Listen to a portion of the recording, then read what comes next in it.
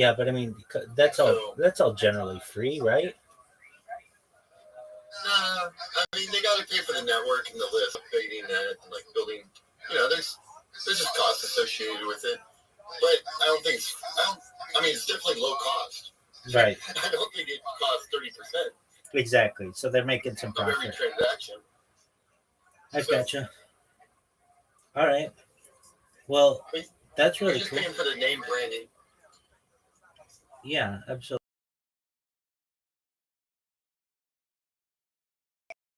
It's GoFundMe. They're totally different. Okay. Because GoFundMe has a limit, I think, of like 5,000 No, or something. no, I've known.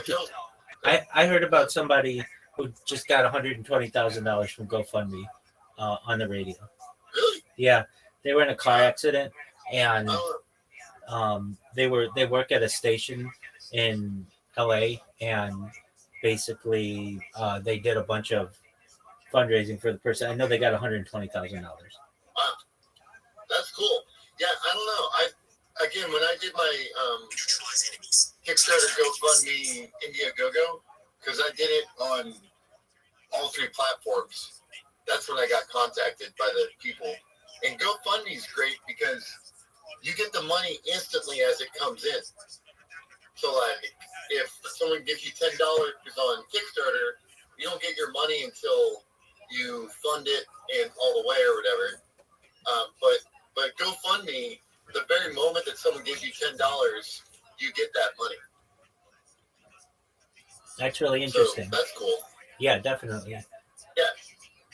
Some people just live off their GoFundMes. I know that. They just have a constant GoFundMe, especially like cam girls and whatnot. They use it to like just for fun stuff constantly. I could see that. Like, I need my hair done. Right. I want new nails. I get that. Yep. You been studying anything or reading up or anything interesting? Just been chilling myself in these different spaces.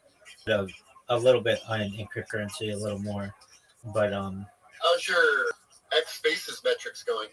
I would say very well. I'm at 2,200 people who have followed me in a little more than a month, which is without a blue check. That's amazing. Yeah. That's amazing. Great work. Thank you. I appreciate it, and I think so too. Normally, like if you try a lot without a blue check mark, the most you're going to get in a month is maybe 500 people. But I have a really good shill, and they think what I'm doing is cool. And then I can tell you, I just got some metrics in Discord. I was in the 0.01% of Discord users this year, meaning like that's top 1%, 0.01%. It's not even 0.1%, 0.01%. I'm like the biggest Discord user in the world. And then as well, I'm basically like 24 hours a day in a bunch of different Discords. And then what else? Go ahead. I explained it at the festival that I showed some people your stuff at the festival. Well, thank you. And I said this guy has the internet figured out, and he's way ahead of the game here, and no one's ever gonna catch him. Because no one can catch up to you in the amount of data that you have. That's true. No one's gonna be able, and you can't go back through COVID, the prince, the king. Like, you can't go back in history, whereas you can. And so if anyone starts up with your idea to do this, like tomorrow, they can't catch up with you because you're going to be doing this for the next 50 years. Absolutely. 100%. You're 100% right. Wow. Yeah, thank you so much. You get it. That's exactly right. Oh, I totally get it, man. I'm a fan. Excellent. I'm a big fan. What did they think? Yeah. Oh, some thought it was cool. Other people didn't really get it. It's hard to explain you to people. I get that. They don't really understand the data mining yet. That's the future. And then a lot of people don't get the Discord culture of just having someone to talk to and listen to conversation, and then being invited the way you invite anyone into your life 24/7 is so humble and sweet. Thank you. That, like, they really got to get to know you, I think, to fully understand what's going on. Absolutely. It's when people ask me about this project, um, it has a lot of different elements of it. There's the pure data element of it, but there's the biological element of it to be able to study the human body in so many different ways over the course of long periods of time. I think it's very important. There's the AI model of it. AI needs examples on which to build its models to accurately portray humans, and to have such an amount of time over the course of years. I mean, it will be able to literally be able to know, like my aging, like all this weird, not weird, but like all these biometric aspects that we just don't have right now. We do have, I mean, like some of the things that I've seen, we have people who take a picture of themselves like once a day for years, and that's really cool, but it's not video. It's not like seeing them like basically over time continuously, and what caused those changes. Like we see changes in them and mature, but we don't see what happened in the middle. And so this allows people to basically see what's going on in the middle. It's the story of my life, which is certainly interesting to some people, but then it's the story of humanity. I keep a radio in the background that archives all of the world's news events. I mean, I hate to say it, but um, many times media changes its opinions on things, and we don't have a record of that. I have a record of it.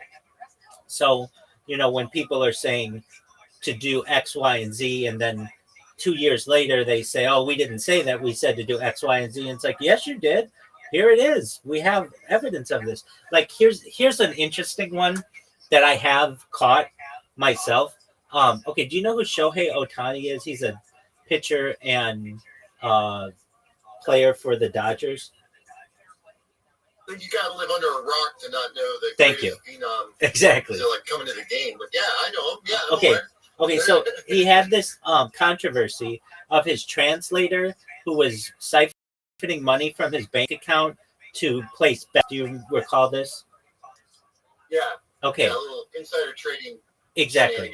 Exactly. So I remember when this broke, and initially ESPN did a sit-down interview, or at least they said it on the radio, with Shohei Ohtani, and Shohei Ohtani was saying that he gave his translator the money. He just didn't know what the money was being used for, because it was like millions and millions of dollars that anybody would know would be coming out of their account. But what Shohei Ohtani did not know is that even doing that is a federal offense, and he would have gone to jail for it. So ESPN said on the radio, or at least I have it archived, that Shohei Ohtani had done this sit-down interview and said, "I didn't know that this person was using it for gambling, but I did give him access to my bank account." They had to change their narrative to then say, "I didn't know that this guy had access to my account." But even any bank is going to tell you, if you're taking out millions of dollars, they're going to make you do some kind of two-factor authentication on your phone. You're just not going to be able to just have an ACH withdrawal of $8 million for whatever reason. Banks aren't stupid. But basically, this would have meant that Shohei Ohtani would perhaps never have the opportunity to play baseball again. He would have been banned from baseball. He would have had to do federal time, and it would have messed up a lot for the MLB. So they went and they changed their tune, and I remember listening to this being like, wow, they certainly changed that story. But I have an archive on my stream, and I'm sure there's a lot of other stuff I have archived that people in the future will be able to say, hey, that's not how it went down. Now, if you look up using AI or anything like that, you look up, did Shohei Ohtani know about his translator stealing the money? It'll say no, he had no knowledge of it. But when that story initially broke, they announced that Shohei Ohtani had done a sit-down interview with ESPN saying that he was giving him the money, he just didn't know why he needed it. And that was a federal offense. So anyway, I just thought that was like an interesting evidence of historical revision. And there are a lot of those things, and that's what I think makes some aspects of my stream really interesting.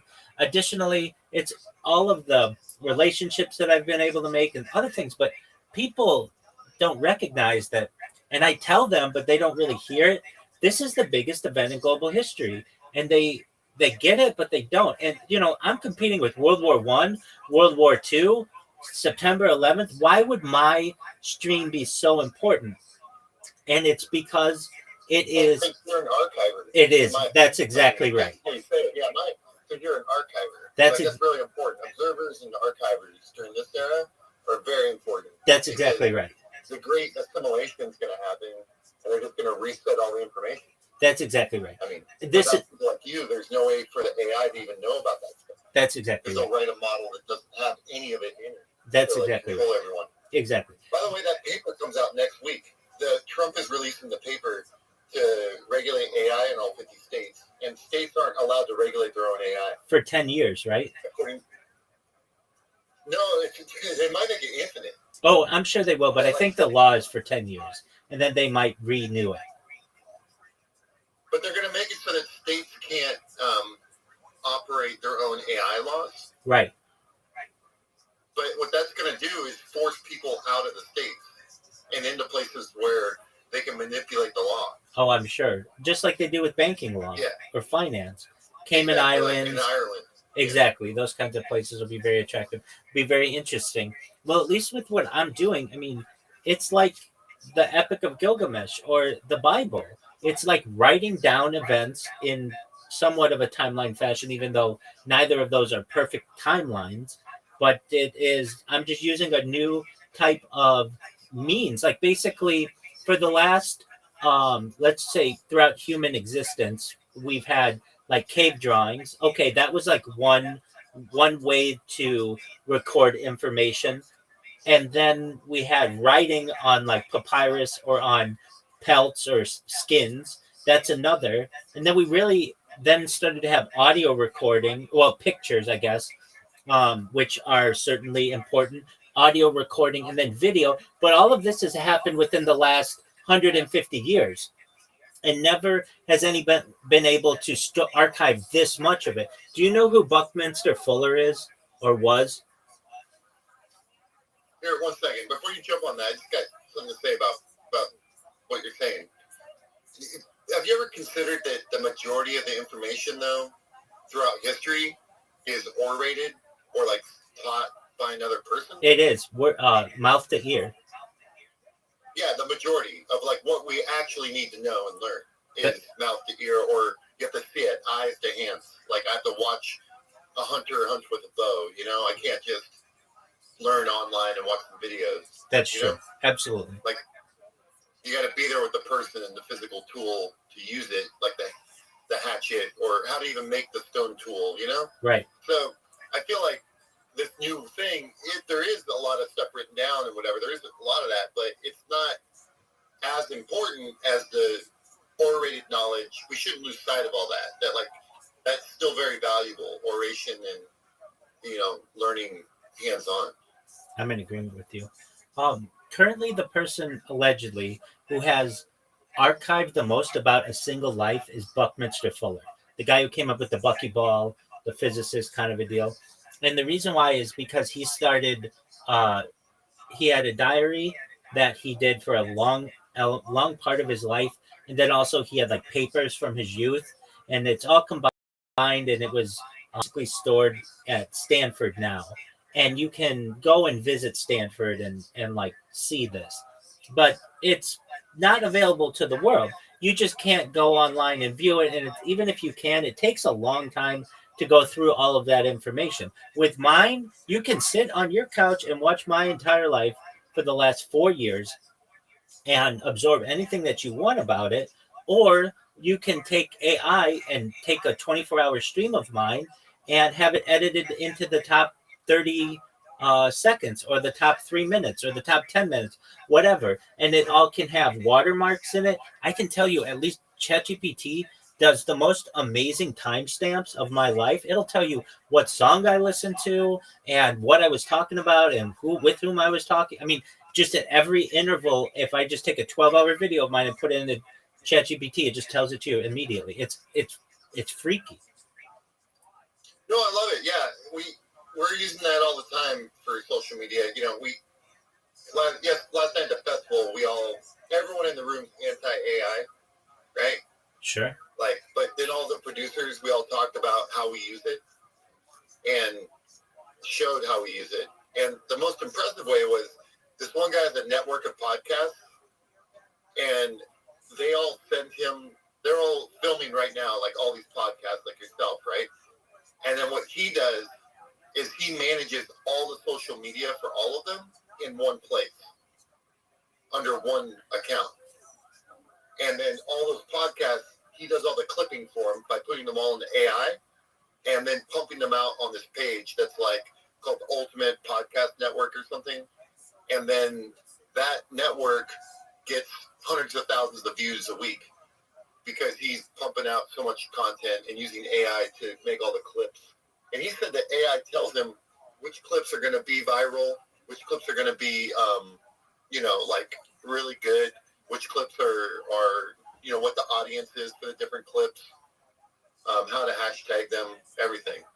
So that's how he's using AI. And I thought that that's a pretty effective way to do that, because I don't think everybody's going to want, a lot of podcasters and whatnot don't want to go through all those extra steps of like what you're talking about, dropping it into AI and then clipping it out, exporting the movies and putting it on the social media.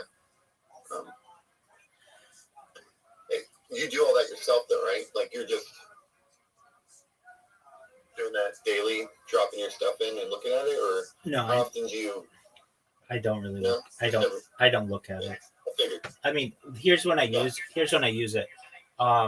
Occasionally somebody will when do I use it? Okay, so that is a great question. I have some concerts that I've done where I've just sung, like I'll go through and sing every Elton John song or every Bruce Springsteen song or every um Billy Joel song. And then I've got these like long form concerts of mine that I actually like to go through and listen and watch those. I have some interviews that I've done that I sometimes will listen to. Sometimes people come in here and they will be like, "Hey, we had this conversation yesterday. It was really good, but I can't remember everything from it." And I'll say, just go to my stream and, my previous stream from yesterday, and on 20 different streams, you can listen to yourself. Like, oh, okay. And then they can literally have all the evidence that they needed from that.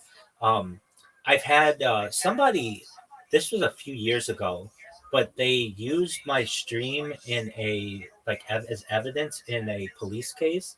Basically, somebody had drained somebody's wallet or stole their NFT or something, and they wanted evidence of what happened. And I had been live streaming it at the time, and they asked me for the record of it, and I had that. So, like, there's some really interesting aspects of it. But what I do is just too much for me to just go through and listen to on a daily basis. I'm more focused on the future, not so much the past. I know that these discussions are being archived for the future. So at this point, I just need to just continue generating content. And perhaps, I mean, like what the plan is I go into these Twitter spaces and somebody's going to hear what I do. I've got people with hundreds of thousands of followers who are already following me, and it's going to click in somebody's head. It's going to go viral. When that happens, the world's going to not know what to do with me. They're going to have so much content to dig through. I mean, I have over Yeah, 100. I think it'll be instant, man. Well- I think they'll know what to do with you. Well, You're gonna get your own Netflix movie and your own like series, oh, and that's then you're just gonna keep creating. exactly right. You're gonna get budgets to do stuff and have content made every day. That's exactly right. So what it's going to be, probably my life through the movie will be, each year of my life will be its own motion picture, and there'll be like 100 different movies. But we have a lifetime to be able to put these out, just like those movies, 1912 and 1915 and 1927. Just but in with my life, and then there'll be a lot of sit down conversations with people who know me, and they'll be like, "So when Rabbi was, 15 years old, did you ever think he would do something like this?" And those kind of conversations with people I know. There are certainly going to be. My goal is to give people a way to view my life 24/7 from a first person view. So like literally, I just wear glasses that allow people to view my life in real time for first person view. And um, then you're right. People are going to know instantly, like, this is a big deal. Once you start going through how much data I have, and I have people do this already. They're like, I was looking at one of your YouTube accounts, you've got like 20 of them, and it was just 12 hours and 12 hours and 12 hours and 12 hours and 12 hours. Nobody has that much content. And it's like, I know. And that's why this is such a big deal. And then on top of that, 0.1%. Hey, Rabbi, I gotta run. Take care. Come back when you have time. But yeah, man. Good catching up. Talk with you. I'll talk to you soon, okay? Excellent. God willing. Take care, my man. You too.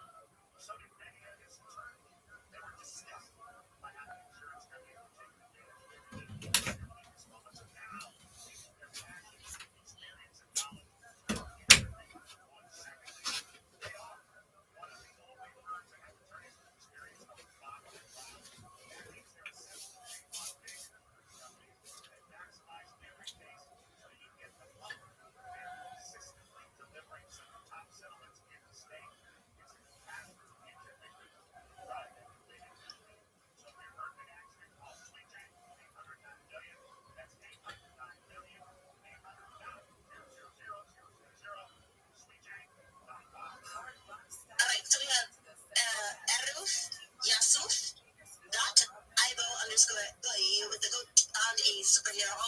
We have JC Newton Gia. Kalama K.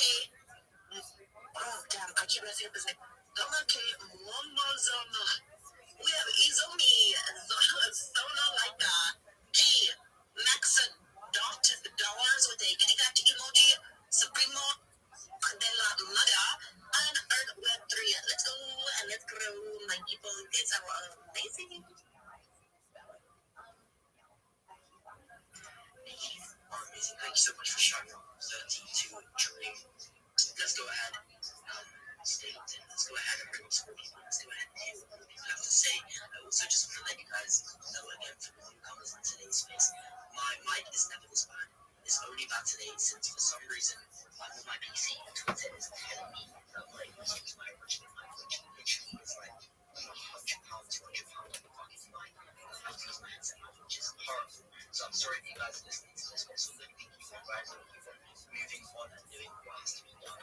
Let's go ahead and carry on from what has to be done actually. So let me bring up some of the people. Let me shout out some of the people after the next speaker. And then 30 seconds will come in after every single speaker I am shouting out people. Jumbotron and my space to be. You guys are kind of stupid. You can wait 5 so long for a single person after I 32 Jumbotron. After I just said that as like my tweet. I think you guys want to lose. I think you guys don't want to lose, bro. When I have spaces, they always do well. My tweets will always do well. It's just today. It's not today. You guys, I don't know what's up. I don't know what's up. But what I'm telling you right now is to go like retweet over my tweet of the Jumbotron. It says I need a real community. I'm giving away 5 solar for $667. That's where it says side giveaway of $100 to anyone that follows, to anyone that follows my rights and giveaways. Also, my boy Taylor, I said reply once if you reply multiple times, which is this one, then I will block you. If I see you reply one more time to me, tweet off the Jumbotron, and I will unblock you after this space. See, I hate doing that. I sound like a dickhead, but I'm trying to build it from just trying to make sure that everything actually goes correctly, that we can always stay up to the official. So let me go ahead and bring up some people that are sort of procrastinating. Shy, I let you go shy. It's like the third time I'm trying to let you off. What's going on? It's either on my side or your side. I let you off for rich fencing, rich interesting people. Jordan answered with two wonderful guys. We are connecting as a speaker. Starting to hear you. Are you able to see them? The only ones that I could see is Bambawa, PPGC, Normie, G, Weedy, Ben. Yeah, that's it. Yo, what up, Blaze? My freaking. Yeah, that's why people that have iPhones are. How are you?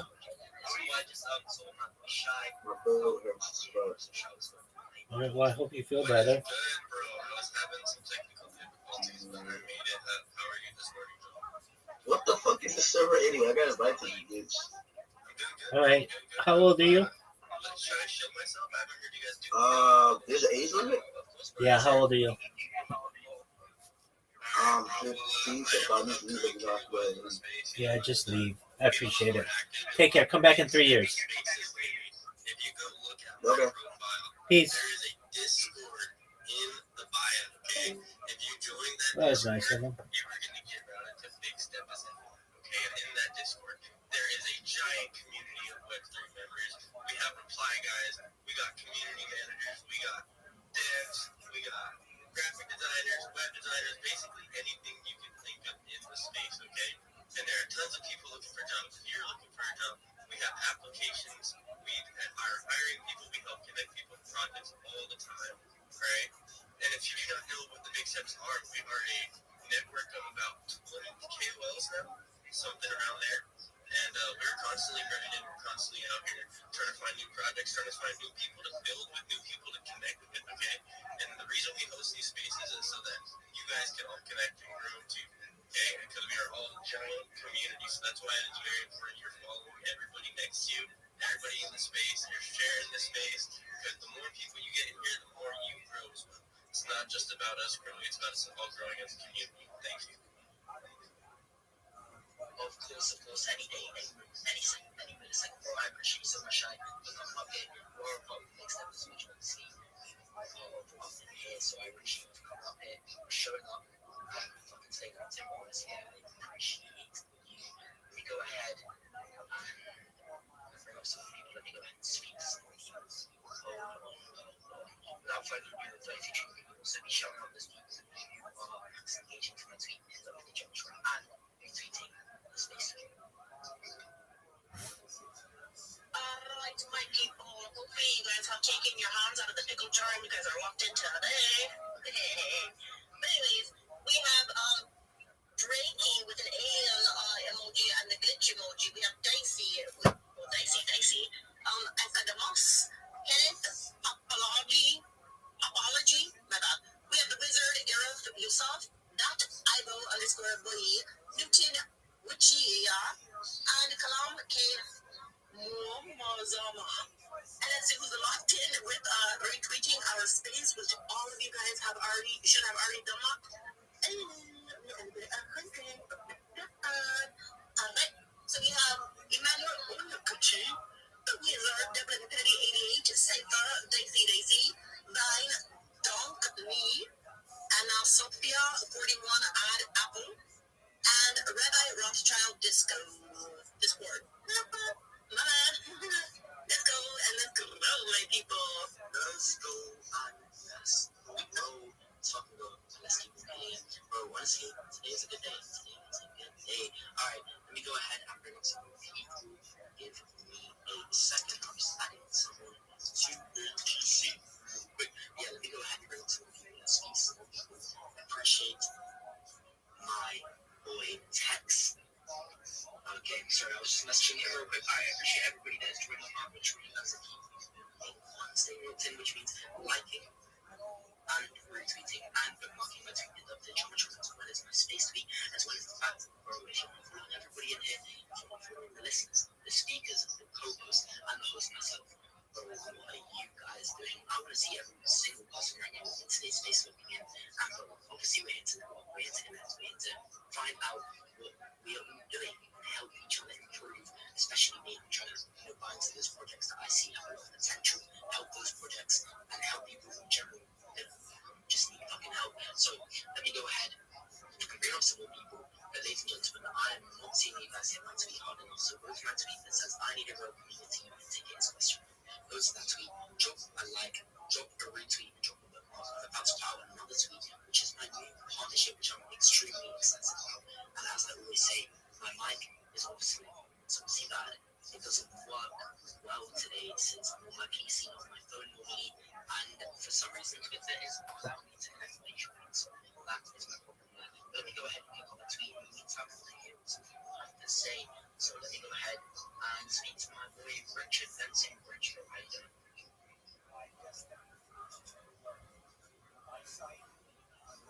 Richard Fencing, Rich, bro, are you there? Are you there? My boy, he has his hand up and he's speaking. How about 8 Miles? Are you there? Yeah, thank you so much, my host. That is Jolt. Or is that the real pronunciation? I don't know. But you're doing so well, bro. Thank you for the massive space. My co-host, 32 Dream. Yeah, thank you so much. You're so massive. Everybody who's looked in the house, thank you for coming. Always being massive. Guys, I'm here for followers. Mostly, I need those active followers. I need to monetize faster. I need those active followers who are verified. As you see, I see the space of all the people who are looking are verified. Most of them, I think 90%. So, sure that you need a quick follow back. Do what you follow me, I'm gonna follow you back. Yeah, thank you so much. My host, Jared. Back to you. Thank you very much, man. I appreciate you for speaking. Everybody go ahead and do my follow. 32 during the middle fast enough, people. Go ahead and shout out to people who are retweeting my space as well as retweeting my tweet in the description. Alright, my people, I'm going to the space elevators. Let's see, we have Daisy, teachers tweet. Alpha XM, the leads are double 3088, Cypher, Vine, and Doc Me. And let's see who's locked in with the step on the Jumbotron. Ooh, that's really cool. Ooh, I like it. Alright, so we have, Bright, Kalama, K, Monazana, Negayi, Florence, Art with 3, Economus, with a bunch of emojis, the lucky one, a cat, apple, and a different one. We have Zaki and AMK, and also Crypto Fusion with a ghost emoji. Let's go, and let's grow, my people. Let's go. Play the stream very fast again. But do you mind taking over the shows? There's so many things happening right now. I just need to quickly get them figured out. So, Alright, so like I said, raise up your hand if you have not spoken. If not, I have to rotate the stage and get more people up here. Look in, my people. Look in. I see nobody raising their hand. Okay. Yes, Tommy Isaac, the floor is yours. Yo, celebrity man. Guys, you made me smooth. I was buzzing already. Thank you so much, Joe, Tumaiji. I hope you're doing well. For really having us here today. So I'm here to show myself, guys. I need you to be connecting with me on my website, Europa, and also I do CCTV operations. So I want to connect with people in that field, okay? Yeah. If you know inside the road, you take. Yo, wise man. Premium subscriber plus. Yo, my G, you drop it. Vibes, my G. Shout outs to you guys. I don't want to connect with me. I'm going to be connecting back. Okay, back to you, Sergeant. Let's go. That was Tommy Isaac. That was just speaking. So make sure you hit him with a follow on everybody in the space with a follow. Search from the bottom of the page and work yourself all the way up. And read Mata, my people. Freaking X is doing some weird thing where you guys can only follow, I believe it's 15 or 20 every X amount of minutes. And so do not unfollow. They will get back to you. Don't be slacking. And if they happen to not get back to you, just drop a like on one of their posts on their pages. On their page. On their page, they'll see the notification, realize that they're not following you, and they'll get you back. That's what people typically do to me, and I'm like, oh, well, this person's following me, goddamn, let's go, another supporter. So if you want to grow your account, make sure you follow everybody in the space. Start from the bottom and work yourself all the way up, so we can all go all the way up. And with that being said, I'm gonna do some shout-outs. It's my favorite part. So we have Shalom, Samuel, Tom, Miss, Gaza, Cad, Crit, Siren, Dixie, Teachers, Tweet, The Wizard, Double Infinity 88, Cypher. Let's go. These people you most definitely want to hit them with the follow because they are locked in. They are retweeting the space. They are helping you grow. So let's go. And again, raise the hand if you have not spoken. It makes my life easier. Oh, I see a Titty in the house. Hello, Titty Grandma. Hey, 32 Dream. How are you doing? Good. On yourself? Yeah, I'm good. I'm great. I just came back from the gym. I'm feeling refreshed. I got some food in the oven, cooking. So, yeah, it's a great day. You have anything that you want to share for us today? I know you do. Yeah. I always had something to chill.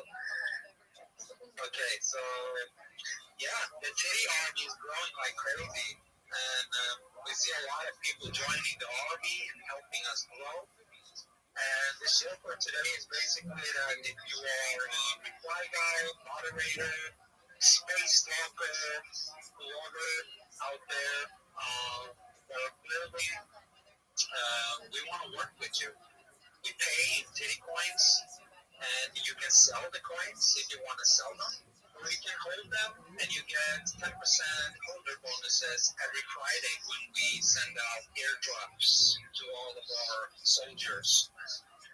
So yeah, I think we cost like 60 soldiers yesterday in the army, and it's growing fast right now. So I'm so excited. In 1 month, we launch our actually, it's 30 days from today exactly that we launched Phobos. And that's on major platform. Yeah, you already know, but if there's someone that don't know, we've been building that for 3 years. And Tittycoin is the experiment. So you can say basically that Tittycoin is the community-powered project, and Phobos is the machine with all the utilities and games and NFTs and all of that. Titty will have its own NFTs and mini dApps, but the main purpose with Tittycoin right now is the power of the community.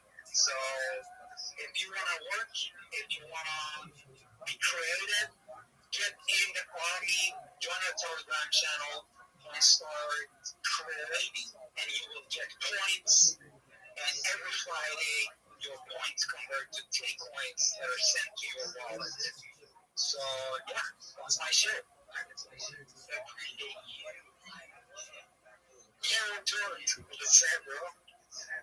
I appreciate you for coming on there and giving us that show. You are a everybody gonna show my boy.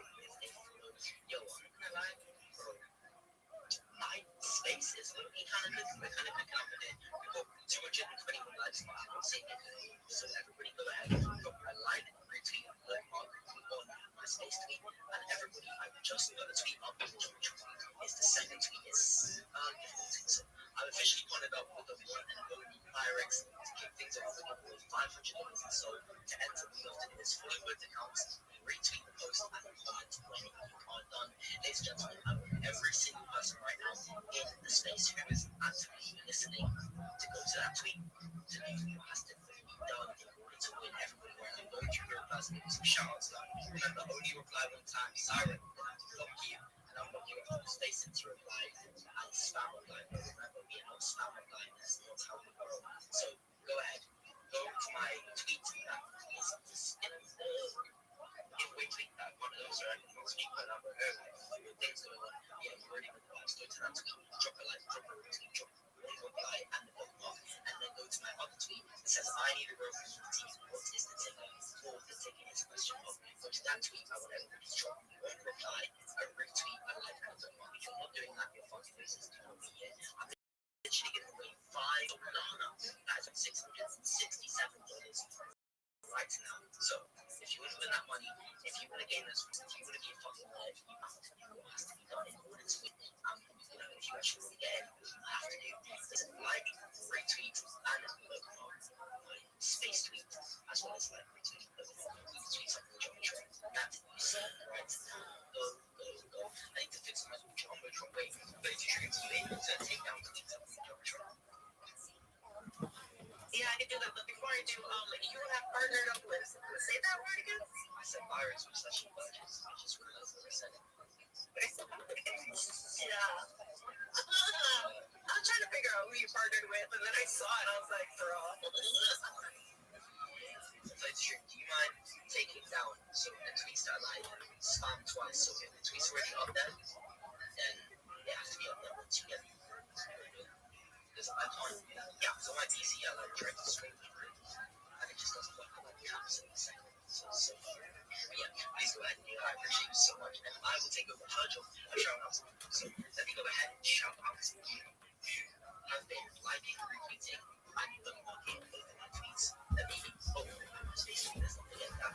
Boy, you go ahead and go to my space tweet first. I've been doing many shouts on space, so let's pick this up. Alright, we've got Phantom, Ghost, Deej, Sage, we've got Jacob, we've got James Forever, we've got Leo, JD, Tommy, we've got Baby Billionaires looking fresh with a gold badge, we've got Yo Mama, we've got Ghost, EYOR, we have got Taylor, once again, we've got Trigger, we've got Dicey, and we've got Maya.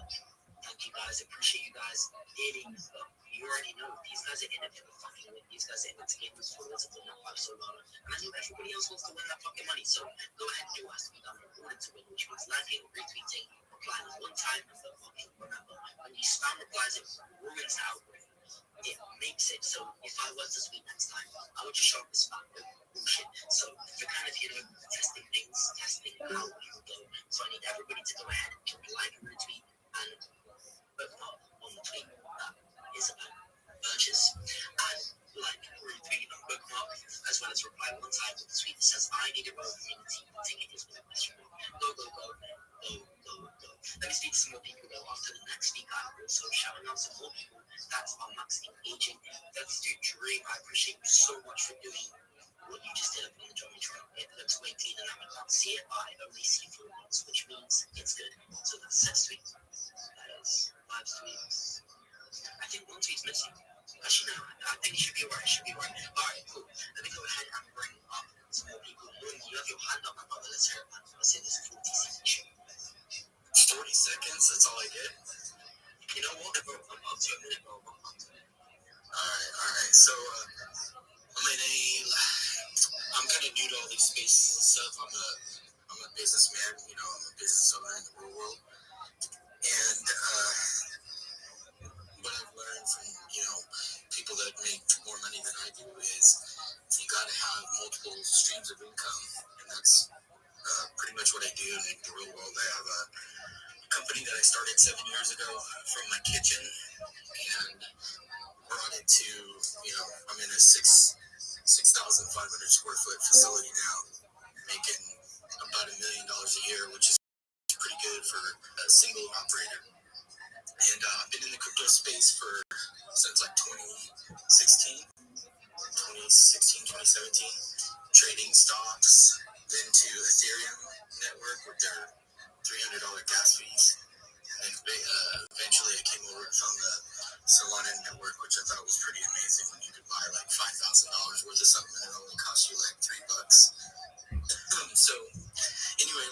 short, about a week ago, I was in the casino trading stuff, and I came across the Normie token, and like 98% of the stuff on Pump Fund it bugged after 10 minutes. So I decided it's too good of a ticker. Normie, everybody knows what Normie is. It's probably used just as much as like Chad. So I took it over, got the decks, created the Normie account, created the community, applied for the Pump Fund Creator Rewards, got that, and started doing some live streaming on that. And everything was cool for like the first, 24 hours or so. And then I happened to be in a space with Grant Cardone and Gary Cardone, and they were talking about AI and memes. And they're like, memes are cool and everything. They won't last very long because they're like a fart in a bucket. So the only way to make a meme these days, something that lasts longer than 38 minutes, is to turn it into a brand. So then I was kind of sitting there and drinking my coffee, smoking my cigar, like, okay, I already have a brand. I already have 20,000 customers or more that religiously buy my products already. Why not turn Normie into a brand? So that's where I'm at right now. Normie's going to be kind of if anybody knows the brand Supreme, it's going to be like if Supreme had sex with Louis Vuitton, and that's where the Normie brand, the Normie vibe, is going to be. It's not going to be cheap merch because, as we all know, there's a reason why you can't buy a Rolex in Walmart. It's going to be sort of expensive but high quality. And what will end up happening is once people start seeing the Normie brand out there, and it's like comedians, YouTubers, streamers, excuse me, that are the only ones wearing the merch. You're going to get the regular people like, oh, what is that? I want to buy that. And then they're going to go look to the website or wherever I happen to put it and be like, oh shit, that hoodie is $395. I better work harder so I can afford to, rock the Normie Nation stuff. So anyway, that's, I'm a businessman. That's where I'm at. I'm cooking. Follow me on the X account. I started doing some streaming on Pump Fund so you can actually see who you're talking to, who you're investing in. I'm not a dev. I hate that word. I'm a CEO and I run shit like a business. Oh yeah, so I appreciate you so much for coming up here, bro. I want to see you were cooking. Bro, that's the more. I don't want to be seen as a dev. I want to be seen as a fucking CEO, bro. You will be seen as a CEO. Everybody go ahead and drop my video follow. I just dropped you a follow too. It sounds like I found an idea in a set place. You know what you're doing. You know what it's to come since the CEO. You can't make a fucking CEO. So I appreciate you coming up here, man. And I think us to be able to speak in front of these people here and showing confidence when we speak as well. It means a lot. And obviously, bro, everybody go and drop my boy follow. Much love. Real quickly, if you get a second, go check the pin post on any community. I've lost count of how much I've locked. I think I'm buddies now with Streamflow, but I think it's a little over 300 million tokens I've already locked till next year. I burned like 31 million. I got a bag. I call it my fun bag that I'm going to use for giveaways. That's up to like 52 million. Then I have my own personal bag, which is at about 45 million. So I own a fucking chart, it's not going to really go any lower than it is right now. That's a 7-year-old chart. Yeah, thank you for that. I really like what I heard, bro. Go ahead and send me a DM and let's discuss. I think we can do something in the future. Let's explore. Right on. One thing I will say, I don't really pay anybody for advertising. I don't do it in my real world job, so I'm not really going to pay other people to promote the product. I want to do it organically. So if we can work together in an organic way, I'm totally down. That's what I'm looking for. Right on. Let's do it. For sure. And that's a mind space, bro. I appreciate you guys for speaking. I appreciate you only speaking. Let's get moving. Let's get going. All right, ladies and gentlemen, bro. I see you guys clicking, but not even hard enough. Go up to both of my tweets on the double try. Give them a like, retweet, or reply, and a bookmark. Since it's worth 5 likes, we have the aura of liking my tweet 5 times just off one account. So go to those tweets. I need a broken meeting ticket. Is and the other one is my official honor up tweet. if fucking can get we're gonna and also go to both of those tweets, drop a like, drop a retweet, drop a reply, and drop a bookmark on my button. Giving away 5 star round something does all those things, as well as the fact I'm giving away 500 units sold. Just for the one specific tweet, me and Urge is actually doing it. So it's a joint giveaway. It's not me not taking the thing there. What I'm trying to say is, bro, we're gonna say a lot of fucking money. If you guys want to win this money, if you want to be shown and be seen as a real person, you have to literally just those tweets. You have to retweet, bookmark, and reply right now. If you want to win, of course, if you want to win for us too. Let me go ahead and speak some more. But don't do dream. Any chance people who are max engaging with the tweet? Alright, my people, let's see. We have a Dolly Token, Dicey, Defy Drift King, Key Blot, that's K-I-B Blot, John Lou, Web Bricks, Terrid of Web3, D_Marvel, The Couture, Crypto Nomad X42, on Bills. Let's go, and let's go, my people.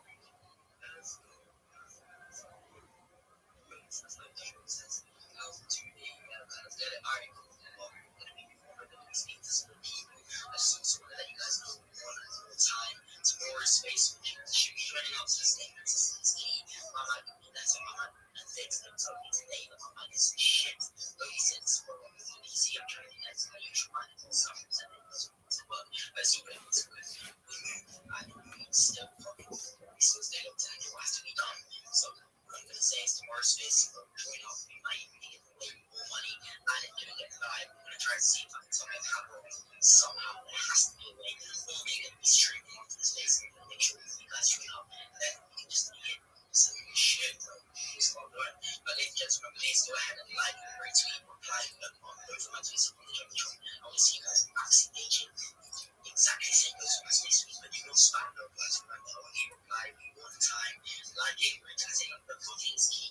So I need to see every single person in the space go ahead and do that right fucking now. Thank you, you mind taking over the show? Yeah, absolutely, because your mic sounds like garbage again. So,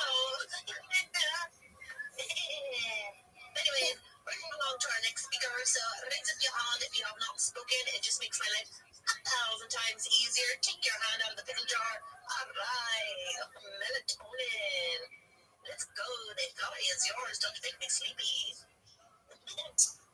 Alright.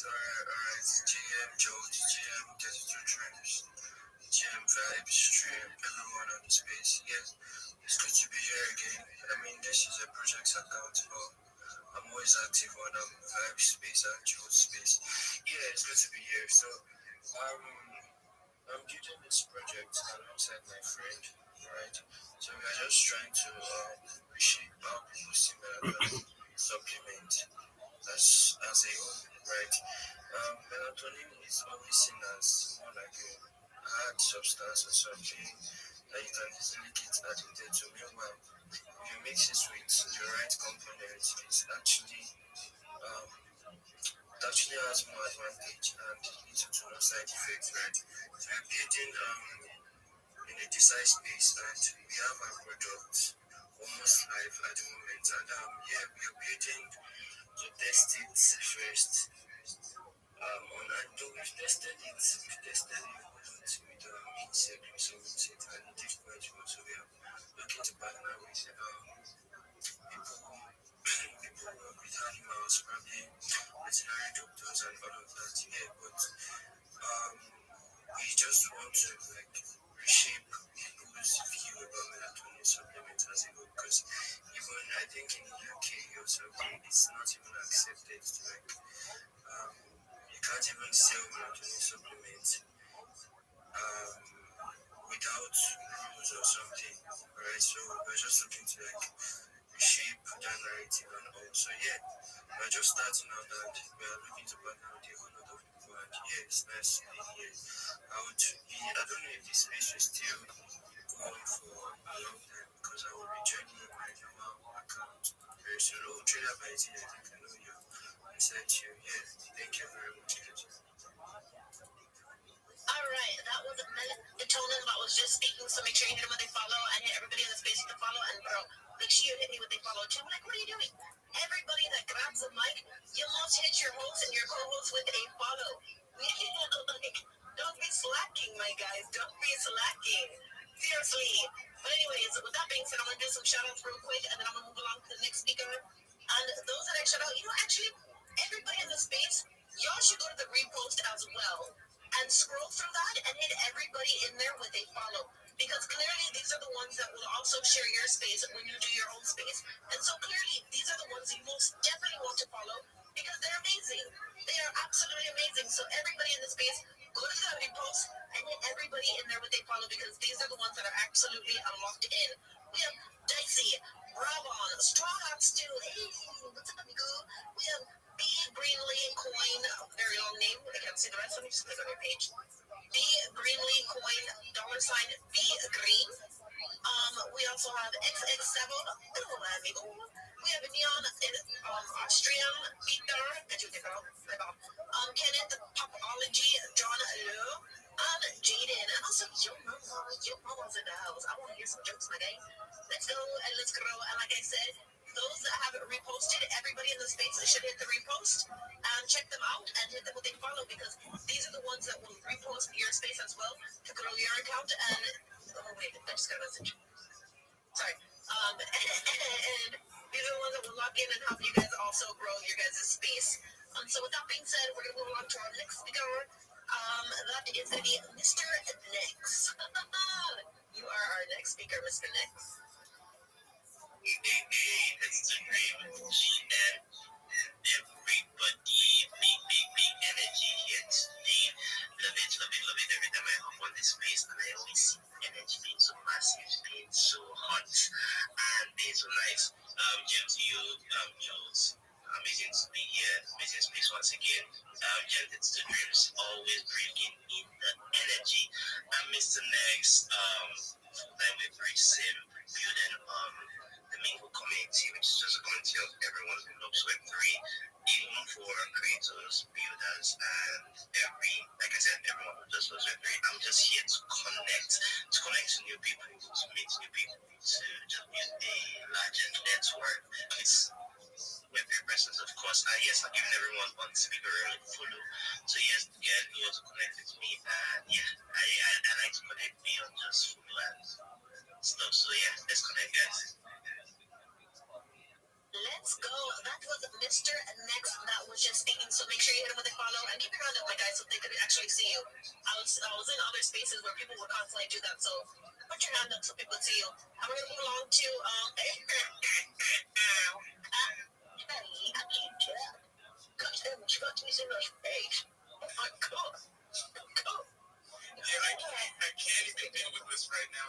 What is going on, everybody? 32 Dreams. Joe, my guy, I see you. Oh, Trim, bro, I still don't always recognize you because of that PFP, fam. How are you feeling today, bro? Bro, I'm feeling great, bro. What's good with the Yucky Ducks, bro? What's up? Bro, I am chilling. I'm sitting here in the office working. My phone is blasting and going off, and it is because of this space right here. Everyone told me I absolutely gotta stop by. Say what's up to Joe, to 32 Dream. Joe, are you actually here right now, my guy? He went to go make some beans on toast. Beans on toast. That is about right. At every space, he's always eating vibes. Big shout out to you, Shy. I see you guys. You are absolutely killing it. For those who don't know, my name is Kenny. I'm with the Yucky Nuts. We are building a community-first Web3 brand. It is very simple. Your voice is shining like the sun. My voice is shining like the sun. I don't like you. I love you. God, that is the most amazing compliment I've gotten in my life. My voice is shining like the sun. I'm excited and nervous all at the same time. This is an amazing feeling. Big shout out to you. Thank you so much. But guys, we're building this Web3 brand. We truly believe that if the community shows up, if they are vibing with us, if they're helping us build, if they're helping us grow, then they deserve to be the ones that win. That is why we have not even minted our NFTs yet. Right now, we are in pure community building mode. We are giving rewards every single week through our Young Pot. Our Young Pot is our community stash. In it, we hold Ethereum, we hold NFTs from other artist communities, and we hold charity donations. So we're always giving back to charity. Just for being with us, just for vibing with us, you get to win. Mr. Next, my guy, you have got to mute your mic, bro. Thank you, bro. Just for being with us, just for vibing with us, you get to win. Once we launch these NFTs, money from the Yucky Ducks IP, that's money from the mobile game, from the clothing line, from the animations that we're looking to do. This is going to be a major IP. Money from that goes directly into that Yuck Pot, and then by holding an NFT, you get to participate in large-scale reward mechanisms. So you're going to be getting major money just by holding an NFT, because we believe that you're the ones that helped us build. You got us to where we are, so you get to win. We want everybody in the community to win. Also, we're doing our best to collaborate with as many NFT communities as possible. We've collaborated with the Baby Billionaires. We're doing things with the NFT Kid and the Kushlings. The Kushlings are fire. Our current Yuck Pot actually features more of their NFTs. We want to be the largest supporters in the space for other NFT communities. We can all win together. We can all grow together. Check out the Waddle. Check out the Yucky Ducks. Drop us a follow. You guys are in very, very early, and we are so excited about the things that we're building. I'm going through it. I'm following everyone in here. I hope you guys do the same. Stay locked in. You are listening to the GOAT 32 Dream. Big shout out to you. And guys, we have a space later on tonight at 9 p.m. EST. I hope you guys are there to vibe out with us. 32 Dream, I am tossing you the mic. Thank you as always. I appreciate it. Oh my god. Again, that was what's talking talk. Let's go. Anyways, his spaces are on his header. Yes? I don't want to get in a fight with you. That's so random. I hope not. But anyway. No, but you know the sound you're making, I'm getting scared. You know what I mean? That's the kind of sounds Jackie Chan would do when he's kicking the face off someone. Well, apparently I need to get some water. Because I need some water, you know. But anyway. I'm sure. But again, Yucky Duck, if you guys don't know his schedule, just look at his header. And you guys can actually turn the notice on for him so you don't miss his spaces because they are always massive. But with that being said, I'm going to do some shout outs because I haven't done that in a while. Hopefully, everybody in the space is locked in and have already retweeted. Again, that is a key component to grow your account. And so, everybody in the space must be retweeting. You can always undo it after the space, but while you're in the space, always retweet. And with that being said, I'm going to do some shout outs. All right. We have Straw Hot Stew, Don and X with the goat. We have Dicey, X Raider, and Nook. Why does it say I'm not following you? I got you. 1-3 Chief, Drawon, B Greenly Coin, $B Green, XX Sabo, and Amigo. We have Neon, Australian, and Peter. I haven't said that in a while. Hey, Peter, let's go, and let's grow. And again, y'all most definitely should hit that repost as well. Scroll through everybody that has reposted because clearly they are locked in, and if they go to your space, they will retweet it as well and make your space grow massively. And so go to the repost and hit everybody that has reposted with a follow because these people are absolutely locked in and their hands are not in the pickle jar. But anyways, we're going to move along to our next speaker, and we have Carbon Marshall. The floor is yours, big guy. Yo, what's up, everybody? What's up, Eddie? What's good? I see a lot of face caps off over here. I can start mentioning names, but I can just keep ahead with what I got going on. Yo, what's up, y'all? What's up, Titty Corn? What's up, Dream, Shine, Boz, Joke? And with that being said, we have another Carbon Marshall. Actually get into about a project that I'm on to, which is Pixie. Those of you who haven't heard about Pixie, Bitcoin Pixie is something that's been hidden in plain sight since the very beginning of crypto. Now, Pixie is the mother of all memes. As you all know, famous memes like Shiba PayPay. But going back to 2009, where it all started, Pixie was discovered on the original Bitcoin website, the very first one created. Now, basically, you can go up on there and scroll down to the last, and you see the Bitcoin logo and click on it. And then the little fairy that pops out that is the Pixie that I'm talking about. Now, Nixie is huge because basically she is a very popular piece of the earliest crypto legacy. She's been there since day one, not there, found her out there, and brought her to life as a new point on Solana where people can see her and get to vibe with her. So yeah, we are 3 months old and counting. We launched around September.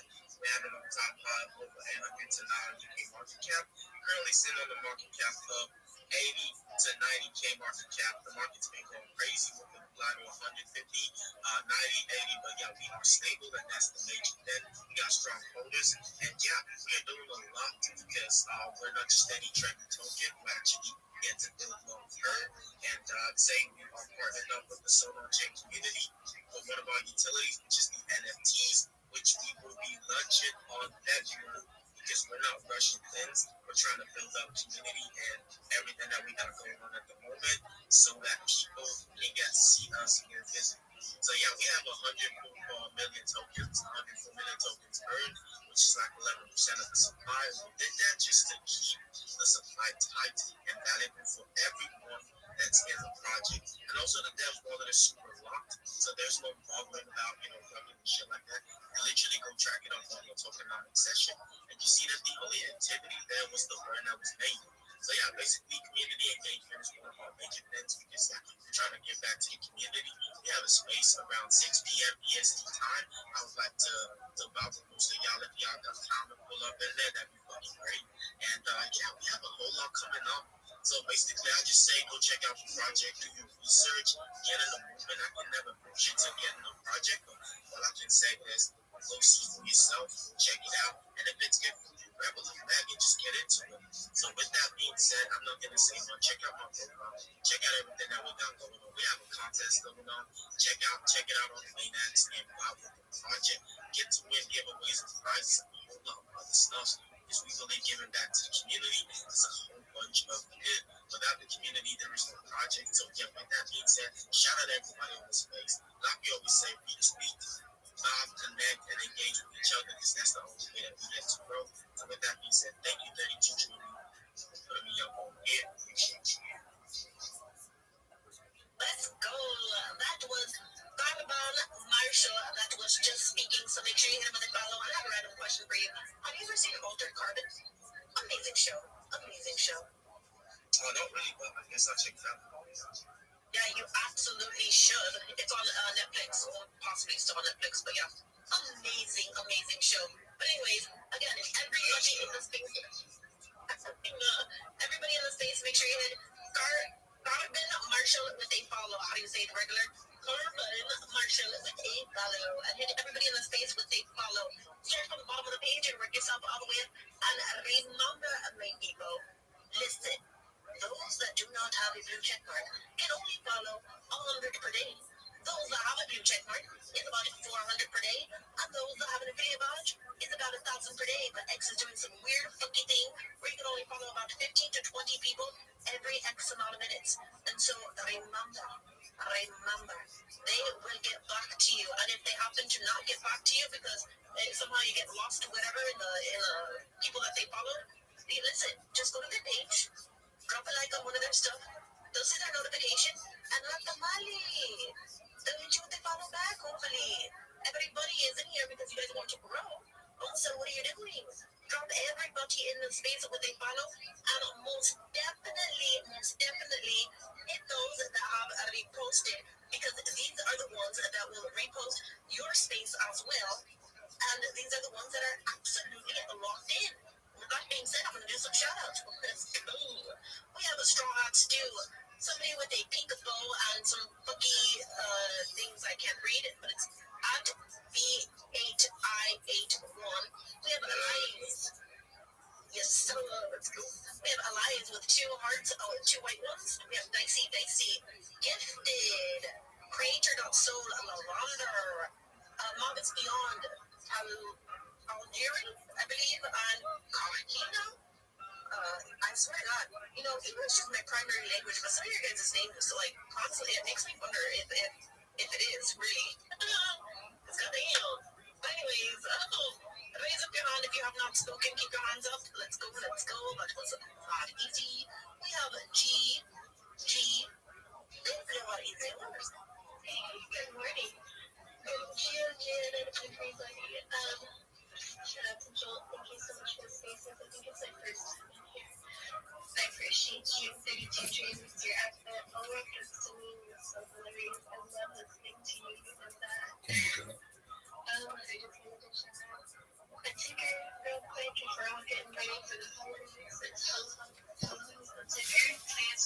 to my page and check it out. We're switching up the art a little bit, making it into some more comics. More memes are coming available soon. We have a awesome website and a game where you can earn LL. And then what else? She's really awesome. She's super sweet. She's super spicy. We're growing this organically.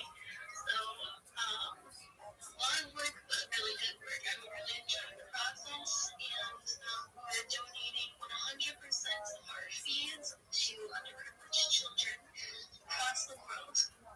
So that's very important for us. So yeah, go give her a follow, go check her out, go join the teaching, and we're really active in there, rating and everything. Oh my god, it's all organic, so we're not paying for anybody, but yeah, it's for the kids. And yeah, thank you so much, Joel. I appreciate you. Anytime, any minute, any millisecond, any second, we're always really fun. I appreciate you for giving us that great show. And it seems like, I've got like a really nice thing with you. Be honest, you're to people, just like, that movie for yourself. So I appreciate you for coming on here, for speaking, for giving us that show. Everybody knows to drop them out before right now. Make sure you're dropping all the listeners on all the speakers on all the co-hosts, all the hosts, which is myself, of course. 32 Drew. Apologies, you are kind of killing it. Your flow was really good. So, carry on. Yeah, but it's kind of funny. Like, clearly we needed a girl to bring Joel back. So let's go, G.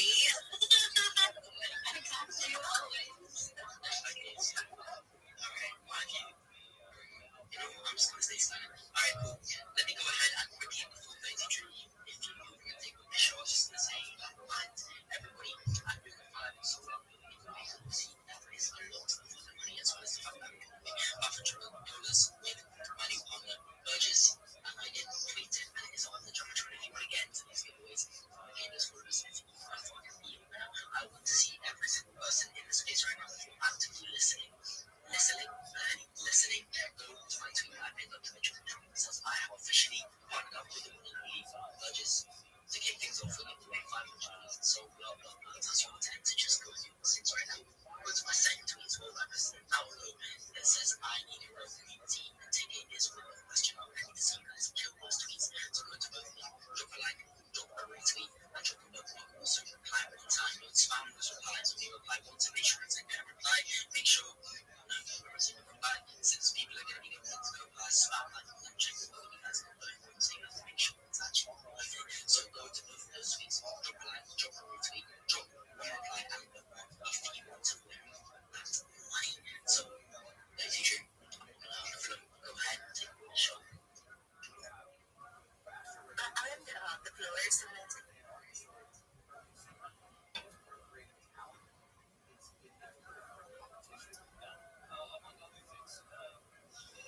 you can always undo it after the space, but while you're in the space, again, like I said, that is a key component to grow your account. You must retweet it to get more people in here so more people can follow everybody. So lock in, my people. Yes, I just saw that go up. We have Dicey. You are amazing. I keep saying your name, and I know that you are undoing it and redoing it. Let's go. Also, Strong Out Steel is doing the same. Let's go. We have Davis Reply Thigh. Somebody with a funky font. I think that says Bessie. That's what I'm going with. We have Creating So Savage, Dara Franklin, Ikadamas, and XX Sable. And I'm gonna do some shout outs for those that are locked in with the stuff on the Jumbotron.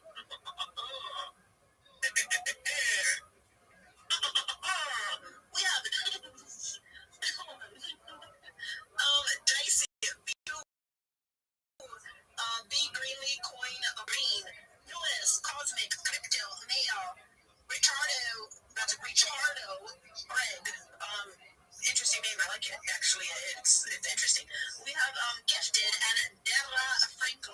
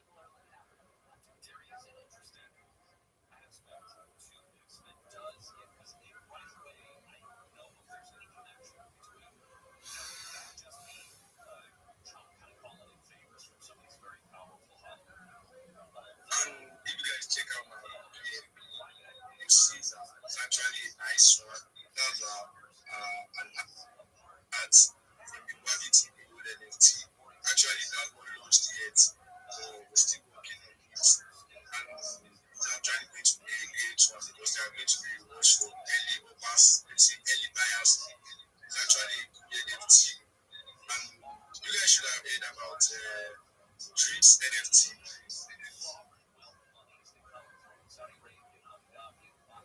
Does anyone know about Dreams NFT? Dreams NFT, that is Shiny Girls project. Yes. Yeah, It's actually very great NFT collection. We did our beats party, right? This was actually a great one. And the NFT doubled as a like Dreams is actually doing a lot. Top of that was even gifted a land. The land giving and the land giveaway is still on. She has and the project is all about telling a story of a lady who chased her dreams, let me say, and she's actually getting it. And that's a shout out to her shiny girl. She owns it. Project that's an international global project. My DMs are running soon. For anyone who wants to know more about the NFT, I don't want to take too much of our time. Thank you, everyone. Alright, that was a mayor that was just speaking, and I believe he's a mayor of the word actually. I love it. Make sure you hit mayor with a follow, and like I said, hit everybody in the space with a follow, and I'm gonna do some more shout outs. So let's go. Again, everybody in the space, y'all should check out the repost and hit everybody that has reposted with a follow, because these are the ones that are locked in, and if they happen to join your space, they will most definitely repost as well. And so go to the repost and lock in my people. Alright, so we have Enoch, Reply Fire, Cognizant, Silvio, I believe. Zen Army, they spell it with an X. Cosmic Crypto, the Climax Newest, X Raider, Gifted, Attainment, Siren, Dicey, Straw Hat Stew, and Bessie. Let's go and let's grow. And I'm gonna do some shout outs for those that are locked in with the stuff on the Jumbotron. We have Dicey, David _ Grammy, Urban Marshall, Siren, 2, D Greenly Coin, $sign B Green, Newest Cosmic Crypto Mayor, Richard, Greg, and Gifted. You guys, like I said, are freaking amazing. And with that being said, my favorite line that I stole from Vibertron, we're going to move along to our next speaker, and we have Reply Fire. Reply Fire. Hola, amigo. ¿Cómo estás?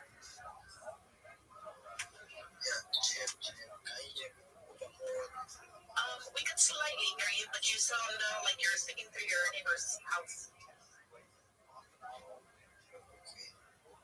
I just have to be on the video. I'm a black guy. I'm an active black guy. Yeah, I offer the reply services. I am closely active on the niche. I'm their posts, their niche, and I help with any replies. And I help keep conversations alive. Audience interaction, and I give clear reasons to my comments. Also keep consistency in the comments. If anyone here needs to help me for more than 1,000 replies per day, then plan. And 1,000 replies per day equals to 80,000 to 250,000 impressions per day to that for my service. A lot of creators like, why shoot me a deal? Let's get together. Let's buy. Let's comment. Let's get back. That's it. Do what you follow me and follow back. Let's support each other. Absolutely do well to follow Reply 5. That guy is a massive reply guy. So if you guys are looking for a reply guy, hit Reply 5 in the DMs. Lock in my people. With that being said, I do have to rotate the stage un poquito. So forgive me if I happen to drop you. Again, raise up your hand if you have not spoken. I believe I've spoken to everybody. Raise up your hand. I'm so sorry if I drop you. This is something that must be done just to give everybody an opportunity to speak. So please do forgive me. You could always request again if you want to say something else. I'm so sorry. I hate doing this. I really do. All right. Hopefully, some of these people actually work when I accept them. And while those are attempting to get approved, I'm going to do some more shout outs. Again, everybody in the space, do me a favor, and like I said, go to those that are reposting, go to the repost, and hit everybody that has reposted with a follow, because these are the ones that will lock in and repost your space as well to get more people in. We have Dicey, Siren, Enoch, Baby Whale Shark, Bouncy by Signals, David _ Brami, Defy Low, Davidster, Reply Thigh, Cognizant, Silvio, Zelda Army, that's with an X at the beginning of their name, Cosmic Crypto, and the Climax. I'm going to do a shout out for those that are locked in with the stuff on the Jumbotron. I'm going to go to I Need a Real Community. The ticker is lunch. Good question. What is the ticker? I have no clue. Let's see. So we have the Siren, My Crypto Space UK/news. Enoch, Gifted, Icodamas, with a lucky symbol, a cat, apple, and a devil emoji. We have Davister, Mavis Beyond, Don FX with a goat, Dicey, and Double in 3088. Yo, bro, Double in 3088, if you're in the space, are you going to spread like, what are you doing, nigga? What are you doing? Everybody wants to know about your shoes, my guy, so don't be shy. I know you're not damn shy. So come on, let's do this. But anyways, with that being said, we're going to move along to our next speaker. I see, Elias with the 2 hearts. I saw you requesting and then you dropped it, so I shot you a mic. The floor is yours, my guy. Unless you're in. Oh, no. Elias is rookie. That is unfortunate. I'm so very sorry. But anyways, Elias is a fan of the best club in the world. Hashtag Hala Madrid. That is Elias with the 2 hearts, the 2 white hearts. Make sure you hit it with a follow. Unfortunately, he cannot speak. You can always request again, my guy. I'm so sorry. I do have to remove you so I can get some more people up. And let's move along to our next speaker. We have Soul Saliouch. I like your people. What's up, GM, everybody? Appreciate you letting me up. Hey, I'm not going to take up a lot of people's time. I just want to share the coin that we bonded yesterday. As you know, Franklin coin has reached a $20 million all-time high recently. So there's been a lot of medicine with Franklin. There's been his sister, his girlfriend, his mom, all that, whatever. His dog. So what we did yesterday, we launched a coin called the official Franklin coin, and technically it's a real coin. It's a meta between Benjamin Franklin and Franklin the Turtle. And as you know, Benjamin Franklin, there was a coin minted many years ago called the Franklin half dollar. Here you go. You ain't got no hair, though.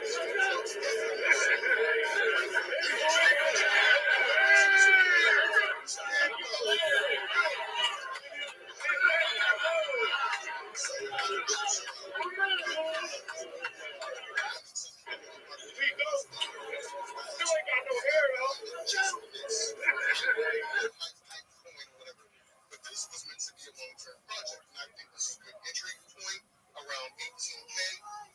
We have 250 million coins total locked. So actually for the next 4 days.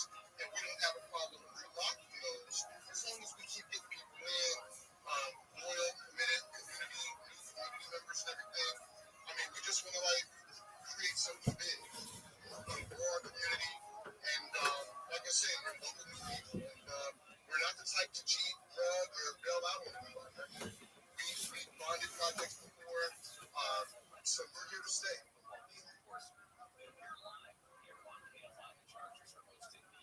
I thought you were going to continue to talk, but let's go. He is okay. I thought I got run. I thought I got run. I was like, let's stop. Let's go on and on. Let's make it quick. So, I mean, just give us a follow. Even just give us a retweet. You don't even have to buy. Just like I always tell people, just support us. Give us a like. Give us a retweet. Chill us or whatever. I mean, because we're around. You can take a look at the chart. We got coins locked, whatever. But we would love it if you join our community. Let's go. That was Soul Savage that was just speaking, and your header is mad cool. I love it. I love turtles. That was Soul Savage that was just speaking, so make sure you hit it with a follow, and hit everybody in the space with a follow. Forgive me, you guys, I'm trying to bring some more people up. But again, I have a crappy Android, so sometimes it just does not work And if you guys happen to get a notification of this space in your DMs, that's simply because I had to manually request it up, and that means you have to take a lap and come back and request again. But with that being said, I'm gonna do some more shoutouts. Again, everybody in the space, lock in and go to the repost and hit everybody that has reposted with a follow, because again, these are the ones that will repost your space when you guys do your own. So we have Dicey, Caroline, Siren, My Crypto Space UK/news, Davister, Josa, Enoch, Baby Whale Shark, Bouncy by Signal, David_Grammy, Defimo, Reply by Cognizant, Silvio, and Zend Army, that is spelled with an X. XEND. I'm gonna do some shoutouts for those that are locked in with the stuff on the Jumbotron. Which one am I gonna go to? I'm gonna go to Vibes Post. That is a really cool emote. So let's see who's locked in with that one. We have a Siren, T Rayar, Enoch, John Law with a globe emoji. We have that Ivo_boy with a goat emoji on a superhero. Dicey, Kalam K, Mwamazama. And we have Nigaya Florence. That sounded like I said a bad word. I didn't like that at all. But anyways, we're gonna move on to it's not a bad word, but anyways, we're gonna move on to our next speaker. And Trim, stop laughing, my guy. Like, you're messing me up. Damn. We're gonna move on to our next speaker. I gotta try to bring some. Oh my god, hold on. Oh, Jesus Christ. We're gonna move on to our next speaker. I'm still trying to bring people up. I see that people are trying to request. Let's see. Let's get some more. Maybe Wrinkle could potentially connect, hopefully. Alright, did we get more people? Let me get back in the space. Yeah, we kind of need to. Oh, Twinkle, little star. How I wonder how you are. The floor is yours. Maybe. Twinkle is very dreamy and wondering how all of you guys are. And in their bio, you're around my Twitter world. Yes, because there's stars everywhere, maybe. So, unfortunately, Twinkle, little star is still dreaming. And you can always request again. But hit Twinkle with a follow. I was going to say with a star. I have to remove you, and you can always request again once your connection is better. So please do forgive me, but that was Twinkle, little star. Hit them with a follow and hit everybody in the space with a follow. And I'm still trying to bring up some more people. And I see you. Elias, I see you. I see many people. You guys are amazing. I'm still trying to bring them up. With that being said, you know what? I'm just going to do some more shoutouts. Hopefully you guys connect. David_Grammy, I see you. Hopefully that works. And let's see. We have a reply by Echo Trades, Enoch, Dicey, Caroline, Siren, My Crypto Space UK/news, Davister, Josa, Baby Whale Shark, Bounce by Signal, David_Grammy, Defimo, Cognizant, Silvio, Zend Army, and Cosmic Crypto. And let's see again who's locked in with stuff on the Jumbotron. I'm going back to Vibes Post, which I have not seen that to move, so I'm going to move to the next one. Hopefully, you guys lock in. What are you guys doing? Get your damn hands out of the freaking pickle jar. Come on, lock in, my guys. Hold on. What should am I going to go to? I need a real community. That's what I'm going to go to. We have Siren, Josa, Zend Army, Dicey, D Young Defi, My Crypto Space UK/news, Enoch, Gifted, and Academos, as well as Davister. Let's go and let's grow, my people. And has anybody else connected? Yes, let's go. We have Zend Army with an X. The floor is yours. Yo, what's up? This is Dream. How you doing? How you doing? I decide I really love that energy. Jolt, I say big shout out to you. Big shout out to everybody on the speaker level, and maximum shout out to everybody in the listener level. It's a great time to be on the space with you guys again this evening. You can just use this app and get some free money back.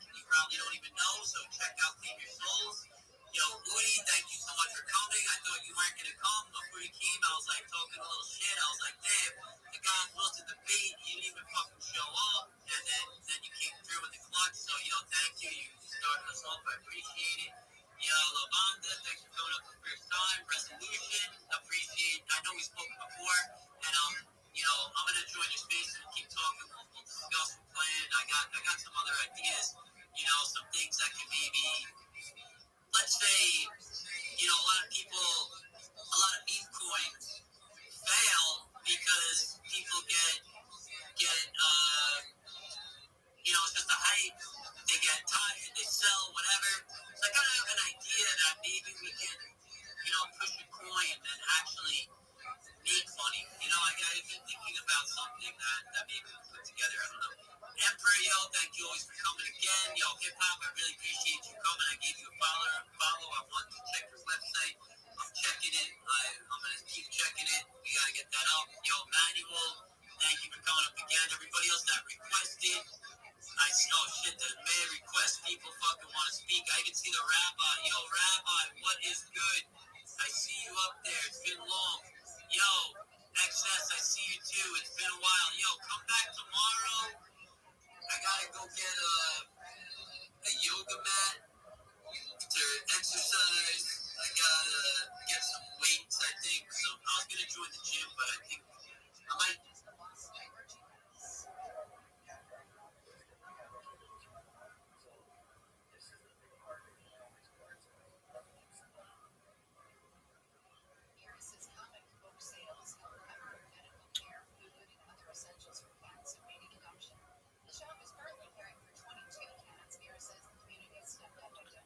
One, 101, 201, 202, 302, 402, 502, 602, 72, 73, 8 and 3, 8 and 4, 8, 5, 8 and 6, 9 and 6, 9 and 7, 10 and 7, 10 and 8, 10 and 9, 11 and 9, 12 and 9, 13 and 9, 13 and 10, 13 and 11, 13 and 12, 1 out, 1 1, 1 2, 2 2, 3 2, 4 2, 4 3, 5 3, 5 4, 6 4, 7 4, 7 5, 7 6,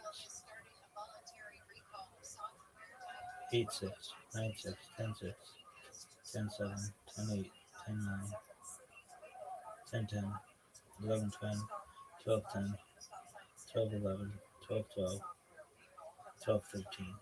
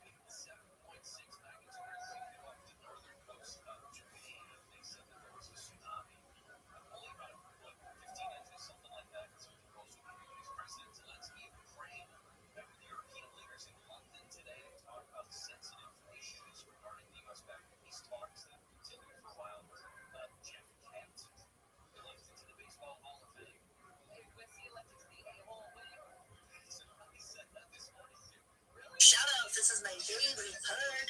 To do the shout outs, again, everybody in the space, go to the repost and make sure you hit everybody that has reposted with a follow, because these are the ones, like I said, you absolutely want in your space, because they are most definitely locked in, and they will repost your space as well if you guys plan on doing any. We have Lavanda. Oh my gosh, Lavanda, I haven't heard you speak in a while. Grab the mic. We have Sela Umar, Gift Elf, Mr. Dot Morris, Big Bird, Reply 5, Saren, Anok, Knob, Right, Hennessy, D Young Defy, Sadiq Midi, Echo Trade, and Dicey. And I'm also going to do some shout outs for those that are locked in on the stuff on the Jumbotron, which everybody should be reposting that as well. We have, I'm going to go to the chicken one. We have Enoch, Big Bird, Bouncy by Signals, Siren, Web3 Titan, Defy Mo. And I'm going to do one more, because what the heck, I like doing this. This is my favorite. I'm going to go to Vibes. All right. So we have Bright, Z Army, Big Bird, D Young Defy, Josa, Dicey, and Reply by, as well as J Real. Let's go. These are amazing. Let's move along to our next speaker. Again, raise up your hand. It just makes my life 1,000 times easier to pick on the next person to speak. Did I just forgive me, Carol? But I see somebody that just joined our space. We have Glitch in the house. A glitch? Are you there? Apparently, Glitch's network is glitching. So, we'll back to Tyrell. Tyrell, the floor is yours. GM, GM vibes. Also I came to this space earlier with project account. So it's good to be here again one more time. This is my personal account. So I'm Kyrie Obani. I'm a social media manager and a shit. curator. I help projects and individual manage their brands here on X. And I'm also a believer of solo chain. I think young dogs community should know a bit about solo chain. Solo chain is more like an NFT agency, full service agency that helps NFT collectors, builders, and all bring their NFT visions to life. Alright, we help builders launch, ranging from the art customization, the marketing, the advisory services, and all, every single service you think you might need concerning building your NFT projects or launching. Provides every single thing, and beyond just being an NFT agency, we're also like a community where you, as anybody, either you are a newbie, you are probably a beginner or maybe an expert who is still looking to grow, because learning never ends, right? So we are a community that is actually like big on supporting individuals who are ready to grow. So either you have $0 portfolio or you have $1 million portfolio, don't worry. You are still welcome to the community, right? And we don't, maybe because you feel like it is an NFT agency and all of that, we don't only teach NFTs, we teach everything you need to know about crypto. Ranging from trading to account growth to Web3, just any single thing you need to know. And we are looking to like, personally, I'm looking to like probably build an African community or something. If you think it's to grow or something, we can connect. And also do not forget I'm a social media manager and a content writer, so I'm open to collaboration. Thank you very much, 32 Dreams. Thank you, Joe. Thank you, Vibes. Thank you, everybody. It's good to be here. Thank you very much. It's good to have you here. And that was Kyrell that was just speaking. So make sure you hit him with a follow. And like I said, hit everybody in the space with a follow and lock in my people. And typically, I would be doing some shout outs right now, but I need some water. And so I'm just going to move on to our next speaker so I can get some water. And we're going to speak to Nezuko. Nezuko, the floor is yours. Hi everybody. Oh, no, let's go. Hello. TM32 Dreams, TM Dreams. Hello everybody. So I'm Nezuko. a marketer, as a trader. I'm also a collab manager. Currently working with Wabbits. I have a custom NFT made. Wabbits also has like a real life project and all. They sell energy drinks. So whatever NFT you mint would possibly be on your account. So I'm collab manager. I'm a marketer. I'm a moderator. I also write. I'm a creative. I edit videos. I do everything basically. Jack of all trades, you might say. So if you want to find out more about collabing with Wabi's Energy Drink, you could come meet me. We're going to have your art displayed on the can of the drink and sold in real life. So yeah. Again, it's Najeko. Thank you, Dr. Drinks. Thank you, Joe. Thank you, everybody. Been a minute since I've been in the space. But yeah, thank you. Forgive me, I was getting some water. I was just Restream, you have been absolutely killing it. I appreciate you for going ahead.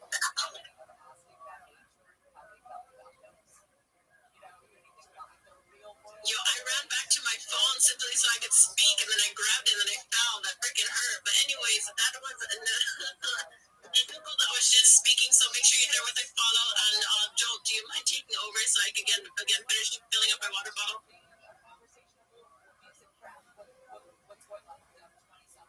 Okay, very good. Am I rugging you guys? Can you guys hear me? Yeah, we can hear you. We can. All right. Thank you. So again, that was Nezuko that was just speaking. So make sure you hit her with a follow and everybody in the space with a follow. And with that being said, like I said, I was gonna do some shout outs. And so this is what I'm gonna do. I'm gonna do it right now. All right. So we have Enoch, Dominic, Lo, Siren, Crypto Lord, Lavonda, Salah, Umar, Gift Elf, Mr. Dot Morris, Big Bird, and Reply Fi. Hold on.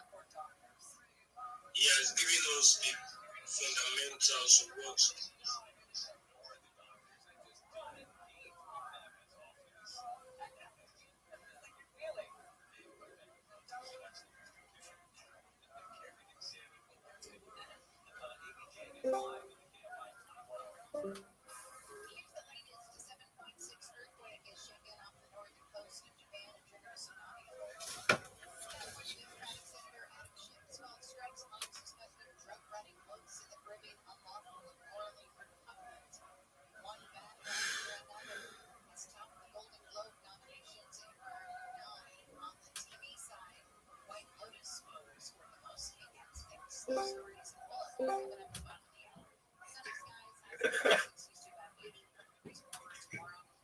what Esas independencias.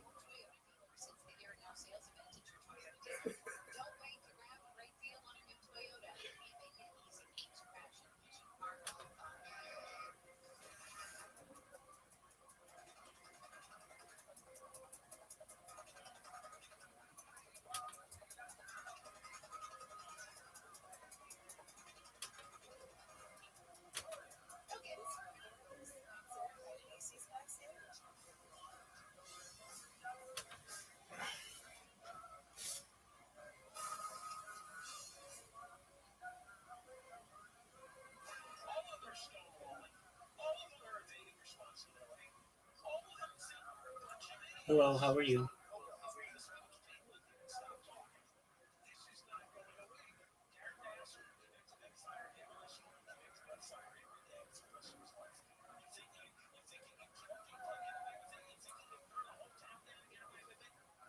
Do you guys speak English?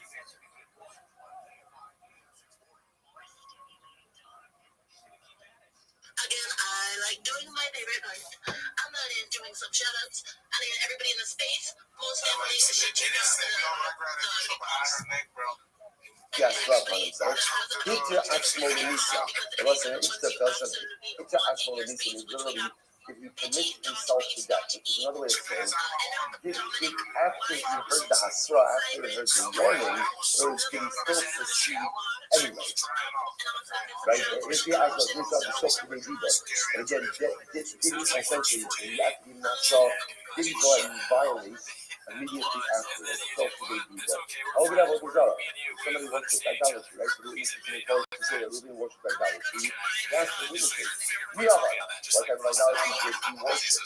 The Ta'ar Abad, the Markolis Abad. Did he worship Ta'ar? Did he worship Markolis? Ugama Abad. How did he worship?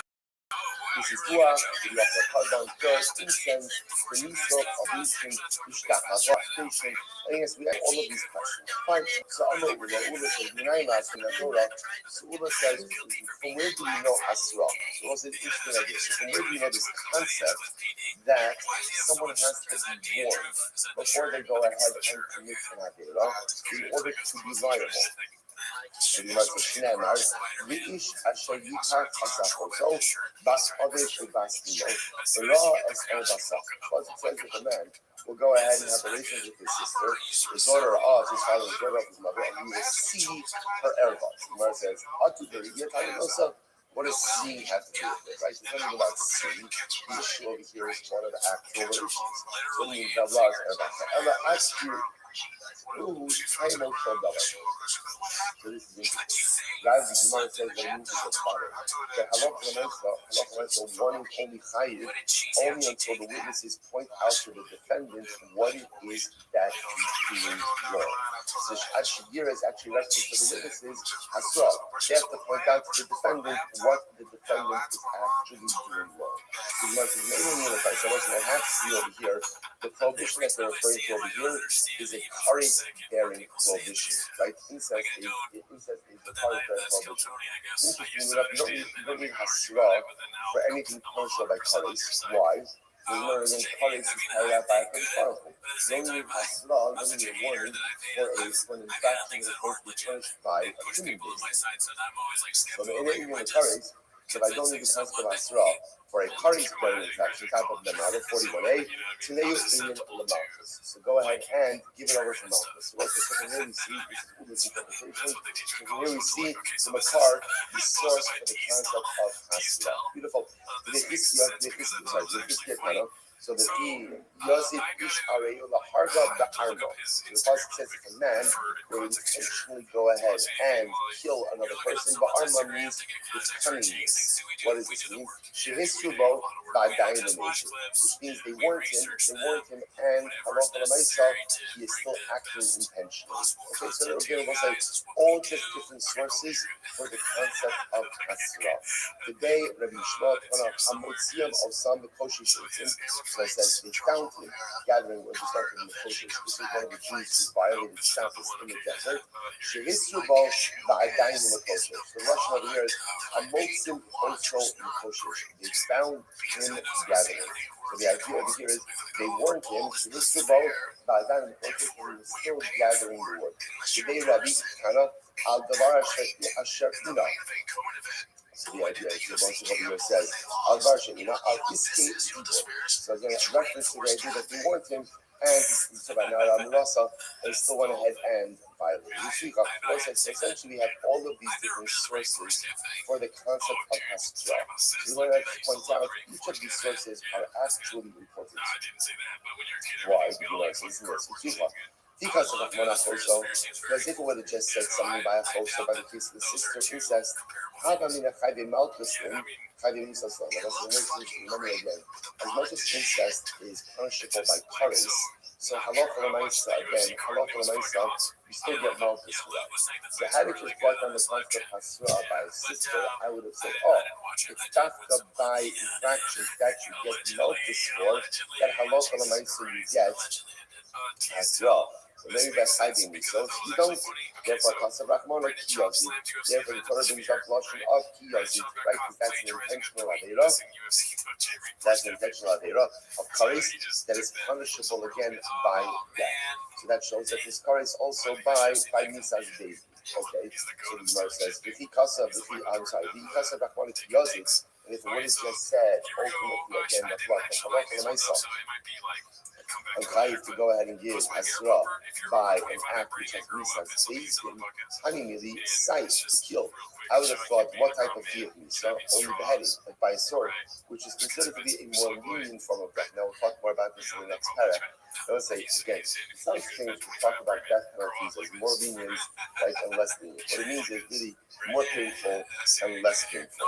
So I would have thought again that there's hasra by sayif, avaskila dechamura imalova by skila, which is considered to be more chomer than sayif, perhaps not. Which the Gemara says, the Gemara says, but why do I need two sources that both talk about skila? The Gemara says, Rabbi Shimon la'asuyei misrafim. So apparently Rabbi Shimon to include seifa, but says that seifa is a lesser form of skila. Rabbanon knows that the answer to the Chomer, Tarach the Kasav Lakra. According to Rabbanon, once I send you this concept, and even send me to learn that by Kava Chomer, sometimes the concept will still go out of its way to mention it, and nevertheless.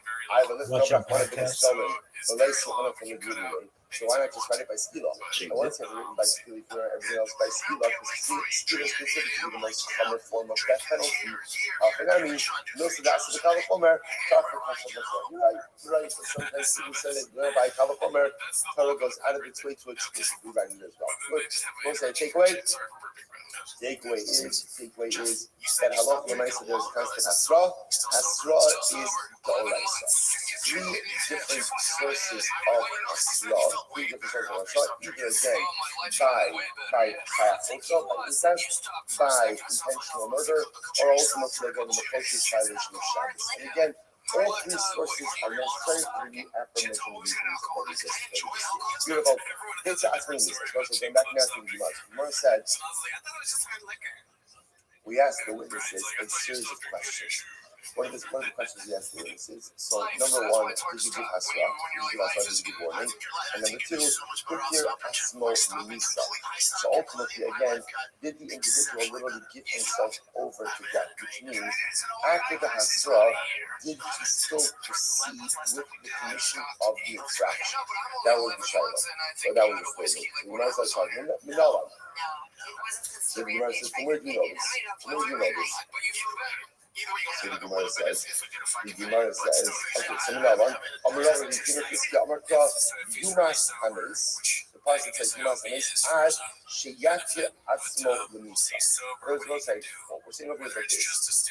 For the defendant to be guilty, it is not enough that he received hasra. He has to have received it, processed it, and still clearly gone forward despite it. That's what it means by the lashon of yatya atzmo l'misa. So the defendant received the hasra, he understood the hasra, and nevertheless he moved forward with the commission of Rabbi. So the Gemara says, how do you know this? Because the lashon is Yumas Hames. This is double lashon. This double lashon, Yumas Hames, means he heard it, he processed it, but he nevertheless violated the Avera. He must actually until literally again he permits himself to that, which means he moves forward even though he received the hasra. And look, there was like, when you think about this just a moment, it sounds so crazy. Like, can you imagine this? Like, the Hebrews say to Reuben, if you kill Shimon, you're going to be put to death. And yet what? And Reuben proceeds with it, knowing that there's angels there. Like, there's angels there. So these two angels are going to show up in base there and Reuben will be done to death. So you wonder to yourself, what's the shot? How could someone do something so crazy?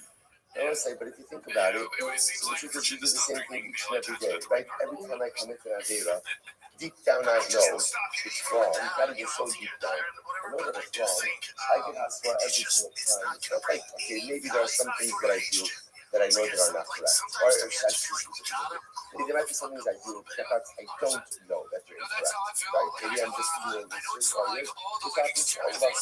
But there are so many other things that I know that I'm still doing that are incorrect. And yet, I still do it. Sometimes, day in and day out. Human nature is that sometimes we just do what we want to do, even though I'm fully aware of the repercussions. Why is that? Why different reasons, right? Could be just a bloated sense of self, right? A bloated egotism that what I need and what I want is just more important than anything else. I just don't care about gratification. It's just care about making myself happy. And again, it's just interesting to see me read these emails and ridiculous and bring it back this way. So it's important to know that so often we do this, we engage in this very pattern of behavior day in and day out. And as bizarre and ludicrous as it looks us here, we have to kind of bring that same mindset of bizarrety and ludicrousity, into our own lives as well. And the next time I'm ready to commit an Avera, it doesn't even make sense. I have Asura, but Ibn Shalom sees it. And what am I doing? And whatever it is, it's simply not working. And yes, bizarrety and ludicrousity, two new words, just trying to feel I need a measure. Everyone to put the time stamp on that. All right, let's go back there. Says the Gemara. I'm not Hanan, most of the second of my life. I'm not Hanan. Ede Nara Murasa Shirozmu Enera Zinski. Most like this Nara Murasa. Nara Murasa is the case of a Nara who is betrothed, right? Innocent, but has not yet had Yisur. Now, if that girl commits adultery or has relations with another man, that's adultery, and she's put to death, right? As is the man with whom she has relations. So now she's determined to she says, Anara Murasa, now watch this. So witnesses come forward. The witnesses say, we saw Rachel, right? Rachel is the Nara, who is Resas, right? She has innocent with Ruvain. We saw her have relations with Shimon. So let's say, so now, what's the issue? Let's say a second set of witnesses come along, and they say, first set of witnesses, you could not have seen that. Why? You were with us. You saw her commit adultery on Monday. You were with us in Florida on Monday. You could not have seen that happen in Baltimore. You weren't there. So the Gemara says, the witnesses can't begin into Adrian Zorman. Why? They came to kill. The most in general, again, is next to Sacrificus, but we'll see in their session in general what happens to Adrian Zorman, reciprocal punishment. In this case, you can't impose reciprocal punishment upon the ignorant children. Why not? The Gemara says, because at the end of the day, they could claim, no, we weren't coming to impose the death penalty on Rachel. What were we coming to do? We were coming to prohibit her to her husband, Ruvain. That's it. So therefore, you can't kill her. You were trying to kill her. So the Gemara says, I behalf is Shubha. What the word? That's the person that's on this here. He says, it has to be Hasra. What's Hasra? What's that? What would be the Hasra? Don't have relations with Shimon. You know why? It's a little detail over here. He's not your husband. Right? That's called adultery. And adultery is controlled by death. So they give her Hasra. Which the verse is the law Asra. No, they didn't give her Hasra. They didn't give her Hasra. The law Asra. If you meet the law. 1 second.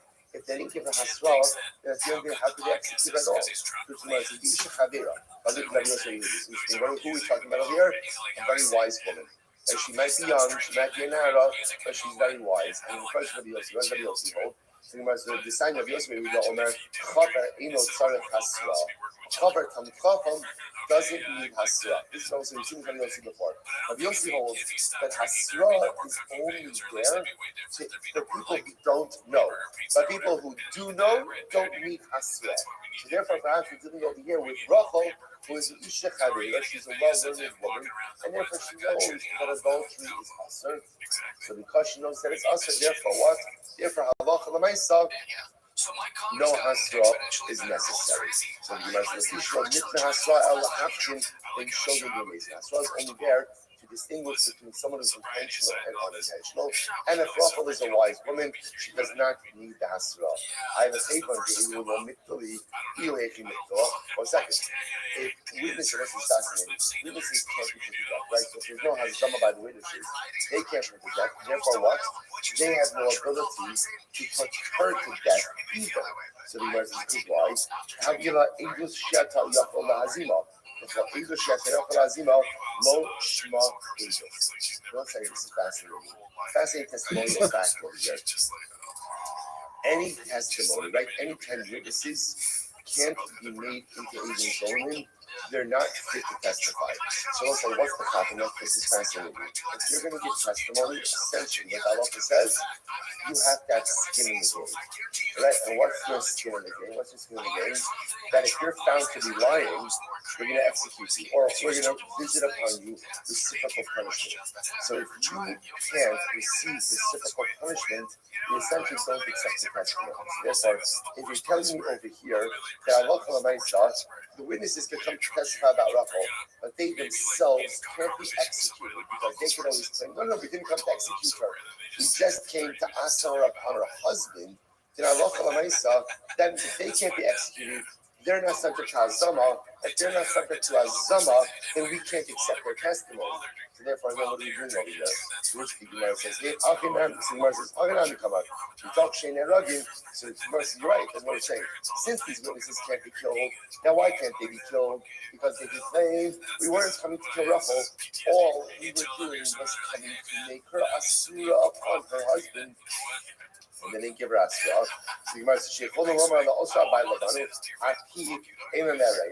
so too, she can't be killed.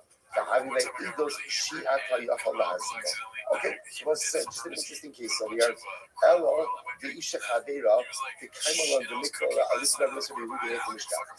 So I want to say, okay, so where is there ever a case of a wise woman, Isha Chadeira, according to Yossi? Now remember, according to Yossi, a Chavera, a learned person, doesn't require Hasra. So according to Rabbi Yossi, would there be a case of an Isha Chadeira who can be executed? To which the Gemara says,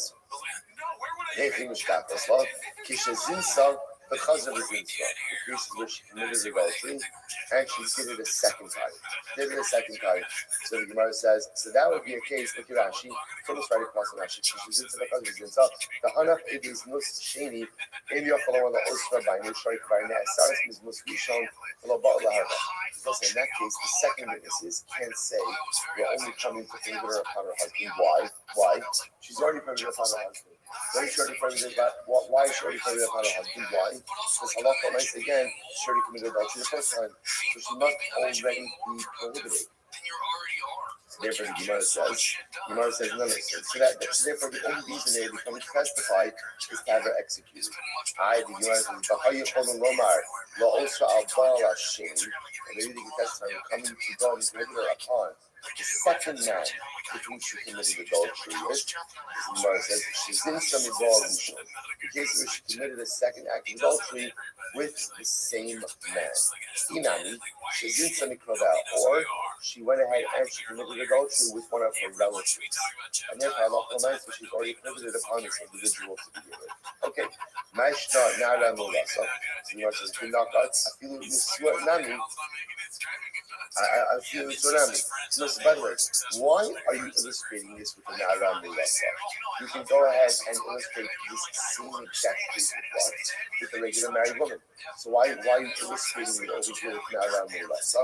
Which the Gemara says, I feel in the tsunami. The Gemara says, I feel high, below Yosfa to say, this holding Lomar, Lo'osra Abai Laban. No, the thing is what Rabbi says like this, that the witnesses could say, when the witnesses show up and they testify originally, that Rachel committed adultery with Shimon, that they could claim that they're coming to Asra upon Reuben. Even though what? Rachel's not living with Reuben. I'm at a thought that such a claim like that would just be rejected outright because they're not living with Reuben. So what do you mean you're coming to Asra upon Reuben when they're not living together? Allah even in that case, the claim of the witnesses is believed. Okay, I'll read this stuff. After all this side, so what's the interesting case over here? So now, good. I'm going to this stuff. After all this side, great. After all this side, where does it show up? Now, the witnesses will come up and they claim that Reuben killed Shimon. That was remember again, so part of the Drishas This is what do we ask? How did Reuben kill Shimon? Right, and specifically, what weapon did he use? What did he use? So what happened? One witness says Reuben used a sword, and the second witness says Reuben used an axe. an axe. So what's this now? The Gemara says, ain't nothing. Ain't nothing. This is not a fit test. Are they contradicting each other? So because they're contradicting each other, therefore again the testimony is thrown out. So let's say so. Remember again, because this obviously is a very specific detail that needs to be ironed out. The contradictory testimony over here essentially nullifies the Avis. Ain't nothing means their testimony is not a cohesive testimony, and therefore again is discarded. Again, let's say, to be clear, we're not claiming that they're liars, right? Remember again, there's no reciprocal, like these are not even zoning.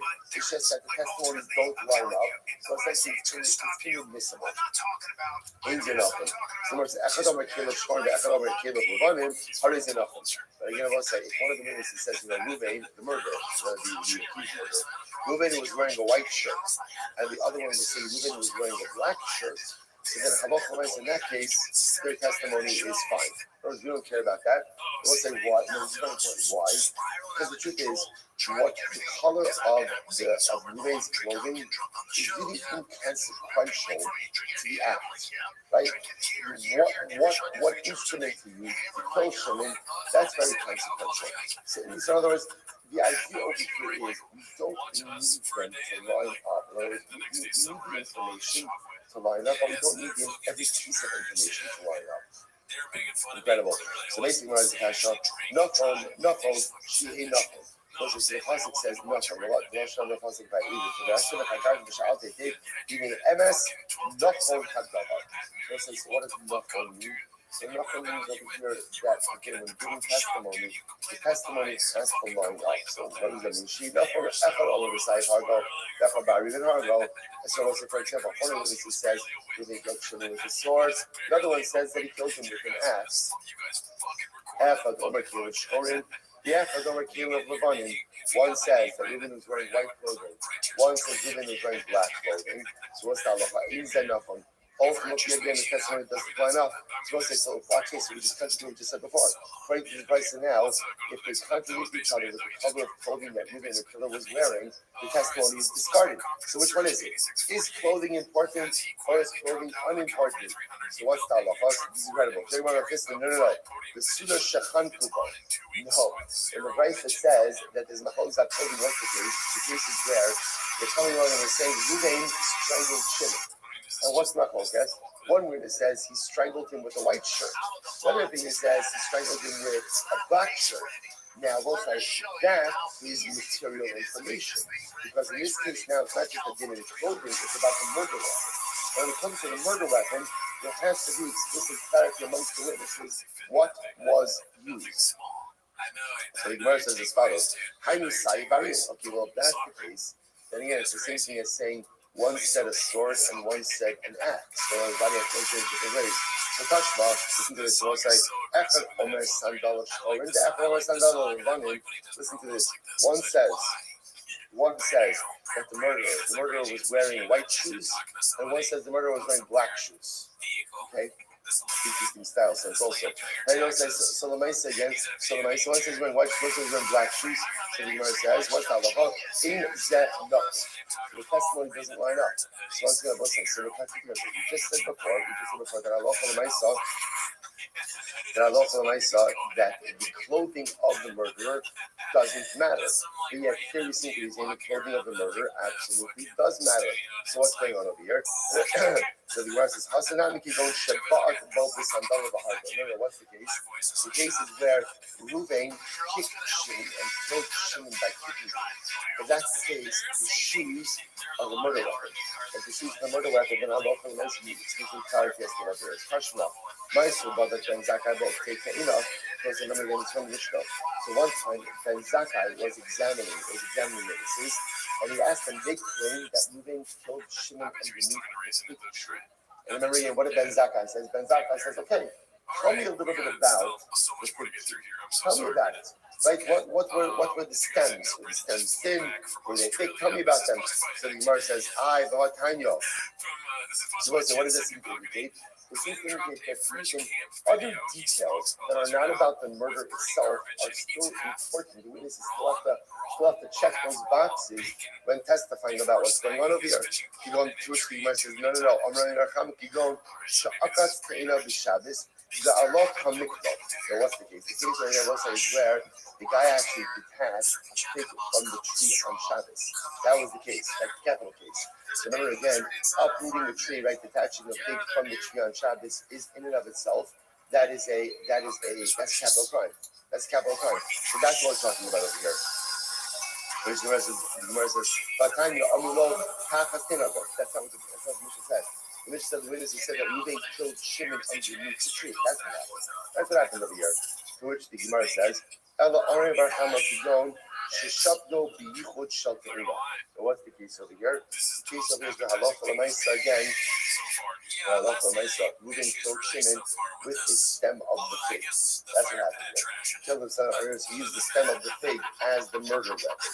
Christian says, Tashma, Amalahan, Tzad Gasim, Tamim Shchoros, Tamim Levanos. That's not what it says. It says, then Zakai asked him, tell me, were the stems, were they thin or were they thick? Were the figs themselves, were they white or were they dark?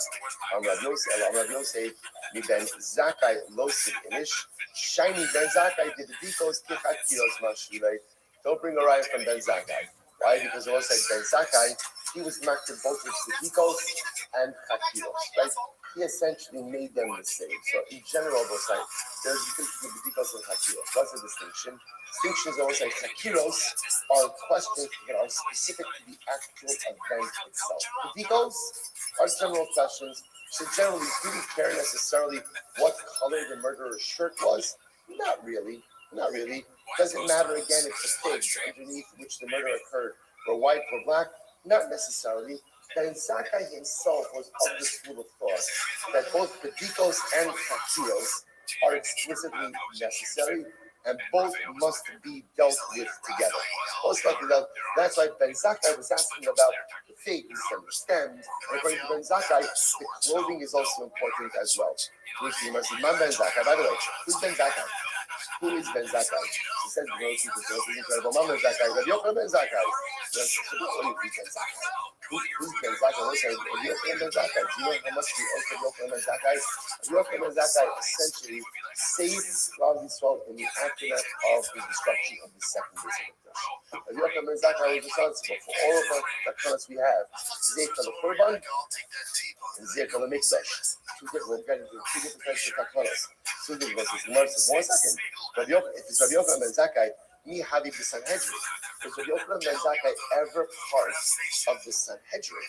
Chronologically, it doesn't make sense. Watch this. That time, Kol Shnos of Rabbi Yochanan Ben Zakai, Meya ve'Esrim Shana. We'll say it's a great thing. Rabbi Yochanan Ben Zakai lived for 120. Get ready for this. Get ready for this. Our boy in Shana, Asa Kippat Matya. For 40 years, he was in business. He was in business. Right? Man Shana Lamad, for 40 years, he learned.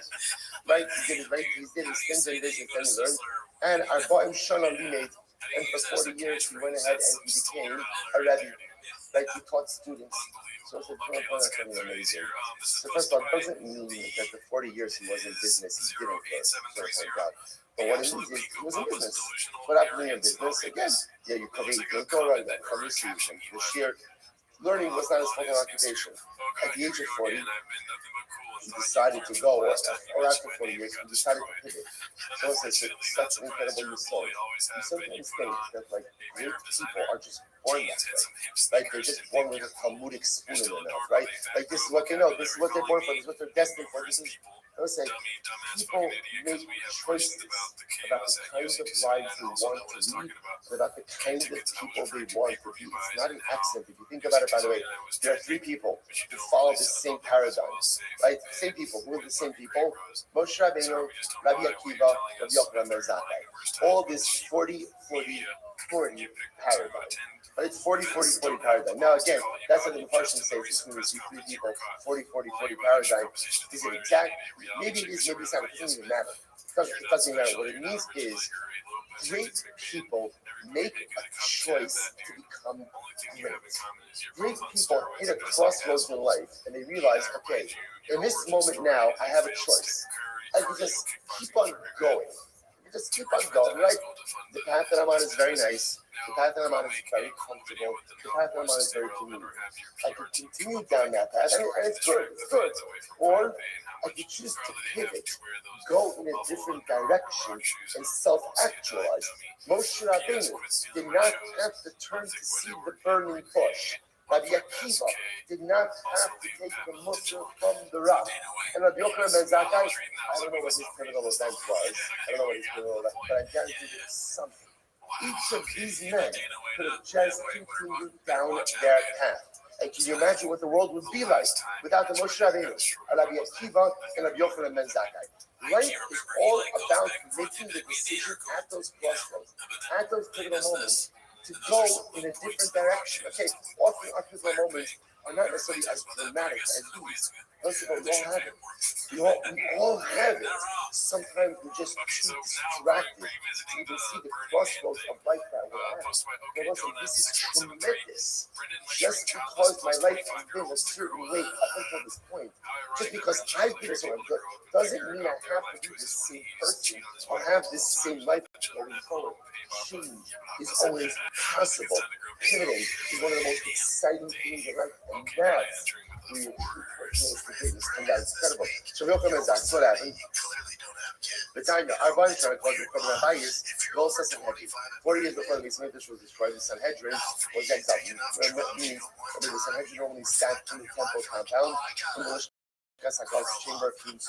40 years before the Beis Hamikdash was destroyed, it was no longer in the chamber of kings. Rather, where was it? The Yashua Bachanos. It was in the Brooklyn. So, by the way, there are excavations now in the old city, right by the hotel. So, I said the Bachanos were areas in front of the walls of the Beis Hamikdash, in front of the retaining walls. They literally, again, had stores there. They had stores there. There are two things there. Mikvahs, right? Because you had to go to mikvahs that should be unearthed. These mikvahs with two sets of staircases, right? One going in, one going out. And again, stores. What were they selling at the stores in front of the Beis Hamikdash? What were they selling? What were they selling? Like oil, wine, sheep. You don't want to schlep your sheep, right? It's not right. Again, it's a. Listen, can you imagine packing up the car with livestock? I'm just saying, just the families in that, right? Again, so there are people. So the good part is, the Jews are industrious. There are people who set up shop, literally set up shops right in front of the, right before them into the Harabais. So the Sanhedrin was relocated to one of those storefronts by the Harabais. And while they were there, they could not adjudicate Knas law. The Gemara said, why not Knas law? They weren't able to adjudicate capital cases. Which none of you learned. You should currently say, Mikosh, it's going to be open on the Zakai. So here we have it. So remember, the Sanhedrin itself was exiled from Lishkas HaGazis 40 years before the Beis Hamikdash was destroyed. This means there were no capital cases adjudicated already 40 years before the destruction of the second Beis Hamikdash. Right? Furthermore, again, the Gemara says that ultimately, again, Rabbi Yochanan ben Zakkai was the one who, after the destruction of the second Beis Hamikdash, was the leading sage, which also makes it just chronologically. Rabbi Yochanan ben Zakkai was not sitting on the Sanhedrin when a capital case was being adjudicated. So if that's the case, the Ben Zakkai over here in the Mishnah that's asking about fig trees can't be Rabbi Yochanan ben Zakkai. It can't be him. To which the Gemara says, it's always exciting. I was hardly excited. I don't get that much. But I said, just like when the Gemara gives you history, right? It's just fascinating because a lot of times what we're missing when we learn Gemara is any type of historical context. When is everybody living? What's happening over here? So here, this is a major piece of Jewish history over here, right? Because Rabbi Yochanan ben Zakkai, the Gemara says, could not have been a member of a Sanhedrin which adjudicated a capital case. Because Rabbi Yochanan ben Zakkai is the ranking sage when the Beis Hamikdash was destroyed, and there was no capital cases being adjudicated for at least 40 years earlier. So the Tashkis, he was never involved, at least as a sitting judge on a capital case. So the Gemara says, Ella, Ben Zakkai Da'alma. There must have been another guy named Ben Zakkai, not Rabbi Yochanan ben Zakkai. Which was Haran, so it seems to be clear. These are guys, Rabbi Yochanan ben Zakkai, Karilei, Rabbi Yochanan ben Zakkai. So let's say it can't be him. First of all, because if it was him, how can you say that he could have Rabbi Yochanan ben Zakkai? Ben Sakai. How can you do that? How can you do that? This is a Gregor Hadar. How can you possibly go ahead and just call him Ben Sakai? It doesn't make any sense. To which the Gemara says, Vatanya, my school, but the Yochanan Ben Sakai will take the Eden, was a big price. And the price said it wasn't Yochanan Ben Sakai who was asking the witnesses about the thickness of the stems of the fig tree. So it sounds like it is him. But how can it be him? Ella, oh, we'll say watch this. Rabbi Yochanan Ben Sakai was never a sitting judge on a Sanhedrin that was adjudicating the case. But where was he? Where was he? He was in one of the rows. He was a Talmud. He was a student. He was in one of the rows in front of the Sanhedrin. Jewish Gemara says, so what happened? So they were adjudicating a case, and Rabbi Yochanan Ben Zakkai, remember again, we'll say, Rabbi Yochanan Ben Zakkai, they took input from the students sitting in the rows in front of the Sanhedrin. Rabbi Yochanan Ben Zakkai was a student. He piped up and he said, hey, Pedro, what about asking the witnesses about the stems of the fig trees? And they liked it. And what happened on the days? We come more between. And again, remember, in general, whatever they think to do to exonerate, they always want to do that. So they could, if they could go ahead and find the defendant innocent, by asking the witnesses about the size of the stems of the fig tree, and ultimately, again, exonerating him like that, they're going to do that. And they liked it so much that they established it in his name. Established it in his name. So the Gemara says, you have a lomar, you have a lamad, Ben Zakkai haba. You have a party of the commendations, they rabo. You have a unit, other party of Yochanan Ben Zakkai. Party Ben Zakkai, Hashem de Meikara. If you party of Yochanan Ben Zakkai, Hashem de Ashta. So now understand it. When he said this meaning, he was a Talmud. As a Talmud, what was his name? How was he known? Ben Zakkai. So now again, therefore, when he reports it based on what he was holding at the time that he said it. That was Ben Zakkai. Obviously, now we know it.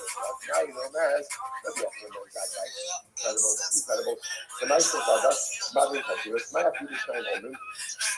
So remember again, when it comes to Hakiros, the big distinction between Hakiros and Hakiros, what's the big distinction? The big distinction is as follows: that when it comes to Hakiros, if the witnesses go ahead and contradict each other, or again, maybe contradict each other, if they get something wrong, they're disqualified.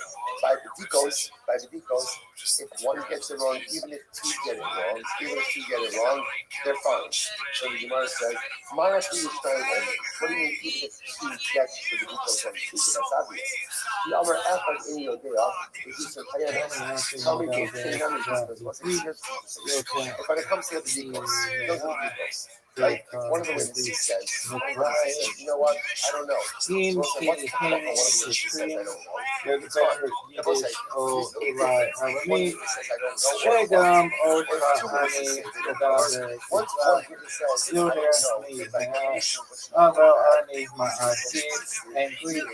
know. So once the guy says, I don't know, or if two say, I don't know.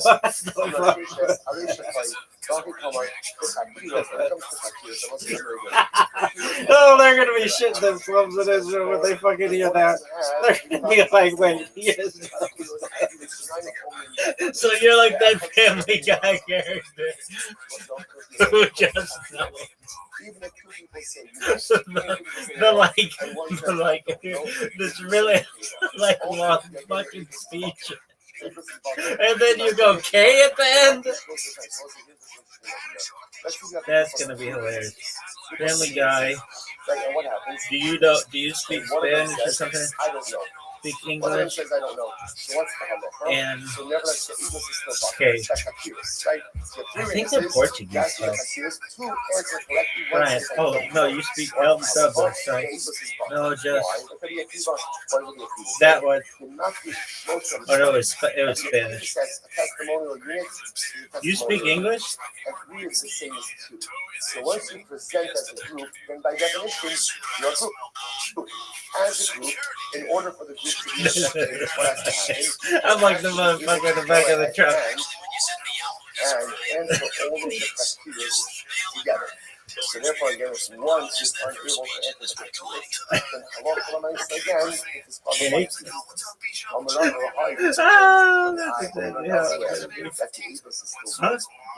אני אכן מדבר כזרת עברית, יותר ממעט בעיקר עברית מקריאה. אם כי היינו תשכיב לדבר יידיש או אולי ארמית, שגם אותה אני מדבר כזרת יותר ממעט, אבל אני מעדיף אנגלית, לכן בואו נדבר אנגלית. What the fuck is that? That sounds like jibber jabber. That's not real language. Nobody speaks like that. That sounds like garbage. Translate. In order for the testimony, Please to go ahead translate. and What does this even mean? I need all Is this real? certified, or is it just enough to get 2 out of 3? I mean, keep us- Ever have a computer teach you a language? We passed me that 2 out of 3 is good because It's like smuzzy. that witnesses can be strung together independently. Is this real? Somebody's gonna be like, what? And I'm gonna be like, okay. Oh, I can read it. Really? I read it better than most anyone I've ever met. Well, basically. But they were learning the Really? in the yeshiva. Baby, do you know how fucking sick I am? Somebody's gonna be watching this. Like, this motherfucker knows like the longest sentence ever, and then that's it. Okay. I do indeed speak not a little, not a little. Well, what is the distinction between Kakiros and Not a little, dog. Kakiros, when it comes to Kakiros, if one of the parties says, I don't know, then ultimately again the Eagles is bottle. I don't want to just say a little. Why? Because it's really not.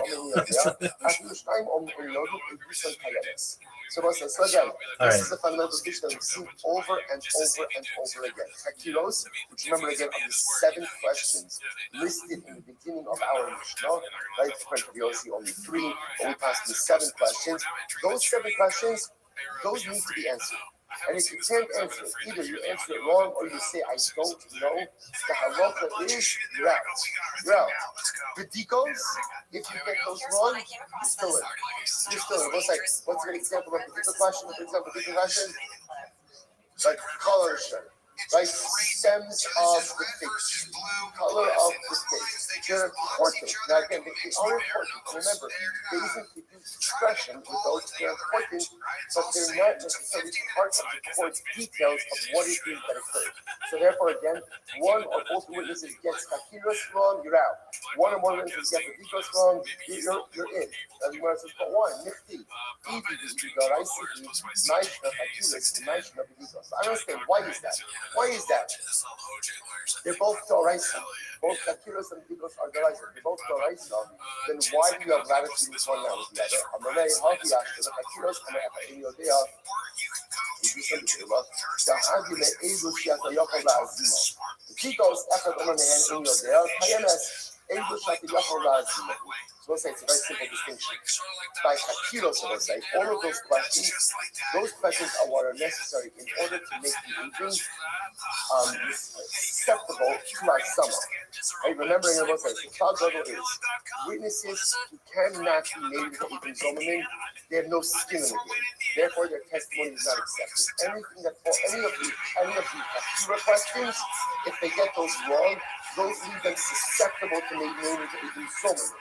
The questions, if you get them wrong, it doesn't like to reach Hazama. So because Hakiros are the questions that make them subject to reciprocal punishment to Hazama, therefore they're indispensable realities. How are you? The other ones ultimately again What are up? not necessarily indispensable realities. Then I suppose I'm definitely get them wrong. But who I'm gonna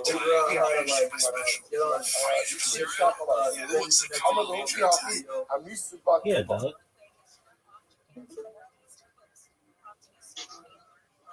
Did you change your name? yeah. Okay.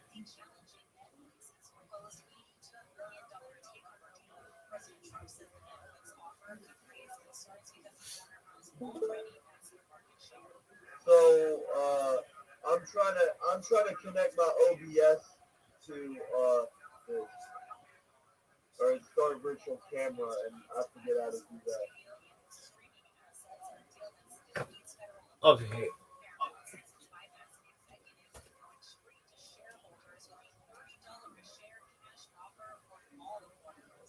I'm listening. Okay, so what are you trying to do?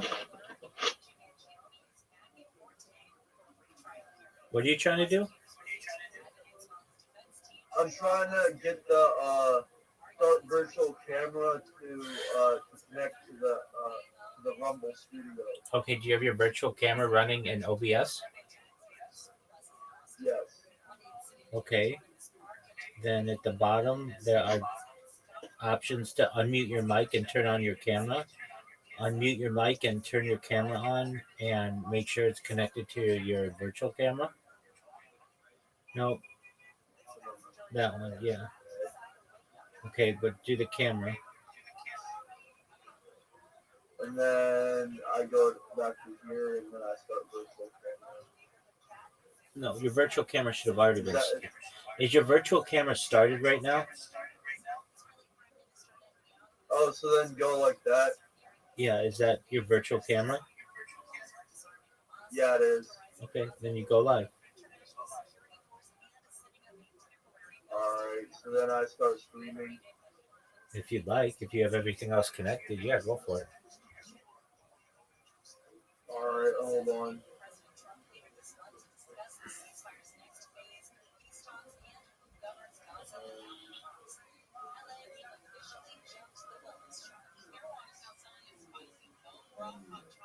Content.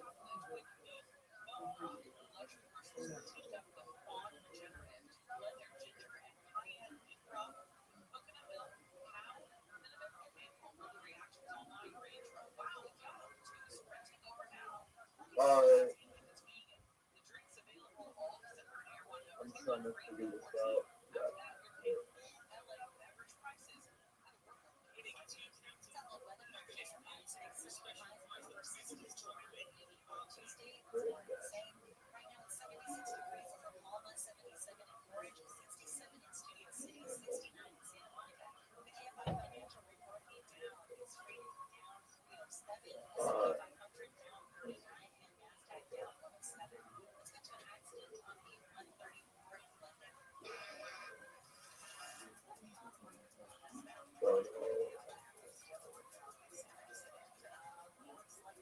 Alright, this is, I gotta check all of this.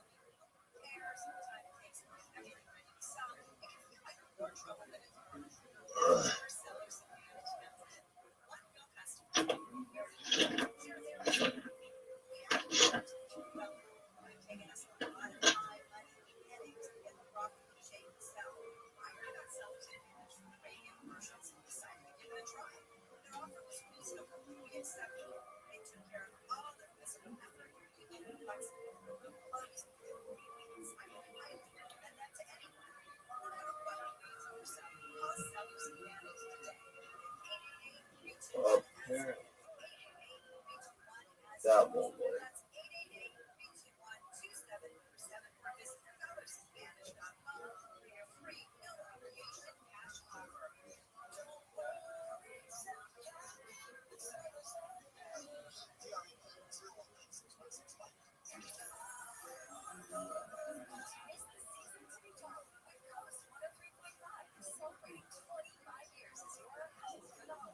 Flashlight power rating.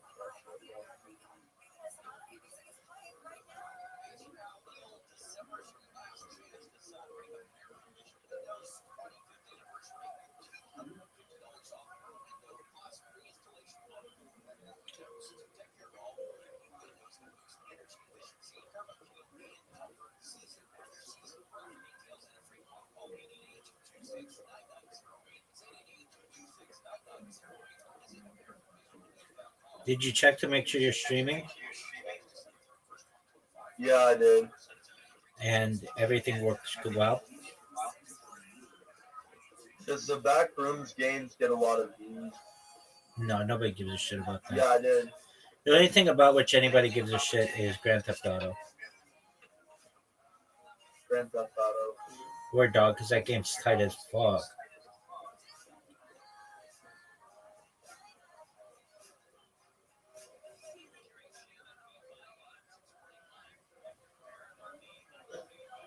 Yeah, I did.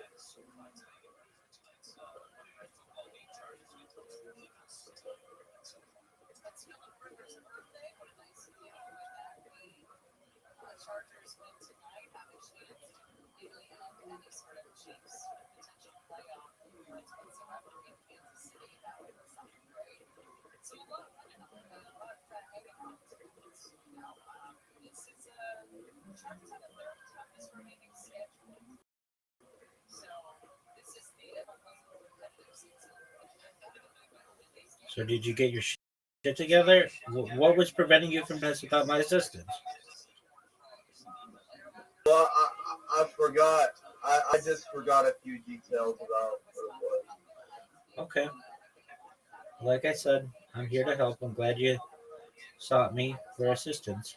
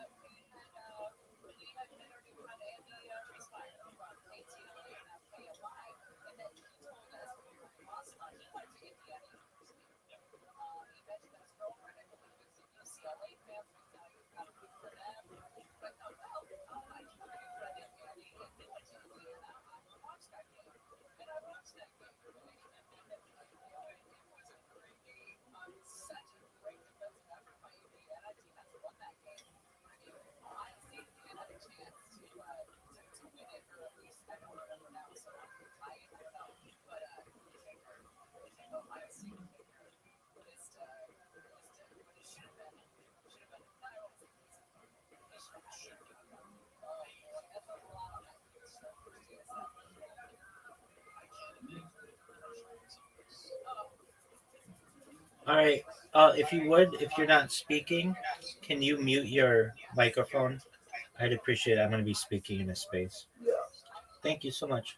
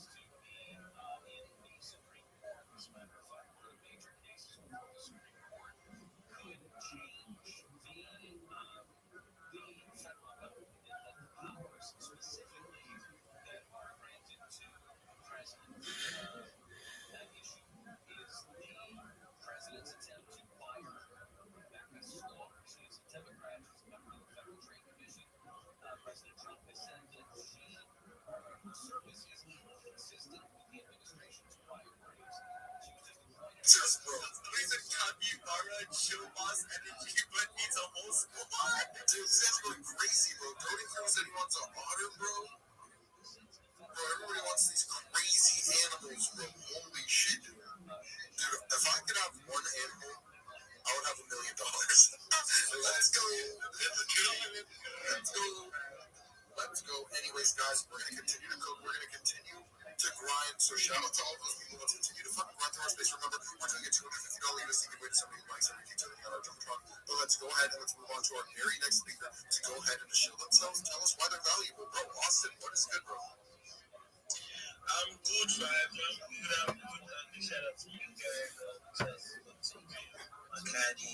So yeah, big shout out to Yoki, man. Yoki will be at his fire. I'll put you as a pet. Yes. Big shout out to everybody else. Yes. Quickly, guys, make sure you go into the space. Make sure you ask kids and tag your friends to join. So yeah, I'm with Sheila. I'm a great guy. I'm also a reader. I'm active in this space, guys. I'm here to make some meaningful friendships, meaningful connections, because every space you need it to grow. So, guys, don't go to connect with me. Big shout out to Vibes. Manchester United is playing in the pro. Let's go. Shout out to my boy Austin. I hope Man U is able to pull off the dub. I hope that you guys are locked the fucking out. Everybody here is following all of our listeners, following all of our speakers. I hope that everybody is locked the fucking going absolutely crazy because, bro, if you're not going crazy, then probably you're just going to be a little pussy. But anyways, guys, with that being said, bro, we're going to be more people that are doing those replies to the space suite. However, I need you to reply with the questions that we're asking. Right, so here's my question, bro. Are you a morning person or are you a night person? I'm very interested to see this. If you guys don't know what that means, bro, basically.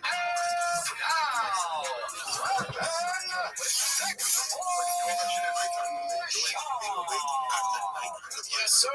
What's poppin', fam? How is everybody? It is Monday, December 8th at 9:26 a.m. on this glorious, crispy ass Austin morning. It's cold out. I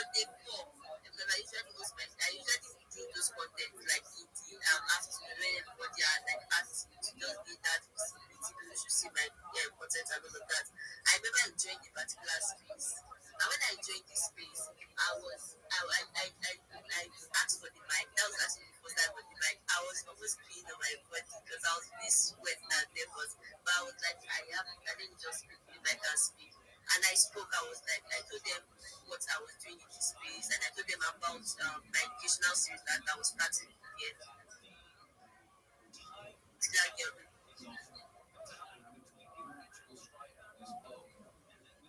Looks like partner with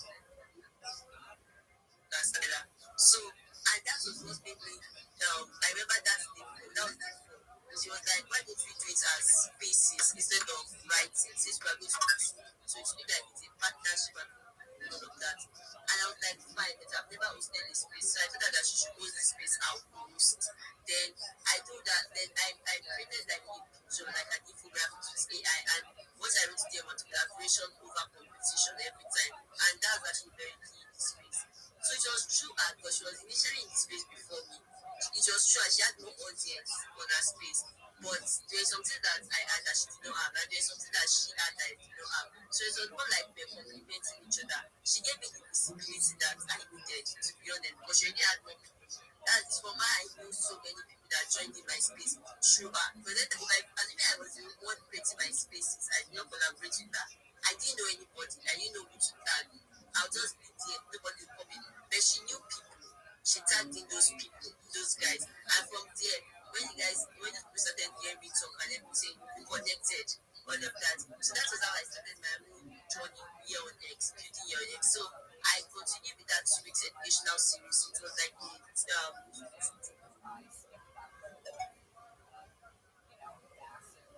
separate ways, but we still talk. But I know that eventually we still like craft up something that we can be doing together. But at that point, I wasn't a level of visibility in this space because people that were joining my space were already telling me like, oh, they would love to like post with me, and they would love me to post with them, and all of that, like that. So I was able to use that visibility, use my voice to actually build myself in this space. I started growing organically in this space, and then I met Fortune. And I'm someone that I usually ask questions a lot. Like I ask questions a lot if I don't understand. Maybe because of I had that analytical skill with me. I know how to like analyze project. So if I see something that is not right, on Fortune I do ask him and all of that. That also gives some form of visibility. Yes. So now that was I don't even know the space. That was just like pushing my story until I experienced a major setback, a major challenge, and that one happened like this that's when I lost my account. Now that was like biggest I think that's the biggest setback I've actually experienced before because they said it takes like years to actually build like a house.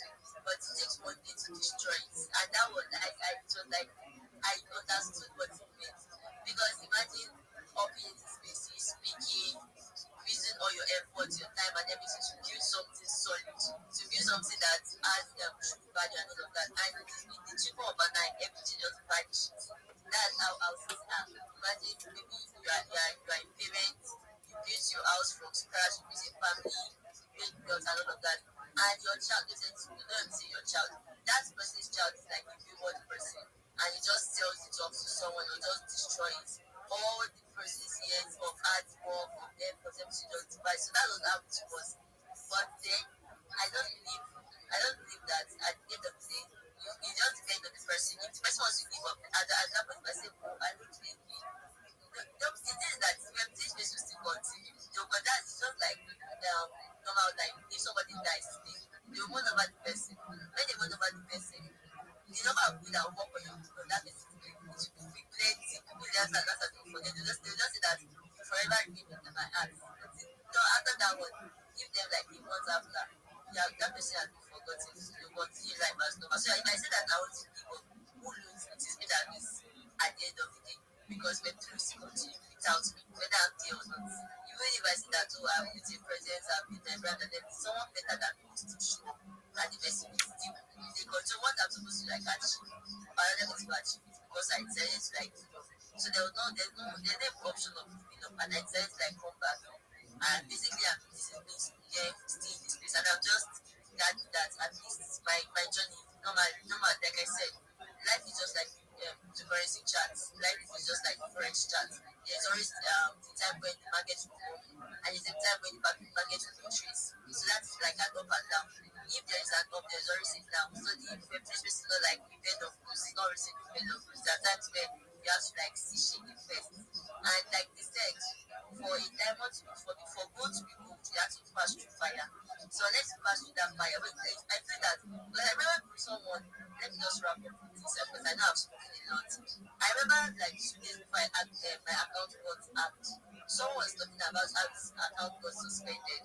And when the person was talking about it, he said that he got it as 5 point something K followers. In my mind at that point, I said, if I use my account, I will give up that not from bitch. I was like, I don't know what I will do when I use my account. So that if maybe God just wanted to test me or something. And I lost the account. Did I give up? I did not give up. I still came back.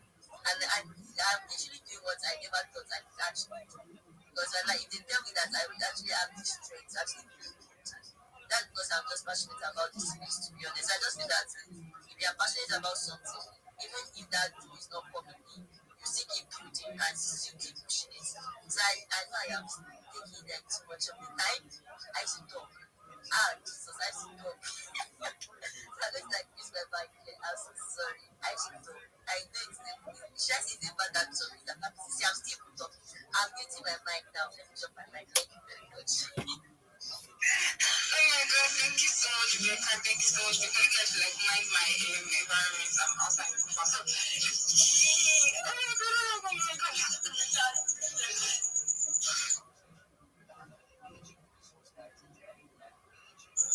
So sorry, I had to like attend to something. Let's calm down. Like I can see the kings and queens here. Like yes.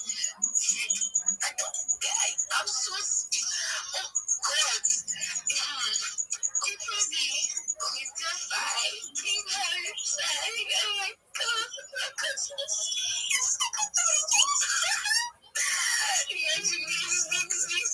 Speak, say something.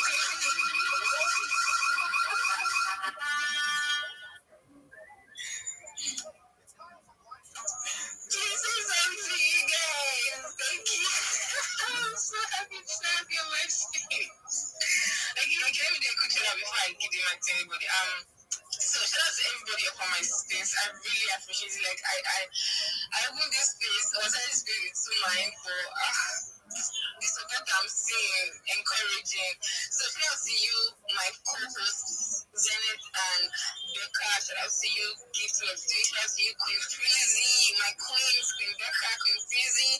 Shout out to you, Queen Defy. Shout out to you, Rabbi. Shout out to you, King Valentine. Shout out to you, Ghost, Falcon Five, Rex. Shout out to every one of you. Thank you guys so much for coming up on my space. Yeah.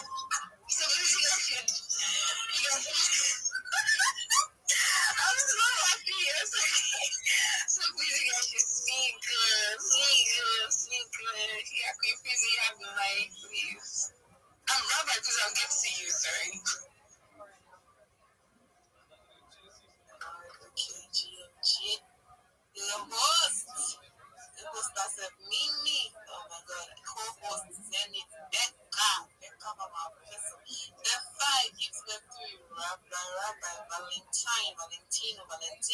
Symbol of hope, 545. Ghost and Rex. Oh my god. Mimi. Oh god. I'm so happy that I was in this space. I'm really short of words right now. I'm happy that I was. So yeah, what's my question? What's the question? So she had to do. I'm not gonna say I want shit. Okay, let me shit myself anyway. So I'm busy spaces as a content writer. I write content and I also write content. They are made up of kind of professional. Alright, so yeah, maybe what's the question, please? Okay, yeah, so the topic is basically to just be chilling and you're going to show yourself anything with 3. So your journey so far in with 3. Missions that you build, blah blah blah. Just all in one shot. Your journey so far. The journey was tough. Oh my god. Okay, so I was onboarded into the space. Oh my god. It was through this job and stuff like that. So yeah, I started with a job, and then during that was 2019 era. So after that, somebody from nowhere just like somebody like, okay, you came to do me to a job. I'm like, what's this? I was going to do my own research. I was like, okay, yeah, I'll be able to do that. And yeah, that's how I came in. And then I was waiting for some months. Yeah, I was waiting some things. I thought I was in. Anyway, yeah, and I did that reading job for quite the same time. And then I was like, no, it is not what this is really about, because I keep on seeing it post time that I made so I'm to be I made this and so I'm like, okay, let me do my research. And I did my research. So then open the spaces and all that. Even though then I just don't movie, I was just go to space here, I was still on this transaction like that. I'll just do that. Sometimes I go on space, I'll not go on space and I'll wake up next morning after I'll be phone, I'm died. Okay, I was in that on and on. Until one day, see, I've got passion. I got this space, so I don't know, by mistake. I just do my request by mistake. I just let me cancel. Before I could cancel it, the host has already like attended me and I was shaking. I said, Jesus Christ, what's wrong with me? I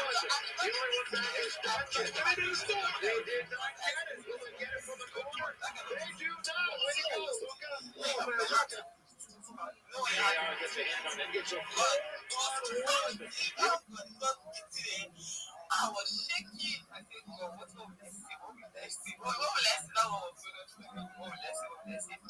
And then, before you know, the host just called by the actually, this space they were talking about, it was an AM business shadow. So it was the name of the project then was, what's the name of this project? I can't remember it. I can't remember the name of this project. So yeah, so they were hosting this space, the AM space, and before you know, the same. I said, I'm sorry, I said, I took a deep breath, God. I was like, cheers, guys, cheers to the host. I was just with everybody. And I said, okay, it's basically, I read the topic. I was like, okay, so I said, please, what are we talking about here? I was like, okay, what's this project all about? Then I kind of visited, I was not asking.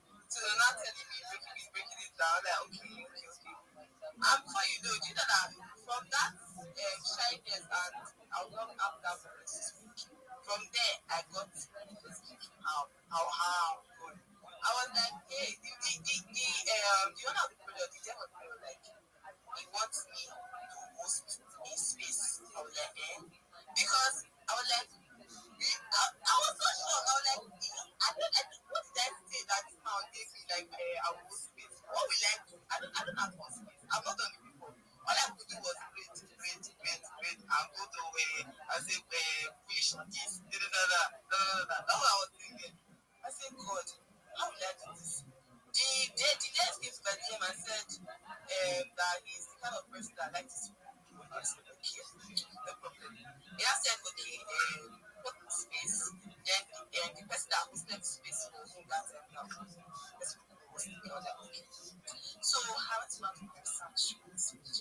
I asked the question. So I was just so tense because I knew that I was going to go to sleep the next day. I said, okay, I saw my team because then I was supposed to enter I will rock away. So I saw my team. I was like, okay. I fixed that for the space. I didn't, and I missed it. Like, okay, this time I was going to okay, I remember the name of the place. Like, your friends in Nika. Exotic and City Cooper. So I listed the space. I don't know where all this came from. Hey, do you see me now talking right now? That was how I was talking to them.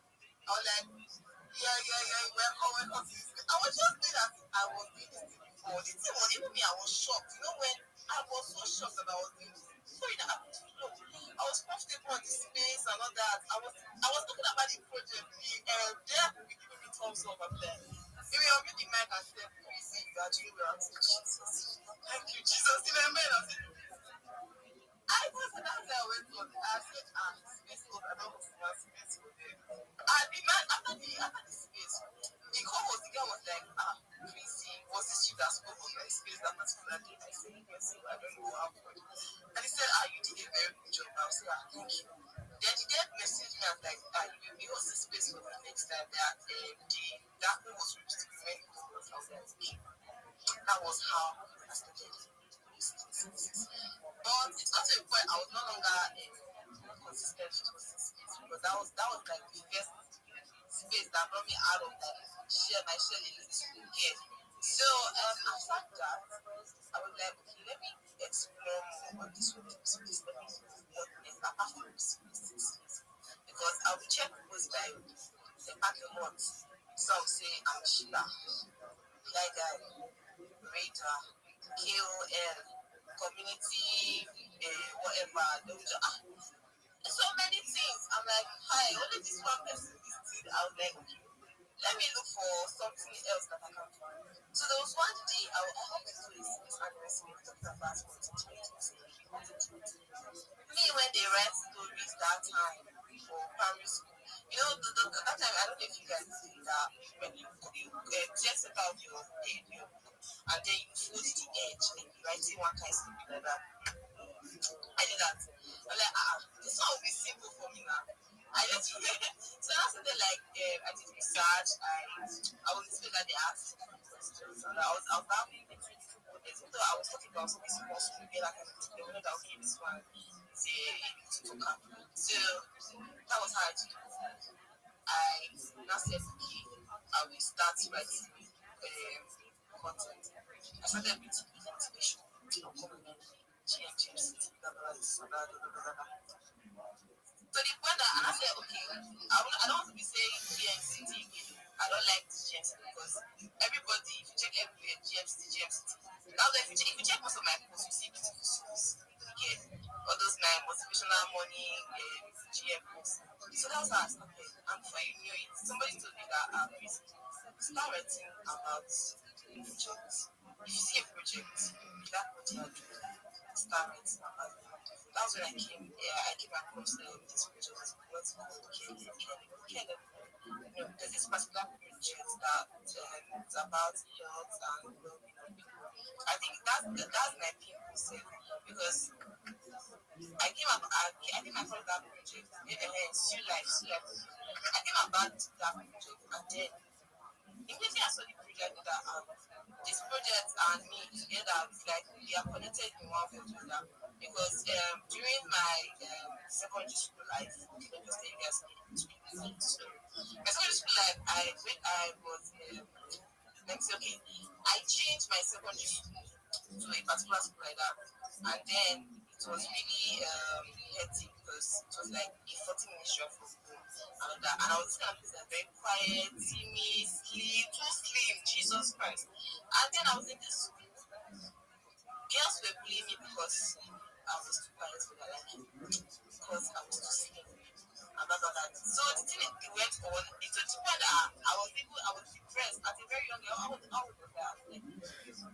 So yeah, I don't talk too much anyway.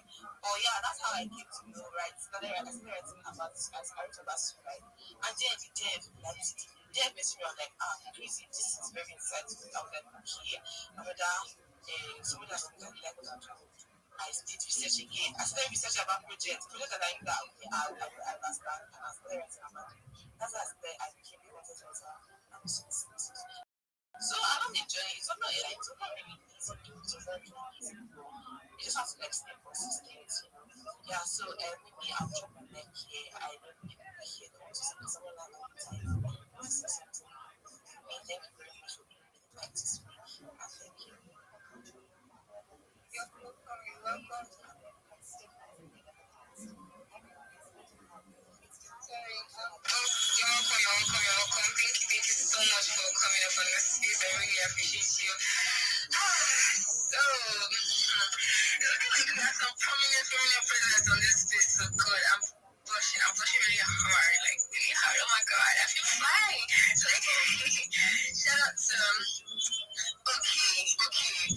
Let's calm down. I see a king in his glory. He has come to like grace his presence.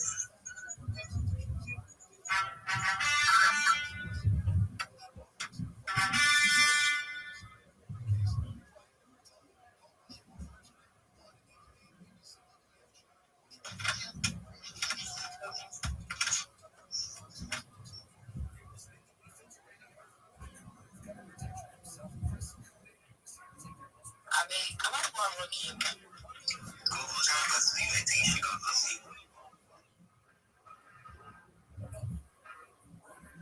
So Becca, are you working? No, and I hear you. It is to do them below. Thank you.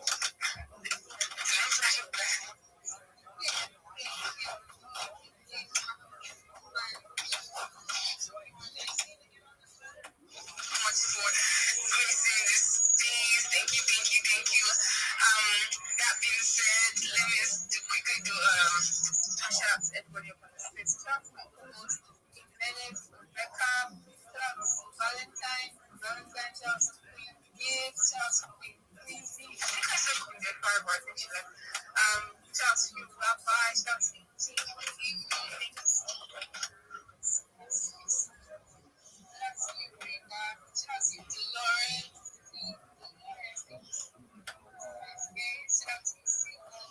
Daniel, Jerry, Senga, X, Rayman, Harry,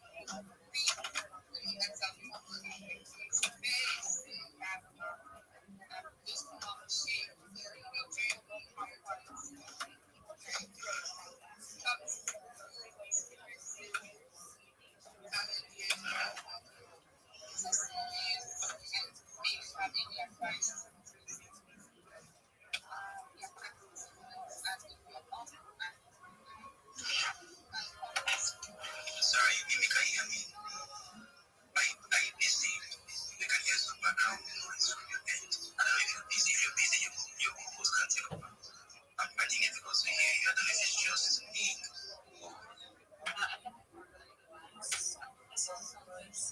Yeah, so if you're actually doing something, your host can take over from where you stopped, okay?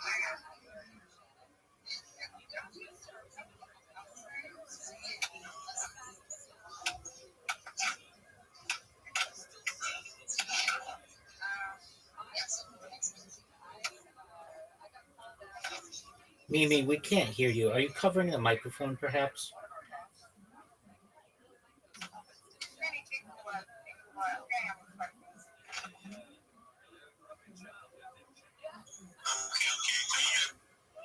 Yes. Yeah,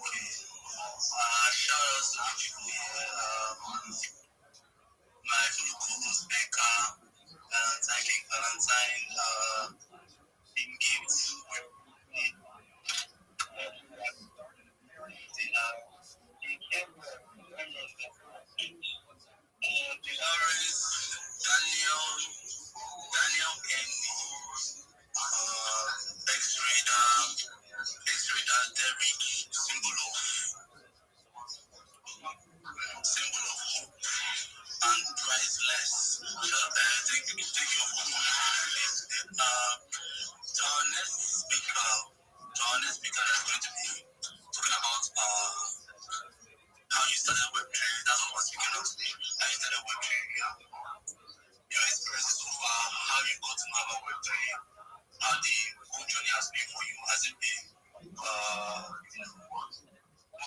so well? Has it been frustrating? Have you been confused? Your confusion and everything. Share your story with us. King Valentine, your hands have been uplifted. Over to you. Yeah. GM, guys. GM, maybe this is your first space because this is the first time I'm coming on your space. Yeah, GM to the co-host. Sing it, man. I see you, Becca. You're everywhere. Guys are super active. GM, please say GM, give.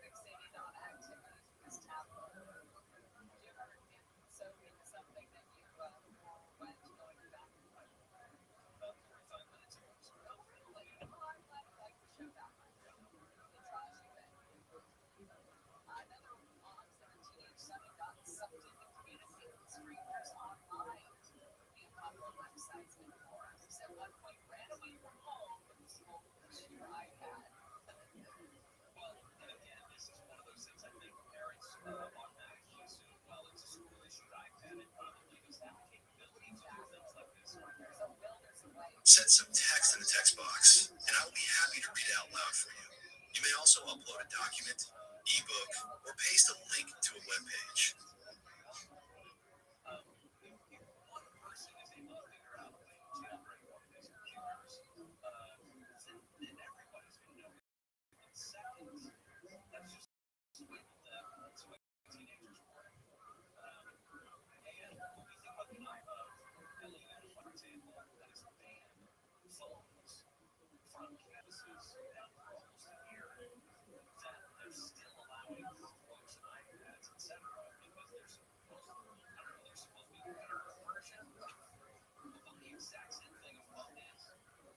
כן, אני מדבר עברית, בעיקר עברית מקראית, אף שבפועל אנחנו אמורים לדבר יידיש או אולי ארמית, שגם אותן אני יכול לדבר במידה מסוימת, אבל אני מעדיף אנגלית. לכן, בואו נדבר אנגלית. זה נשמע טוב לך?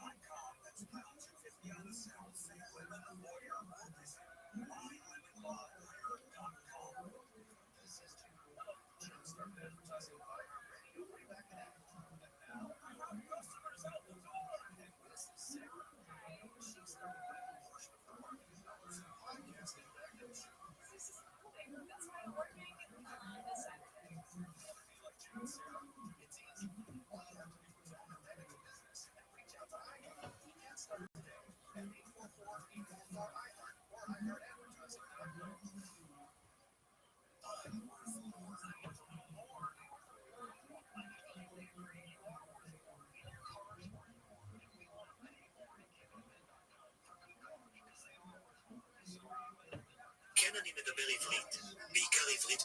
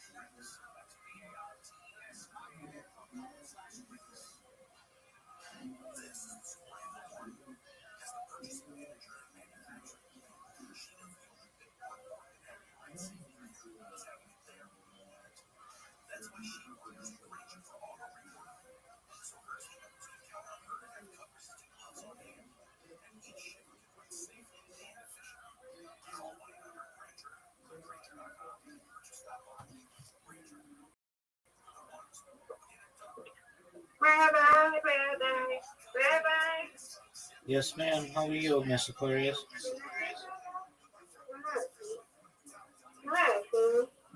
Okay. How are you? Have you heard of an acai bowl?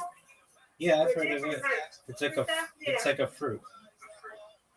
Yeah, I'm gonna go try it out. I hadn't tried it out with my coworkers, but we did my best friend, her friend, she was my friend now. She's gonna treat us, so I'm trying to get myself together. Okay. So we treat us to an acai bowl. Well, excellent. I hope you enjoy it. Please tell me what you think of it. I will.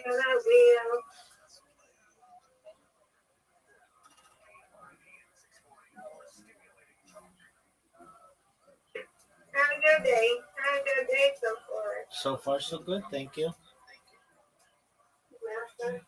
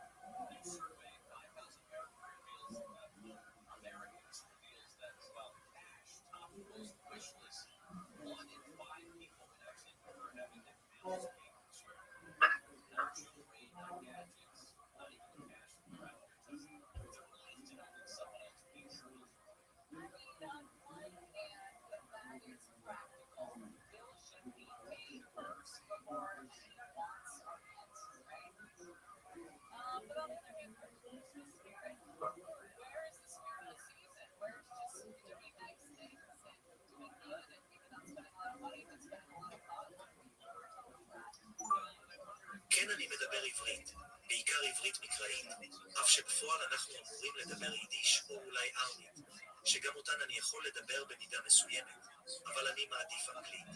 לכן, בואו נדבר אנגלית. זה נשמע טוב לך?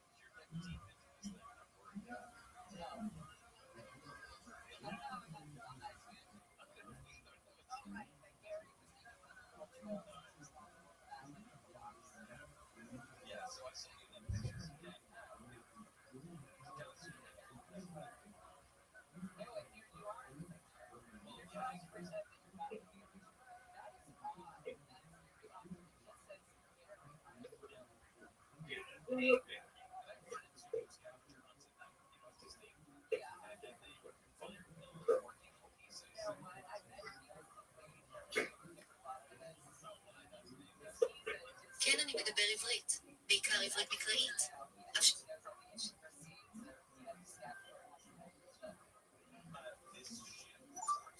כן, אני מדבר עברית, בעיקר עברית מקראית. אף שבפועל אנחנו אמורים לדבר יידיש או אולי ארמית, שגם אותן אני יכול לדבר במידה מסוימת, אבל אני מעדיף אנגלית. לכן, בואו נדבר אנגלית. זה נשמע טוב לך? Yes, I speak Hebrew, mostly biblical Hebrew, so in practice we are supposed to speak Yiddish, maybe Aramaic, which I can also speak to a certain extent, but I prefer English, so let's speak English. It sounds good to you.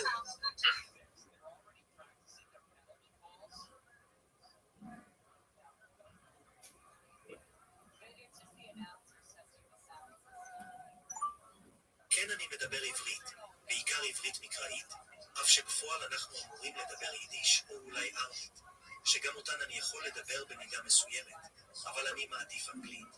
לכן, בואו נדבר אנגלית. זה נשמע טוב לך?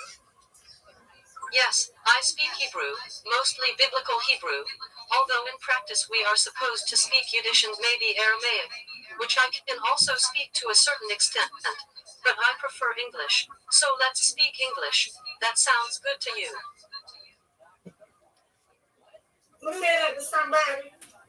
Oh, I'm just translating something. This is Aquarius.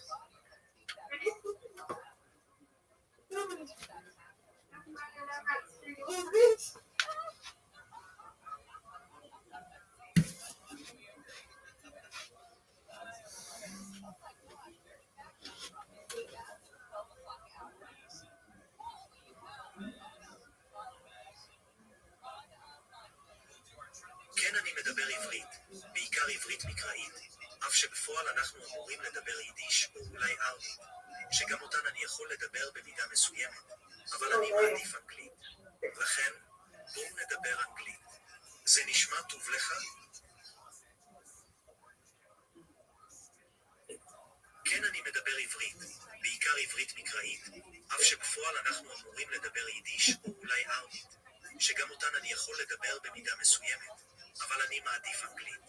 לכן, בואו נדבר אנגלית. זה נשמע טוב לך?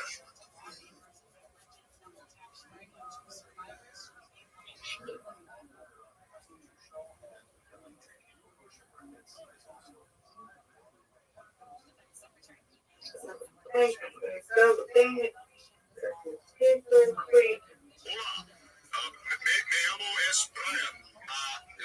Let's see. Nosotros queremos ir con ustedes. That was pretty good. But actually, when you said me llamo Ace Brian, you don't need the ace. Just me llamo Brian. Oh, you speak English? No, just that first speech and this one explaining it. You're kidding, right? Okay?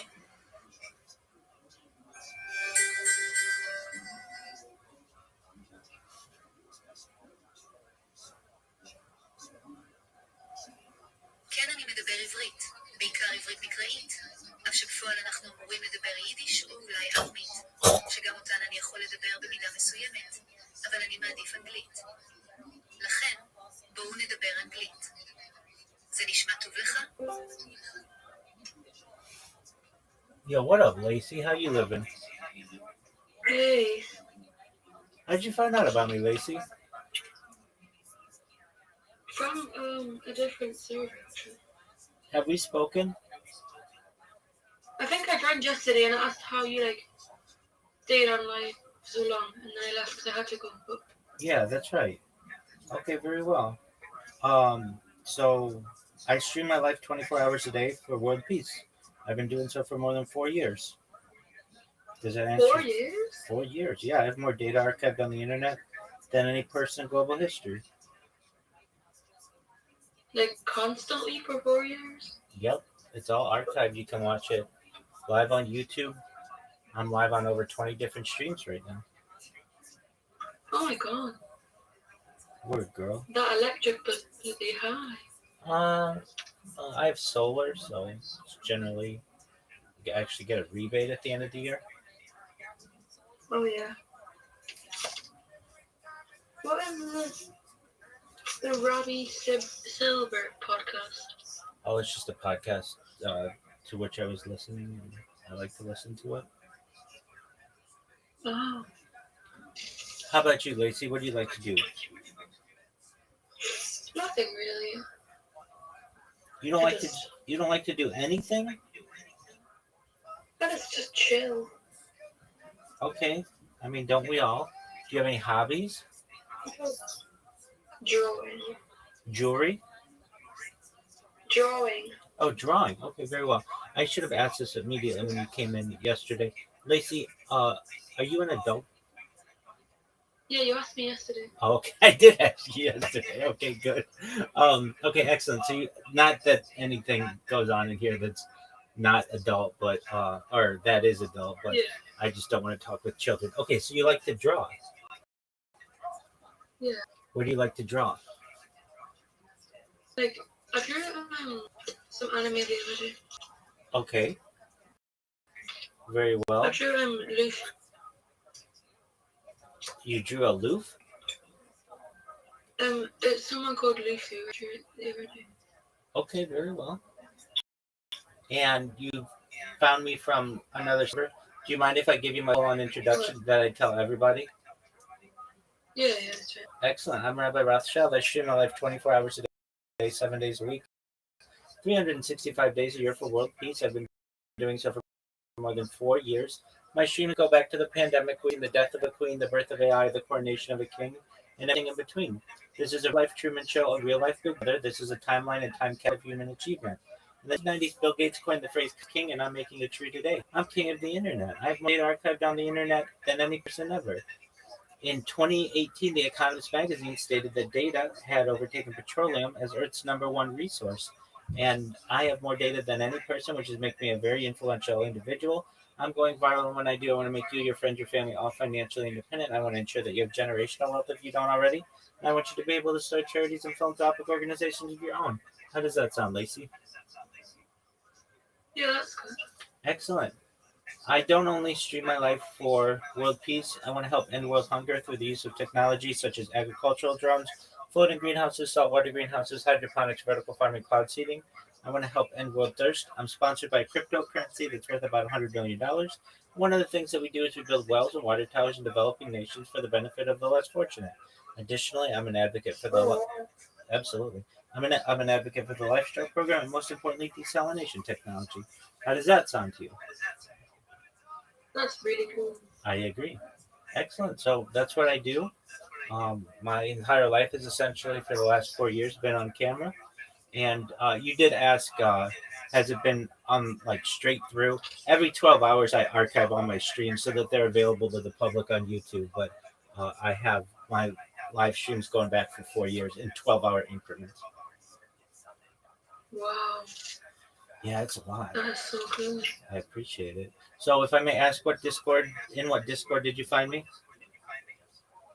It was the e-girl world. Of course it was. I'm the biggest e-girl on earth. Can't you tell? No, it's just a really big Discord. They let me live stream myself in there, but I do like gaming, but it's not like I wouldn't say it's a passion of mine by any means. I enjoy just building relationships with people, learning. I love futurology. So study of the future, things like anti-gravity, antimatter, faster than light travel, faster than light communication, things like artificial narrow intelligence, artificial general intelligence, artificial super intelligence. I like to talk about things like space tourism and space elevators, terraforming of other planets, perhaps one day interstellar travel, things like um, Santa Claus machines, replicators, invisibility cloaks. I like to talk about de-extinction. If you don't know, Lacey, what de-extinction is, it's essentially bringing back once extinct species. The first successful de-extinction took place in the year 2003 with the Pyrenean ibex, which was a goat located in northern Spain, southern France. Fast forward to the year 2021, a company out of Dallas, Texas is founded, known as Colossal Bioscientific. They've made it their goal that within the next 3 years to reintroduce the woolly mammoth into the Arctic Circle, utilizing Asian elephant surrogates. I think this is a big goal. Following the introduction of the woolly mammoth, they want to reintroduce the Tasmanian tiger, followed by the dodo bird. What are your thoughts? Oh, that's really good. I agree. That stuff fascinates me. So, to be honest with you, that's what I like to discuss. But the good people and e-girl world have allowed me to give people a portal into my life from there.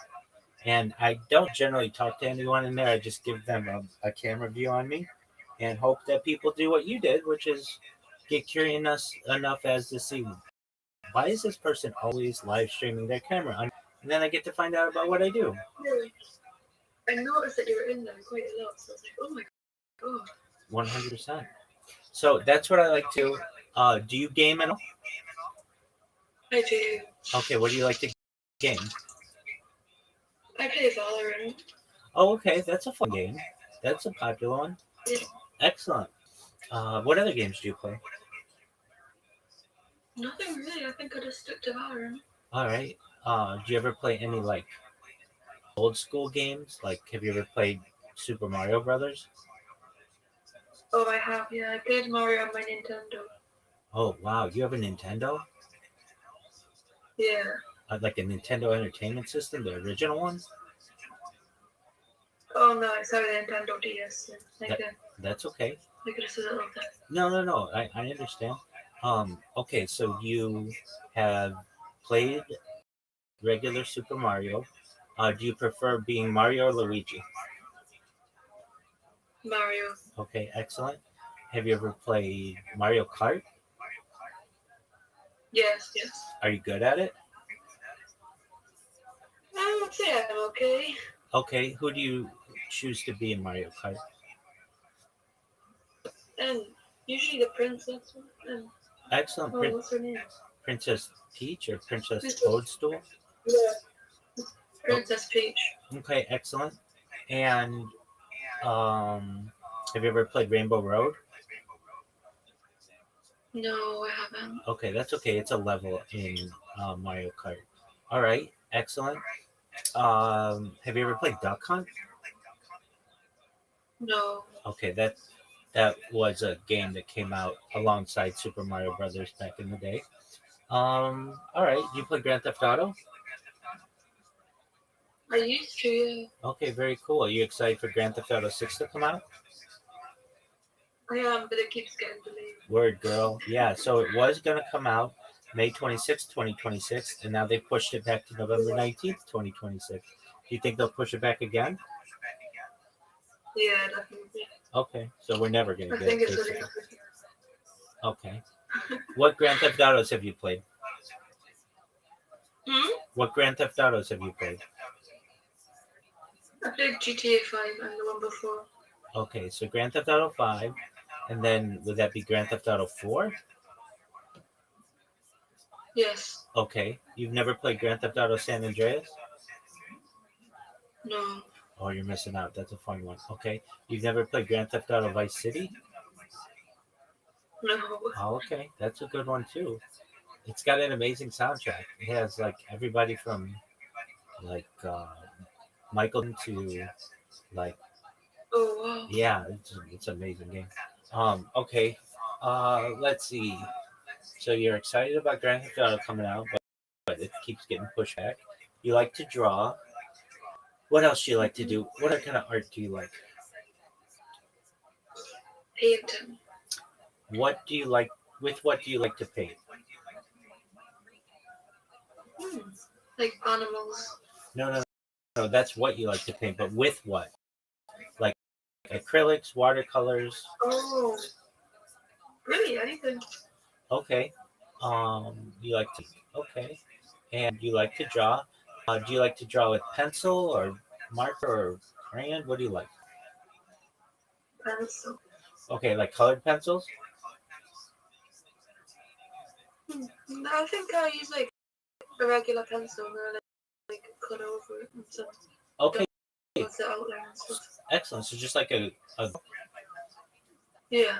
do you usually get like all kinds of graphite on the palm of your hand or like on the wherever? Yeah. Yes, same here. And so I have to be really careful about like smearing it because that can ruin your picture. Yeah. All right. Do you ever use markers to draw? Not really, because I think it looks better with pencil. Okay. How about charcoal? I've never used charcoal. You've never used charcoal? Oh, you should try it. I bet you would No. love it. It's a lot like pencil, but it really connects you to like primitive drawing. Like this is what people used to have to use on like walls and stuff. So it's interesting, but Yeah. you don't have as much, perhaps, um, detail orientation as you do with pencil, but you can really get a good sense of shading, I would say, with charcoal. So if you've never tried it, it's something you definitely should try. Okay. Do you play any? Do you play any sports, or have you ever played any sports? I play basketball. Okay. What position did you play? Huh? What position did you play in basketball?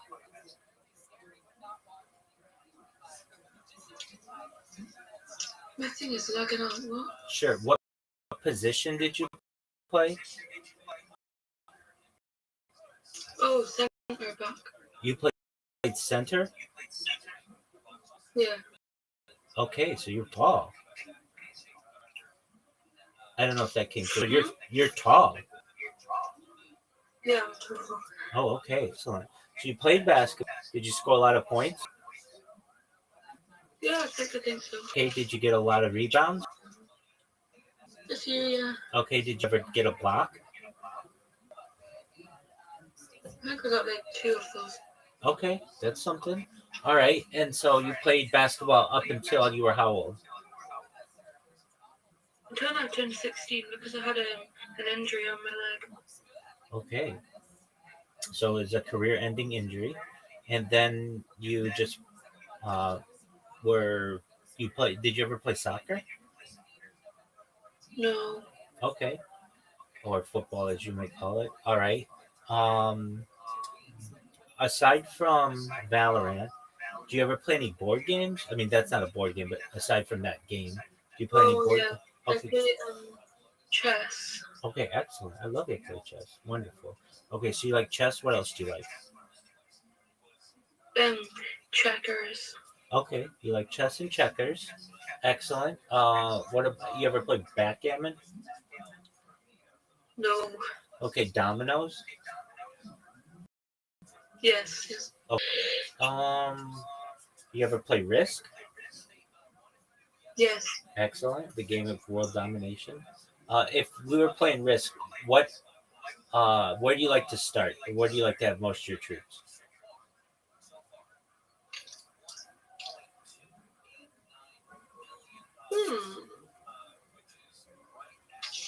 That's a good question. That's why I asked it.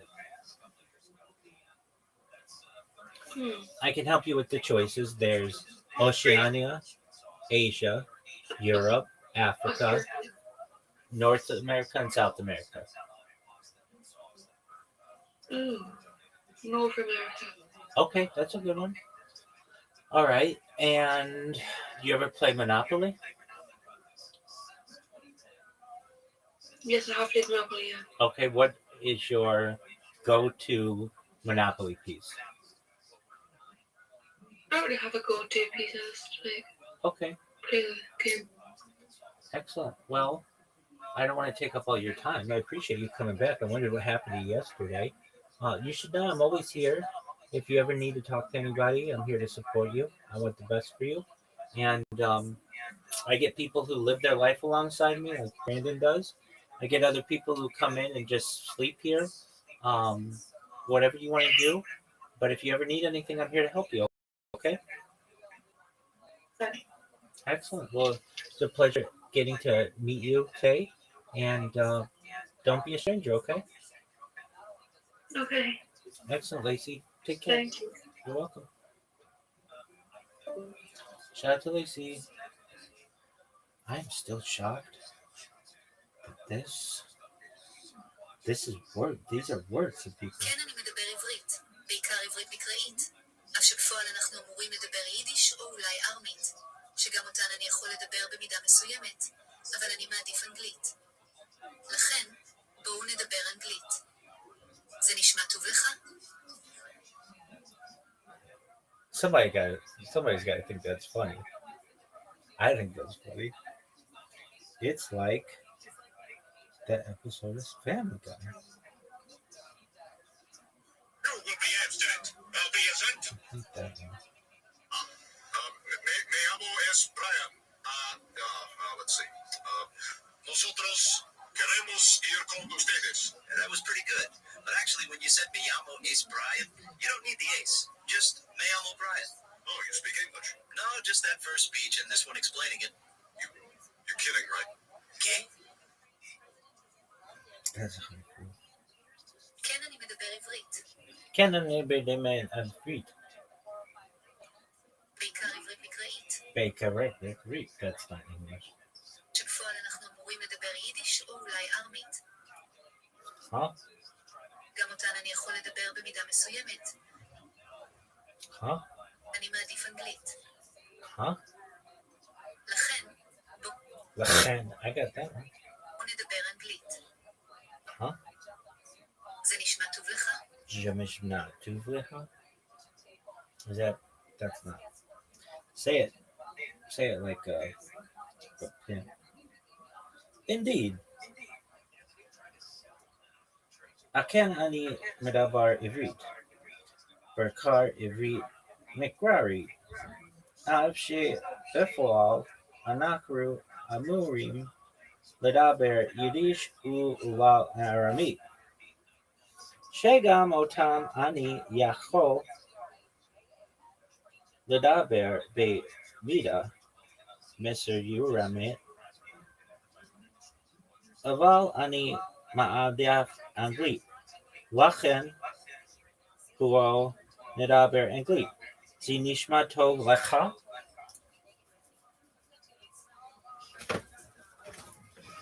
So let me get this straight. You got the longest fucking sentence memorized. And then it's like, I mean, so what Aramaic to me? What are you? My connection?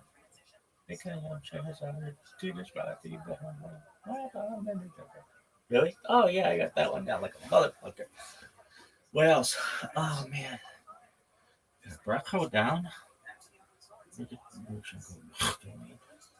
Well, that's an Aramaic. Bed. So you've got that. Yeah, dog. What else you got?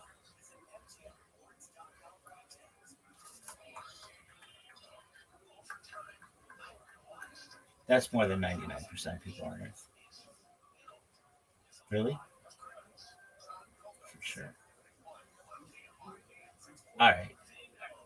So you have Modani, Lefanaka, Melchai, Vikayam, Shehazar, Tabinas, Mati, Bahan, Rabban, and Riksham Code, a little bit. Yeah, that's more than 99% of people on Earth. All right. What about what Hebrew do you know? I know Ken and Low. Really? Yeah. What else? I know Rockford. Looking at another bombshell on there. Looking at that. This is all for educational purposes. Duh. What does that mean? Thanks for everything, baby. Really? Yeah, I would go and do it. All right. What else? Working at an McClung. Raymond in Zona. Or as Ashkenazi pronunciation, working at an McClung. Raymond in Zonas. What else? Yeah, that's for cake and shit. Cookies. All right. What else? Shell calls for like everything. You can do that. Anything. Ramen, pizza. Not pizza, but you just have a little, I guess. All right. There's Hamochi. All right. What's that? That's for fucking bread. What else? There's Vermont. Looking at that Amazon. You can go. All right. What else? Looking at an Amazon.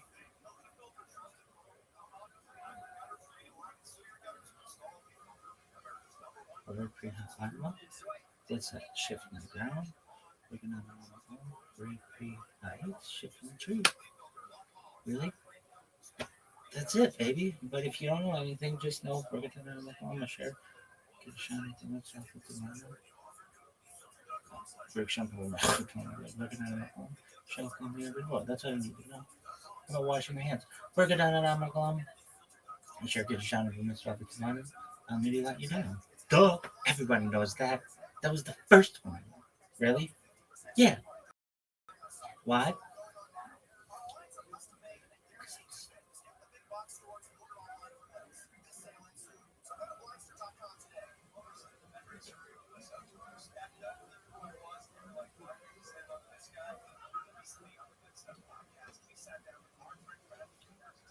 Dog, it's gonna take me so long to learn it. Huh? Not really. If I fucking do it the way I did. But the woman says it so quickly. You read? Hachen. What is this shit? Alright, dog. If I do it the way I learned, what's that thing? Like my shit for being a Freemason? Hachen ani madaber ivri. Bekar ivri mekrari. שבחפול אנחנו אמורים לדבר יידיש or אולי ארמית שגם אותן אני יכול. This is one fucking sentence? Who speaks? Indeed, I speak English. Though in practice we are supposed to speak Yiddish or Aramaic, which I can also speak to some extent. But I prefer English. What Yiddish you know? Oh, what's a Yiddish phrase? You know? Well, I could, that's true.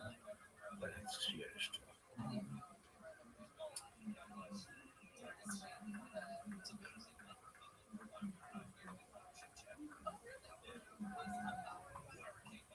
I have this phrase that I like. It was like,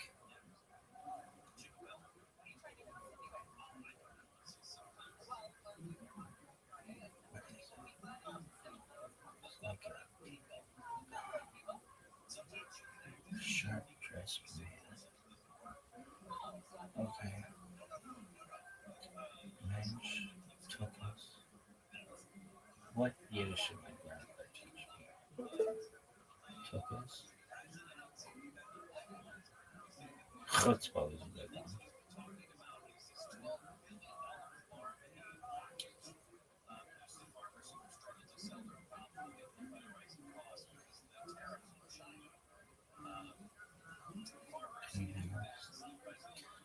Name 10 Yiddish words. Glitch, mensch, chutzpah, goy.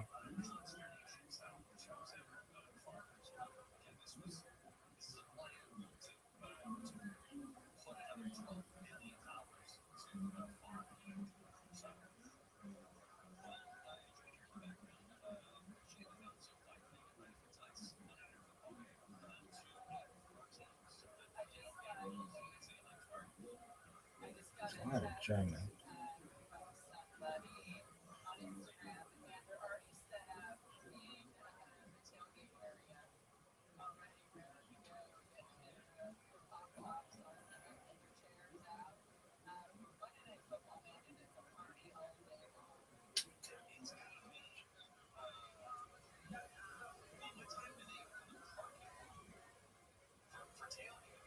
Shakas,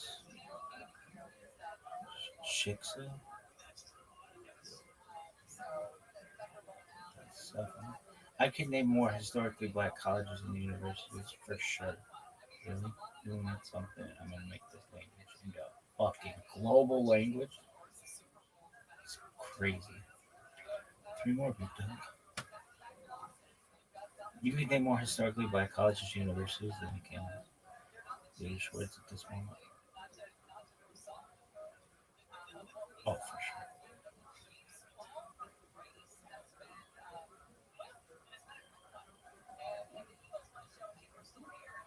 And I'm trying not to use Hebrew words.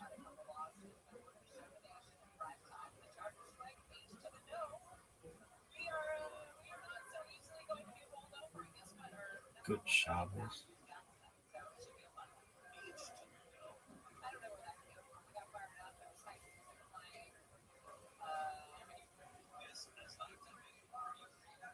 That's 2.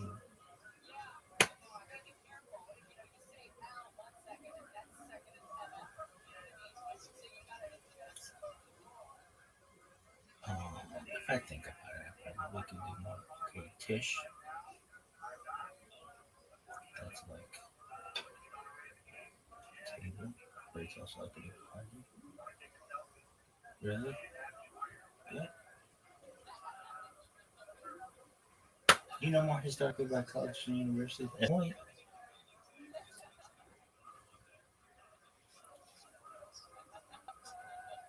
Hakan Ani Madaber Ivri. Bekar Ivri Makri. Avshe Bafal Anaknu Amurim. Madaber Yiddish O Ulai Aramit. Shegam Otan Ani Yakol. Madaber Bemida. Meshuyamet. Aval Ani Ma'adef Angli. Lakin Bo'u Nadaber Angli. Zainishma Tov Lecha. And they're gonna be like, "What the fuck was that?" And I'm gonna be like, "Okay."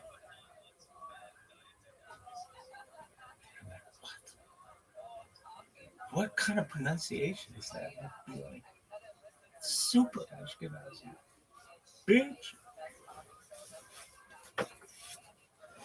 This is like when Superman came to fucking Earth from Krypton. It's gonna be wild shit. They're gonna be like, "What?" And I'm gonna be like, "Speak Yiddish or Aramaic." They're like, "No one speaks Aramaic." I'm gonna be like, "I do." Morani lefanaka melachai v'kayam shezar tabin ishmati behem la rabba menu dever. Like, you know a song? Be like, is that a song? It's a phrase. You're like, okay, well, what else do you know? I know that one like a motherfucker. And be like, oh wow, impressive. Yeah. And then I'm gonna learn everything. I'm gonna learn all the languages. I'm gonna like triple the amount of vocab. We'll have hilarious vocab. Gilf, turducken, everything.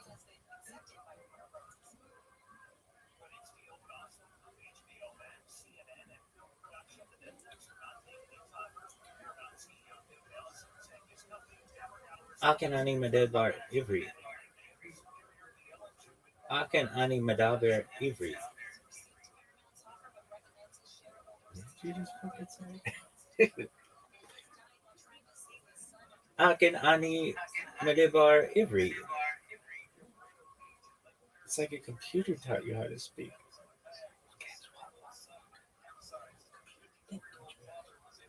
Can you read? Yeah. Oh, yeah. Way better. Really? Yeah. Can you? Like,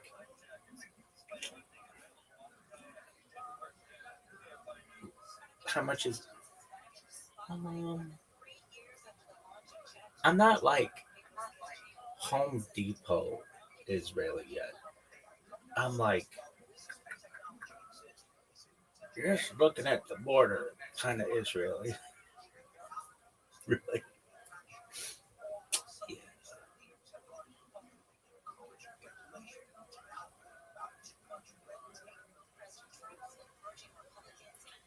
I'm not even at the border yet. I'm like somebody who heard about the United States from Mexico. That's really what it's like. Farizzi? Yeah, what the fuck is this bullshit here? This is the worst. I need to show myself. Oh, watch somebody's like, oh, I know, I know Yiddish. Ah, okay. Then let's speak Aramaic. I was born in Arabia. Is that a thing?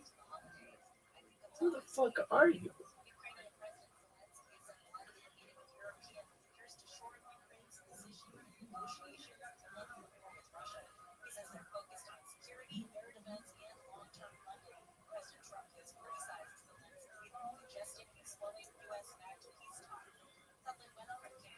So let me get this straight. You know, like the longest fucking sentence in Hebrew? Like that motherfucker from the truck in Family Guy? Oh, yeah. There's like everybody. What is this bullshit?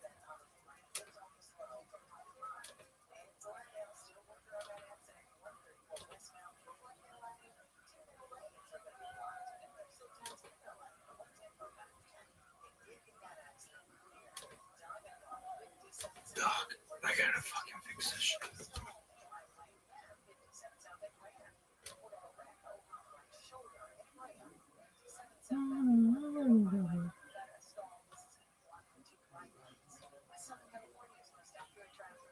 Rouse, no English.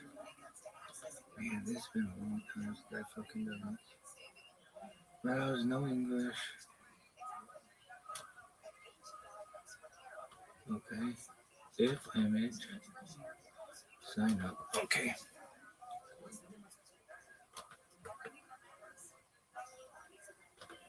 Copy. Paste. Capture.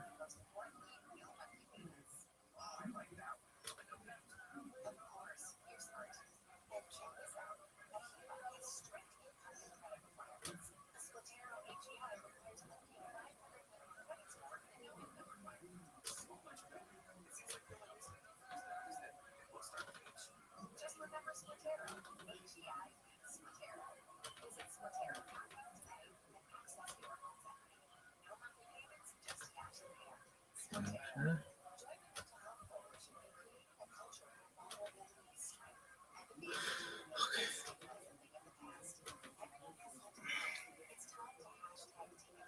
And you're gonna make this language big time.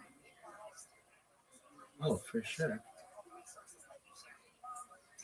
But mostly, what biblical Hebrew do you know? Another name of God, but I didn't know. That's probably the first word I knew. Is it? Oh, for sure. Really? Uh-huh.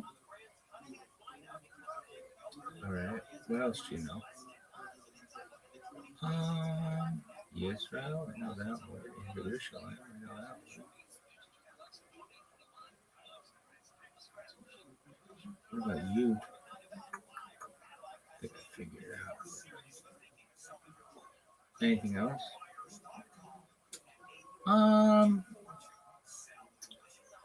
Not. No. That's about it. I know Shalom. I know Shalom.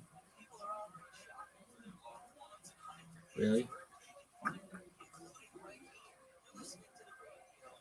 Spell Shalom in the air. Well, it's like got the thing, the shit, the thing, and then what? And then it's like a thing, and then there's like a dot, and then like a L, Lamed, and then another dot, and then M, which is like this, with like a thing on it.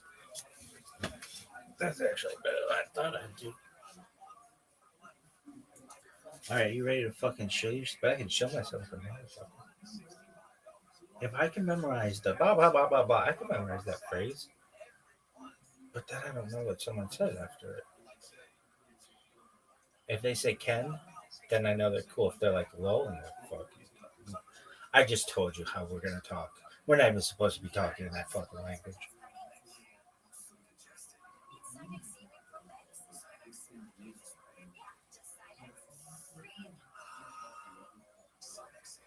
That's so tight though that I was able to translate that and then have that thing translate. It's like what is that? It's like Gilligan's Island or something.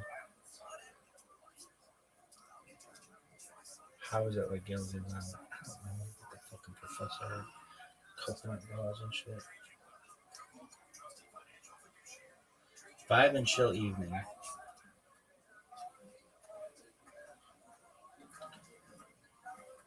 Is anybody talking? So please now the join the train as you can see, guys. Do you join We the give train? about 5 minutes before I bring that post. So please engage. I bet this motherfucking thing's down. 19. That's what some people go stick it for. How far was Restream make use of permits? Who taught you to speak that way?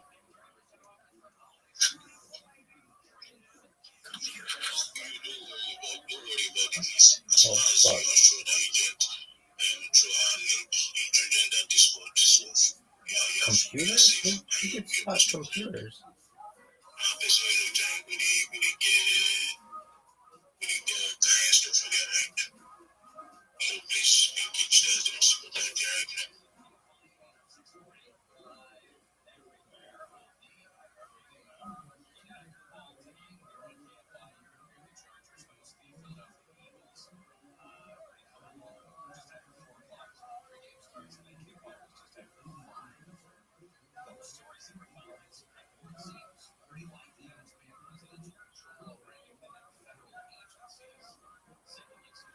Yo, dog man, please show myself. Yeah, go ahead. That's why it says it. Alright, I'm the biggest pimp of all time. Oh my god.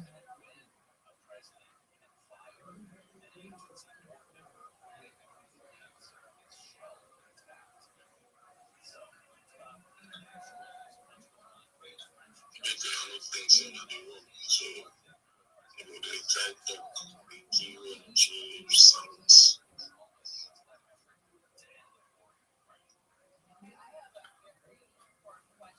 Shin.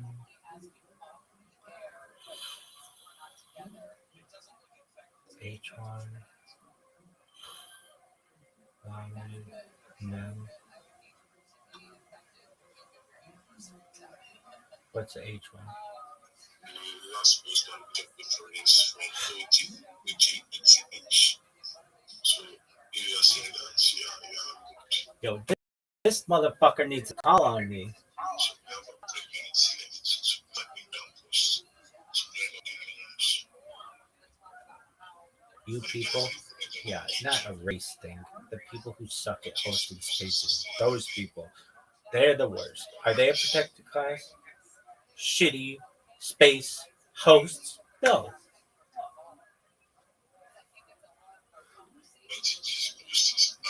This is the worst.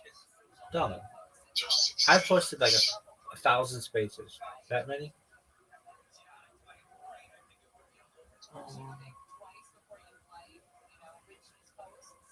Probably pretty close in my entire life. Probably pretty close. And well, when somebody requests, there's like a thing, and you're like, oh, go ahead, speak.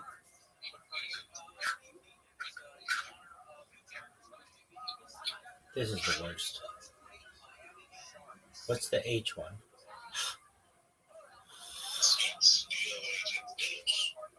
I do. That's why my fucking hand is raised, dog. Het. There you go. Shin, het, lamed, mem.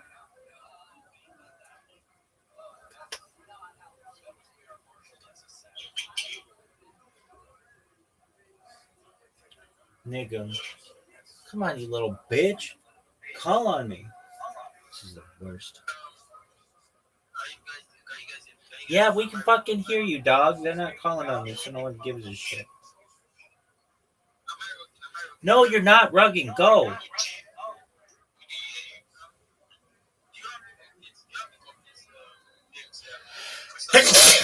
What a great sneeze. One of the greatest sneezes that we've ever seen in the history of the human people.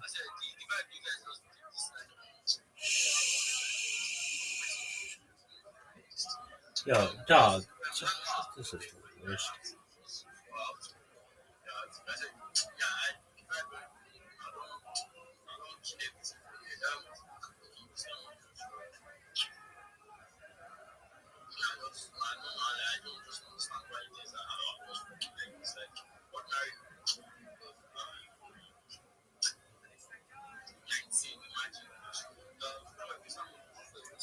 Yo, let me talk.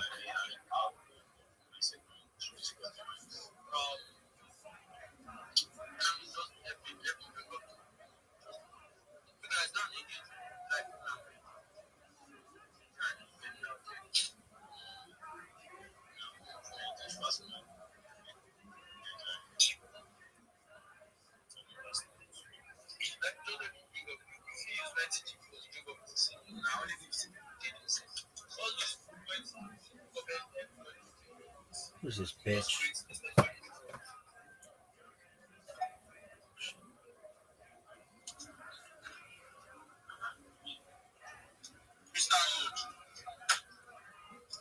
There shall be something to see.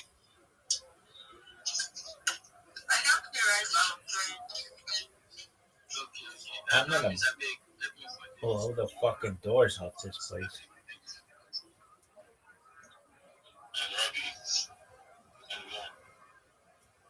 Thank you. May I please share my project with everyone?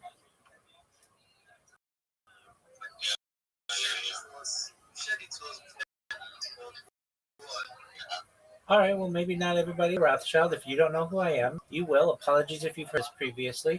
I stream my life 24 hours a day, 7 days a week, 365 days a year for world peace. I've been doing so for more than 4 years. My streams go back to the pandemic. We've seen the death of a queen, the birth of AI, the coronation of a king, and everything in between.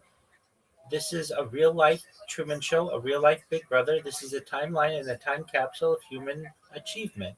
In the 1990s, Bill Gates coined the phrase content is king, and I'm making it true today. I'm king of the internet. This is the biggest event in global history, and here's why. In 2018, The Economist magazine stated that data had overtaken petroleum as Earth's number one resource. And I have more data archived on the internet than anyone ever, which is making me a very influential person. I'm going viral, and when I do, I want to make you, your friends, your family all financially independent if you're not already. I want to ensure that you have generational wealth if you don't already, and I want you to be able to start charities and philanthropic organizations of your own. I'm unlike any influencer you're ever going to meet. I'm not live on one YouTube stream nor two YouTube streams. I'm live on over 20 simultaneous YouTube streams 24 hours a day. You can view my life in 360 degrees. I even have a ceiling camera. If you want to view my YouTubes, the link is in my profile. Additionally, you'll find it in my pinned post. You'll also find in my pinned post a link to my link tree. I dare you to look at my link tree. No one dares you to look at their link tree, but I do because I have more social media than any person ever. I have more content than any person ever. You'll also find a link to my Discord, discord.me/rabbi. We have over 2,500 people in the community and grow larger every day. I want you all to know that in addition to making you wealthy and wanting to promote world peace, I want to help end world hunger through the use of technology such as agricultural drones, floating greenhouses, saltwater greenhouses, hydroponics, vertical farming, cloud seeding. I want to help end world thirst. I'm sponsored by a cryptocurrency that's worth about $100 million, and one of the things that we do is we build wells and water towers in developing nations for the benefit of the less fortunate. Additionally, I'm an advocate for the Life Straw program, and most importantly, desalination technology, where we pump earth seawater onto land to make it drinkable. If you're a reply guy, if you're a Web3 marketer, you're a raider, you're a shiller, and you want a free mentor, coach, and friend, send me a follow. I'll follow you back. Send me a DM. I will respond. I want you all to know that I'm here to support you both personally and professionally. I'm here to have a positive view on the future. I'm here to have an optimistic view on your projects. And most importantly, I want to give people hope. And with that, I sincerely appreciate the opportunity to share. All right. Thank you. So that's Fabi. So you guys do you want to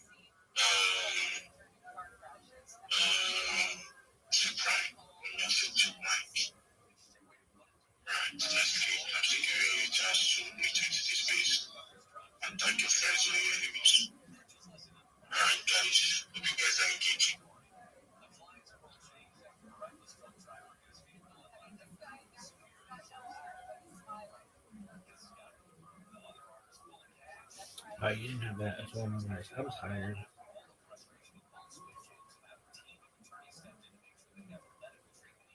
You just be optimistic about your projects.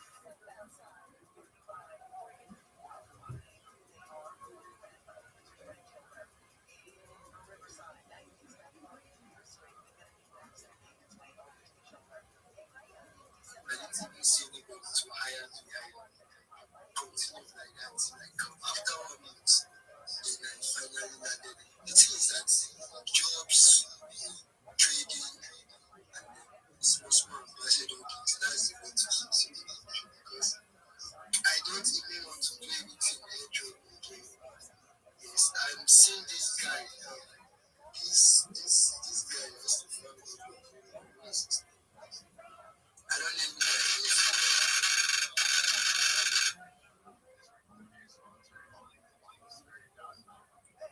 So Zeno was like, I should be yapping and talking. I am not a man to yap. I just want to work and join so that's actually my journey so far. It's not as if I did anything good. But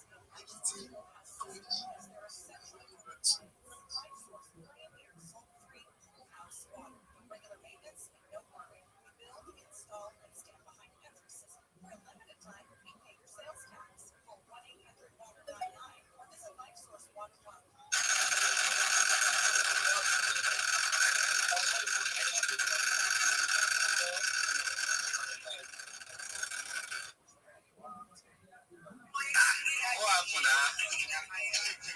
You didn't just make noise. Okay, Mr. Rabbi got shy, okay? That's correct. May I please share my project? May I please share my project? Let's go. Excellent. Thank you so much for the opportunity. I'm Rabbi Rothschild. If you don't know who I am, you will. I stream my life 24 hours a day, 7 days a week, 365 days a year for world peace. I've been doing so for more than 4 years. My streams go back to the pandemic. We've seen the death of a queen, the birth of AI, the coronation of a king, and everything in between. This is a real life Truman Show, a real life Big Brother. This is a timeline and a time capsule of human achievement.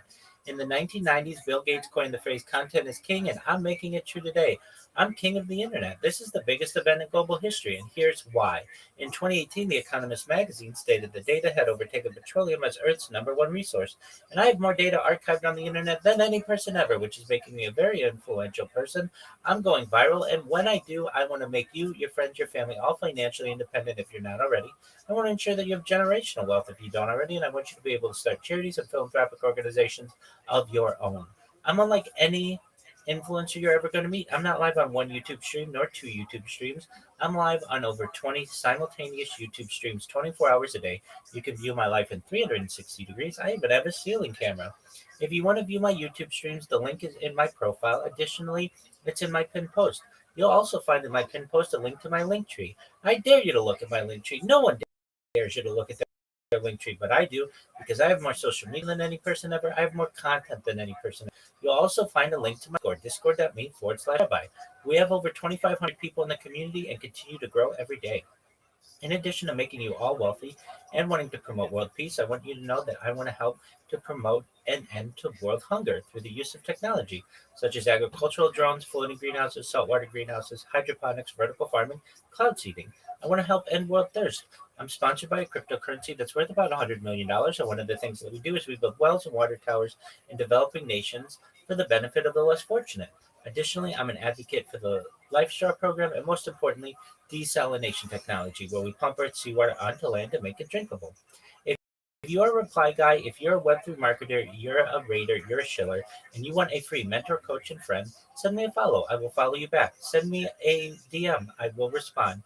I want you all to know that I'm here to support you both personally and professionally. I'm here to be a positive person in your life. I'm here to have an optimistic view on the future. And most importantly, I want to give people hope.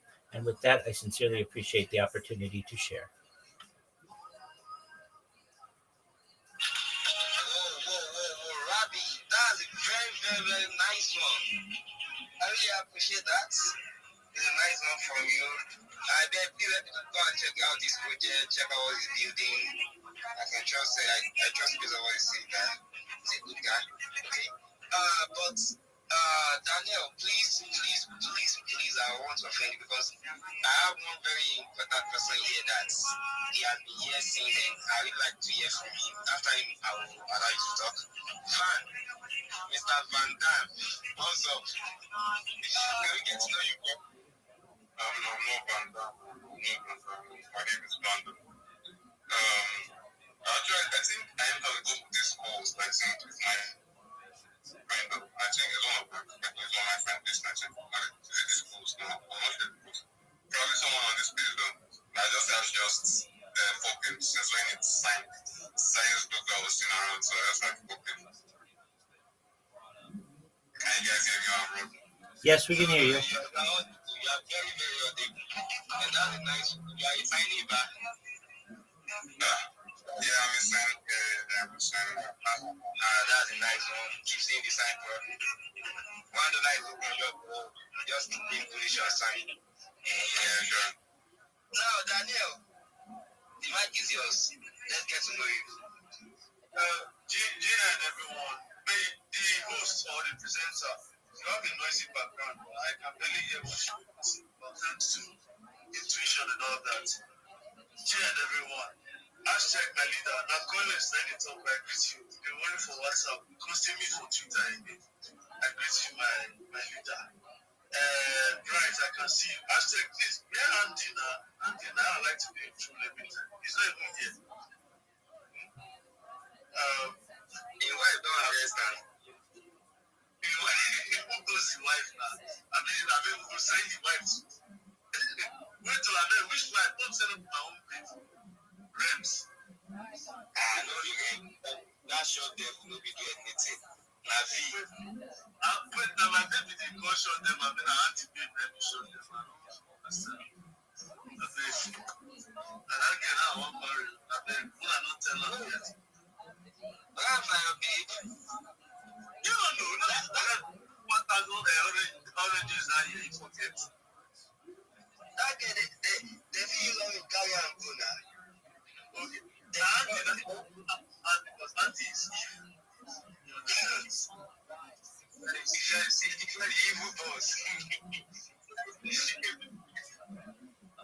So, I want to thank everyone. Yeah, I think this is my second stance on Twitter because I'm not usually chanced.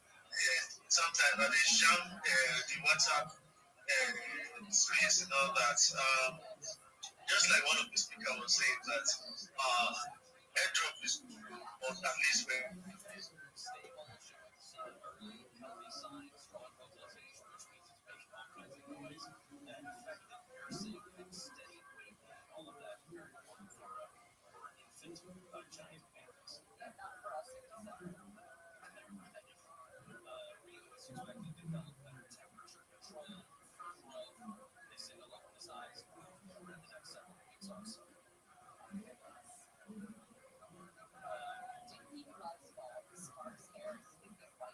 Teacher, our mission is super simple. Like I said, we went to Our mission is to bridge Web2 and Web3 through fun, accessible gameplay and animations. So I heard a couple of you folks say that you're artists, that you're animation, that you're animators who want to work with you because we are going to do stuff with our studio in this space.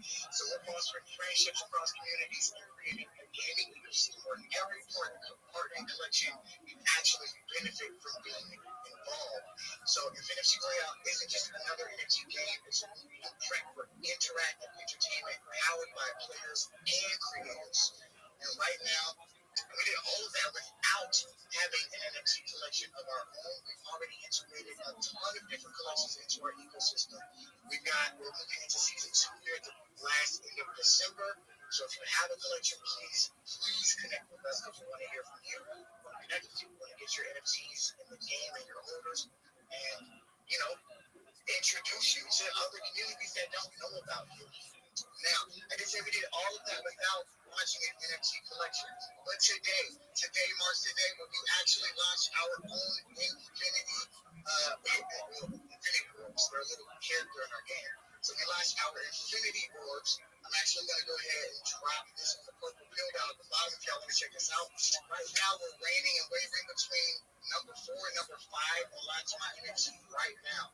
So it's hot, it's moving, we're doing some numbers. We're in the middle of a whitelist right now. Public mint opens up at 6 p.m. EST, and we're doing some giveaways.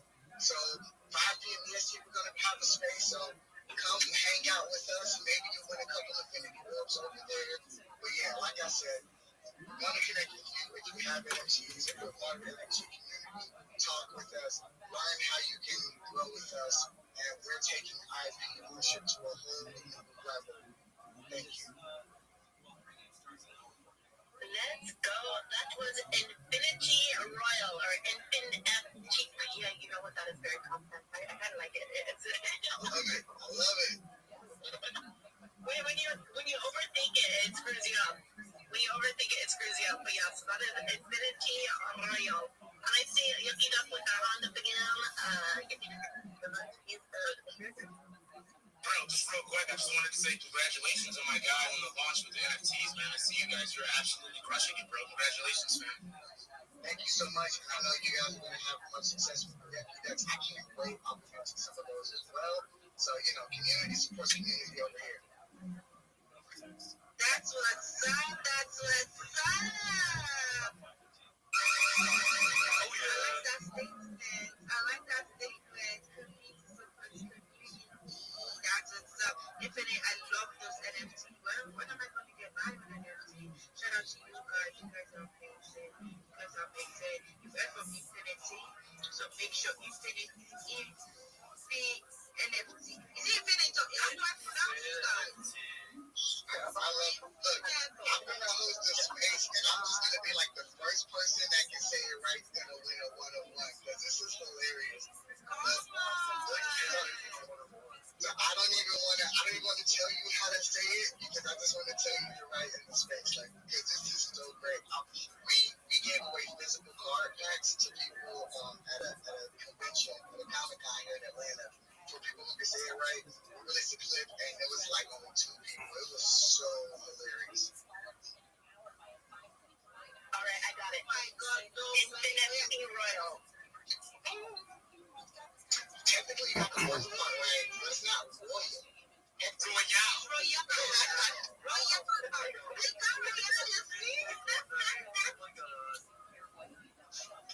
So let's do like this. Well, the nutrients, Yucky Ducky, and you and I, we're going to share the NFT. That's the way, because that's how it's done. But shout out to you, Infinity. Infinity Royale. And you know what? At this point, you guys can laugh at me, but in my heart, I know I pronounce it right. In my heart.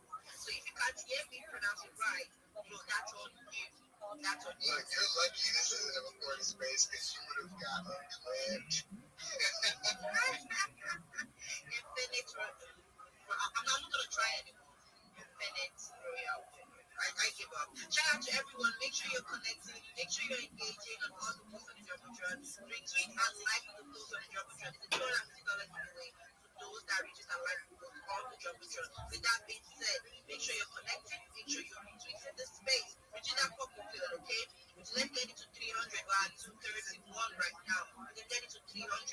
sure you're connecting, you're vibing, you're liking, you're engaging on everyone on the walk on the space. And with that being said, let's hear from another speaker. Nivik, you had your hands up. Nivik, what's up?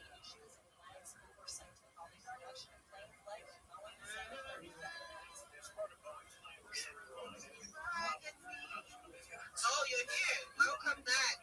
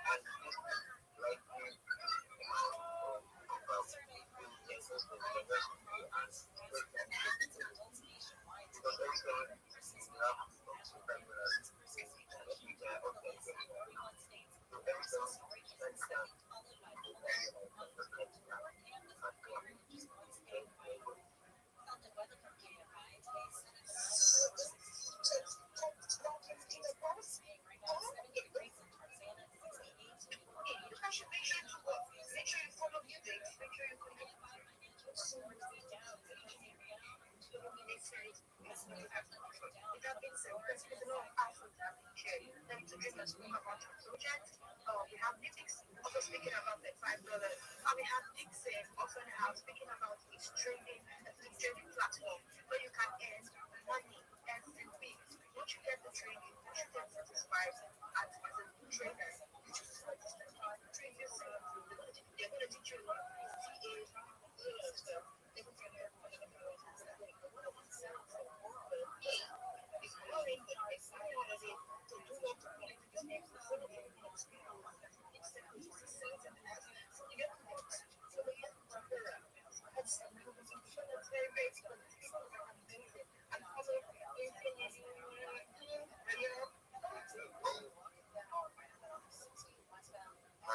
Your mic sounds like it's in a garbage can right now, bro. Daddy's mic sounds like it's crazy right now, but bro, one thing that I wanted to tell everybody is, guys,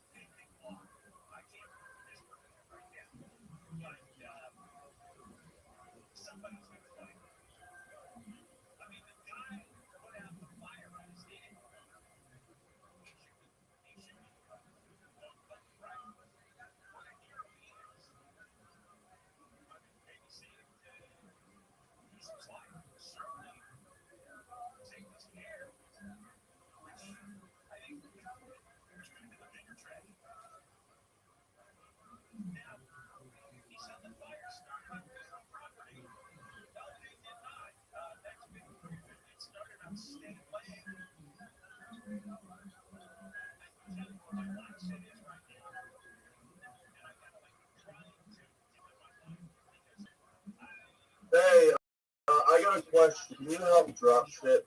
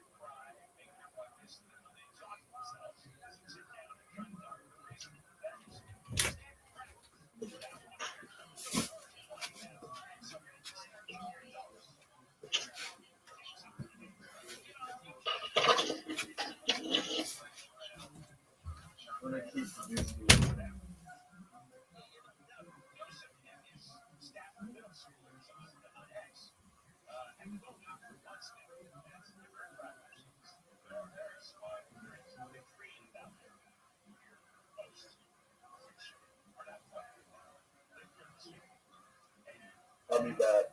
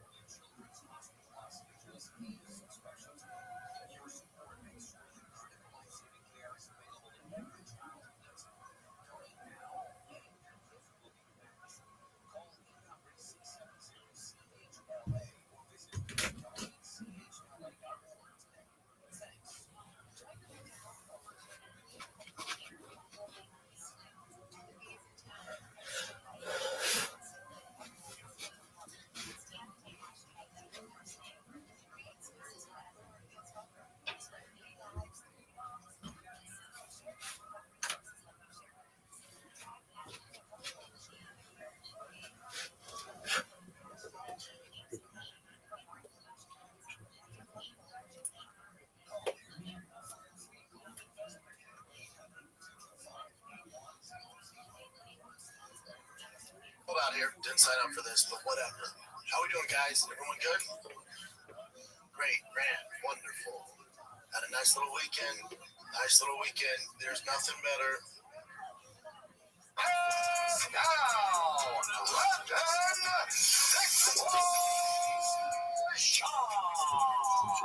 yes, sir.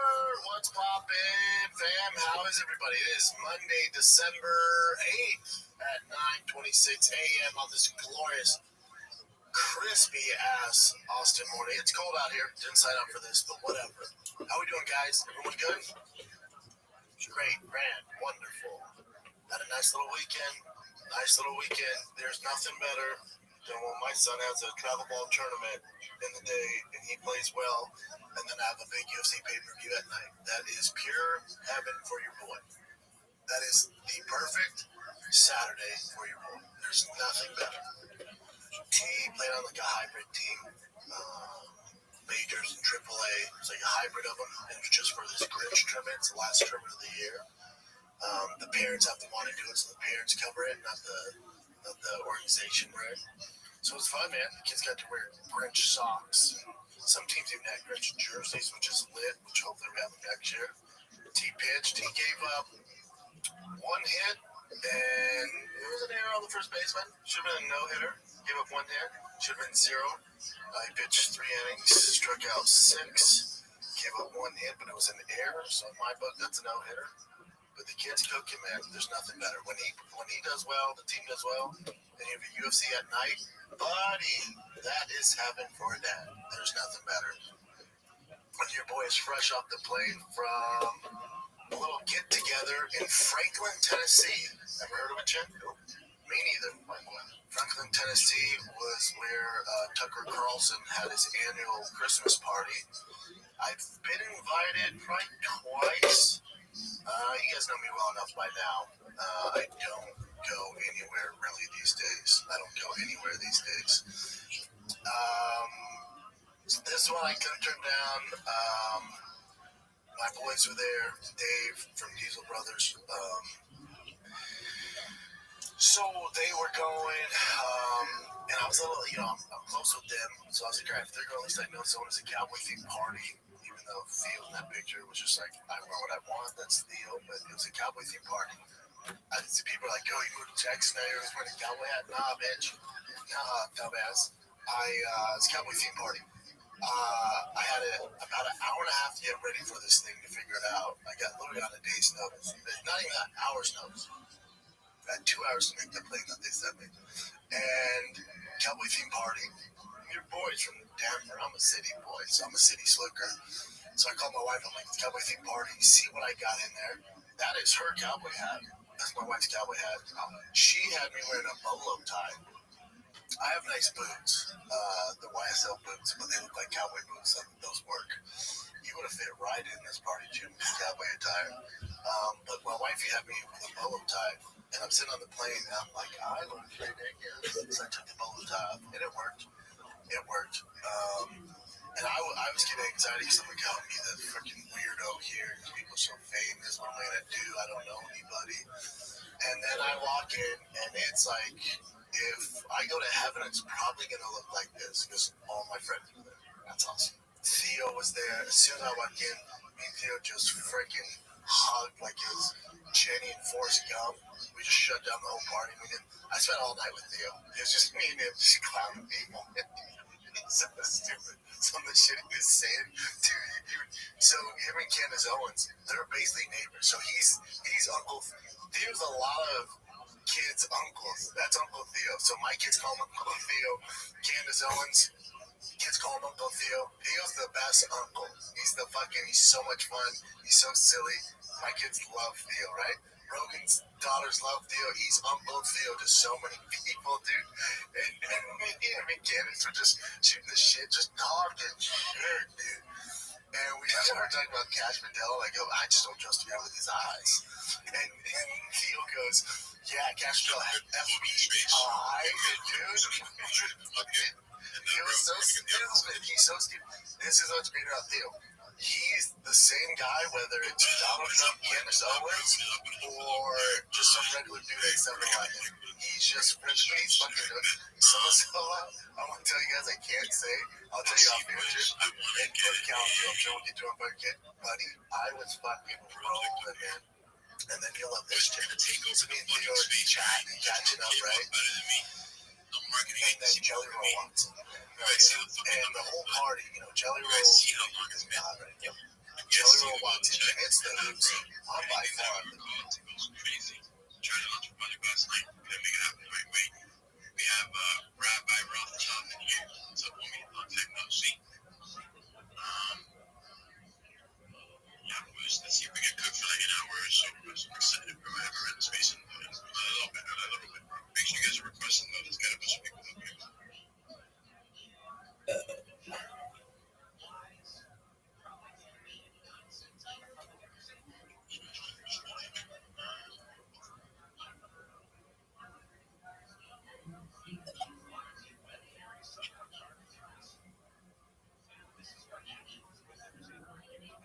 Alright, boys. Yo, Quan, what's up, homie? What's up, homie? Yo, Rabbi. Jam, brother. How you doing? What up, brother? Me good. A few people up in here after I ran the space today. Yo, Rabbi, you can unmute, homie. How you doing? Every day's a holiday, every meal's a feast. How are things in your neck of the woods? What the fuck, bro? Why do you always speak so fast? I got things to do, people to see. I see, bro. How you been, bro? How you been doing? I've been well, thank you. How have you been? Bro, grinding, you know how it goes, man. Every day something new, bro. I'm telling you, bro. What you got? Most certainly. Thank you so much for the opportunity. I'm Rabbi Rothschild. If you don't know who I am, you will. I stream my life 24 hours a day, 7 days a week, 365 days a year for world peace. I've been doing so for more than 4 years. My streams go back to the pandemic. We've seen the death of a queen, the birth of AI, the coronation of a king, and everything in between. This is a real life Truman Show, a real life Big Brother. This is a timeline and time capsule of human achievement. In the 1990s, Bill Gates coined the phrase content is king, and I'm making it true today. I'm king of the internet. This is the biggest event in global history, and here's why. In 2018, The Economist magazine stated that data had overtaken petroleum as Earth's number one resource, and I have more data archived on the internet than anyone ever, which is making me very influential. I'm going viral. When I do, I want to make you, your friends, your family all financially independent if you're not already. I want to ensure that you have generational wealth if you don't already, and I want you to be able to start charities and philanthropic organizations of your own. I'm unlike any influencer you're ever going to meet. I'm not live on one YouTube stream nor two YouTube streams. I'm live on over 20 simultaneous YouTube streams 24 hours a day. You can watch my life in 360 degrees. I even have a ceiling camera. If you want to view these YouTube streams, the link is in my profile. Additionally, you'll find it in my pinned post. You'll also find in my pinned post a link to my link tree. I dare you to look at my link tree. No one dares you to look at their link tree, but I do because I have more social media than any person ever. I have more content than any person ever. You'll also find a link to my Discord, discord.me/rabbi. I invite you to join our community. We have over 2,500 people and continue to grow every day. In addition to making you all wealthy and wanting to promote world peace, I want to help end world hunger through the use of technology, such as agricultural drones, floating greenhouses, saltwater greenhouses, hydroponics, vertical farming, cloud seeding. I want to help end world thirst. I'm sponsored by a cryptocurrency that's worth about $100 million, and one of the things that we do is we build wells and water towers in developing nations for the benefit of the less fortunate. Additionally, I'm an advocate for the LifeStar program and, most importantly, desalination technology, where we pump earth seawater onto land to make it drinkable. If you're a reply guy, if you're a Web3 marketer, you're a raider, you're a shiller, and you want a free mentor, coach, and friend, send me a follow. I will follow you back. Send me a DM. I will respond. I want you all to know that I'm here to support you both personally and professionally. I'm here to be a positive person in your life. I'm here to have an optimistic view on the future. And most importantly, I want to give people hope. And with that, I sincerely appreciate the opportunity to share. bro. I fucking love it, bro. Yo, content is king. I agree 100%, bro. And I love what you're doing, good and angry branding. Literally, bro, I saw you in the Big Stepper Discord for days on no end, dog. Just chilling with your camera on, sleeping, eating, doing absolutely everything, bro. So, my flowers go out to you 100% for your fucking growth and your content, brother. So, I appreciate you, bro. And boys, you guys like my boy Rabbi Rothschild is doing. Make sure you guys don't fucking follow. Make sure you guys show him some love, bro. And, yeah, boys, alright, so real quick, we're gonna drop $100 giveaway. I don't think I'm gonna run the full space today just because I don't have a co-host. And without trust, bro, I have one you can hop in as a co-host, but I have someone that I'm supposed to run the space with today, and he's not active right now. So I thought he was gonna be active. That's why I turned this on. I also wanted to put it on the way. But he's not active, so we're gonna rerun this later. Boys, before we hop off, I want you guys to all follow each other and max engage with this $100 that we're about to drop right now. It's literally 2 seconds. Alright, watch. We're about to drop $100 right now.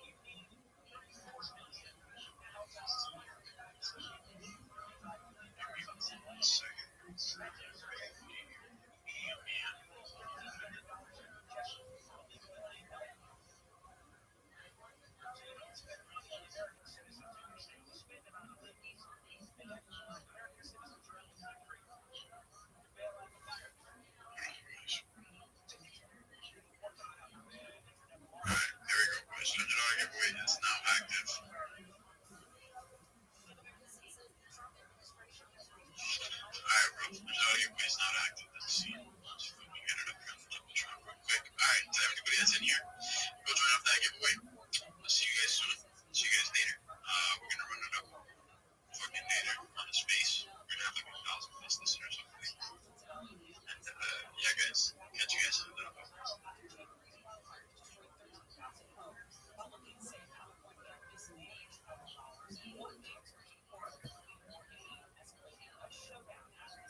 The biggest piece of shit there. I'm nobody, right?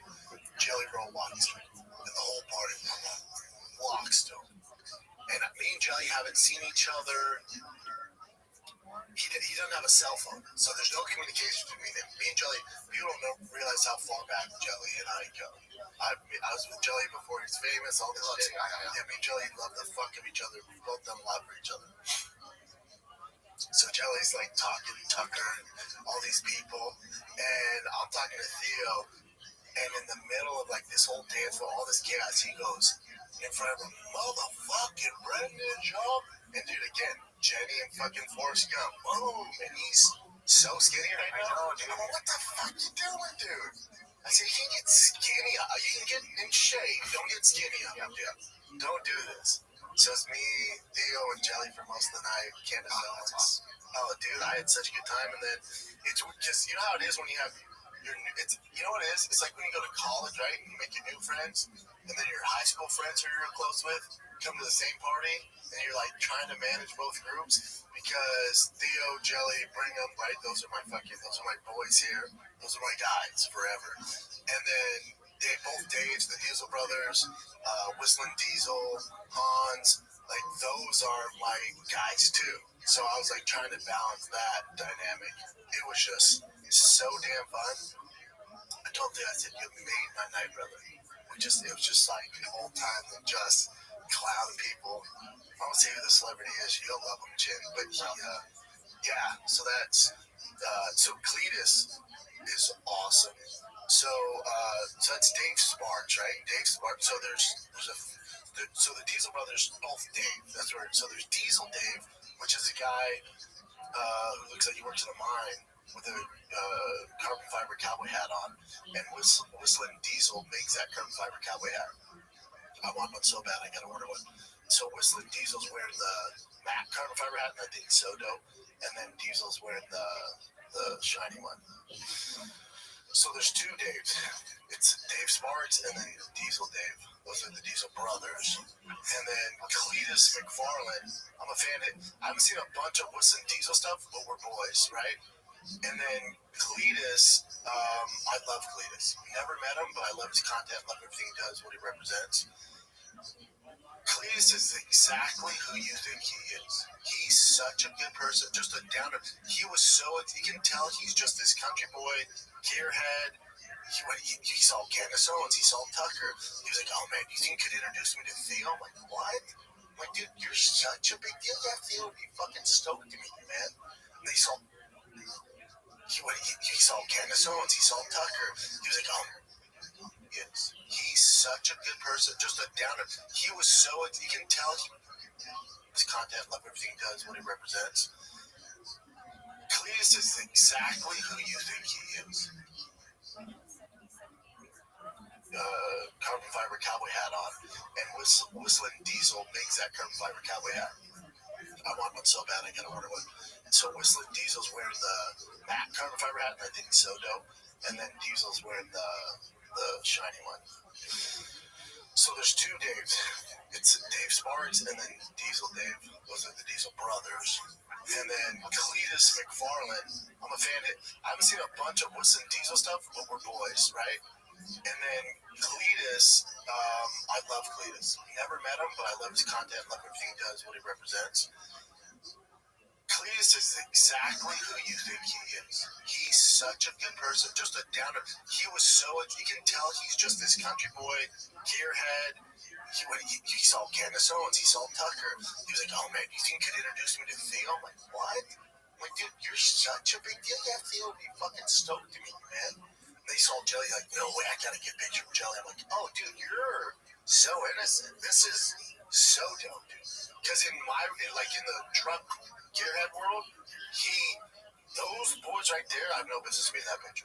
If those four gentlemen right there are the Mount Rushmore right now of all that shit. They're the biggest in the land. And they're all such good fucking people, man. And then I stayed the night at Whistle Diesel's house. I didn't get a hotel. I stayed the night at Whistle Diesel's house. And God, you want to talk about just a beast, man. Just a grinder, man. That dude is super talented. All those boys are. All those boys are. What did Heavy Spark say? He said Tucker wanted horsepower. Ended up selling for a TJ Maxx Pearl Snap shirt. An unintentional black performance because his boy Diesel Dave, he was like working on cars and came straight to the party, so he had shit all over his face. And we get to Whistling Diesel's house the other night, takes his hat off because it was like a shade, you know. And Dave goes, "Dude, you get fucking shit all over your face." He's like, "Really?" He's like, "Yeah, wipe your face off it." So that's why he goes, unintentional blackface in your wife's hat. Yeah, that was my wife's hat. Oh, it's Whistling Diesel's here. Everyone in here has a name related to internal combustion to some extent. That's fucking great. Yeah, you know, it's tough to get me to go. Things I'm like the grumpy old dude who doesn't do shit. But I had such a good time. That's awesome. I had a great time. I just hate traveling. I have to get away from the kids. I get it. I hate everything. The kids. I miss Tigers pitching private, but I was back the next day. Didn't miss anything. That's awesome, though, man. Oh, it was such a good time, Jim. You would have loved it. I'm not comfortable during those places, too, but yeah. I thought I was going to be too. I was getting excited with that stuff, but there's some MMA guys there. Bryce Mitchell, me and Bryce talked about this kiddo there. Bryce was great. Bryce was there with his wife and a kiddo. Saul Kobe coming to was there. I'm surprised Michael Chandler was there. He's usually part of that group. Yeah, it was just a good. But you would have loved it because like Big Rich was there. A lot of country artists were there. Big country artists. Yeah. I won't say who it is. I'm going to start like the Diesel brothers laughing so hard because they're like, "Oh, that's." I won't say his name. I go, "Well, he's dressed like a vampire. He was dressed like Dracula too. Like, what are you doing?" Bon Jovi was there. What? Then the usual suspects, Candace Owens. Was Kid Rock there by chance? Kid Rock, I did not see. No, he didn't go because I was literally there from it was like 7:30 to probably 11:30, and then they shut the party down at 11:30. No, I didn't see Kid Rock, which is weird, right? He lives up there. I would imagine that's the scene, yeah. But Jelly lives where that place was in Franklin. Jelly lives like 8 minutes from there. Oh, Jelly's coming here on Wednesday. We'll see him on Wednesday. For a show or just hanging out? He's down to podcast. We just got to figure out what time. But I'll see him at Waste to Wales. Oh, yeah. Waste to Wales. Yeah. Well, man, just a great, overall, great freaking time with everybody. Great weekend. Kiddo balled out at his last Pro Bowl game this year, and then a big UFC pay-per-view at night. Buddy, boy's doing well. I'm so happy, man. I'm so happy. And not only do you get, when you have pay-per-views like that, I hope it's good. This card is pretty lit, man. Again, I told you guys, I think this thing does less than 150,000 pay-per-view buys. You won't find out. I bet it did even worse than that. Because you can tell, I mean, there's nothing wrong with this. It's no different than when I was on the road. If you see a comic on the road, and the day of their show, they're posting about it, that means it's not selling well. That usually means like they need some help, they need some promotion. Did you see the UFC posted a picture of Theo and say, UFC 323 here early, get your pay-per-view now? I'm like, oh, this thing's not selling well. They never do that. There's nothing wrong with that. You're trying to get fucking views, dude. You're trying to get eyeballs. So they use Theo, like, hey, look who's here at 323. Make sure you order it now. I'm like, oh, this isn't selling well. So there's some, red flags. But the UFC, they're moving on. That's what you get. But the card was just, it was fantastic. Some weird shit, right? Some weird shit. The Pantoja and Joshua Van. That was a fight I thought was going to be the best fight on the card. Just how aggressive Pantoja is, how aggressive Joshua Van is. I just want to see the dynamics of that fight. Styles makes fights, and that's such a stylistic, perfect fight. And those guys are so talented and aggressive and cardio. And Joshua Van striking against Pantoja, and how would he deal with the grappling? and we didn't get any of that. It was a bummer. Now, if you watch the post-fight press conference, they kept saying Pantoja dislocated his shoulder. Yeah, how that all works. And maybe I just don't know how the game works these days, or how the body works. Was that not a fucking blown out elbow? I mean, here it is. Boom. You can see it just completely coming out. And then, this is Joe Rogan's, everyone's reaction to it when Megalink said it was a shoulder. Shoulder? You mean elbow? I was told a dislocated shoulder. It looked like his elbow. No, it's his elbow. Something happened to the elbow. For sure, the elbow. Just giving you the exact wording from our medical physician. Yes, it was. I was told it was his left shoulder. Dislocated and went back into his own. Just letting you know. I saw his elbow like literally leave the joint. Well, maybe something with the shoulder. I never saw it. Certainly, there's something on that elbow. I've never watched it. You guys are watching it. They're like, clearly there's some issue with the elbow as well. Here's the good news, is if it is dislocated, because I told about, because I watched it with my mother and father-in-law, right? They like UFC more than I do, right? But I was like, they're like, oh, it's just like, DC was like, oh, it's a dislocated elbow. I'm like, buddy, I've seen this one. That's a fuck. That thing shattered in multiple places. He's gonna be out at least a year. At least a year. Now that we find out if it's a dislocated elbow, shoulder, that's 4 to 5 months, 4 to 6 months. Some peptides, some other shit. You're not out that long. So if you're a Pantoja fan, which I am, and you want to see that fight again and pretty fast, you're hoping for dislocation. Dislocation, we're cooking. Meaning it's not the end of his career, it's not going to affect him too much. If that thing shattered like it appeared to be, and you need plates and screws, dude, his career's basically over. But it sounds like it's a dislocation. All right, fam, let's take a little break here. Just chatting about the Real Housewives of the UFC. Listen, if you want to find the perfect buzz without the hangover, I'd like to tell you about Breeze, spelled B-R-E-Z, an incredible functional beverage company revolutionizing how we drink. Their line of feel-good tonics are the perfect alcohol alternatives with an effect you'll actually feel. They use a small amount of THC, CBD, and functional mushrooms to create a fun effect without the traditional drowsiness and downsides of alcohol. And no, these aren't like your typical edible. You fill each blend within 10 minutes. And the effect will last about an hour and a half, similar to a cocktail. It's mellow enough for your moms to try, but stacked if you're trying to dial it up, fam. They ship all across the United States, so head to feelthebreeze, BREZ.com/shop. Use the code SHOP, SHAP, for a $5 credit and free shipping on your first order. Consult with a physician before use if you are pregnant, nursing, or have any known suspected allergies or medical conditions, or taking any medication. FDA has not evaluated these products for safety or efficacy. Products are intended for 21 and over. That one bummed me out because that's the fight I was looking forward to most.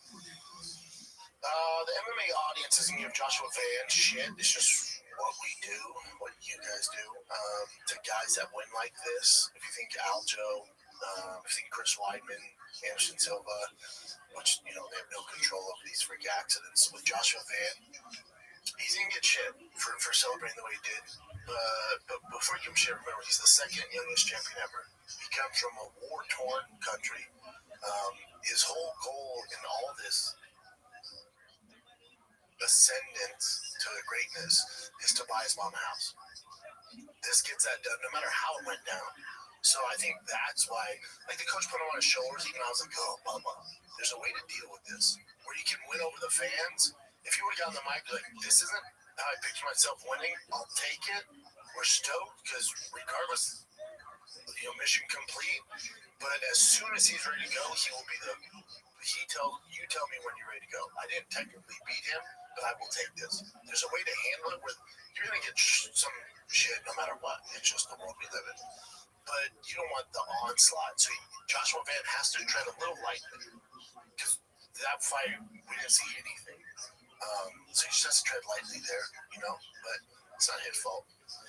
not his fault. Either way, he'll fight before Pantoja, whether it's dislocation or if it is splintered in multiple places and has to have major surgery. Either way, you're going to see Joshua Van fight before that. If it's up to me, it's Horiguchi. It's Horiguchi, not Tatsuhiro. You know, Horiguchi's a little more accomplished, does more for Joshua Van's career. Let's talk about the main event and I'll break down other stuff.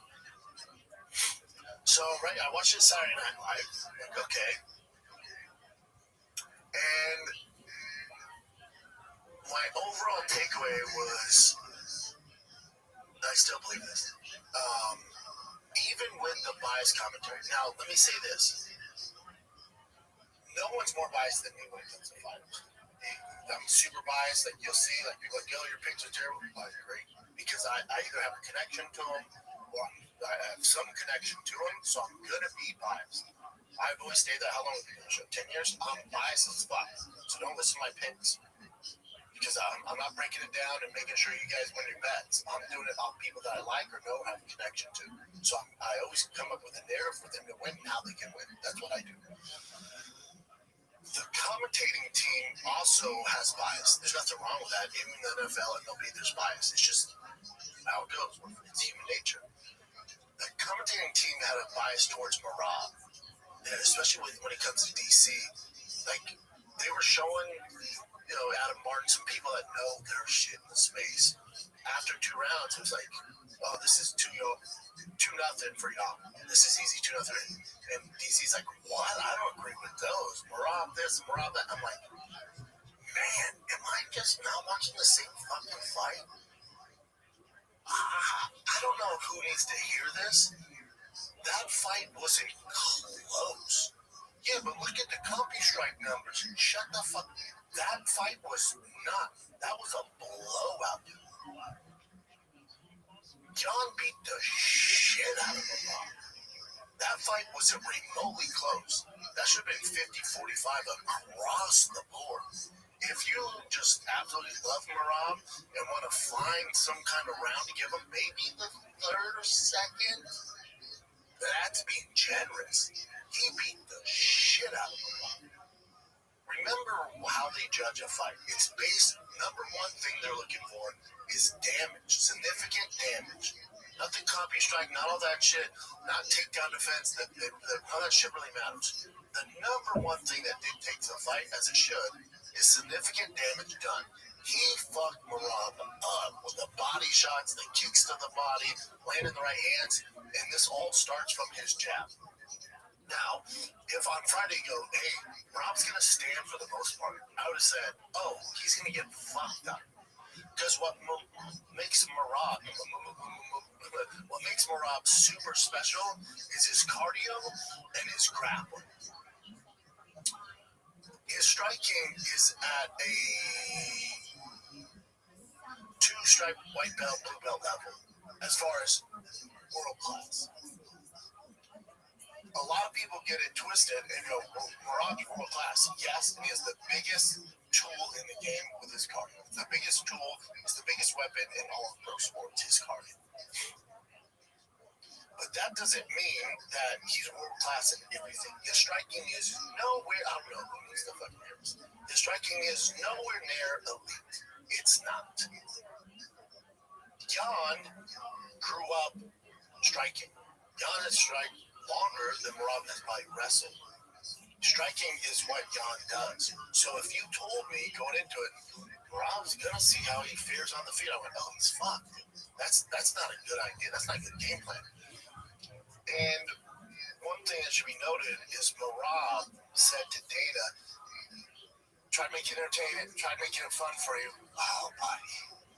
If on Friday his coach or manager goes, yeah, Marab's good, he just wants to make this entertaining for the fans, oh, he's going to lose.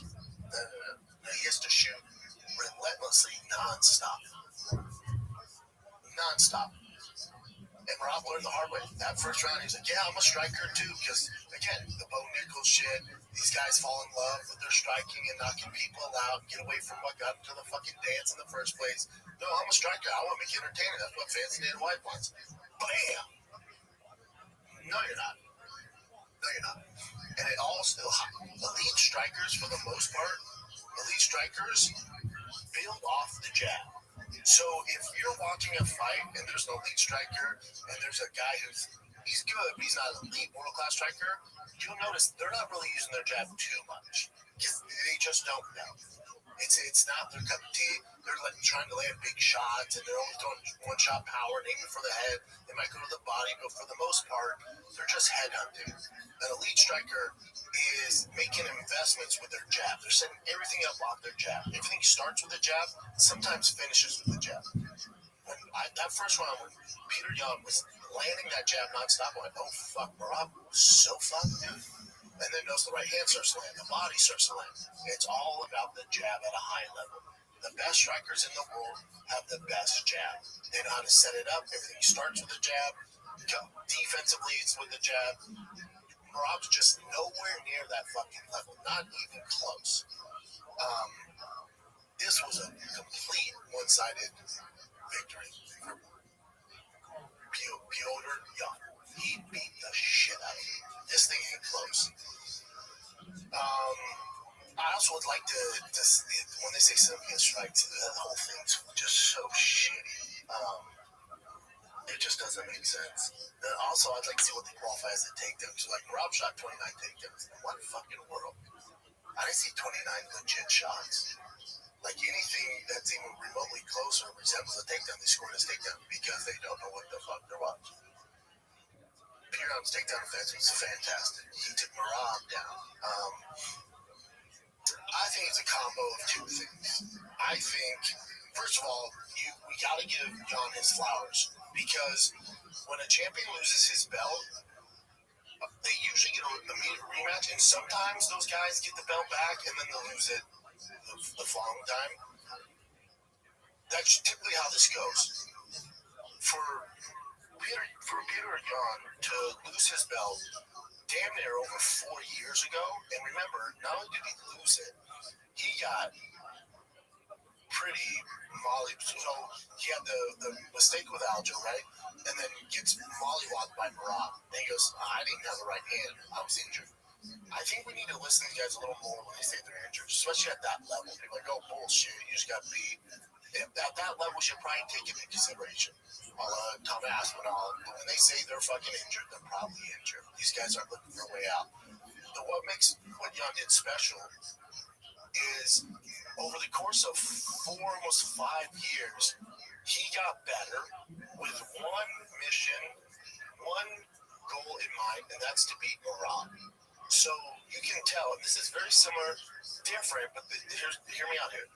The similarities is what Holly Holm did against Ronda Rousey.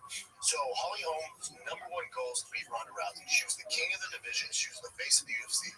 So in her training camps, even though her fights weren't Ronda Rousey, she still prepared to fight Ronda. That makes sense. So the way she set up her kicks, which ultimately ended up knocking Ronda out, her takedown defense, all that was done in the hopes of beating one opponent, and that's Ronda Rousey. For Jan, it's the same thing. He loses, right? Goes on a 3-fight losing streak, I think. But then he wins 4. In those wins, you can tell and kudos to his team, his coaching staff, dude, for them to put this together. In those wins, since he lost to Marab, the goal was to get back to a title shot and beat fucking Marab. So you can tell that in training camp, he's focused on Song Yadong, he's focused on Figueiredo, he's focused on McGee. But we have the tools where we can beat them already. We're adding a few wrinkles that are going to make fighting Marab a nightmare. We're adding a few wrinkles. We're working on this certain things that we know that we can use in the current opponent that we're fighting. But the overall goal is when we do get there, we're going to get there, is this will definitely work on Marab. It's exactly what Holly did to beat Ronda. So for this dude to lose in March of 2023 and then come back at the end of 2025 and become world champion and not just beat him, but convincingly beat the shit out of Marab is so insane, dude. It's so impressive. It's so goddamn impressive. So I think to tie this all together, this is a case of Jan focusing on Marab getting better and he's full health, and last time they fought, he didn't have a right hand, but really focusing and breaking down what Marab does and how to beat that. There's that. Also, Marab's 35, and this would be the fifth fight, damn near calendar year, the fourth fight in calendar year, but he's fought a ton. 35 is tough on him, and he's 35 years old. It's tough, man. So I think Marab, which kudos to him, flowers to him, he's trying to capitalize. Him and his team know that from, the last Peter Yan fight or the Jose Aldo fight, over the course of time, he's not getting better. Matter of fact, he's slowing down a tad. And when your thing is cardio and grappling, and at 135 especially, this ain't heavyweights, at 35 especially, when you start slowing down is when you get in trouble. There's no way to prevent that slowdown. There's nothing you can do. But what you can do is realize that you might be slowing down just a notch. Now, Marab's at 11. So Marab at a 9, still pretty fucking good. But Marab knows next year, he's at an 8. The following year, he's at a 7. So that's why Marab and his team's brilliant about this, going, let's get this work in while we're at a 9. Let's fucking crank these out, stack our fucking money, and get as many title defenses as we can before Father Time goes. That's enough. That's what he's doing. Alex Vieira, same way. He's older. They know. Let's get this in because this doesn't get better. If anything, it slows down. So I think Peter Yan was focused on Marab. Marab knew he had to get these title shots in, and he slowed down just a tad. And Marab, in his full capabilities, beat the shit out of him. Now, this is good for the division. This is good for the division because it opens it up now. Because before it's like, what the fuck we're gonna do? Marab just beats the shit. He's beat everybody. Remember, I told you, if I'm Marab, I either retire or I look for a fight with Volkanovski. What do you do with him? He's beat everybody. Not anymore. Now it's a different story. Now, if I had to bet, which I haven't betting yet, but if I had to bet, now what you're gonna get on the White House card is Russia versus USA. You get Peter Yan versus Sugar Sean O'Malley. And Sugar beat him. So there's a story there. And you have America versus Russia. Take my fucking money. That's the next fight you're going to get. That's what you're going to get on the White House card. Because if you're Sugar, he's never beaten Marab. It's just not happening. If you're Umar, probably not. So these other guys, Corey Sandhagen, not happening. But now the story changed a little bit, So this opens the division up. It's actually, except for Marab to say this, but it actually opens the division up. It's more exciting now. When you have one dominant champion, these lines just keep getting picked off. You're like, all right, I guess he's just the guy. And so nobody else gets a shot. And you kind of fall out of love with that division. Now I'm like, fuck yeah. Hell yeah, 35 is fucking lit. What are they going to do? There's a lot of contenders, man. This is awesome.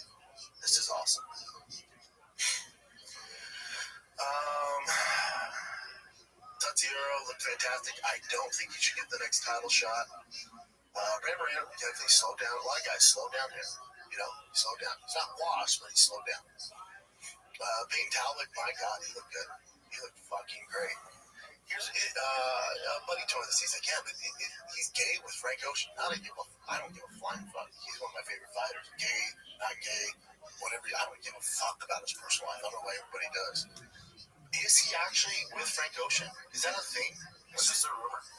No one knows, right? It's just bullshit. For now, that's not confirmed. Yeah. Let's take a little break here, boys. Then we'll jump right back into episode. One touchdown can change everything. The crowd, the momentum, the game itself, it never gets old. I feel the same rush with DraftKings Sportsbook, an official sports betting part of the NFL. My Broncos are balling. Bet on them. Missouri listeners, listen up. DraftKings Sportsbook is now live in the Show Me State. Here's the best part. New customers bet just $5, and if your bet wins, you get 200 bonus bets instantly.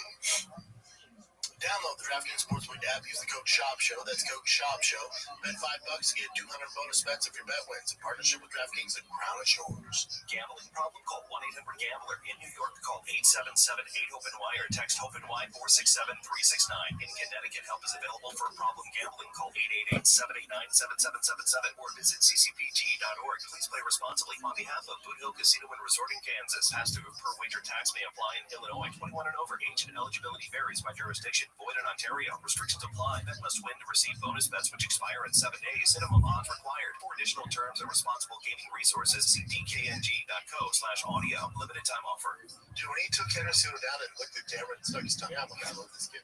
That's fucking dope. It's hard. He's going to be a problem, man. Again, you beat the old line, Henry Cejudo. There's no reason to jump into the top 5. Slow it down. Slow it down. Let's go for 14, 13, 12. Slow it down. Ever. Unless you're getting paid like top 5, but slow it down. Don't fuck this up. Slow it down. Our boy Terrence McKinney had him, man. He's one of my favorites. That's hella frustrating watching that too. He's so talented, but you can see how he's like slipping, you know? He has him. That's why he's always going to have a job for a long time, because it's all gas, no brakes. And he dies on a shield. It's so entertaining. It's so tough to deal with, and that Chris Duncan dealt with it. He deserves it. That's Terrence McKinney. That's why you love him. Because like my father-in-law, mother-in-law, like, look, you gotta watch this. Like, wow, this guy's gonna come out like a fucking banshee. He's either gonna win in epic fashion or he's gonna get stopped. Dude, I can guarantee you this does not go to the judges. And out of all the fights, I will guarantee this one does not go past the first round. Like, really? I'm like, just watch. He just comes out like a fucking banshee. And I love it. I love it, man. Poor Marvin Vittori, poor Edson Barboza. Great card overall, though, man. Yeah, you like that Peter Yan versus Sugar? I do. White House? Yeah, that'll be fun. Joshua Van or Gucci? I like that too, but I do want Joshua to just rematch. But then Panthers are out for a long time. Yeah, so even if it's dislocation, 6 months at least. Yeah, Josh was telling the fans, like, they're obviously fans are critical. They're like, oh, you should be celebrating that one. He goes, fuck them. He just said straight up, fuck that. Yeah, I like Joshua Van. You gotta tread lightly. No.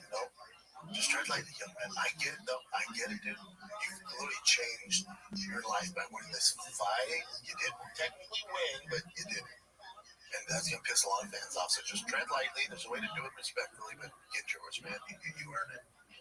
Yeah. But if you were Terrence, such a bummer. It's so frustrating watching. But if you were his coach or teammate, like when he was in positions, I don't know shit about him. Right? I'm just a huge fan. Wasn't there times he could go for the choke even? Like a lot of times. I was like, what the fuck? It's just not like that. Now, I'm with you. For Terrence, right, because he's starching these guys, Chris Duncan's, he's going to be a force. What he's doing will beat the new guys. Will beat the guys that don't have a ton of experience. Will beat the guys that are coming from the Dana White Contender Series and the new guys. He's going to starch those guys, and there's a way to make a living doing that, and he's doing it. But to your point, if his goal, I don't know what his goals are. I assume everybody in the UFC wants to be champion. If his goal is to be a top 15 guy, you've got to take it down a notch. You've got to game plan. We can't just blitz and go. I love it, and it's entertaining, but there is a world where he loses his next 2 doing that, and he gets cut doing that.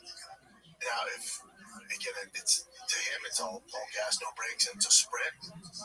I get that, but remember, Terrence, it's a marathon, not a sprint, and you're sprinting right now.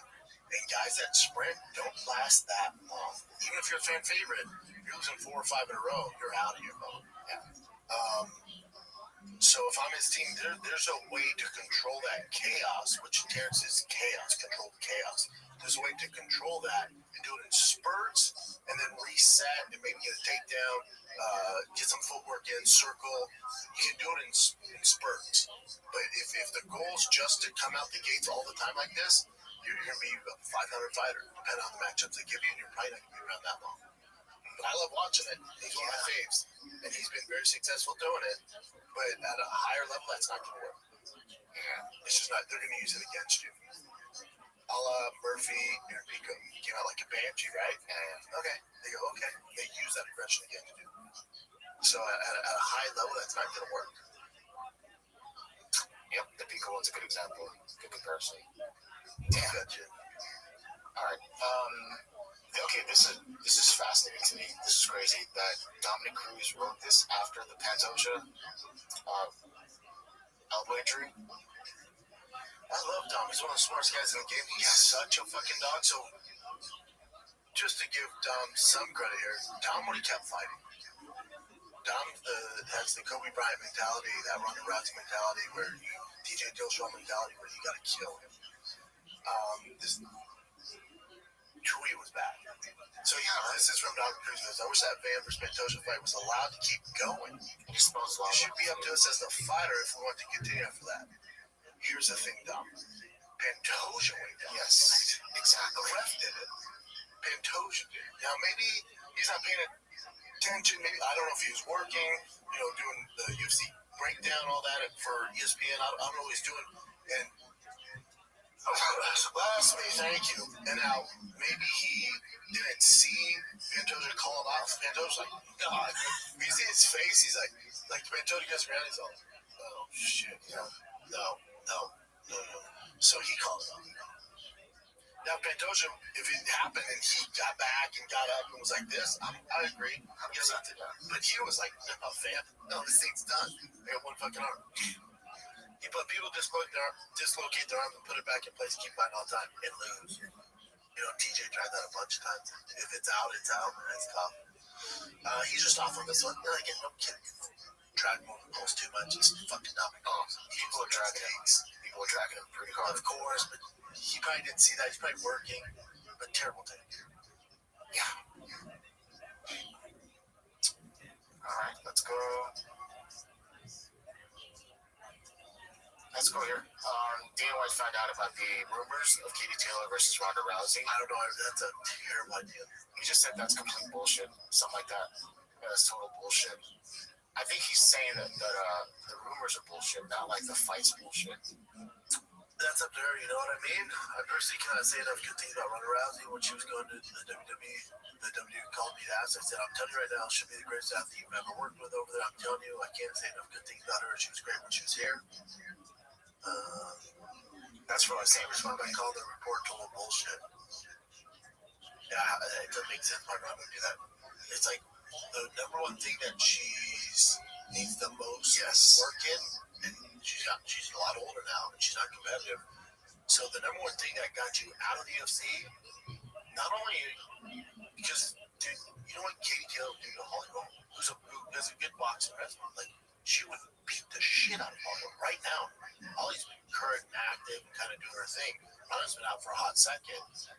So if I'm her team, I'd have to find out how much money it is. That's a different conversation. If it's $20, $30 million, it's a different conversation. But let's say it's not life-changing money. Ronda has already a ton of money. The one thing that got you out of the UFC is striking. And now you're going to fight the best in the world in their category? That's an awful idea. Great. Okay, this is from the Logan Paul podcast, but it seems like this is recorded off the side, like not actually on camera, but it wasn't supposed to be on camera, and it's talking about Dylan Dennis suing the UFC. I'll let him talk. Yeah, enjoy that. I'm not suing Dylan because I knew that he is. Oh, he is suing him. Oh, your wife. Yeah, oh, that's right. Shit. Yeah, but I would bet a lot of money that he is preparing to sue Madison Square Garden and the UFC. Oh, he's going to sue them? But why is it? Who's in the wrong there in that situation? His argument would be that when he went to Madison Square Garden, he didn't expect to get jumped by 10 guys. If you notice, he's going through all the concussion protocol. He actually didn't show up to a deposition. He didn't blame his concussion protocol. He pulled out of his fight, and so he's going to be able to claim damages if he has a real concussion. But he probably doesn't. But when he's playing the game, and is gonna very likely sue them and probably win. What? Yeah, I think yeah. Wow. That's a weird one. Not sure. Yeah, because he could say like, "Hey, I came to the fight. I expect to be taken care of and not be put in harm's way. You guys put me with the fucking Muslim Brotherhood where they jump, and no one was there to help me out. And I got damaged from it. I missed my fights where I would have made this much. I missed this appearance. I did this. So yeah, they'll probably sell them. It's a weird world, man. Yeah. A lot of lawsuits going on. Eddie Halper. Says that I think the rest of us go, well, hold on, Bill. Why are they jumping you? Because you talked all that shit. Yeah. Did you hear the rumor what it was? Like he showed, this is a rumor again too, but he was showing that AI video of Islam making out with Ali or whatever to the whole whatever. The jumping. Yeah. That's the rumor. I don't know what to believe. All right, so this is Dana White just talking about Tom Aspinall. Did interviews recently saying that his eye is not better. He was a little bit disappointed with some comments you made. Have you spoke to Tom? Do you know anything about that? And what's your reaction to what he said? I have not. But yeah, I mean, I get it. I don't remember exactly what I said. What did I say? That is, just that you think that I think his eyes are okay. Yeah. No. Here's the thing. So obviously, and I know Tom said, you know, I haven't even talked to him and all that stuff. But we have people all over him right now. You know, checking up on him, making sure he's good. Does he need any help or, you know, any specialists? Yeah, I'm no doctor. I'm just saying what I've heard. And that was in no way, you know, it wasn't said in a way that they're like, oh, what do you think? I said, I think he's fine. Or it wasn't like that. I said, I think Tom's eyes are good. He's going to take some time, heal, come back to, you know, that's all I said. I wasn't saying anything negative toward him. So, you know, and I think the things can be taken out of context, or he didn't see what I said. I don't even remember what the fuck I said, but never once did I say anything negative about him or, you know, in a derogatory way. His exact words were, he had Tom bloodied up, and Tom didn't want to continue. Yeah, like he chose not to continue or something like that. Yeah, that doesn't help. Just adds fuel to the fire. But to Dana, dude, he's not meaning it. He just shoots from the hip, and then it builds this whole narrative. People are like, oh, he doesn't like Tom, blah, blah, blah. Not a ball. You should just take accountability. Like, yeah, I was frustrated. I didn't know. Apparently his eye is fucked up. That's on me. That's my bad. If he just did that, that's my bad. His eye's super fucked up. So we got the results back. Apparently his eye's super fucked up. It's Tom Aspinall. Of course he's not going to dip out. That's on me. My bad. Like, I was frustrated as you guys were. I didn't want to fight him that way. I thought he could continue. I'm not a fighter. So I don't fucking know. I'm not a doctor either. I thought his eye was right. Turns out it's really fucked up. That's my bad. That's it, dude. Yeah, I think for us as fans, it's kind of hard for us to put ourselves in Dana's position. Yes. Like building this whole event, and it's all about this one moment, and then it's gone like that. Yeah, you're like, fuck, dude. I feel like the guy could continue. If you just got him, like, I felt like he continued. I didn't fight though. And then I talked to the doctors or the staff here, and they're saying his eyes really fucked up. My bad. Yeah. That's why I'm not a fighter. That guy's a total badass. That's my bad. Whenever he's ready, we'll book him. That's it. Shuts the whole narrative down.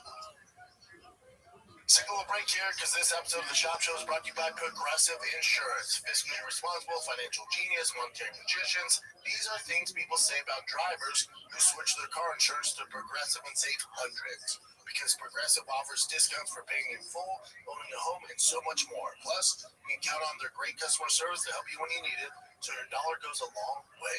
Visit Progressive.com to see if you can save on car insurance now. Progressive Casualty Insurance Company affiliates. Potential savings will vary. Not available in all states or situations. Progressive. Let's get back to the program. But it was kind of emotional, so yeah. This is also him talking about Martin Serkin. And let me know what your thoughts on this is. I want to say that he's the odd man out, you know. He had an opportunity, and you guys know how that played out. That's what I said. He's gonna have to work his way back. I don't give a shit what the number says. He's gonna have to work his way back. There's just too much goes into this for those type of things to happen. You know, we had a little. We're talking back in my room tonight, and we're talking about you know, all the crazy shit that's happened over the last 20-something years. But you can't do that. can't get the opportunity, and then it can't end that way. So he's got to work his way back. Good. And that's my whole thing with Urban too. Like, you got to take some accountability. Like, they gave you a title shot, you missed it. Yeah, to Dana's point, now you got to do some work, dude. And now Luke put here, what's the point of rankings? Well, he's still the number one guy. He just fucked up. You can be the number one guy, but you're a fucking knucklehead and they don't trust you. John's the very best we have in the world. And even Dana's like, I don't trust to put him on the White House card. So the ranking has nothing to do with it. Yeah, he's the number one guy. Yeah, I get that. But he's an unreliable number one guy. We need reliable guys. So if the number two guy I can bank on and never misses, doesn't have a history of missing, he's going to leapfrog the number one guy. We put too much into it for number one, be flaky. These guys got to take some accountability. And also, I love Luke to death. He knows this. When he was, what's the point of rankings? Dude, you know what's up. You know Armin had a shot and fucking missed it due to a weight cut and blamed it on back. Like, there's going to be recourse for that. This is the recourse. This is it, dude. No, Dana doesn't like him. It has nothing to do with lying. It's business. You gave him an opportunity. You missed it. You got to do some work. We're not saying he's never going to get a shot. You got to do some fucking work now. That's how it goes. In the shit house. All good. Get out of the shit house. But I'm number one guy. Yeah, we know. You're the number one guy that we gave a shot and missed it. So now we keep fucking moving. That's it. So do you think, what, 2 fights? Is he already won? One more last one? One more fight. Yeah. Just so you can trust him. This I thought was interesting too. This is apparently Trump talking about how many fights and what kind of fights will be on the White House card.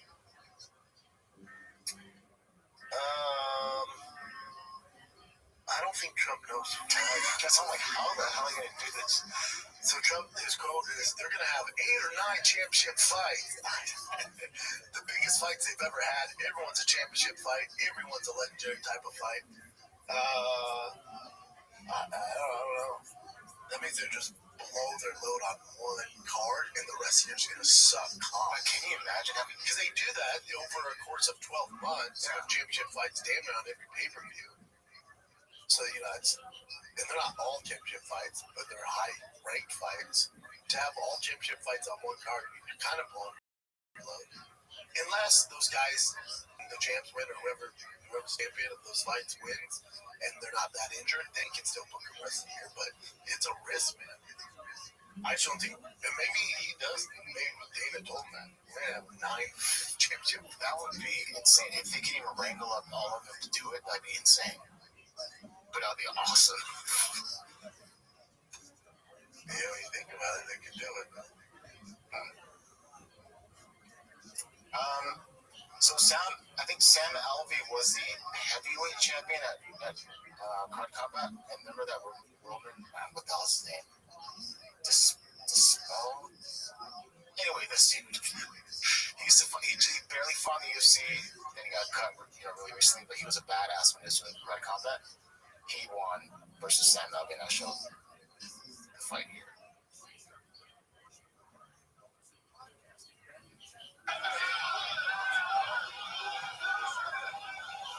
Jesus.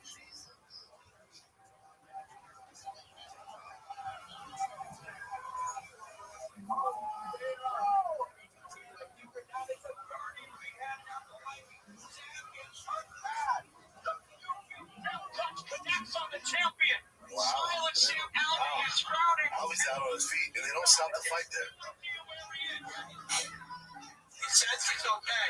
Like, his opponent's like, what are we doing? I don't like the looks of this at all. To Spain, stalks his prey. Head kick, Alvey's down. Oh, just stop the fight. Ground and pound. No. And again, Alvey lifted back to the feet, but his brain is on bars right now. I'm not sure what the referee is needing to see. Oh, Jesus. Went on for way too long. But yeah, Robellis to Spain is, I don't like that. Yeah, a little too much. That's crazy. Alrighty. This one? Love this fucking fight. Yeah, it's official. I could match up anything in middleweight division. This would be it. Fluffy or Strickland? Yeah, my fucking money. both cardio machine, and it's a fight night. So I should get a fucking fight. February 21st in Houston. Let's go, dude. How far is it? It's like 4 hours away from each other. 3.5. Never mind. And then Tyson Fury posted this recently. You know how he was retired for I don't know how long, dude. He's done this a few times. I love him to death. So it's a painting of him as the king. Is that the king must return to his throne. There's a long and lonely road that only I can walk on after long and hard battles. Awaits immortality. God's fighting women over the battle won over 2,000 years ago by a man who goes by the name of Yes Sir. In his holy name, I march forward in 2026. I love him, so I'll watch. No one's retired and come out retired more than him. Okay. That's the same one. This is also official now too. Max Holloway versus Charles Oliveira. 326? Yeah, for BMF. You like that or you don't like that? Anytime Max is fighting, take my money.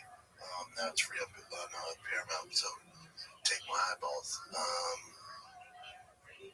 Yeah, I'll take it. I'll take it. Okay.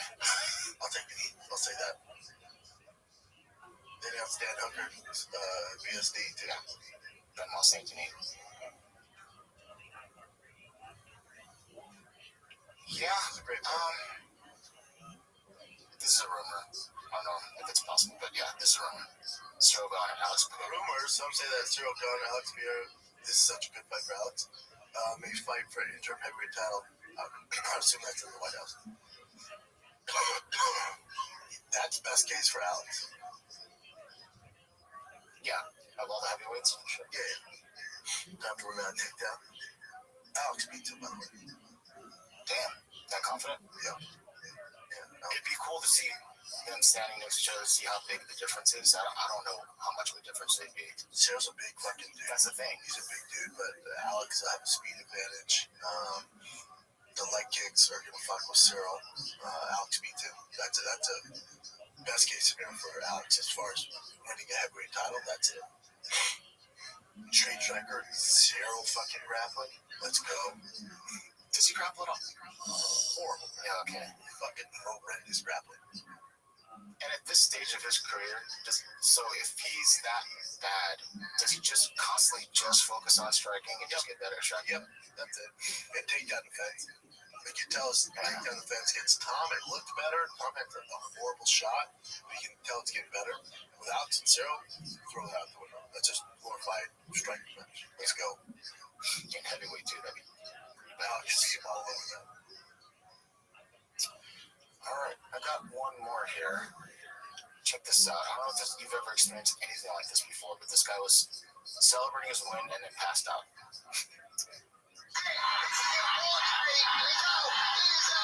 Oh my God, what a finish. This young man is an absolute superstar. How quick was that? Oh, it's just all the blood rushed to him. So he's down there really grimacing and putting all his energy to that. Then popped up, the blood probably rushed to his head, then he jumped up there and yelled. So it was the perfect combination to pass the fuck out. And it was also yeah, exactly. You see one though. Yeah. That's pretty much all I got, dude. Just for fun, man. We got a good fight night this weekend. It's actually, that was the last UFC pay-per-view on ESPN, but it's actually the last fight on ESPN. Brandon Royval, Cape. I don't think the winner of that's going to get our boy Joshua Van, but still, it's a big deal. Now that Pantosh is out of the picture for a little bit, it gives these guys hope. Right on. Oh, your boy Neil. He's always fighting. Neil's always fighting. Get that back. Yeah. Terrible. It's the last one. It's a fight night for free, so watch it. Is that it, kids? That's it. All right. Love you guys. Be nice to each other. See me out there. Say what's up. But that's it. Thanks for everything. Like, subscribe, do your thing. Love you guys. Be nice to each other. See you next time.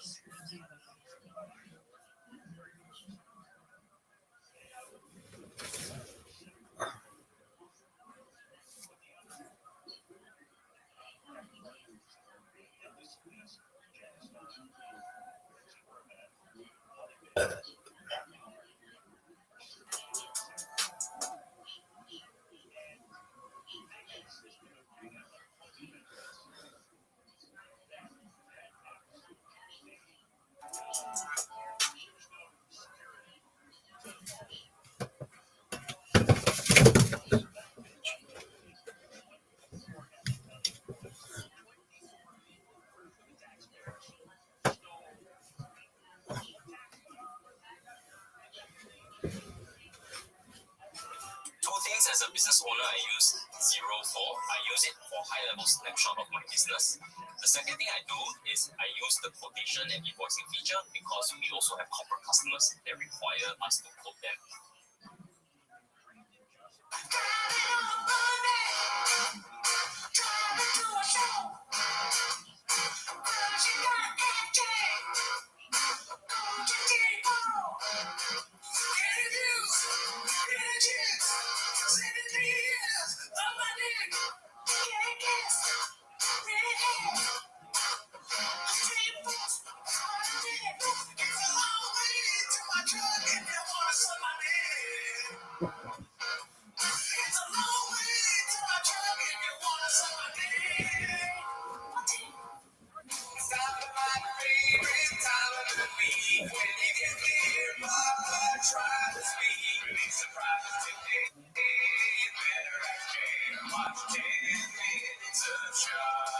Welcome back to 10 Minutes to Shop. As always, join the Patreon, join the Discord, Reddit, all that stuff. On the Patreon, we recently reviewed Adam Sandler's new special, pretty good. Netflix, it was good stuff.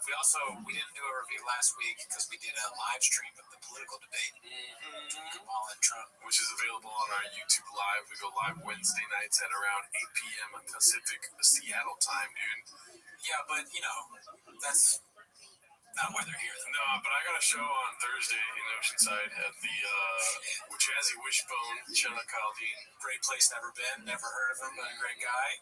Oceanside, California. Check that out in California. But yes. Not why they're here. What are they here to do? We're here to watch 10 Minutes to Shop, right? Right. So start the timer.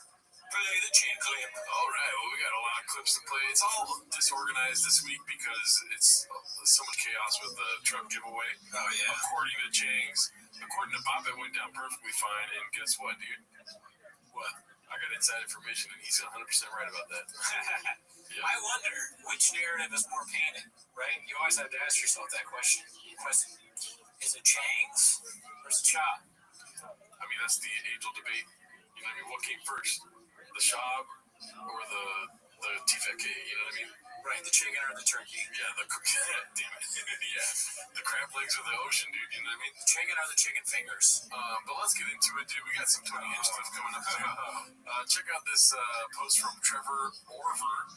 Wake up, babe. New Elephant Graveyard just dropped, and I already messaged the man himself. I said, you know what, dude? You got a solid trilogy that just happened. The 3 videos about David Lucas. Netflix. Yeah. I mean, Elephant Graveyard's got a big dick on him. But I beg, and I fucking plead to the universe to make it a quadrilogy, dude. I want to have a 4th video about it. A quadrilogy. Yeah. I like that. Yeah, no, I mean, I can't get enough. All the David Lucas content is great. Yeah. I mean, the video is epic. Go check it out. It's too long to watch here. He also has a little bit of skits and bits at the beginning about Joe Rogan possibly killing one of his employees. Oh, fuck. Have you seen it yet? No. The fuck? What kind of planet do you live on, dude? This was posted by Chill Smith. It might get gadoosh because of the music stuff in it. It's called Meet the Shops.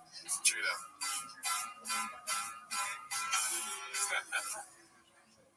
Of course. I know you're sick of the pretending, but you really couldn't help yourself apart from the beginning. Just shoot me, please don't sue me. I only express my own opinions. And these stories that you come up with that never fucking can't take the pain away.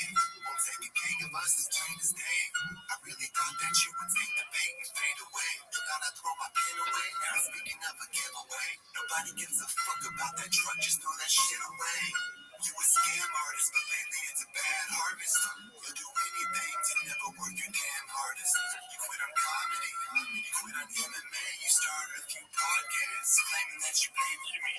You reap the benefits, your brother runs the day-to-day. But poor Jane signed up for this now day when he came to play. With Rogan's blessing, Superman came to save the day. The CTE will cloud your mind until you see your days in gray. Look, I don't mean to spoil you. What does it say? The Star Wars spoiler, I assumed it was common knowledge. If you're balls deep in Star Wars, you would have seen it already. What happened in 2015, dude? Man, so he spoiled Star Wars and then he said he didn't, or it doesn't matter because you should have known already. Yeah. I mean, that sounds like something you would do. Yeah, you can't just be busy and balls deep in Star Wars. You have to be balls deep in Star Wars and watch it as it comes out all the time. No accountability, dude. But your time is expired. Should've put a spoiler warning. Cause there ain't no way you're stopping me. And I think we should poppy B. I'm bringing all the white dads out for a photo op. You see, are you getting this clear? You ain't all that sharp, boy. You ain't the tip of the spear. Like a bullet to the president, you just a lick in the ear. I'll take a shot while you're sipping this beer. Drive fast on gas, let me stick it in gear. Meet the shops.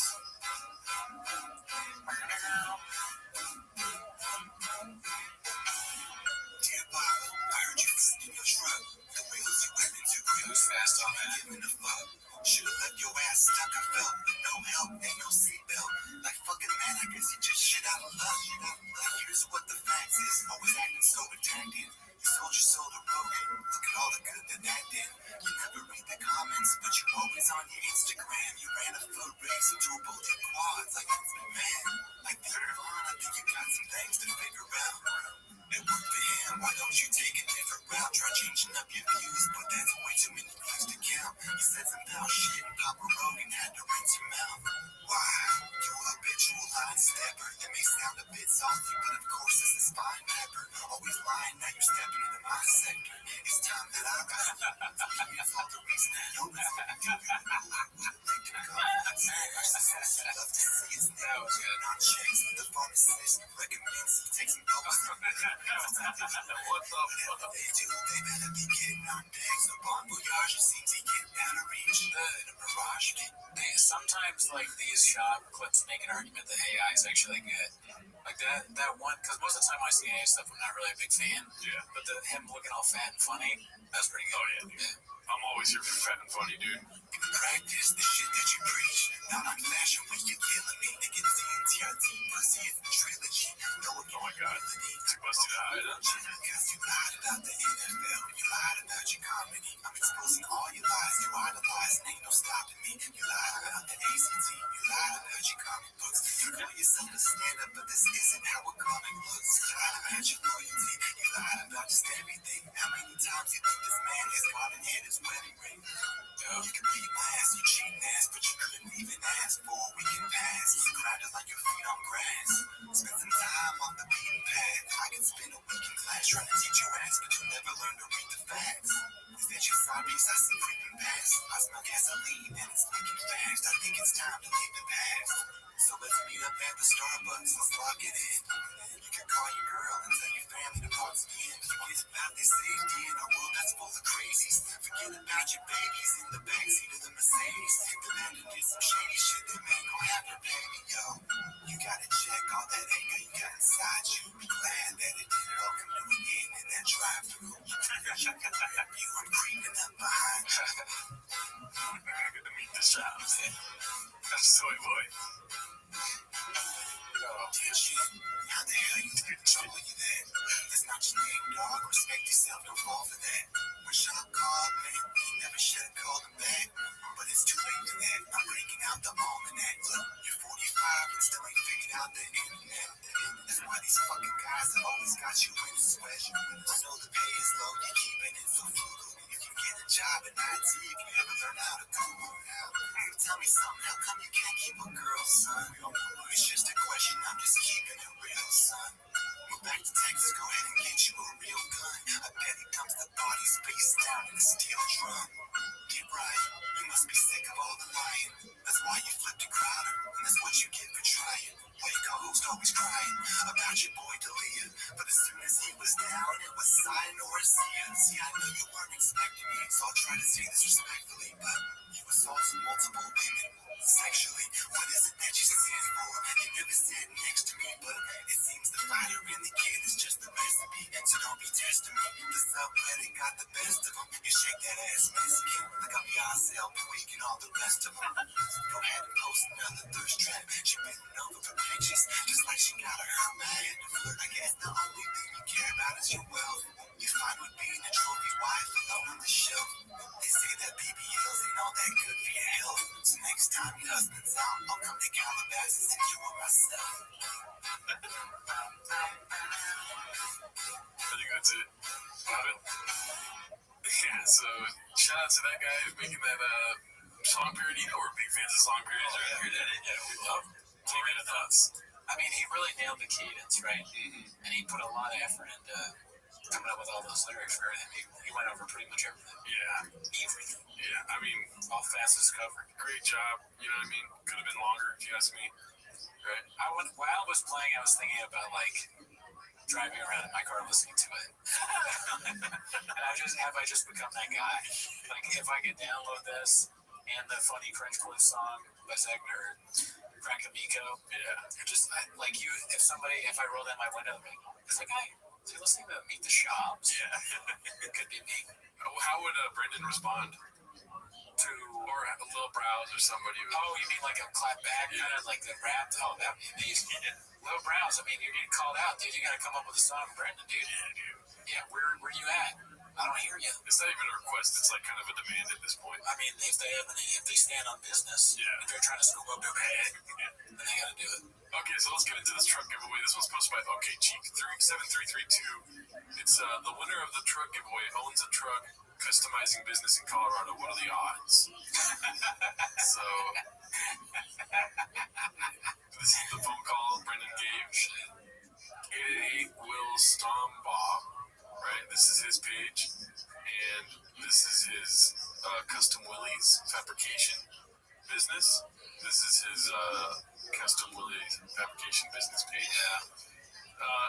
It is sketchy to me because let's look at this number right here, 270. Yeah, 270 followers, dude. You know what I mean? Business is failing, right? 68 posts, 270 followers. That's a problem, right? Interesting. So keep talking. Tell us your thoughts. Okay, while you're looking. So Sean, let's see, how does he do this? He has a intern or schnoz or somebody look up random truck businesses that might not have a lot of followers and reach out to them to see if they want to be the one secretly selected to help you out, help me out. How you come with me, I'll show you my favorite shoe. You get a truck, and then we can make me look like a good guy. And it's the best because it's their drive fast all gas. So you got my hat, says truck on it. 210. He still says it's not 210 anymore. It's not. I always forget. That's my fault. That's the team's fault, actually. So do you want to guess how many followers he has now? 1,000. 279. Oh fuck, dude. They only got 9, dude. Where we at? Cats, follow this guy. Come on, dude. Yeah. And he started following one person since this post. But maybe the shop bump was 200. He only had 70 followers, and then the shop bump was 200. This is the best thing. Hands down, the best thing ever happened to Custom Willys. Custom Willys. We should get a Custom Willys sticker, dude. Oh, fuck yeah. That's a good idea. Let's do it. All right, so this one's very funny. Do you know Tim Heidecker at all? Yeah. What is he known for? Tim and Eric's? Yeah. Okay. That's the only way I know Tim Heidecker, but this is a great video, dude. Posted by Mountain Dew 52. It's called Tim Heidecker's take on Tony Hinchcliffe. You ready for this? Let's spill the beans on it. It's like the landscape has changed so much. You're a big Tony Hinchcliffe fan? No, I don't even. People talk about this guy. I don't even know who the fuck this guy is. Tony Hinchcliffe, is he the Kiss Tony guy? Yeah, man, he's the fucking goat. Better than him. Like with his insult comedy, it's fuck, you're done. It's crazy. You can start asking who is Tony Hinchcliffe. See how ruined you get. I would rather like try to do comedy. Just because I don't know who this guy is. Every time we go on tour, somebody will be like, "Oh, you're a comedian. Do you watch Kill Tony?" I've never seen Kill Tony. We should find a dumb clip of him. I would love to watch a clip of him. He's like a Rogan, hipster. I guess but I'm just saying, but does he do comedy? We're the job in the series. Maybe like he talks like this, but he's not gay. I don't know. But he's like, hey, that's our bit. Hey, Tim, wait, watch it. Be cool. That's what we say. That's if everyone does it. I'm going to spill the beans on you, Tim. You watch yourself, Tim. This is my first and only warning to you. Moms are so blue. They're like your blue balls. They're like your blue balls because you don't fuck. Because you can't make girls come. Who's he saying? Like other people, friends. I feel like comedians.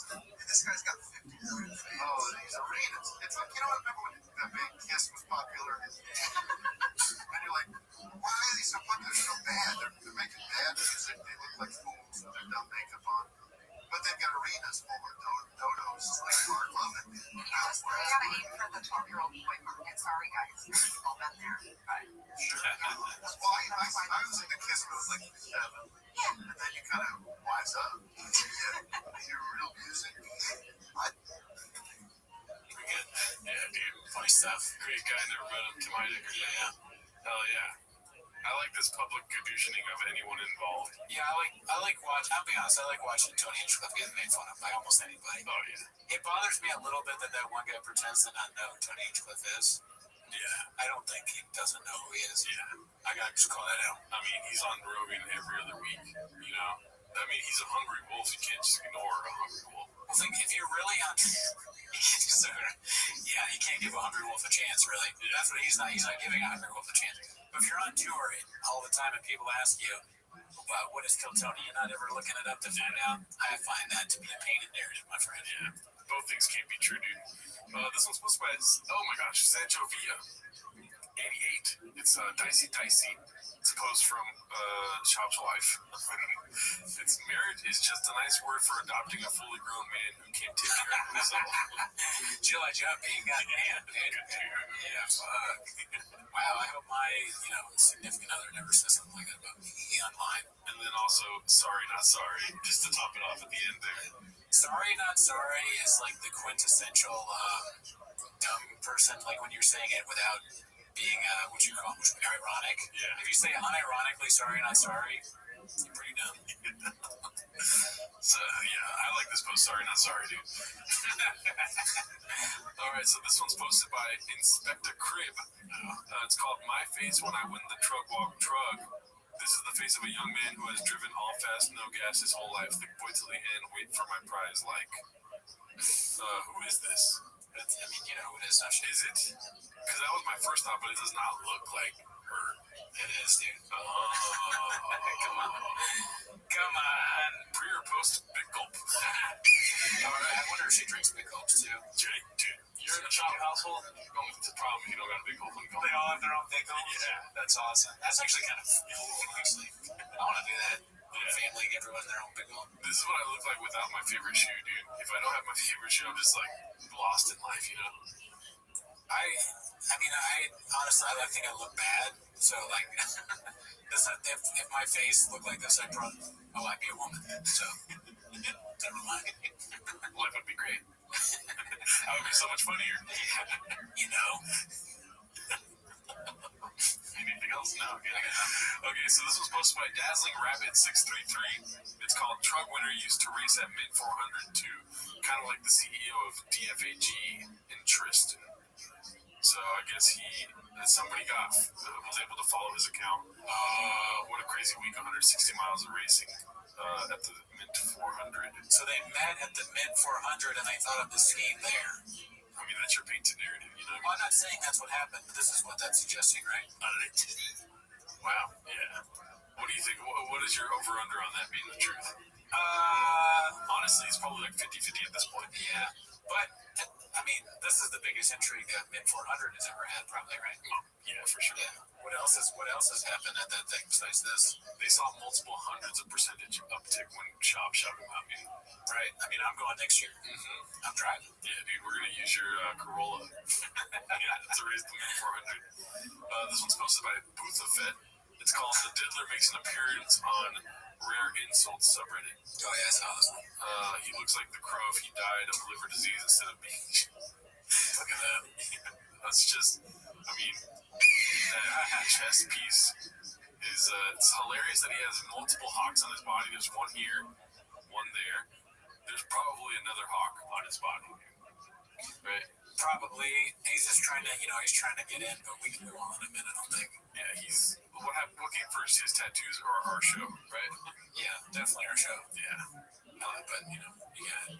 He's a tweetie.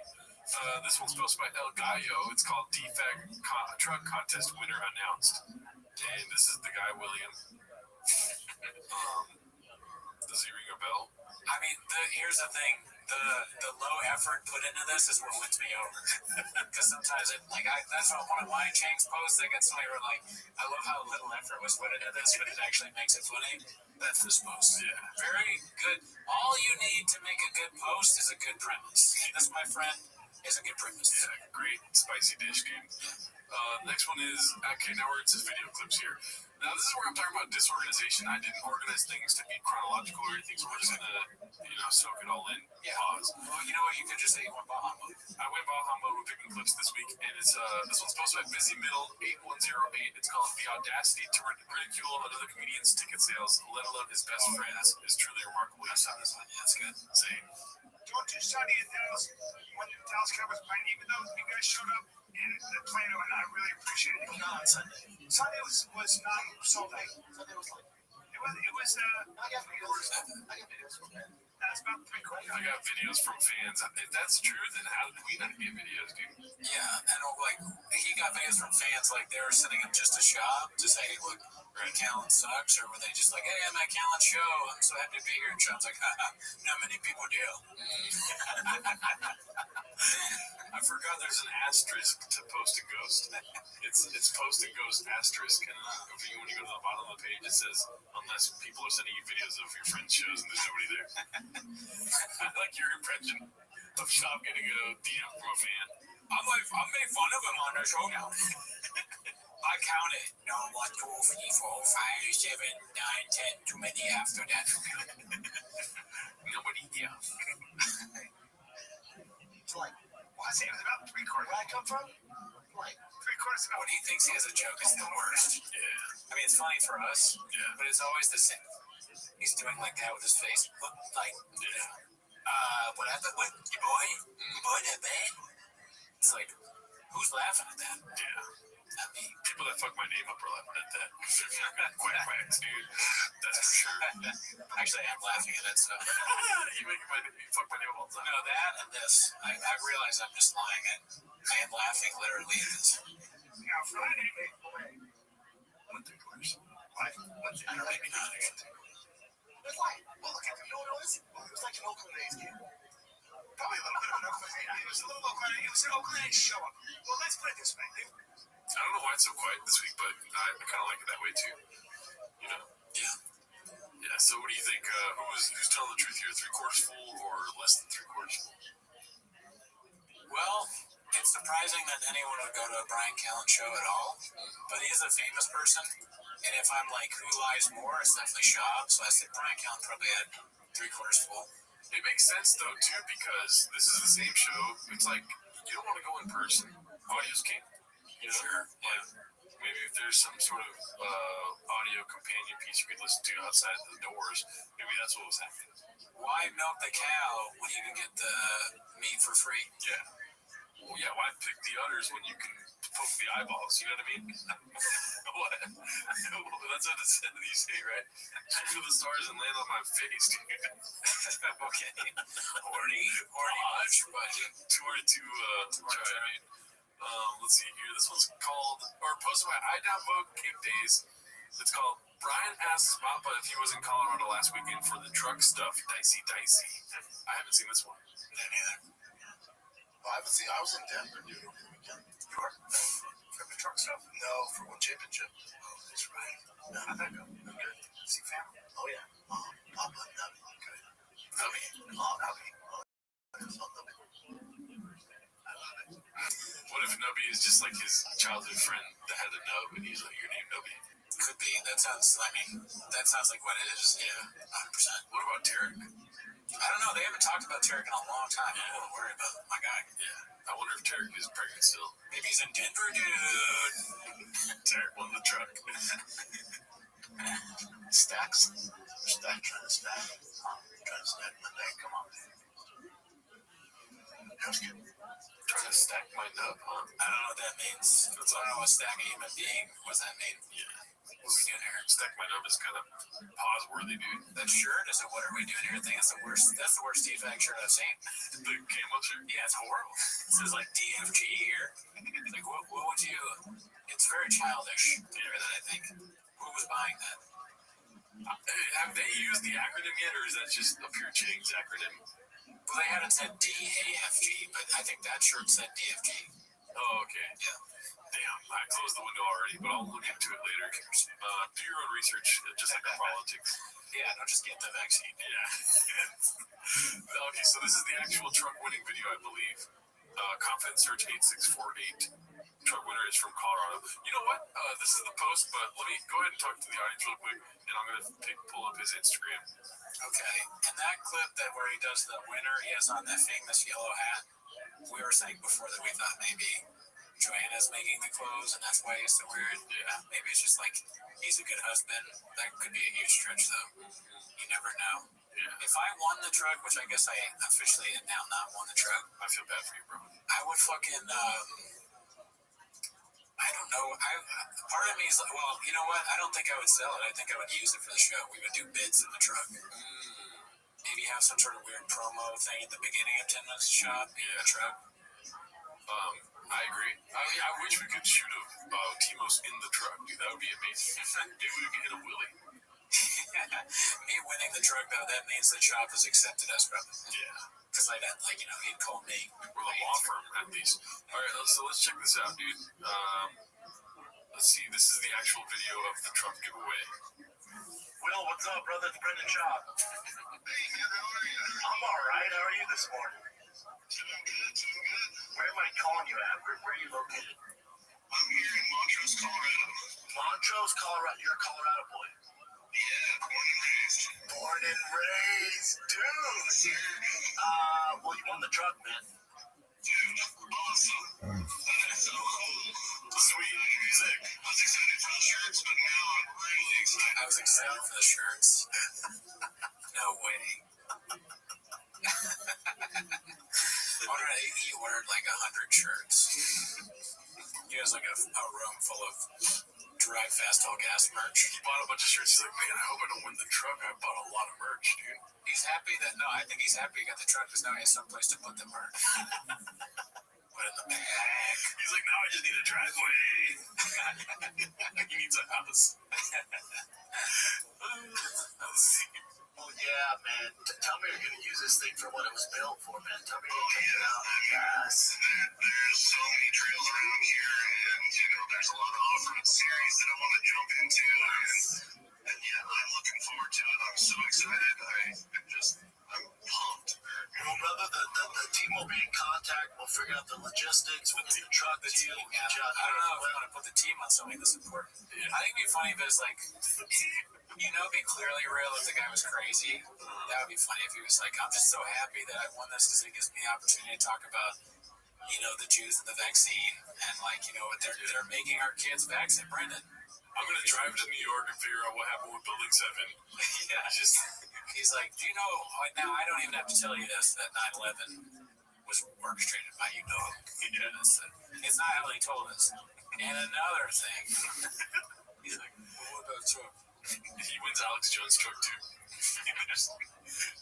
Alex Jones doing the truck giveaway? No way. Oh, yeah. Oh, fuck. I didn't know that. I don't know if it's another post on Chains, but yeah, he's giving away a truck, man. As soon as they give away this one, Alex Jones is giving away a truck. I bet Alex Jones' truck thing is more successful. Probably. Yeah. You gotta buy like Alpha Brain and stuff. And, Oh, yeah. How do you win? 40x entries.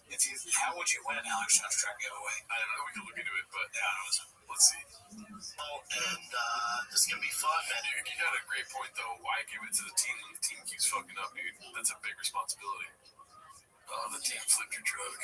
Yeah, what are you thinking? This is really a bad move. Yeah. I can't thank you enough for participating and could have picked a better winner. It's insane here. Couldn't have picked a better winner.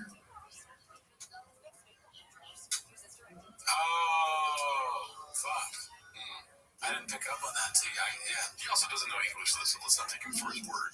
Yeah, it may just be messed up. He messed up words. Yeah. We've all been there. Like always. But it's funny that he said I couldn't have picked a better winner, and then Brent and Brian and the other was like, the truck stuff when he said Denver. What's that? So you got the truck stuff, right? The stuff you thought you were, being 100% legit about, but really you're just giving it out to some dude in Denver. Yeah. That stuff. Yeah. Couldn't have picked a better winner. Very strange verbiage. Colorado, man. It's awesome, brother. I'll be in touch. Later, man. Bye. Gonna check out this part. Yes! Let's go, dude. Hey, he's gonna use it for all for it. Let's go. So there. What are your thoughts, Brendan? Definitely see, it could be a fake phone call, yeah.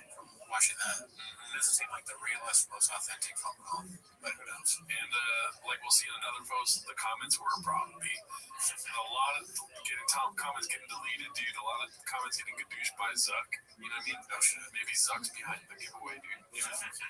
Well, they are good friends. Yeah.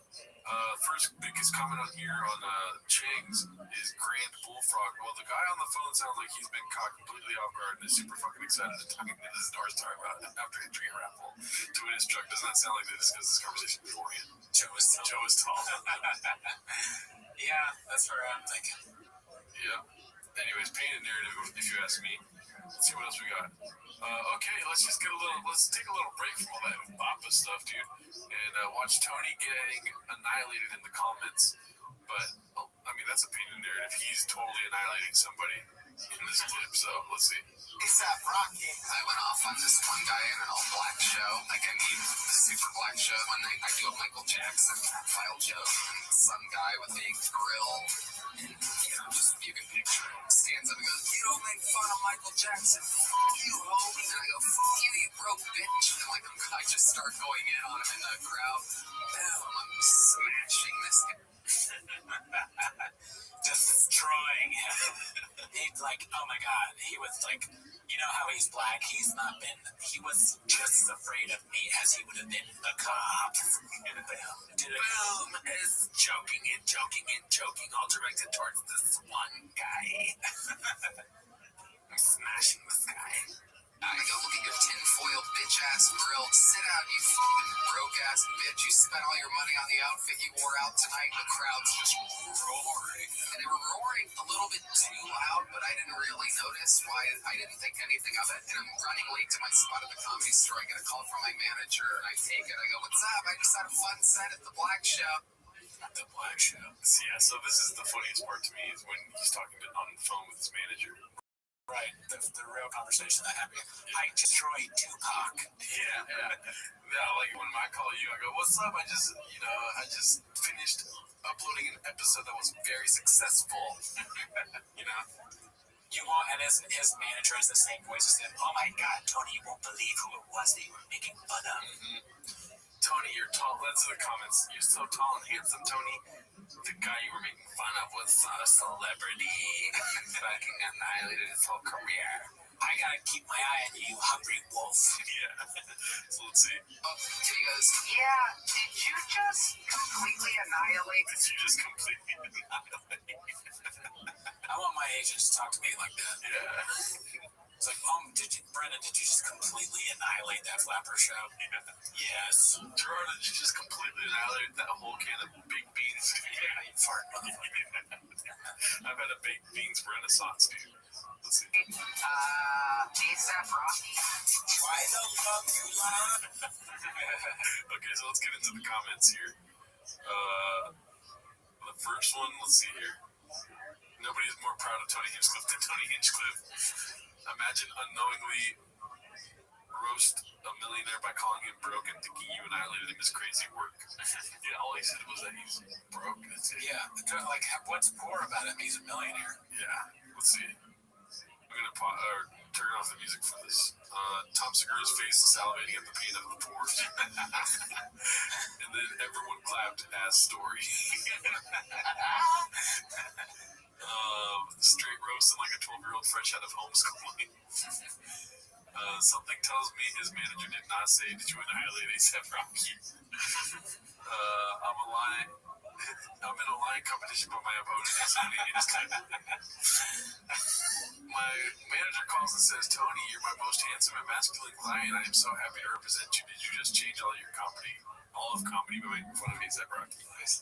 Never heard of it, and Rocky's still winning. I don't know what that means. Oh, A$AP Rocky.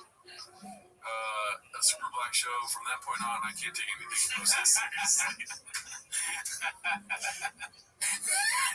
Sounds like a great chapter of things that never happened. Still want this footage. Completely annihilate. Yeah, nowadays, no way this was said. At the black show sounding absolutely bizarre. He's so proud of himself. Well, I learned who Tony is. Never heard of him till now. Now everyone is a worldwide household name. Tony loves Tony. Manager called Tony to tell him to stop calling shows with something. Right. Anyways, we get it. Yeah. What are your thoughts? thoughts, dude? I mean, that was pretty funny. Got some pretty funny people in the comments. Yeah. Tony is ridiculous, as usual. I don't think that happened. No, not a chance, dude. There's so many stories that are going to come back, and people are dissecting them as we speak, dude, of Tony just lying. Okay. This is how it all starts, dude. Next thing you know, there's a Chang's knocking on his door, dude. He's going to be getting wartime CEOs. He's going to get regular CEOs and stuff in charge of it. He didn't even hire them. You know, they're not calling him tall and handsome. They're calling him stupid and small, you know.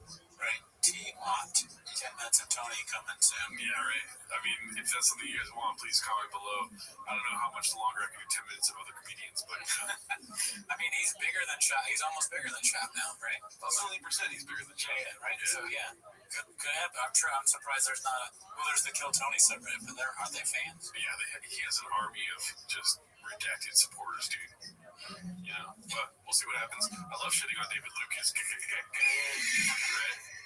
This one's posted by Don't Know Who to Axe. It's called Wartime CEO Dropping Catnip on the Biggest Hater of All. Ariel Helwani, from being banned in Las Vegas to on the Venetian Vegas marquee. Not bad for a little web show, dare I say. See you Friday. Whoa, congrats, dude. That's awesome. Yes. Good for you, dude.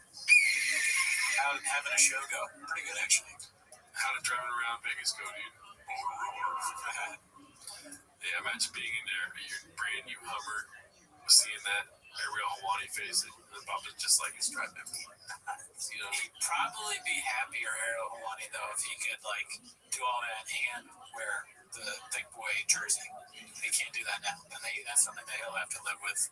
These things that he gets on the way to success is, like, a little empty. Yeah. Now, I'm waiting for that Papa to drop where he's like, grown men, wish we could be friends. Sucks. We're not. It's all good.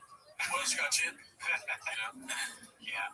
I love Ariel Helwani, dude. I'm not even that much into fighting, but I can listen to him talk for days. He's a good broadcaster. Yeah. Let's see here. This one's posted by Important Jeweler 67. Big name. The comments on the Insta giveaway post are Chef's Kiss. Congrats, can you replace the smushed hat you sent me now? Yours came in a bag all smushed up too. Shake my head. 100% sent message on here to customer service with the big butt crickets. Yeah, super cheap shit. So, do you want to say your story with that? I mean, look at it right now. Does this look smushed? That's a painted narrative. This is the best hat I've ever owned. Are you being 100% for it? That's a shitty hat. I mean, I've been seeing you wear it all the time. I wear it to work and when I'm talking to my staff because I want them to respect me. Yeah. But no, really, it's not very good quality. Nothing we've ever ordered from Shop is good quality. Wow. You know, it's just kind of shit stuff. Dude, let's not do that on the podcast, right? That's my fucking North Star. Like, you talking shit about. My bad. I'm sorry to hit you with that trophy. You know what I'm saying? Yeah, dude, the truth can fucking go out the front door right now, dude. That's not the truth, dude. You're right. If you're like, dude, come on. Are you the fucking bluest crane on the chopper? You know what I mean? You're not the smartest tool in the shed, so I wouldn't be taking this shirt from Diet Starts Monday also sucks ass. Oh, cool, dude. Just chill, dude. Chill. The only thing good on me right now is this fucking necklace I made. Fucking everything. I didn't make it. You're like, shut up, my girlfriend. Let's see here. More comments. Is it just me, or did he not sound that happy? I'd been through the roof. Talking about the guy that won the truck. Yeah. Got a hat, will never wear it. Better quality at the Dollar Tree, money wasted. Will not enter the next one. Fraud. Paid actor, he seems like he's real excited. Enough. Let's get the fuck out. Or one going so I can, let's get the second one going so I can has that loud car. Okay, this is a real thick boy right here. Johnny Hollywood? Yeah. I'm not gonna lie, I like the name though, dude. Hollywood. Like that, you know, WOULD, that's pretty dope. Yeah, best brains. Best brains. The truck is getting sold ASAP. I would sell that truck. Dude owns a fabrication shop in your home state. Dicey. Oh, a little too far. Seems like a setup. Probably one of Brendan's friends from Colorado. What a coincidence. The winner is from his home state. He was just a big old gimmick to sell more merch. He doesn't seem stoked. A guy who owns a fabrication shop and also races in the Mint. I mean, the evidence is mounting against him. Yeah, there's a lot of pages of evidence in this one. Yeah.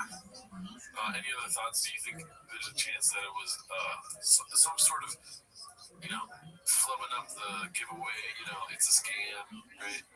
I still think, I mean, it could be a scam, but I don't know. I never do anything with Chase, as always. You know, take both ways. You know why I think it might be a scam, dude? Is because he never really talks about lawyers and stuff until he's like trying to get away with something. You know what I mean? He like front loaded all the hate by being like, we got a lawyer doing this stuff and this and that. And the amount of times he says it makes me think like, I don't feel like you're doing it that way, you know? Yeah, I mean, saying it at all is kind of weird. Right? When's the last time you heard of a giveaway where the announcing is like someone talking about how they hired a lawyer to make sure everything is right? Yeah, all you hear is about the winner. Yeah. Because like, who would be...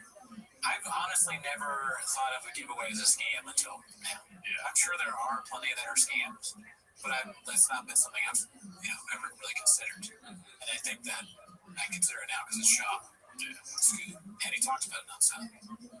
I pray it wasn't a scam, but if it was, I wouldn't be surprised. You know what I mean? I'm just happy with the hat. I'm glad I have a hat. Yeah.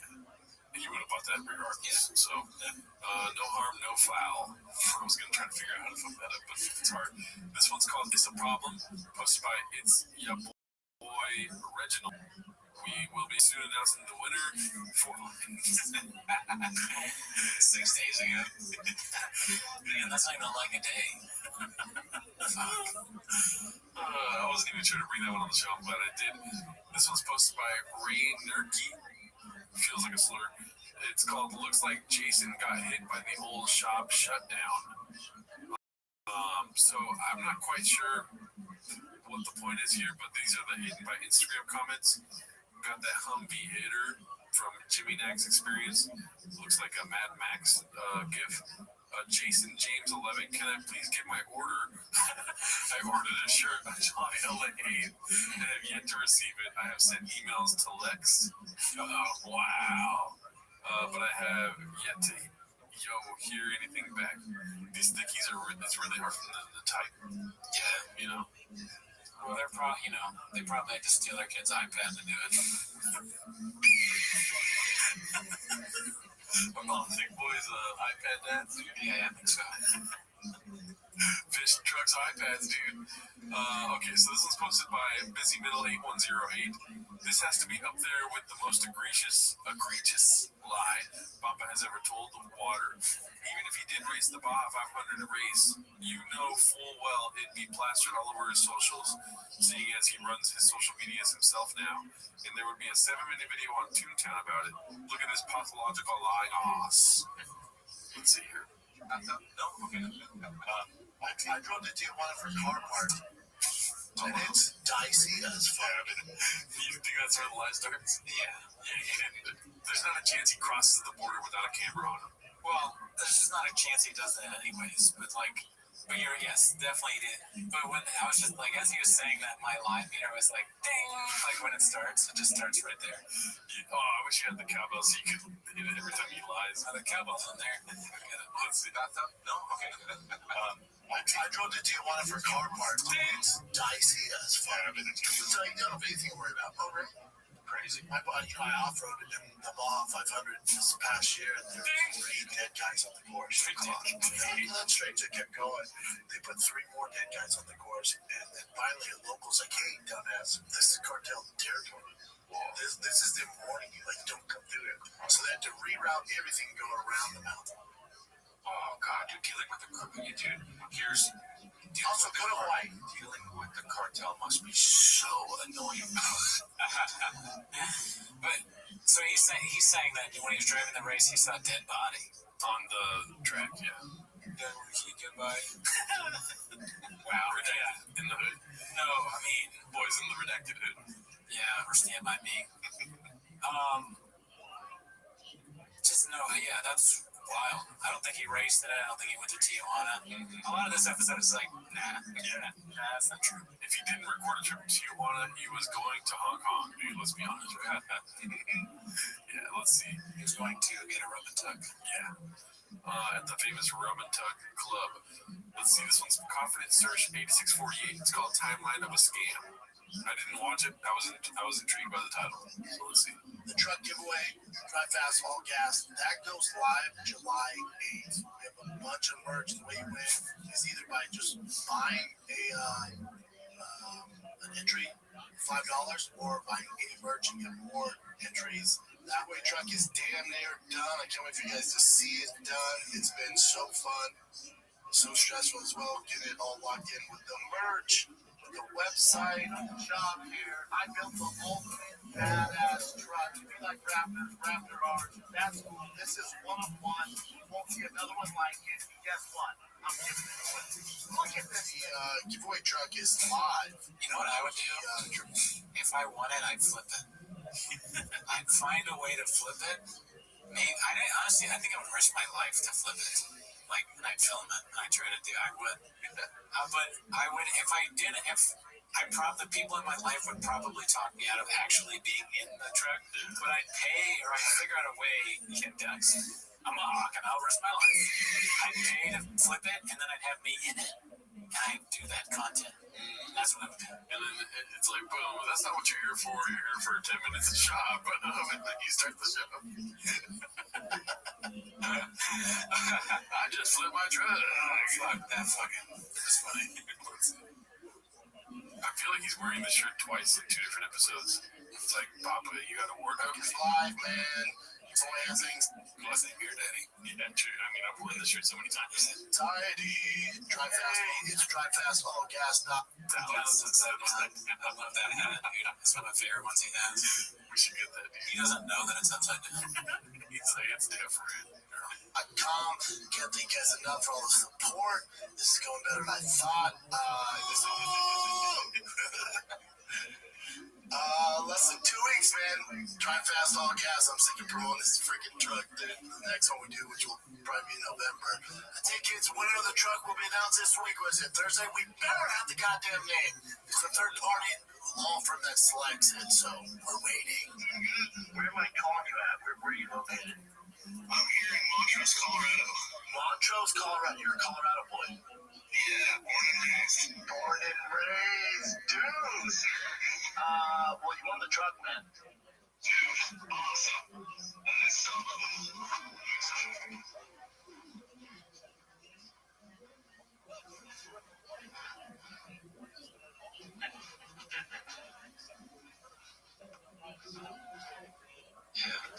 It's calling it a ski. Be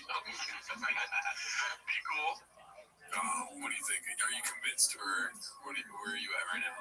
I don't know. I'm at the same level I've always been. Okay. Well, let's see what this one's about then. This is a haphazard clip, dude. Finally. Oh shit. Waiting for him to post.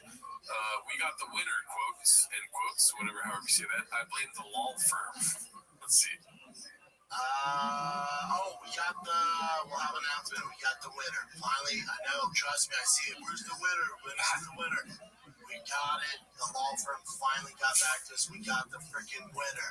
So I'm sure by the time this comes out, you'll have a video or something announcing the winner. So the dude who won it, man, hopefully you with this truck. We'll announce something soon. Love you guys. Drive Fast, All Gas.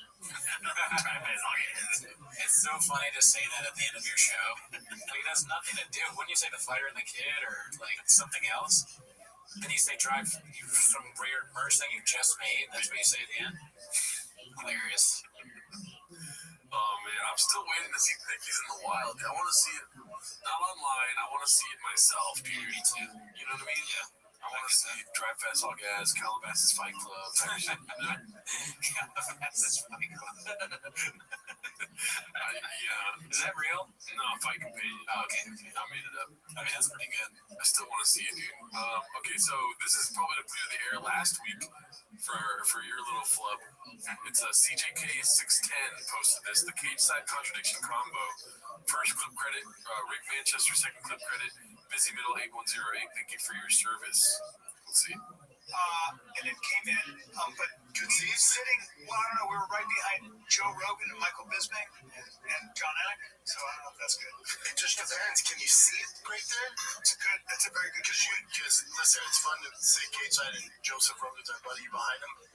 Hate to spoil the thing here. The best seats are not there. Just you have to the pillars, you have a lot of people in front of you. You usually want to be, now granted, if you're celebrity stuff, but you want to be kind of in the first, like, not first row, but we're just above, so your eyesight. Yeah, no, for us, it was great. We could see him that close. And for my son, too, it was so awesome. Not bad. You know, he's getting in a cage and fighting. I'll tell you right now, though, after seeing cage side, having the best view in the stadium, in the arena, I'm glad I'm on the outside. Because it's brutal. Oh, but. Because, you'll love this. You'll love this. You'll love this.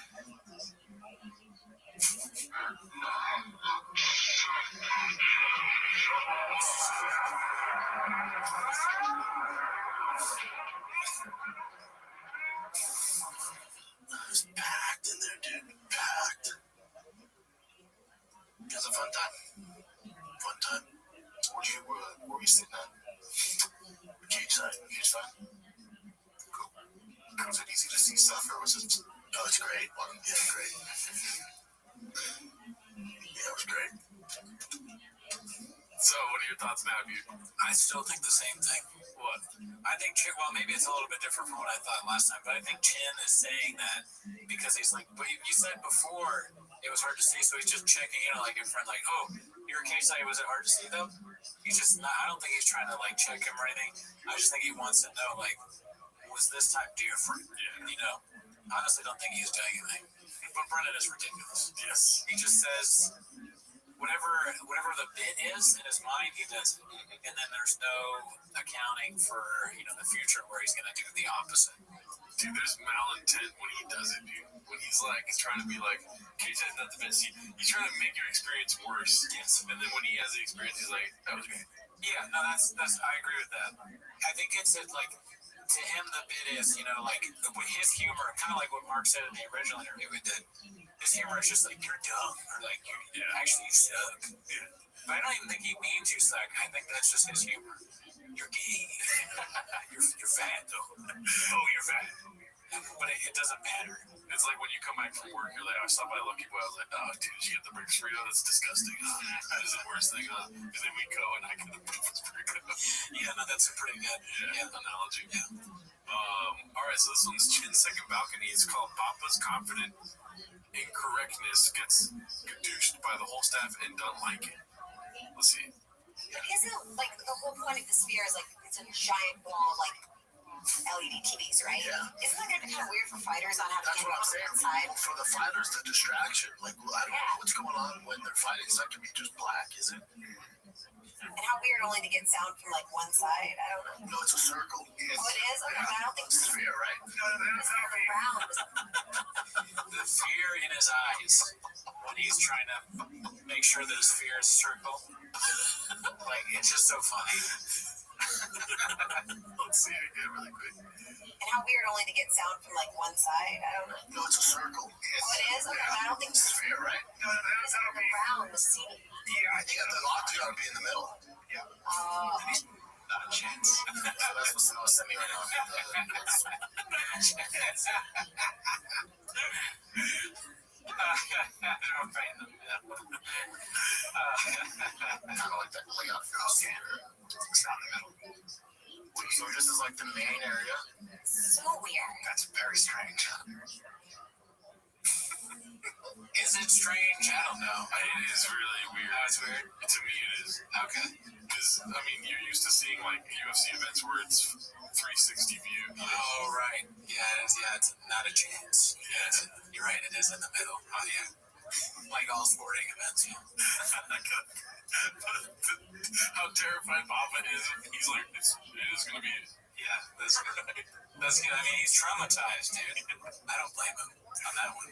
Like, what's that one Christmas movie with the Christmas past, Christmas present, Christmas future? Is that the Bah Humbug guy? Oh, yeah. Christmas movie. Okay. Yeah, Charles Dickens, right? I feel like it's like Reddit's past, Reddit present, Reddit future for Papa. You know? Like, it's happening in the moment where he's like, oh, fuck, this is supposed to happening right as we speak, dude. Can you imagine him in that character? I mean, he would never get it. Tiny Tim would be fun. Tiny Tim's starving, and he gets a fucking truck. You want a truck, Tiny Tim? I need food. Tiny Tim was an intern at T-Fed. Oh, yeah, he's just constantly getting fired and shit. Not paid. Oh, how social is Tiny Tim? I can't feel my legs. Yeah, I'm sorry. We had to fire you because, like, Samson got polio or something. We can't have polio around here. Also, no vaccine. Vaccine makes you good. Samson, you got the vaccine and it gave me polio? What are you fucking triple boosted, dude? Why are you doing here? He's like making fun of the Tiny Tim in the office, just like, oh, do you see how Tiny Tim walks like this? He walks like that, right? He has polio, right? Whatever, dude. Oh, he's gay? Because polio means gay. Yeah. Or he's like doing a bit. Higher polio makes you gay. Tiny Tim has a neck brace and it's like, I choked out Tiny Tim. Yeah, there's like a video of him doing this, and Tiny Tim's like legs are all in leg braces. Like, hey, sometimes you gotta show your interns, dude. Okay, I was excited to show you this one, dude. It's posted by Sock Puppet with a lot of underscores. Has Big Boy Auto Sales LLC been discussed before? Schlub is listed as CEO. Hilarious. Reported doing some surface level digging on the truck giveaway when I noticed this. LOL. Searched and didn't see it mentioned before, but we'll delete if it has. As you can see, Big Boy Productions. Big Boy Auto Sales, dude. He started this LLC in April of 2024. Plot thickens, like that one comment said with 3 C's. It's rare. I didn't expect to see an open corporate appearance on this episode. Yeah, I don't know what that means. Is that what this website thing? I mean, is that not hilarious, dude? Big Boy Auto Sales with 2 G's. Yeah, that's how you know it's fake. It's not a shop, dude. It's not. Yeah, no chance. There's not 3 C's. It doesn't have 3 C's. Okay, nice one, dude. Cool story, brother. I wasn't born tomorrow. Dude, Big Boy Auto Sales. That's so funny. There's gonna be commercials of him selling vehicles with Big Boy. That's a logical next step, right? I think you said that in one of the episodes. He owns a dealership. Dude, talk about scam artists. Crazy, man. What up, big dog? Anyway, so this is another truck winner giveaway. We already watched this, but fuck it. Confidence Search 8648 posted this truck winner. How can I help you? But don't worry, he's sick of it too. Let's see. One championship. Thanks for having me. Congrats on Mighty Mouse. Look, hey guys, the winner of the truck drive festival gas, we find out either today or tomorrow, so it will be announced this week. I can't wait. Trust me, I'm as sick of it as you guys are, but the winner will be announced this week. All right, kids, that's it. He's furious, dude. He fucking sucks. He has to promote it every week. How can I help you? I'm sick of it. Buy more merch. Yeah, so let's see. This is all right. So this one you were laughing. What'd you do, big dog? I accidentally had the audio playing. Yeah, it's posted by Chin Second Balcony. It's called Drake's Hello. Drake's Girls Cover Story for Summer Vegas. I'm well, thankfully. How are you? Hello. Wagwan, bro. I think probably. All right. So, I was here before. More holiday? I was here before. Goated holiday. Are you? I was on my wife is. She's like going to Vegas. All right. I don't have jobs. No. Oh, he told me. Wow. What you say? I don't have jobs. I don't hire people. You don't hire people? No, I don't. I help them to get jobs.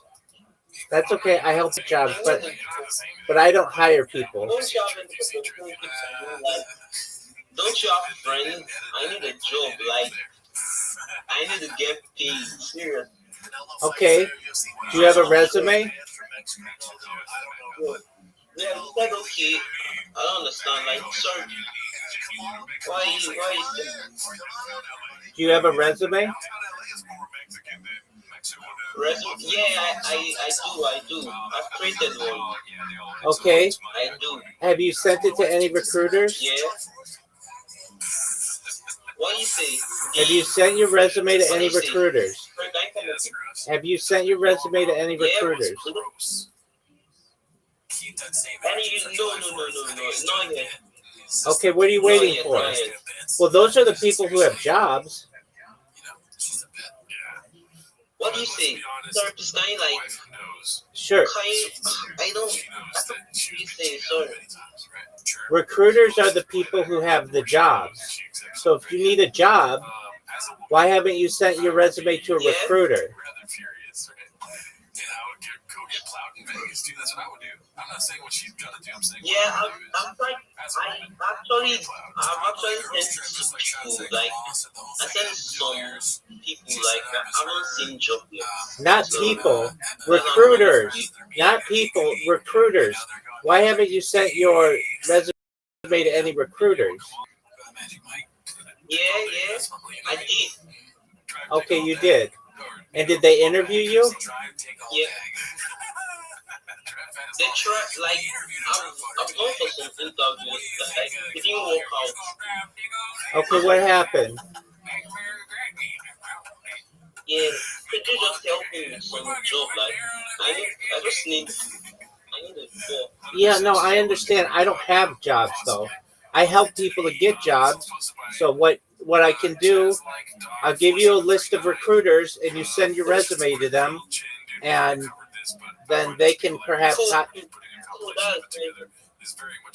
What did you say? Yeah. Like I said, that was alright. All right. I'm gonna send you a list of recruiters. Yeah. God bless. Yeah, just one moment. Nigeria though, like. Yeah, these are Nigerian recruiters, dog. Yeah. Thanks, dog. Yeah, God bless. All right, just one moment. Wait, is it what time do you sending it? So I've just sent it already. Did I send it to you already? Yeah, I sent it already. All right, did you apply? Apply? Like I told you already. I told you I've applied before. They didn't accept me and stuff like that. Okay, did you apply for the 5 places that I sent? You said you were just helping me and stuff like that. I just need some kind of glue. I understand. Okay, so I sent you the list of the 5 recruiting organizations, right? Yeah, you did. All right, did you upload your resume to them? I did. I've uploaded my resume. Okay, when did you do this? I did that like let's say last week. Friday. Okay, well it's only Monday. You got to give them some time. It's only Monday. You've got to give them some time. They don't just hire you immediately. It'll take a week or 2. Oh, they fire people. They hire people, yes. Oh, okay. So I will be part of the lucky ones that get job after fire. I mean, it depends. Did I also send you? Did you create a link tree? Yeah, I did. That was the best thing I did. Okay, excellent. But the platforms are no like join them. They're too much. Okay, well, don't be lazy. Listen, don't be lazy. Create the 30 different social media, connect it to your link tree, and then when you're done with that, come back to me, and I can help you with the next step. Alright, I'll allow you in a sec. I'm coming. Let me upload my link tree. Okay. There should be a segment of this podcast called Guess Joe Rogan's Yeah, coming. Thanks, bro. I think it's probably 4 God foot bless 6. you, Rabbi. You're welcome, big dog. Jesus Christ. I was like, wait a minute. He's at least 5'5", right?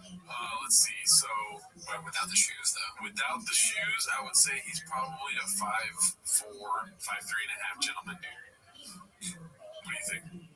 That sounds about right. 5'4". I would say 8 inches. Okay. He definitely has a big dick. But I don't know about that. Let's see. Oh God, what's happening? Okay. This one's posted by War Mode. It's called Remember When Big Gulps Were a Personality Trait. I get it, B. No, we are all into the truck giveaway saga. But I just remember when Brent tried to push soda as a lifestyle. That's all, kids. Love you. And in his bio, it says comedy podcast, whiskey, big gulps. That's like something that'd be on your profile when you are, 18 to 20, middle school or something. Or yeah, middle school too. Like when you can't get a big gulp, like you look forward to a big gulp because you can't drive to go get the big gulp. You know what I mean? But as soon as you drive to get big gulps, you're like, oh, there's way better things than this. There's titties and ass out there and stuff. Yeah. Or, like just some like people with wacky dating profile. Like I'm a pretty simple girl. I like dates and beef jerky. I mean, that's a terrible example, but like something wacky. Like, I like The Office and fucking sunsets. Yeah, date me if you like sunsets and Baja Blast. Like that's what that is. Yeah. TRX trucks, tour tickets, whiskey, merch at thickboy.com. Big gulps. Just, what came first, the whiskey or the big gulps in Brendan's world? Hopefully big gulps.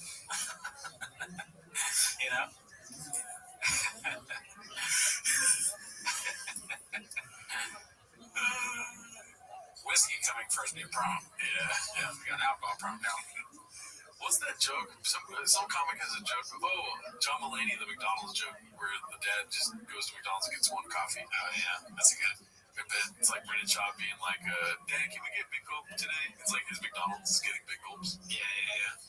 He gets himself a big gulp. They don't get a candy bar. Sorry, I didn't pass. I took a fucking big gulp earlier today, dude. 7-Eleven, you have it your way. We should definitely get big gulps for the next show, dude.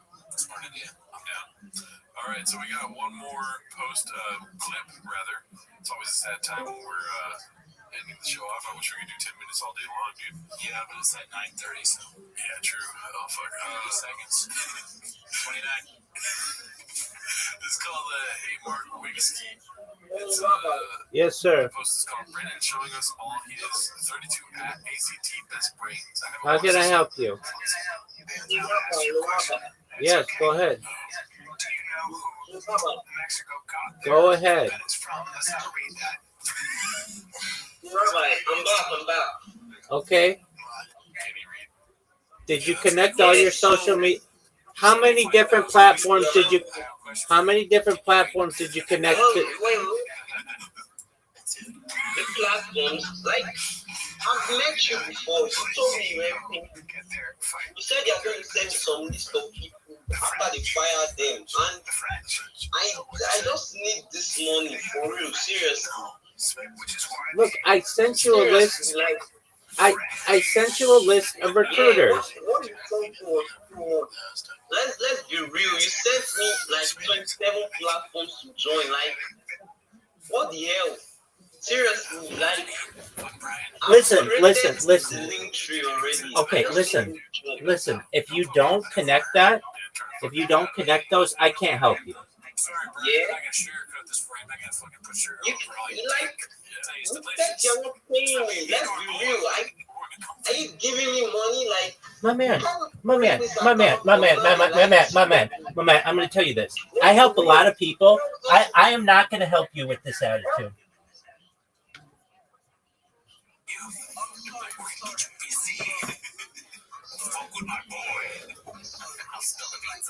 Yeah, watch out. That'd be cool if there was like the Avengers of Joe Rogan's comedians, Yeah, dude. I'm telling you right now. That's when Brennan got prom. I will say, on another front, so are you Thanos in this, or okay, there it is. Anyways, on another front, Game of Thrones, and he's the redacted little figure of this guy right here. Yeah, right. On Bad Friends, I was watching with Bert Kreischer and Bobby Lee. Rabbi, are you still there? Yeah, I'm here. Listen to me. Okay? Wait, you stop. I'm talking. When I talk, you listen. Okay? I have helped more than 50 people. Okay.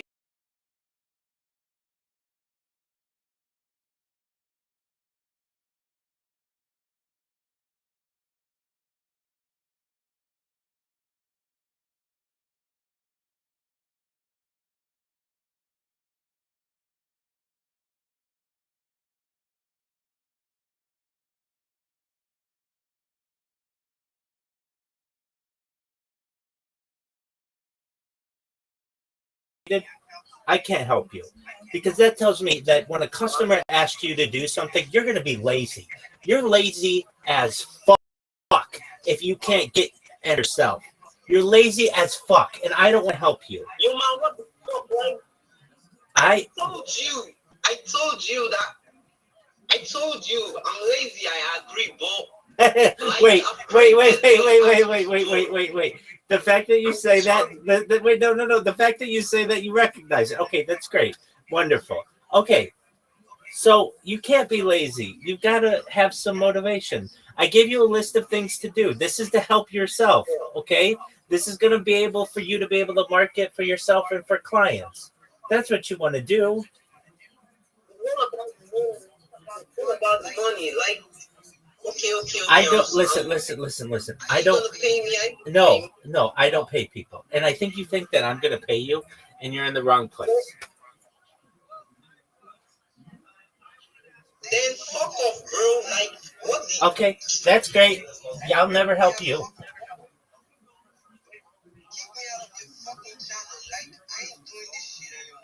And Bobby Lee calls Bert Kreischer Robert Baratheon, dude.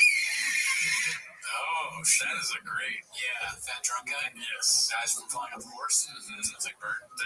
It was a great catch by Bobby Lee. Does he watch the show? Who knows? Maybe. I mean, Tiger Billy does finance most of our shit. I mean, yeah, that's why our sponsors, Bobby Lee, right there. Thank you again, Bobby. You couldn't afford the camera without you seeing these cameras. We took your money and we gave it right to them. Yeah. All right, everybody. Hope you have a great week.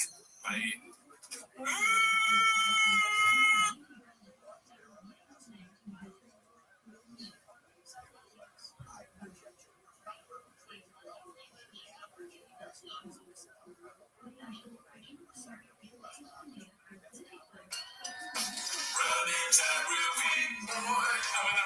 Such a looking boy. Stop by my favorite time of the week when you can hear Papa try to speak. Really surprised today. You better watch 10 minutes of shop. Welcome back to 10 Minutes of Shop. Thanks for tuning in. As always, join the Patreon. You heard of it, right? Join it because tonight we're doing our first ever live stream of the Patreon. It's going to be of the political debates. A little bit of Trump, a little bit of Harris. Ever heard of them? Little Kamala. Or as I like to call her, Alamak, backwards. Yes, it's Kamala. Yeah. Wait, what do you okay. You say that sounds like Guadalajara. Blue Dobbs, ever heard of him? Yeah. And if politics isn't your thing, then we have special reviews. You know what I'm saying, Daddy? We're out here making sure these streets are funny, man. Yeah, we got those 7 times a week. Yeah. Any good ones in the stockpile. Also, the Reddit is booming. You know what I mean? Join us on live streams Wednesday night at 8 p.m. Pacific Standard Time, you know, because we live in Seattle. And then, you know, Reddit, Discord, all that fun stuff, man. Join the chain club. Come on, be part of it. Anyways, but that's not why they're here, though. They're here to watch 10 Minutes of Shop. So start the timer. Play the chain clip. Okay, we got plenty of chips to play, dude. So this first one is not a clip, but it's more of a sad post. We've got another one of the Roganites crying on earwaves, dude. Oh man. Posted by Boppo12345. It's called "I'm so tired of this dude, maybe more than Brendan."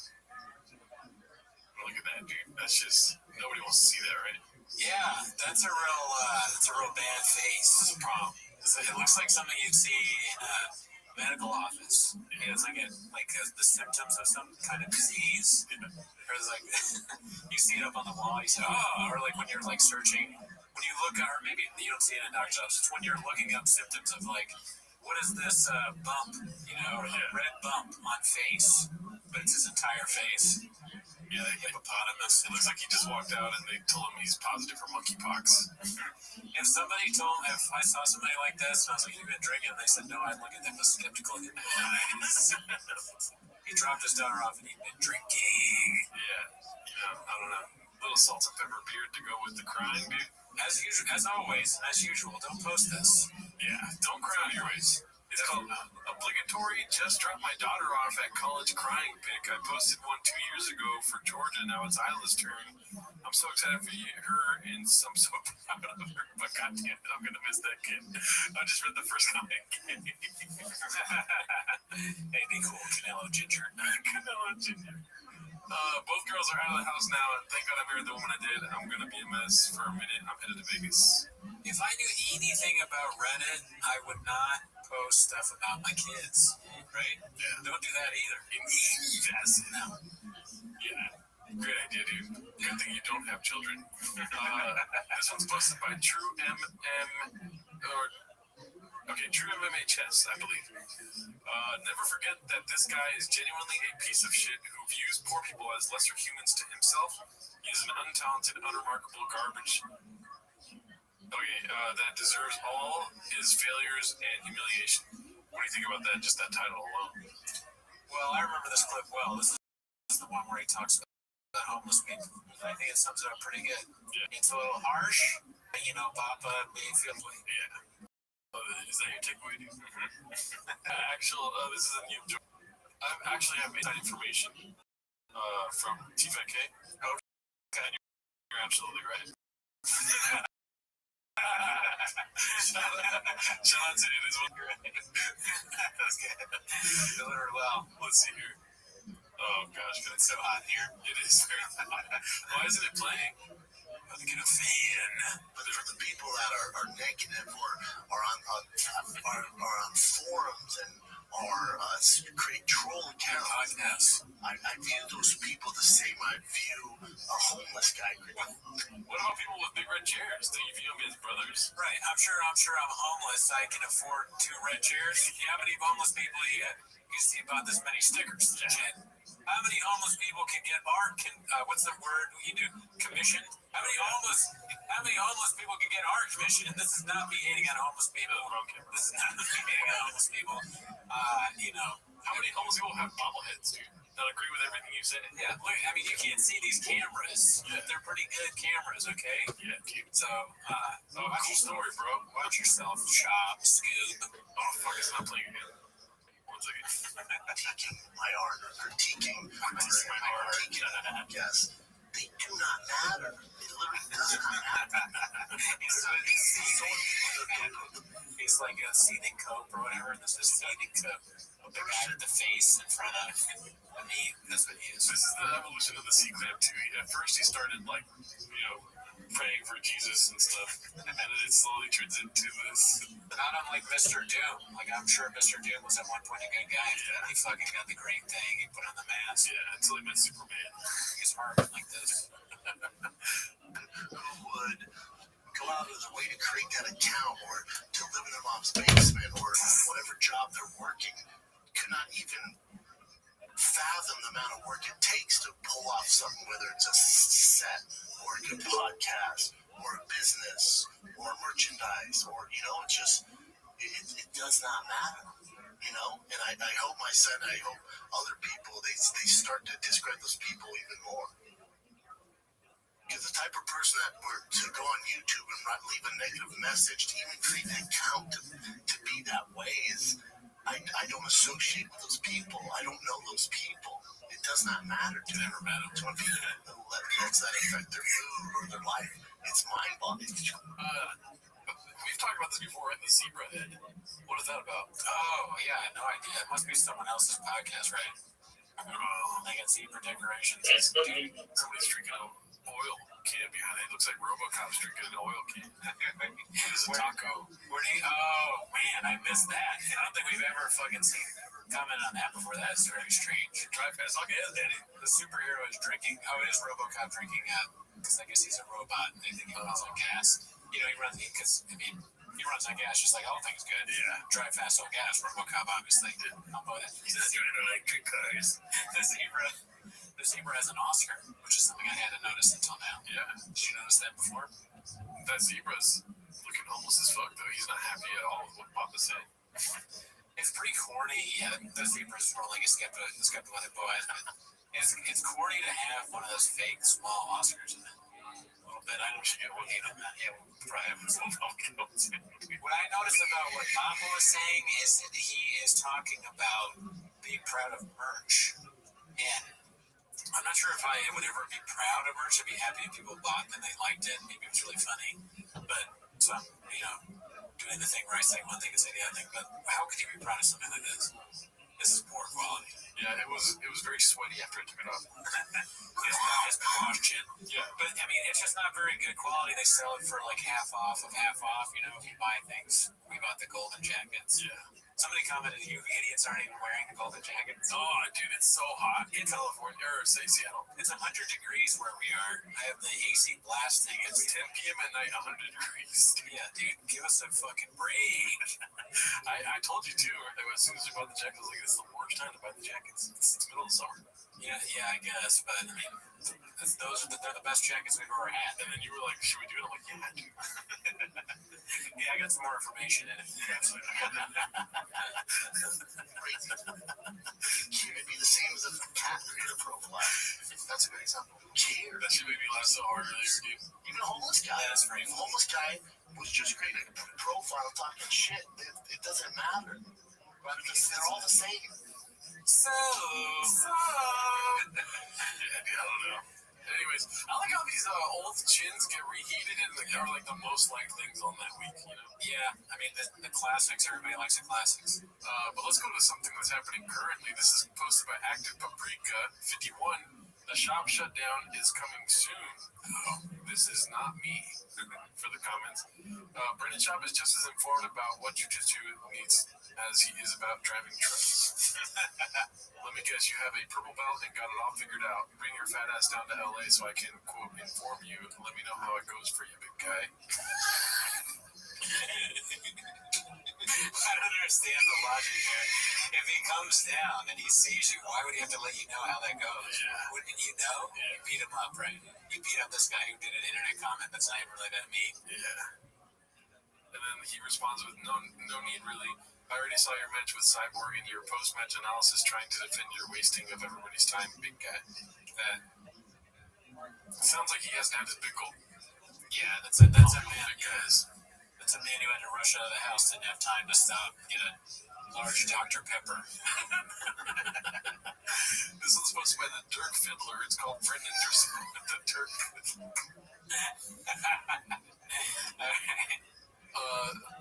What does that mean?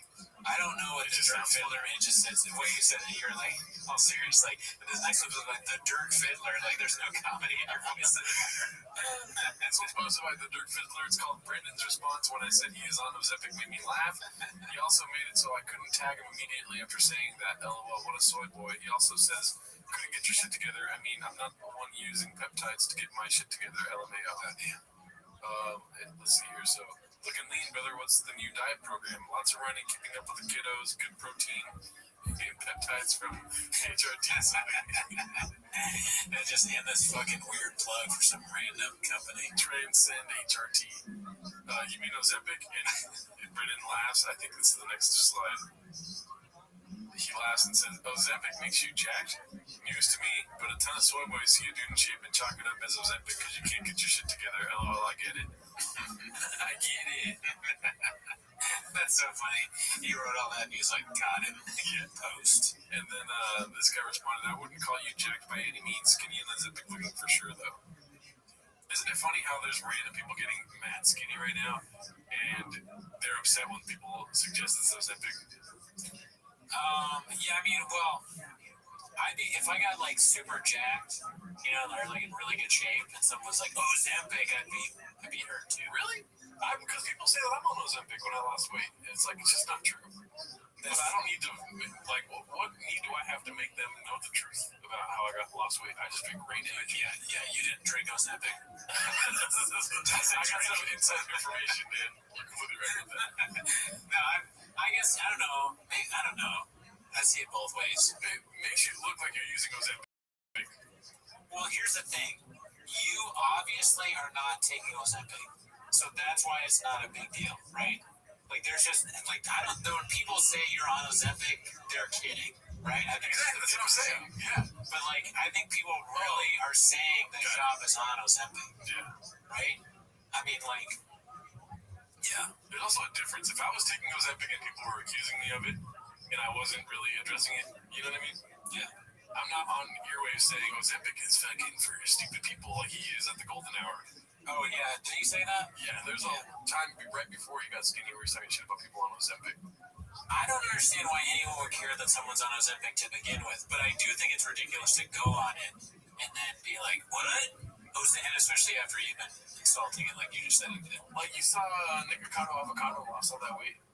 Yeah, I did see. I don't know who that is, but I saw the post about it. Yeah, he's on Ozempic. It's just a thought. It's not like a indignation or what is it called? Like you're not fucking accusing him of a crime. Right. It's not a big deal. I mean, here's the thing. If American weight loss drug comes out and you're not taking it, you just lost 200 pounds. You know what I mean? Yeah, probably. But here's the thing. If I were on Ozempic because I needed it and it made me skinny, what I would do is be like, you gotta take Ozempic, man.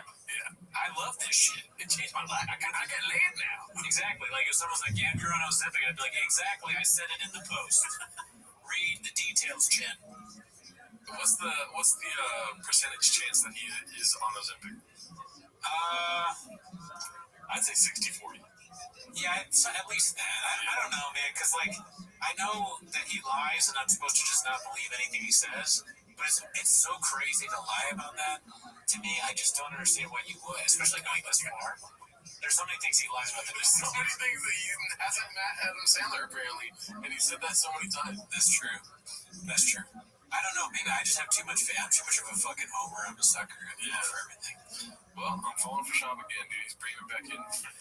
This one's posted by David Duke Newcomb. It's called Big Brown Destroys a Giveaway Casual in the comments section that he never read. I like that he's responding when it's good. Yeah, define good.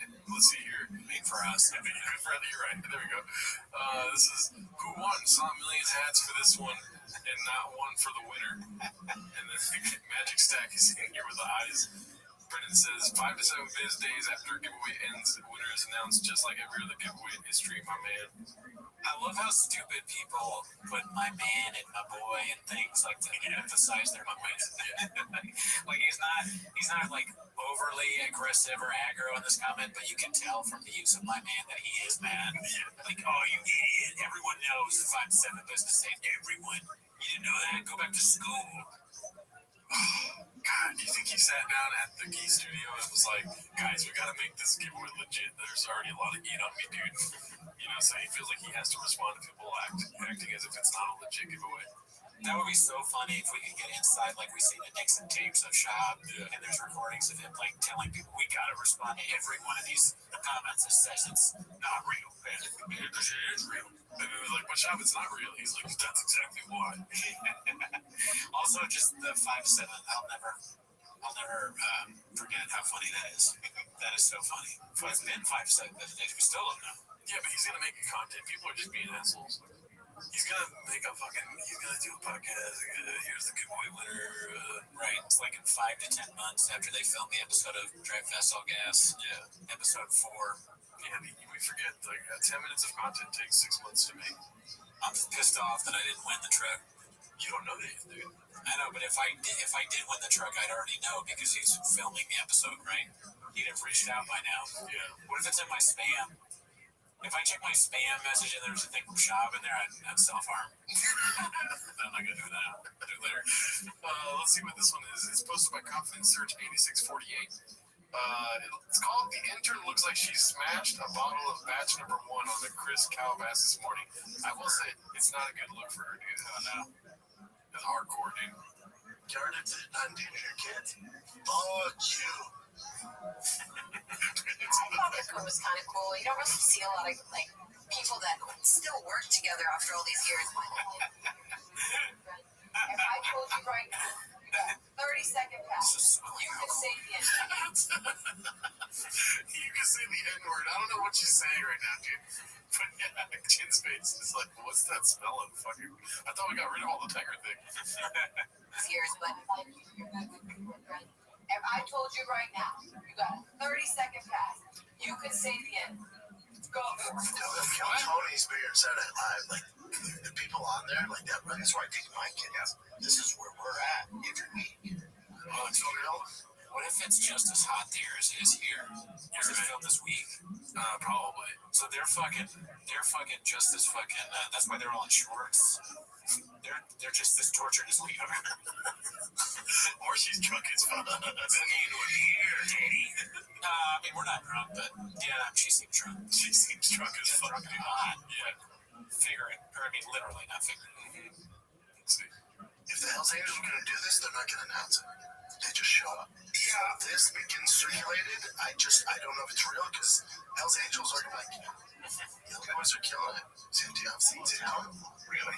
He looks like great. Now, I don't know what his hours like, but for when Kill Tony, he's leaning forward. He's so fucking funny. That's great. Oh, you've never. It's very different when he's doing his actual stand-up versus when he does the real stuff. His stand-up is really awesome.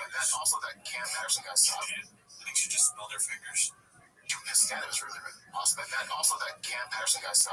I saw him yesterday with Nick. Oh, he's so funny. So Nick got me tickets to him, his girlfriend, and Kev from Golden Hour. Subscribers. Additional NFL Plus premium terms at NFL.com/terms. Did DraftKings pay for that? I know I always ask that, but like, what the fuck? Oh yeah, that's a whole nother chin for later on. It's a weird ad read. But what would you do if I came fucking smashed to the podcast? Oh, I'd be so worried because you're sober. Stories, you get the wrong stereotype about it. You don't have to be sober. The quality would go down so bad because I don't know how to do anything. Me be drunk. I mean, you drunk is probably better than me sober. Instead of the intro with Brandon Shaw's face sliding in, it's time for my it's just me shotgunning beer. That song is playing, but it's your meltdown. Welcome back to the podcast. I don't know what the fuck that ball ass was. Just telling me bullshit. I don't even listen. Hey guys, just see you on live chat. There's no live chat going on. Guys, in fact, my yells in the chat, please. Let's see here. Okay, so we watched this on the live stream. We stream every Wednesday, if you're wondering. It's called The Civilian Looters Elect You Upbeat, posted by Jabronified. You know, we already said it. Yeah. So he's been looted, and I guess thieves just come in and take whatever's expensive and just fucking walk out with it. This is crazy. Hey guys, I'm here at my a couple days ago, legendary comedian Rick Crusher. You know the guy who has that one joke where he takes his shirt off. What do we think of next? What do we think of next? Man. Blank comedian just become like a fucking art form. This guy's got it down. He knew exactly how to get him. I like how his headphones are taped up.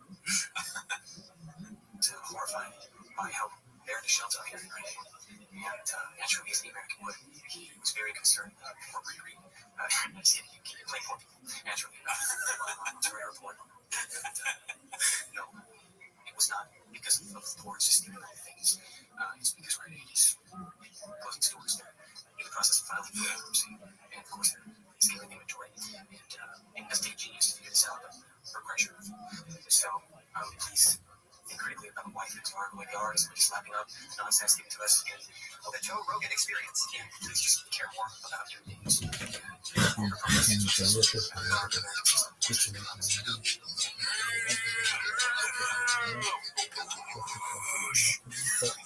Rick Crusher didn't read a book. That's life. Rick Crusher doesn't read the news. Yeah, right? He's going away, sadly. And they know so is Rick Crusher's career. Oh, yeah? Yeah, he just filed Chapter 11 bankruptcy on his career. Oh, I didn't hear that. Yeah, I haven't said information. Oh, okay. Yeah, 100% right. Yeah, it was a joke, Cootie. I know. What a...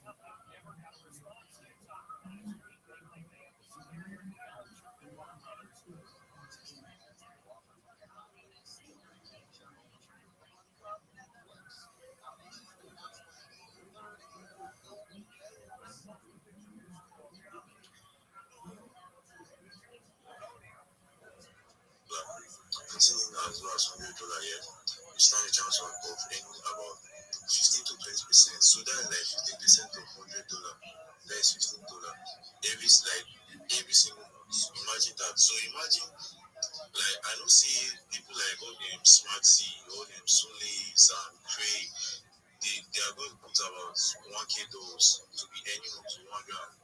Okay, you gotta reflect me.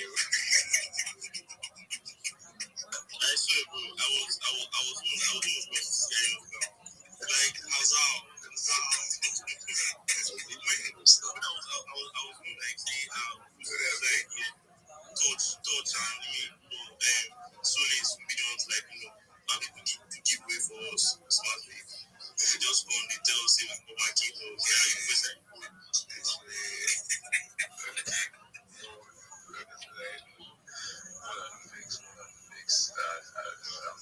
So I really don't understand Charles. There's also Nigerians. There's also they have other platforms as well, like prediction markets. You know how the market is. So Nigeria also has a prediction platform for that. They have generated over $2 million in volume through them, just through the prediction market, over $2 million in volume. So they also, so this the major goal of Nigeria is to eliminate this discrimination against on the African region, especially Nigerians. Some of us, I'm not saying most people, like some of us in the job space, Western job, maybe you are looking for a job, you have the skill, you have what it takes, you can do it, you are ready to put in the work and everything, you have the passion. Once you are chatting with the days now, and you just say, I'm from Nigeria, some of us, instead of saying I'm from Nigeria, we'll say, I'm from the GMT plus one region, I'm from WET region. We don't want to talk Nigeria with the shape. So all those kind of stuff, instead of like us hiding, we don't have. Sorry, create the Alright. Yeah. So through the Night Link, is going to be a jobbing platform actually, where they on their own are going to connect with companies. So this like I said earlier, it's an ecosystem. So these platforms are technically connected. So through the Night Link now, which is a jobbing platform, you are going to have to take courses on 90 Lane, which is a learning platform now, whereby they have courses for you to take, like crypto courses, Web3 courses, info.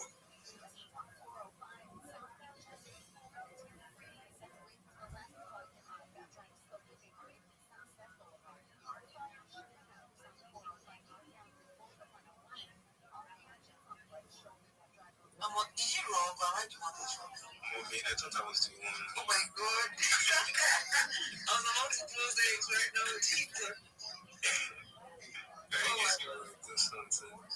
Yo, Jack, if you can hear us, please drop my phone back. Yo, what up, boss? I think Craig's working too. Craig, can you hear me? Our host said he's working. Abbas, how are you? Hello. Hello. Just for a moment, I'm about to speak in a space. I'll be with you in a second, okay? Hi, Uzi. Right there. Uzi.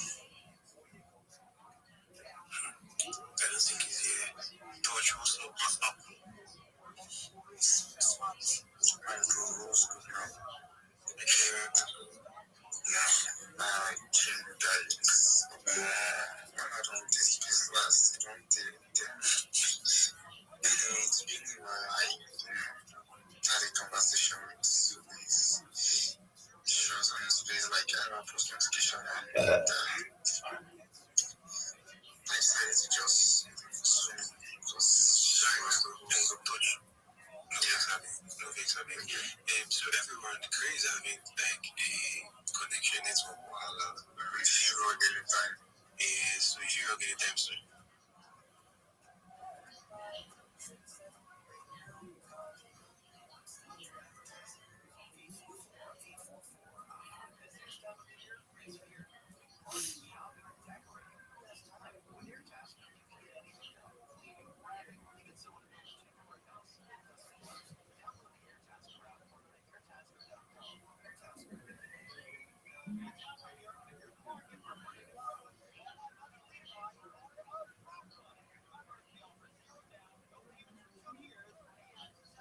I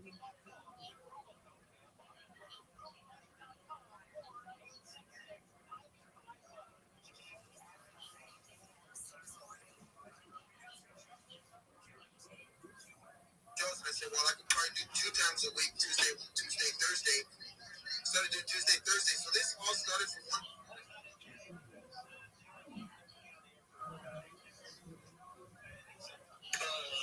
I don't know what the floor is at right now, but it was looking pretty healthy the other day, so I'm not gonna look, but I'm assuming it's all good.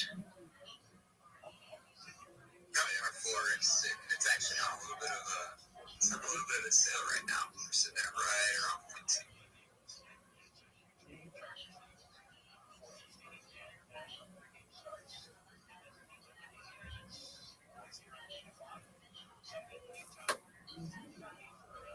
Over my head, dude. And I was doing another joke, but I pretended to be Joe Rogan. Keep with me.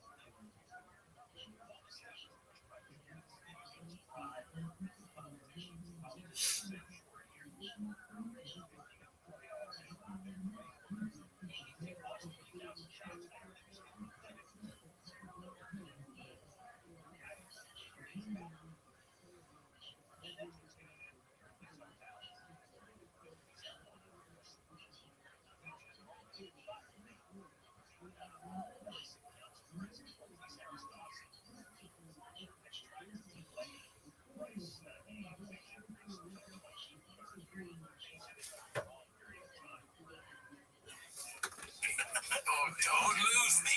We're deep in the Papa first, dude. Yeah, we don't know what's real and what's not. Yeah. Anything else about Rite Aid closing down, dude? I mean, the full clip where he says that he used to hang out there all the time, like all day long. I just think that's so strange. No, that's bullshit. There's no way. What do you do at Rite Aid? Okay, so you're walking around. You're looking for a drink or something like that, or maybe some snacks to bring home. You go to Thrifty's and get some ice cream. That's at the most 30 minutes. Yeah, you gotta go to get your prescription, like waiting in line, that's longer. You know what I'm saying? You get your prescription, you take some fucking Addies, and then next thing you know, there's some baddies that walk in, they're just chilling at the Rite Aid too, and then you gotta get deodorant. That's my number one place to go to get deodorant is Rite Aid. Okay, you know what I mean? And then you go to Thrifty, like you said, get a bottle of water, bottle of some motherfucking tequila, dude, right? And then now, next thing you know, you're there for 6 hours. But that's all gone away now, dude. That is an interesting. I like the way you map that out. But can you imagine seriously? You have what somebody up? go to Rite Aid. How are you, Zoo? Let's make a day of it. No. What are you doing in Rite Aid for that long? I just injected myself. With what?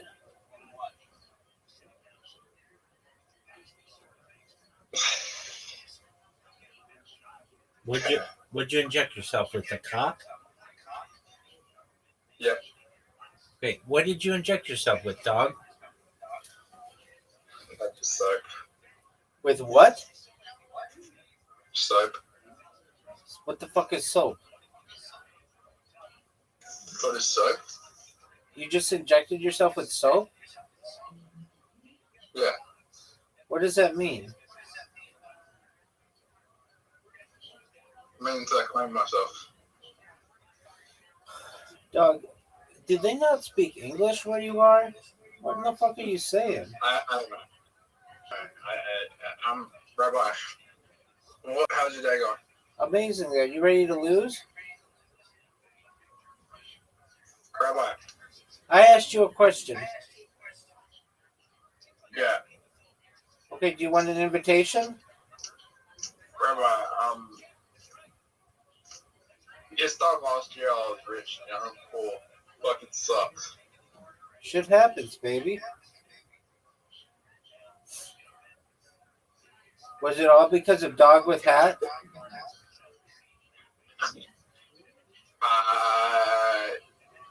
It was because of relationships in real life and getting distracted and just overtrading. And getting braided. And having mental breakdowns. Okay, was it because of that girl? No. Okay, well then what did relationships have to do with it?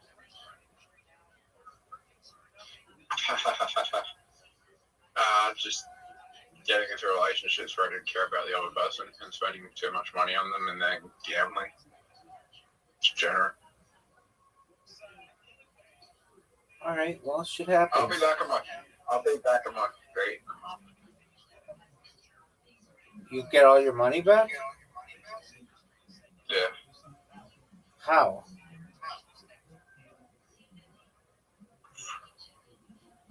I got a plan. It's gonna take 6 months. Okay, but I thought you were gonna be back on your feet in a month. Yeah, it's okay. Okay, are you ready to lose or no? Nah. Okay.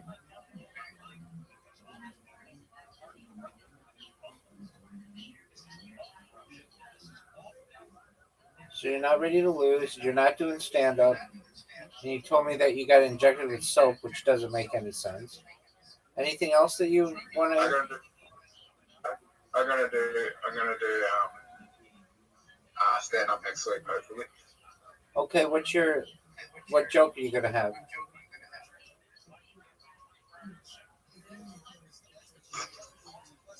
Back on an orgy. What about an orgy? Just about something like an orgy. Okay, what's your joke? What's my joke? Yeah, that's what I asked you. You ever gotten high, Rabbi? No, wait. You ever gotten high? At an orgy and you couldn't get it up? That's your problem with everything, Zoo. Sorry? That's your problem with everything. You ever gotten high at an orgy and you couldn't get it up, and then you just like, oh fuck, why are the girls here fucking black dudes? This is not good. Oh, that's gonna be your joke? No, not like that. Okay, so what's your joke? Here's one of my jokes. I went to everyone I fucked at the orgy. I asked them what they did, and they all said they were mental health workers. So it's like, if I need to check into the mental health facility this week, which is very likely, I can't, because as soon as I get there, I'll be like, yeah, this chick likes fucking black dudes, and that's all I'll be able to think about. What is this supposed to be funny? Yes, that is funny. No, it's just kind of racist. That's racist. What's wrong if they want to fuck black dudes? Nothing. Well then, why did you say it's not good? Because I'm white. Why would it be good if they're fucking black dudes when I'm white? If they have a preference for black dudes, why is it good? I mean, how do you know they have a preference for black dudes? How do you know they have a preference for black dudes? When I see them suck a black guy's cock in front of me, it's pretty obvious. Well, I mean, how don't you know they just don't want to suck anybody's cock? Because that was the first cock they sucked. Okay, well, that could have been the early arriver at the orgy. No. What do you mean? I was the earlier arriver at the orgy. Okay, you were the early. So you were the first person there. Yeah. What's going on with you today, Zoo? You just don't get my humor. Dude, I get funny shit. Your shit is lame. Doesn't make sense. It isn't funny. But I still love you. My what? Are you you? laugh at my laugh set? It's like everyone's comedy subjective. Like there's people laughing at my set. I mean, there were 4 people there, and 7 comedians. So, like, your numbers were limited. That's good. If there's that many people there and they're laughing, that's good. If there's 150 people there and everyone's laughing and they're just laughing, but sometimes people just laugh because everyone else is laughing when it's not even funny. That's true. That's true. Okay, so what are you going to talk about next week?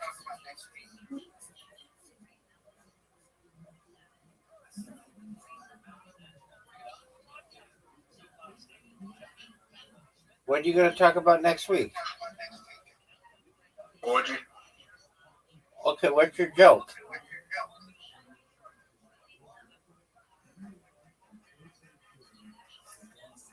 You ever fucked a fat chick at an orgy and then she's like, and then then someone says, "Oh, there's pizza," and then you gotta stop, and then you gotta be like, "Oh, well, I have the munchies anyway, so this works out." I've never fucked a fat chick, but all right. I mean, maybe, yeah, not to my knowledge. All right, so You never fucked a fat chick? not to my knowledge. Why not? I've only fucked really hot chicks. You can be hot and fat. Yeah, I know, but these girls were just like generally all in shape.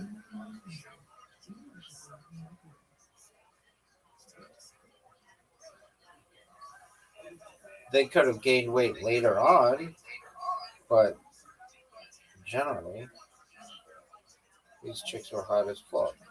All right, so you were fucking some chick, and then they said that they had pizza, and she stopped and ate the pizza. Yeah. Are you serious? You are serious. What kind of pizza was it? It was all sorts. So it was a pizza party. Wow, that's like depressing, dude.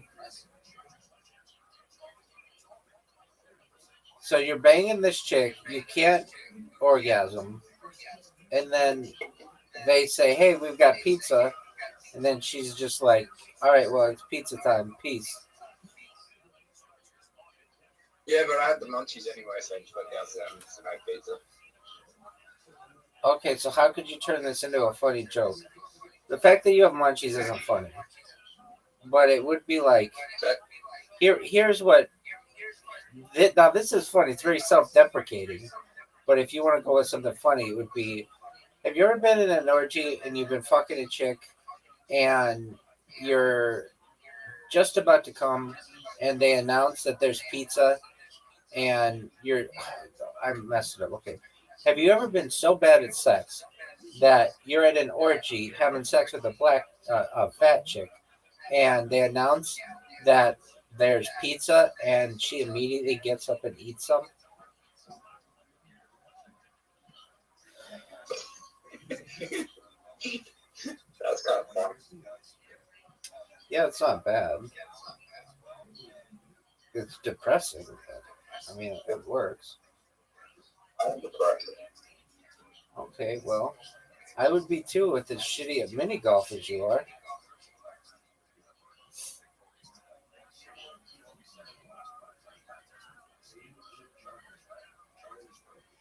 I'm gonna go.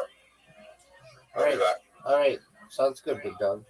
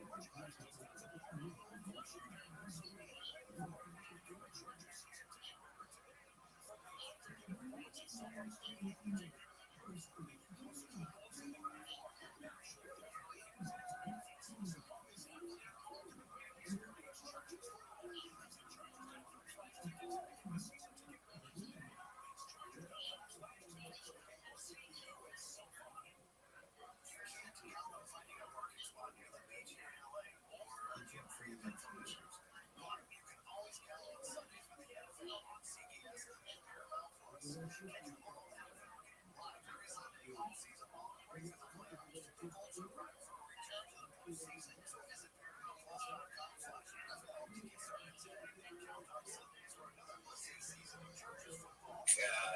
Arizona? She's in Arizona, so here's what happened. Get out of here. She's on the border of Phoenix and some other high-end golf course city. I don't know if it's out there, to be honest with you. Maybe. And then she, and then okay, you're not coming back, but when are you going to start going to this business analytics? She's really good with numbers. Well, when are you going to get into that field? She's like, well, Dad, I've been working at this job for 4 years while I'm in college. I'm going to try to get a house before I quit the job because it'll be good, you know, for the credit check. Okay, so she bought her first house this year at the age of 23. So big shout out to her. Yes, congratulations to her, man. Definitely. I've been supporting her with every week while she was in college. Didn't know she was working. But I guess now we know where she got the down payment. But this was the plan here, Chrissy. When she got her house, I didn't know it was going to be this early. And why? But I've always told her, look, I'm going to help you out every single week. I'll send you some money so you don't need to worry about it. But when you get a house, I want a little shack in the backyard so I can come in there and just retire and do my stuff. She's like, yeah, no problem. That was the plan. So she sends me the video of the house that she bought. I get all excited. I'm sitting there watching the video. It gets to the backyard. I pick up the phone. I go, honey, there's no backyard. There's a fence and it's the desert. So, Dad, don't worry about it. We're putting your room on top of the garage. I hang up the phone. More excited, man. The room on top of the garage. What did I think about that? I go back to the video, pick up the phone. Honey, you don't have a garage. She's all we're going to build one of them. What? So I got to wait for that. California puts an elevator on there. California, I'm actually closer to you in California than I am to her in Arizona. No, I live in Arizona. Oh, you're in the border somewhere? Yeah, I'm right on the border of Nevada, like 15 miles out of Nevada. So she's about probably 8 to 9 hours away, and depending on where you're at in California, it's probably about 6 hours away. Yeah, I'm 6 hours away from her, from here to Phoenix. I'm in Orange County, California. So lower California, yeah, Southern California. Yeah. It's probably an hour and a half away from Vegas, just so you know. Yeah, I did my little thing in Vegas for a while there. We used to love to do it down around the weekends. We were in our 20s, early 30s. Now I'm going to have to. Definitely anything in LA, definitely anything in Vegas because it's so close by. It's 6 hours and we do it nonstop from here to Vegas. Usually it's a 10-hour drive because I have those, McDonald's stops, restaurant stops, smoke stops. Oh, no, we want to get paid. I got to go to Cane's for zucchini. I always stop at Cane's for zucchini because we don't have that here. Oh, nice. Right now we got a Burger King. We got a Burger King that just opened. It's open 24 hours. So that's 2 places now that's open 24 hours in Mesquite. It reminds me of when I lived in Tech. But we were considered a hub city, so people from New Mexico were coming over and stuff like that. And, it was fun. It's pretty good. Came right back to Cali. I hated living in Texas. I lived on Palestine Lake right outside of Dallas, between Dallas and Tyler, where Palestine Lake is. And I'm like, why would I live on a lake when I can't even go in it because of the water moccasins? I mean, hello. And I lived in Florida, and there's this pond behind where we live, and you can go in there because of the gators. So it's like, seriously, hello, stupid. I did love living in Florida, but I moved out of Texas. I mean, you pull up to a gas station, and the crickets are as big as your feet, and they swarm you. It was so disgusting. I got out of Texas fast. Sorry for all you Texans. But coming from Montana, we don't have one like that. No. No. I noticed you guys got Rabbi on stage, man. I'm gonna turn off my mic. He's one of the coolest creators, content creators on Web3, out of Web3, everywhere.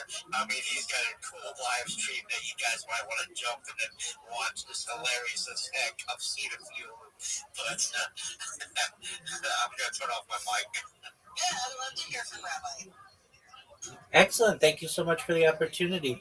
I'm Rabbi Rothschild. If you don't know who I am, you will. I stream my life 24 hours a day, 7 days a week, 365 days a year for world peace. I've been doing so for more than 4 years. My streams go back to the pandemic. We've seen the death of a queen, the birth of AI, the coronation of a king, and everything in between. This is a real life Truman Show, a real life Big Brother. This is a timeline and a time capsule of human achievement. In the 1990s, Bill Gates coined the phrase content is king, and I'm making it true today. I'm king of the internet. This is the biggest event in global history, and here's why. In 2018, The Economist magazine stated that data had overtaken petroleum as Earth's number one resource, and I have more data archived on the internet than any person ever, which is making me a very influential person. I'm going viral, and when I do, I want to make you, your friends, your family all financially independent if you're not already. I want to ensure that you have generational wealth if you don't already, and I want you to be able to start charities and philanthropic organizations of your own. I'm unlike any influencer you're ever going to meet. I'm not live on one YouTube stream or two YouTube streams. I'm live on over 20 YouTube streams simultaneously, 24 hours a day. You can watch my life in 360 degrees. I even have a ceiling camera. If you want to view my YouTube streams, the link is in my profile. Additionally, it's in my pinned post. You also find in my pinned post a link to my link tree. I dare you to look at my link tree. No one dares you to look at that link tree, but I do because I have more social media than any person ever. I have more content than any person ever. You'll also find a link in my pinned post to my Discord, which is discord.me/rabbi. We invite you to join our community. We have over 2,500 people and continue to grow every day. In addition to making you all very wealthy and wanting to promote world peace, I want to help end world hunger through the use of technology such as agricultural drones, floating greenhouses, saltwater greenhouses, hydroponics, vertical farming, cloud seeding. I want to help end world thirst. I'm sponsored by a cryptocurrency that's worth about $100 million, and one of the things that we do is we build wells and water towers in developing nations for the benefit of the less fortunate. Additionally, I'm an advocate for the Life Straw program and, most importantly, desalination technology, where we pump Earth's seawater onto land to make it drinkable. If you're a reply guy, if you're a Web3 marketer, you're a raider, you're a shiller, and you want a free mentor, coach, and friend, send me a follow. I will follow you back. Send me a DM. I will respond. I want you all to know that I am here to support you both personally and professionally. I'm here to be a positive person in your lives. I'm here to have an optimistic view on the future. And most of all, I want to give people hope. And with that, I sincerely appreciate the opportunity to share.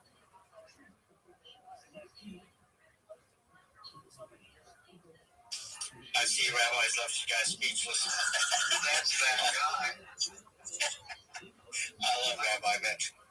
I do a lot of stuff in spaces with like Vibe and all of them, and Rabbi's always in the spaces with us, man.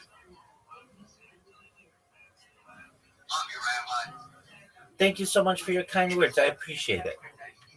Absolutely. What we like about Rabbi, he actually does help out other community members. And he asks us questions. He tries to actually steer people in the right direction.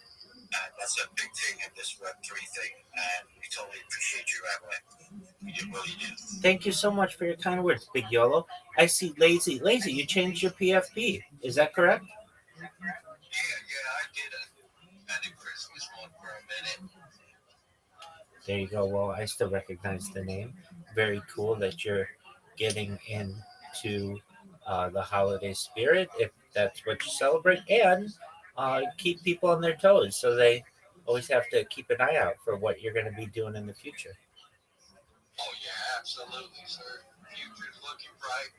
Slowly building. I'm in no rush. I ain't going anywhere soon. Thank you, Rabbi, for coming up. Thank you so much for the opportunity.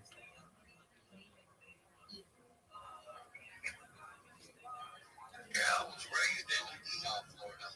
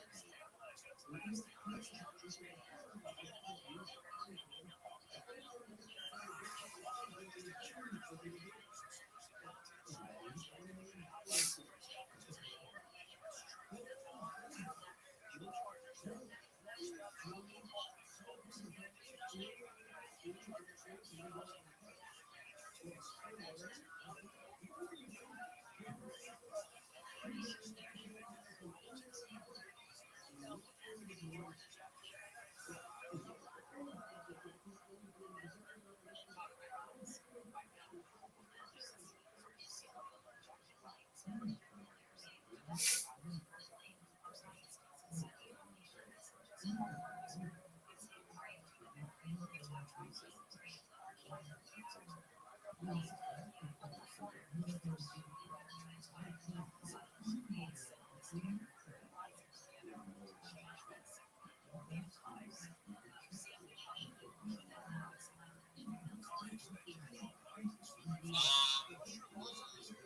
saw that went well last year.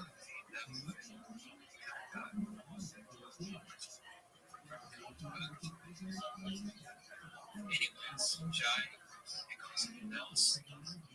Oh, Trip. It's good, man. Are you okay? Bro, I have lagged out. I'm not gonna lie, but I am back, bro. What's good, my bro? Yeah, Shy was about to drop some alpha. And then he was like, oh, yeah, I can't. I don't think it shows. And I told him, hey, we're not recording this space, so whatever happens, happens. And I was trying to ask all the listeners, hey, I'll tell anyone, Sean might get shot. Work with the Android emojis if you guys are good at Terrare, bro, my Terrare is going to be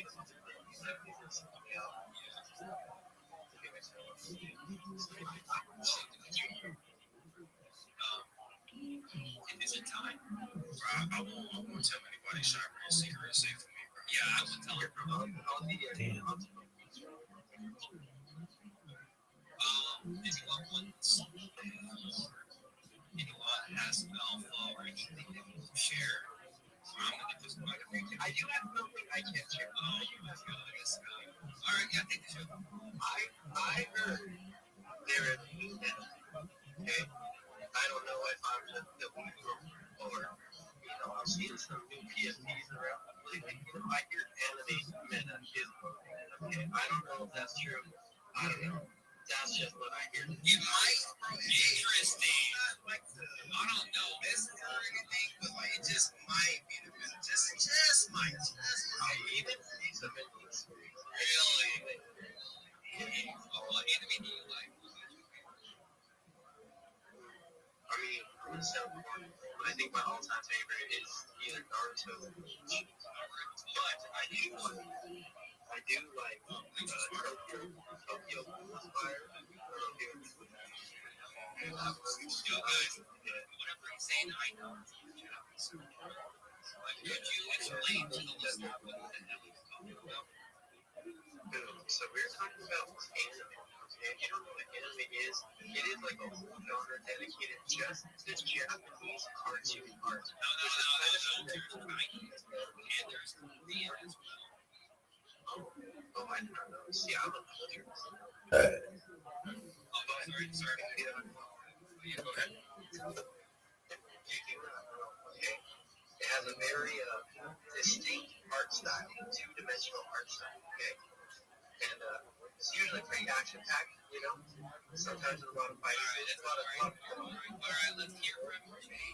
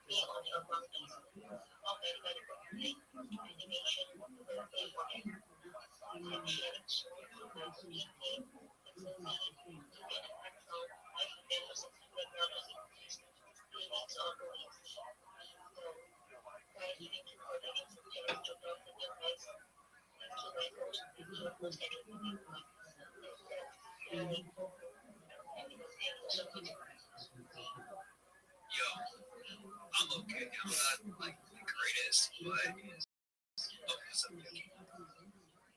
oh, bro, I didn't want to interrupt you at all. I actually have to jump on a call, so I'm gonna jump off. But I just wanted to say, Kubo, thank you so much for letting me co-host for a little bit, bro. This is definitely the highlight of my day, bro. Big shout out to you. I appreciate it and absolutely love this space, and I will be back. Guys, I hope to see everybody at the 9 o'clock shilling spill. We're gonna vibe out and do our thing. Shy, I'll see you in a little bit. Trim, thank you so much. And Kubo, my guy, thank you again, bro. Hey, likewise. Yucky. I'm like gonna speak to your space and up there, and I'm gonna be like, everyone go rate it. Much love. You know, be safe. Thank you, bro. I'll see you guys in an hour or so. Later, guys. Like, yo, try it now. Hello. Hey, you know what I'm thinking, right? I think I know what I'm thinking. I like your thoughts. I like your thoughts. Can you accept that? Oh, there was. And I think, I think it's time again. Giveaway, or should we be like, everyone go ahead, and if you're not gas engaged on the first bill, you're a loser. We're gonna do a giveaway. Or should we do first? I do have an energy that I am willing to part with. No. I don't think Alright, wait, doesn't do you. The hell? Alright, immunity.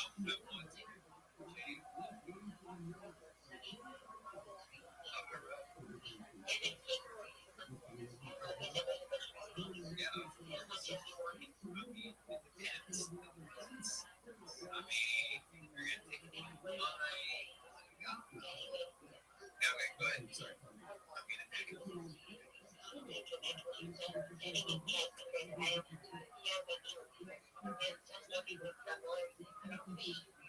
Yeah, just you and I. It's usually you and I. Don't worry about anyone else. Still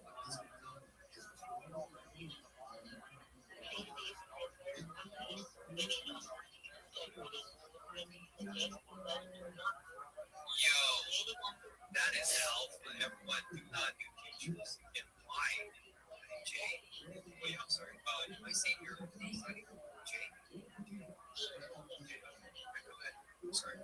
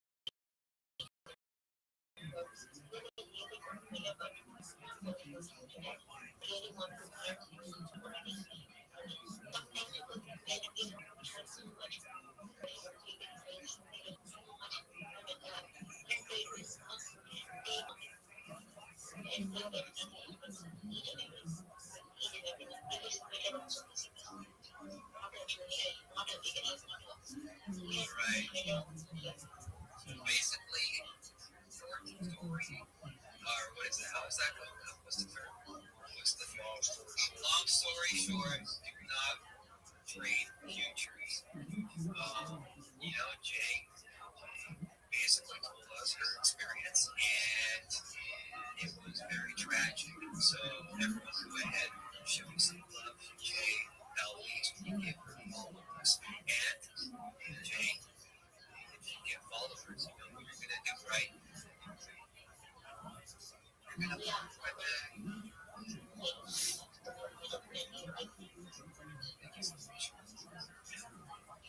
Yo, Trip, shot. Yes. Why does it be rare? I see damn rare.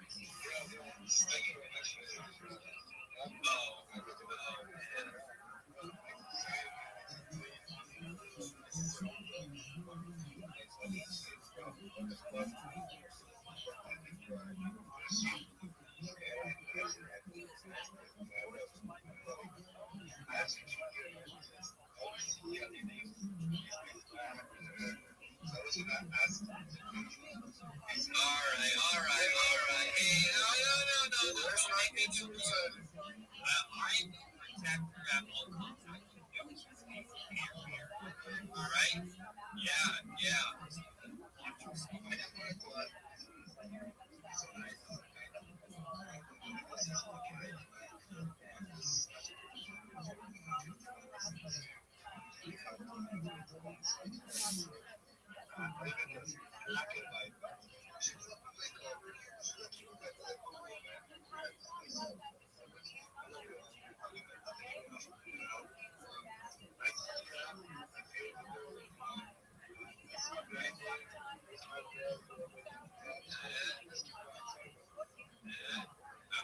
All right. Everyone go ahead. Just love the Cape Rare. Wait, I have a question for everybody. Sorry. If it's for everyone, that's fine. Yeah. What's my you guys?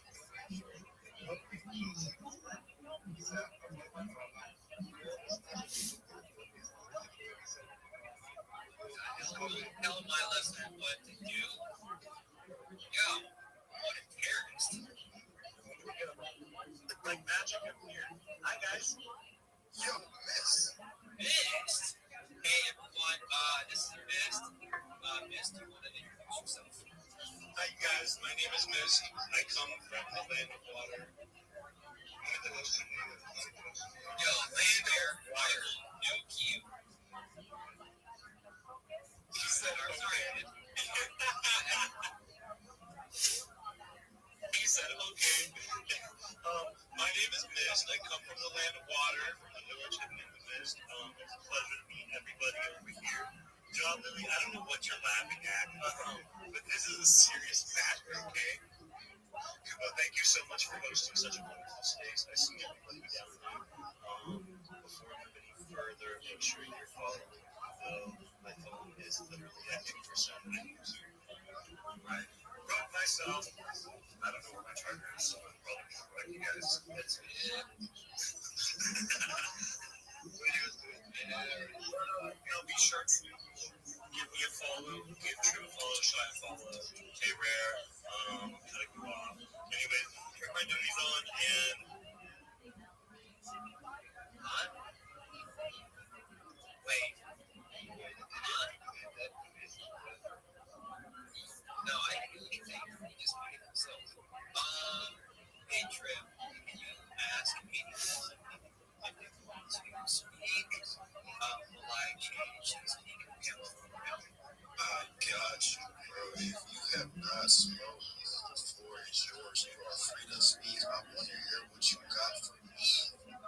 How these services, how are these services?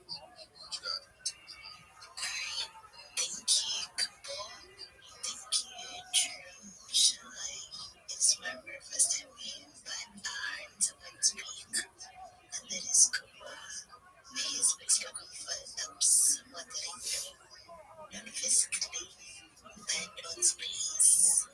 And he's a long-lost friend in spaces, but he's called Chelsea, Article. But it sounds like it's exactly him, just from Africa. Yeah, from Uganda. So, hi, how you doing? And that what the services is best advice. I hope you all doing good. I just want to connect, like, to follow me.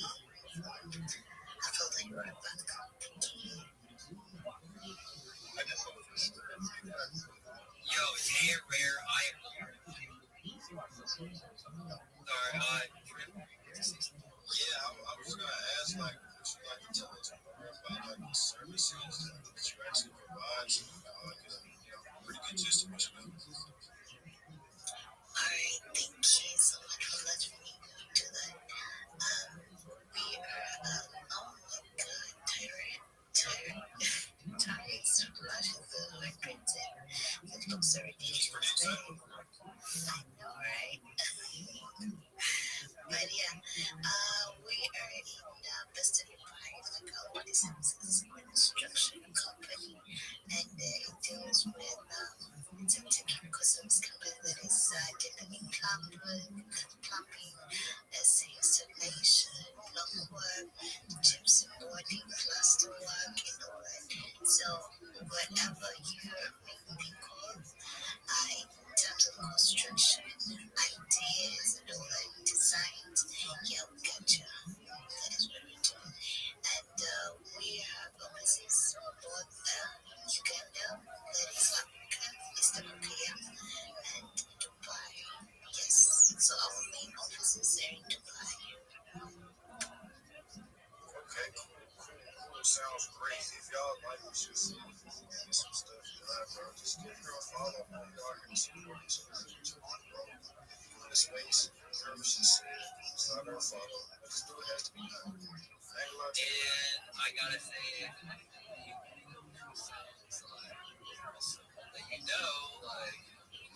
slide in their DMs. Be like, hey, why aren't you following me? I just followed you. Everyone that followed each other, come on, guys. Like, if you get a follow them right back. Mist, are you okay? Is your phone like charging? Yeah, he's okay. Shut up. What is that? I am yeah, I think it's time. I think it's time. I think it's time for another giveaway, guys. But this time we got a max engagement effort,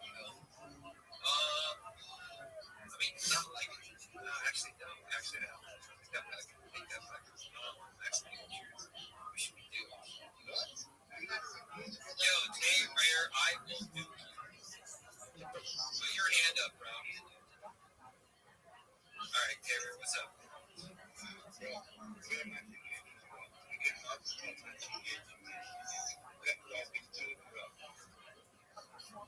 Well, I heard the new album is out here and that, yes, they actually gave you all the posts, but giving it a like and a reply is nice and share before all that, right?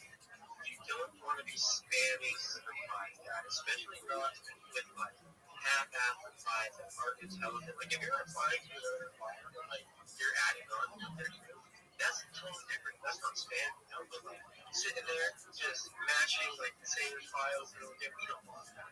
That doesn't look good for anyone. That doesn't look good for you. It doesn't look good for us. Okay. What you do need to do though, okay, is to, if you have not already, make sure you are sharing the space. Make sure you are bookmarked.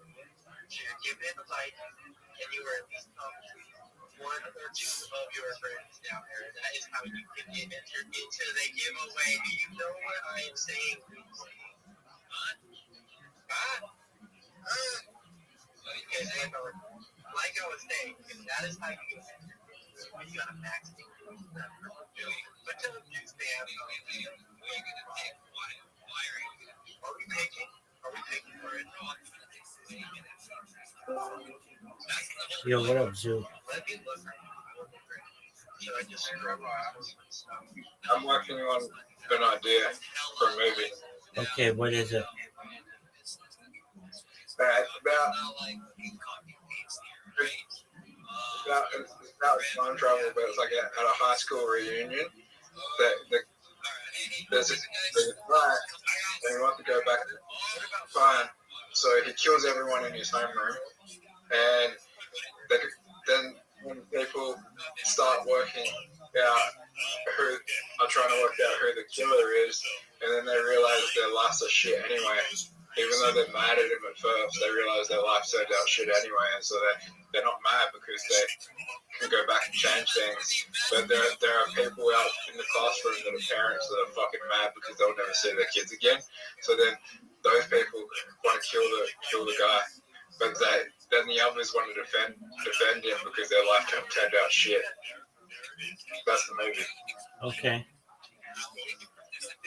Did you watch that movie? No, that movie sucks. I had someone who was on a film, was a film critic for a time travel movie that I think you might like if you like time travel. So the idea of the movie is that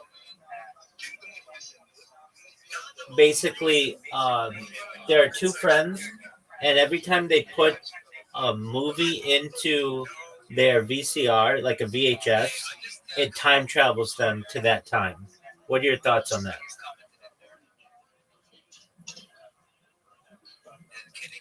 That's cool. It is cool. I don't mean to say your movie's bad, but your movie is really sad and super violent. It's good though. Okay, I mean, I'm sure some people would like it. I mean, imagine you go back in time, right? You go back in time, and you could be your like 15, 16-year-old self, and you can change your past. And then there's some people in there that you have to change their past as well. And some of them have children that they'll never see again.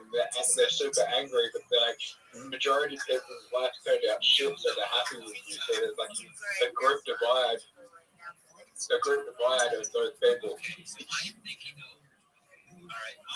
Okay. You wouldn't find that good. You wouldn't find that a good movie. It might be okay.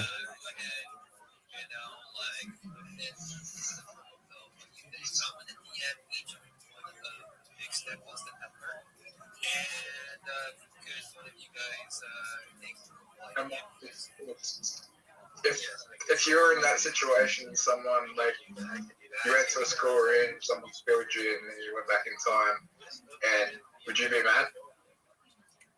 What's your question? If someone made you time travel back in the past, that you die in this, you die right now in this timeline, that someone killed you at your high school reunion, would you be happy or mad? I'd be kind of pissed. I'd be kind of pissed because I'm doing okay.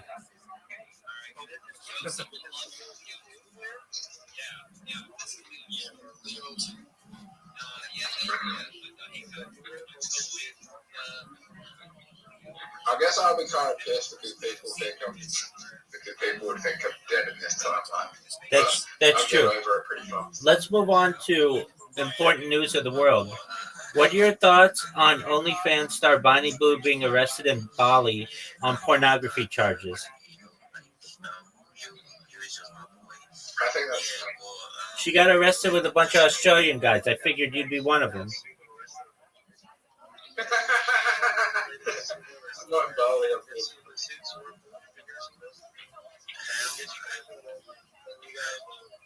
I had to between her and Lily Phillips, I'd go Lily Phillips. Okay, real tough decision, dog. Because I feel like every time we cause confusion and spaces, and then they put us up for a fight. What about Annie Knight? Who's that? Just the third one. What's her name? Annie Knight. Night? Annie Knight. A-N-N-I-E Knight. Night? Yeah. No, Knight. Yeah. Annie Knight. Alright, I'm looking at this bitch. She better be hot as fuck. She definitely is. Is she British? Australian. Yeah, she can get it. $2 652 days. Guys in a day. Well, that's like half her friend. I mean, that's the Australian. That's the Australian record. All right, so they're going for country records now. Senior. He is a media content strategist. Yeah, just make sure you know what you do, right, Leo? You get a follow. Get married though. Okay. That's correct. 100%. That poor husband. Getting married. That poor husband. He's okay with it. Yeah, I mean, what's he gonna do? I mean, you should see what he looks like. You'd be like, oh shit, I have a chance.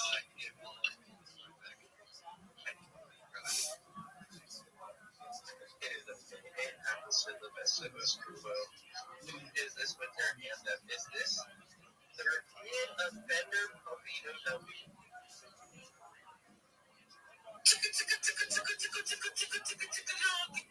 I'm next, Eminem, next Tupac, next to Snoop Dogg, yo, let's go. Are you hearing me, guys? I'm fucking here, man.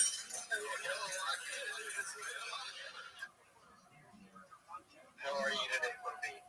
No fucking donkey, bro. Yes. Are you here to spit some bars for us today? Or are you going to show your project? On bars. Bars on bars. Oh, yeah, bro. You know what? If it is okay with you, can we let this use the vendor spit some bars? I'm just going to say if everyone, I mean, if there's a lot of should we? Do you guys want to see what we know that we spit some bars on our space here?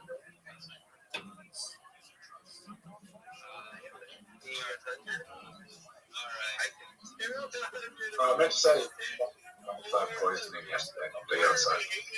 What'd you do? I swear, dude. This is the next M&M. What'd you do, big dog? You're right. I think I said carbon dioxide poisoning. I was meant to say carbon dioxide poisoning yesterday. You're good, big dog. I'm not a chemist. Have these symptoms. Where did he go? Did he disappear while we were talking to him? What the fuck happened? I think he's looking at his bars right now. Yeah, he's about to tag you making his bars right now. Give it some time. Let's see. Oh, he is ready. Oh, he's ready for fucking shit, bro. This is the real Slim Shady. I don't know what you guys know, bro. Tell him, homie. Tell him. This fucking guy. I think it's time. God, everybody. Fucking start doing the thing. Yes, we can do your thing. Get the fuck in.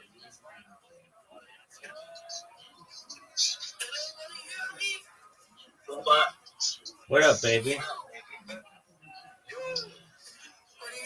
I hope I win the lottery tonight. Okay, Zoot, you say that all the time. Zoot, I can't. I'm talking. I'm in a space. I gotta talk to these people. Apologies.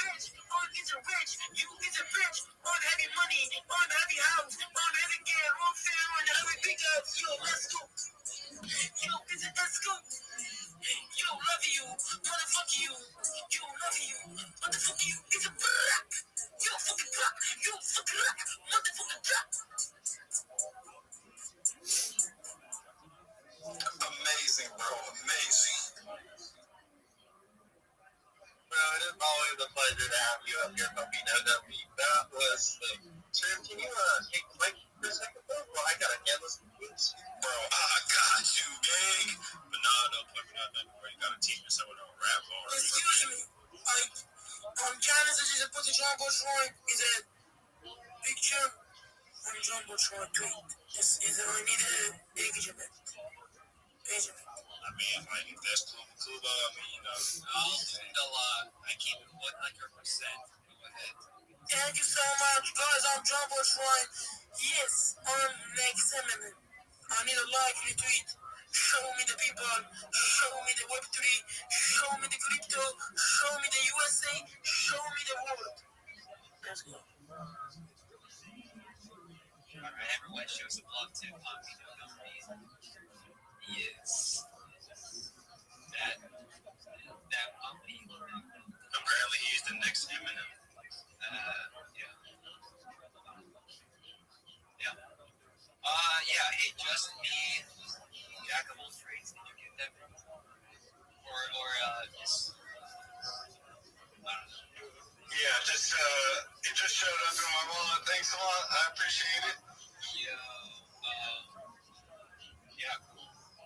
You got it though, right? Like, hey, you make it. Yeah, it's chill.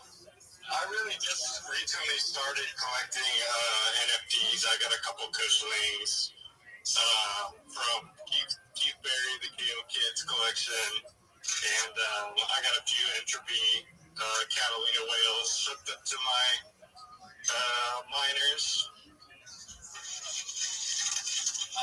You know, since you're here, you have a mic. Let everyone know what's on. Really just like taking advantage of the spaces and the networking opportunities because they're always massive. So I just want to say thanks for hosting a space to let everybody connect and sort of do some networking. I'm currently like working on a couple meme coin narratives and some tokenized apps and an RWA crypto lottery project, but we'll see how it goes.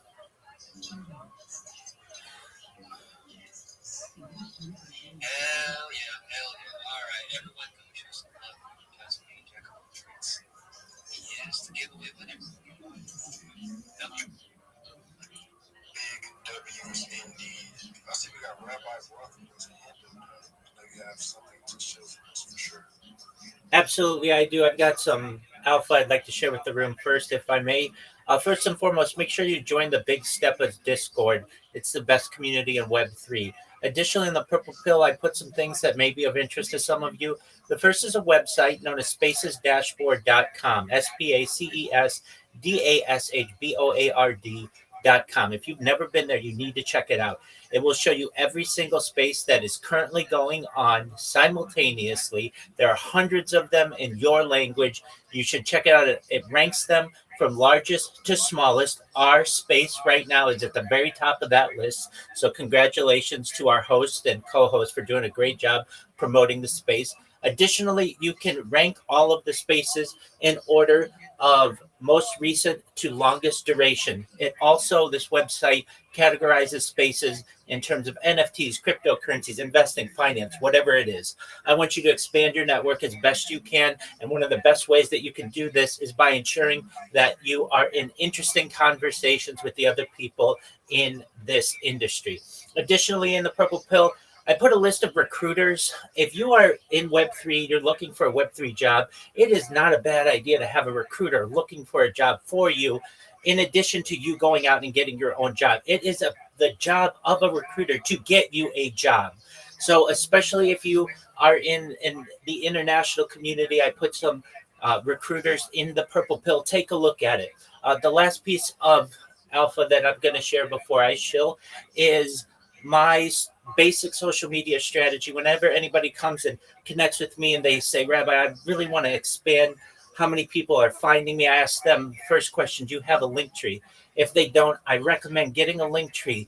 This is one website that has all of your social media. The second thing I tell them is that they need to register for all of the free social media platforms that are out there. It costs you nothing. It is a few hours of work for a lifetime of results. So I've put the top 30 social media platforms in the purple pill. And you may say, Rabbi, that's a lot of social media. And I agree with you, but this gives you 30 times more places to be able to promote yourself, 30 times more places to be able to promote your customers, 30 times more communication channels that you're going to open up when you have more opportunities to be able to have these discussions. It is going to ensure that you dominate on search engines, in social media, and in AI. And then finally, it's going to make it more difficult for people to be able to impersonate you. And if you say, well, Rabbi, okay, I can do that, but that's a lot of apps I have on my phone. I don't want to be checking that many. I absolutely understand. You just have the notifications sent to your email. Then all you have to do is check your email, and you're going to be making more money. You're going to be having more connections. With that being said, thank you so much for the opportunity to be here. I'm Rabbi Rothschild. If you don't know who I am, you will. I stream my life 24 hours a day, 7 days a week, 365 days a year for world peace. I've been doing so for more than 4 years. My streams go back to the pandemic. We've seen the death of a queen, the birth of AI, the coronation of a king, and everything in between. This is a real life Truman Show, a real life Big Brother. This is a timeline and a time capsule of human achievement. In the 1990s, Bill Gates coined the phrase content is king, and I'm making it true today. I'm king of the internet. This is the biggest event in global history, and here's why. In 2018, The Economist magazine stated that data had overtaken petroleum as Earth's #1 resource, and I have more data archived on the internet than anyone ever, which is making me very influential. I'm going viral, and when I do, I want to make you, your friends, your family, all financially independent if you're not already. I want to ensure that you have generational wealth if you don't already, and I want you to be able to start charities and philanthropic organizations of your own. I'm unlike any influencer you're ever going to meet. I'm not live on one YouTube stream nor 2 YouTube streams. I'm live on over 20 simultaneous YouTube streams 24 hours a day. You can watch my life in 360 degrees. I even have a ceiling camera. If you want to view these YouTube streams, the link is in my profile. Additionally, it's in my pinned post. You'll also find in my pinned post a link to my link tree. I dare you to look at my link tree. No one dares you to look at their link tree, but I do, because I have more social media than any person on earth. I have more content than any person on earth. You'll also find a link to my Discord, discord.me/rabbi. We invite you to join our community. We have over 2,500 people and continue to grow every day. In addition to making you all rich and wanting to promote world peace, I want to help end world hunger through the use of technology, such as agricultural drones, floating greenhouses, saltwater greenhouses, hydroponics, vertical farming, cloud seeding. I want to help end world thirst. I'm sponsored by a cryptocurrency that's worth about $100 million, and one of the things that we do is we build wells and water towers in developing nations for the benefit of the less fortunate. Additionally, I'm an advocate for the Life Straw program, and most importantly, desalination technology, where we pump Earth's seawater onto land to make it drinkable. If you are a reply guy, if you're a Web3 marketer, if you're a raider, you're a shiller, and you want a free mentor, coach, and friend, send me a DM. I will respond. Send me a follow. I will follow you back. I want you all to know that I'm here to support you both personally and professionally. I'm here to be a positive person in your lives. I'm here to have an optimistic view on the future. And most importantly, I want to give people hope. And with that, I sincerely appreciate the opportunity to share. Yes, thank you, Rabbi. It is always a pleasure to have you here. You give one of the best shows. I hope you know that. Is there anybody else up here that wants to speak? I see someone in the speaker panel I want to talk to, though. Fabro1, what is going on, my man? Yo, how's it going tonight, guys? It is going fantastic. I am doing great now that you are here, you know? Sounds good, thanks. Yeah, man. Do you want to let the people know about what you guys have got cooking for anybody that doesn't already? Hell yeah. So first, let's start off with the glaringly obvious. What a beautiful retrace today. Everyone's always saying, oh, I wish I could have bought it lower. I wish I could have bought it lower. Today is your chance, friends. We almost touched 8 mil, and we retraced down to a nice 4 mil market cap. Strong new floor at these levels, which is phenomenal.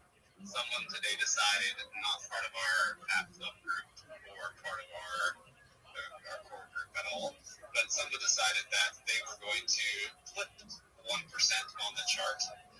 Someone today decided, not part of our App Club group or part of our core group at all, but someone decided that they were going to flip 1% on the chart in one go, which, if any of you have traded crypto, which is all of you computer pretty well, you know you don't do that because number one, you're going to lose money and you're going to wreck the chart. Don't be a dummy. They lost about $10,000 doing it that way from the profit they could have made by, slowly exiting the chart respectfully. But nonetheless, we are where we are, and we are bullish as well. So for those of you who don't know, Fatcoin is the second coin in a 2017 lore post on 4chan. In 2017, a individual anonymous poster said, I'm a multi-millionaire, I want to create a coin themed Fartcoin. Fartcoin, well, it's not Fatcoin. And so later on in that post, it said first Fartcoin, then Fatcoin. And so October 18th, 2024, Satoshi, the notorious Pump Fund dev who's pumped out several hundred projects on Pump Fund, launched Fartcoin. It got CTO and ran to $2.65 billion in January of this year. That's pretty deep. And so on the one-year anniversary of launching Fartcoin, the same dev, Satoshi, launched Fatcoin and locked 6.5% of his supply, sent 1.5% to Elon, the creator of Pump Fund, and burned 1% of supply as well. He created a community, and it looked promising. Myself and Fatcoin CTO, who's not on the call, but you all should give him a follow. It's Fatcoin_CTO. We were investing in the project because we're like, hell yeah, Fatcoin. Like, the potential's there for it to run just as much as Fartcoin, because why wouldn't it be? And so we started investing, and then we noticed that the dev time ghosted. He deleted all his posts on X and just completely disappeared. So we were going to wait till the end of November to CTO the project, but as we were sitting and waiting, the price kept kind of just getting farmed, and we're like, we don't like this. Like, if we're going to CTO this and if we're going to run this properly, it needs to be done now before the token, drops any further. So that's what we did. November 2nd, we were approved for the CTO. We worked to build a team around us that's seen our vision of what we wanted to achieve. First, we had a plan, obviously, and then we brought in people around us who we trusted and who we worked with on other projects, who we knew in real life, and we built Fat Club. And so Fat Club consists currently of 33 members. We don't talk about Fat Club in public, so I need to stop talking about it, sorry. But anyway, so we gathered an amazing group of guys and girls and said, hey, here's our vision. This is what we'd like to do. Before Satoshi's supply becomes unlocked, we would like to lock 40% of the supply so that the market can feel confident in investing in us. So that's what we did. Before Satoshi's supply came unlocked, we had 40% within our group. So within the CTO and within our Fat Club, we have 40% locked to date. It's locked for 6 months. On November 29th, the first batch of Satoshi's coins came unlocked. And then the second batch came unlocked on November 30th. And he full flipped 6.5% of supply on us. And so the price went at the time from $650 down to $188. So if you look at the price now of what it just did, within 12 hours we were above the existing price. So y'all can only imagine where this is heading. And so on top of all of that bullish momentum that we have and that we've built off of, we officially, a little bit alpha for everyone, we officially filed for our LLC today. So we opened our LLC because Fatcoin is not only going to be a coin that you can trade, we are actually running a legal business, and we are actually going to run a revenue-generating business outside of the token itself. It'll include novelty toys, viral products that I think y'all are going to love, and I'm excited for when we are ready to launch those, as well as apparel. And so we are building an entire ecosystem that is going to just feed into one another and cause the virality of fapping because everybody faps and it's so memeable and easy. We are going to create the ecosystem so that both feed into one another and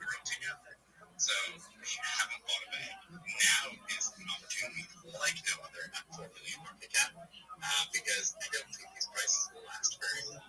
So, yeah. Everyone, no. Oh, I'm sorry. Go ahead. That's okay. One more thing, because it's always talked about on these spaces. It's in your guys' bios.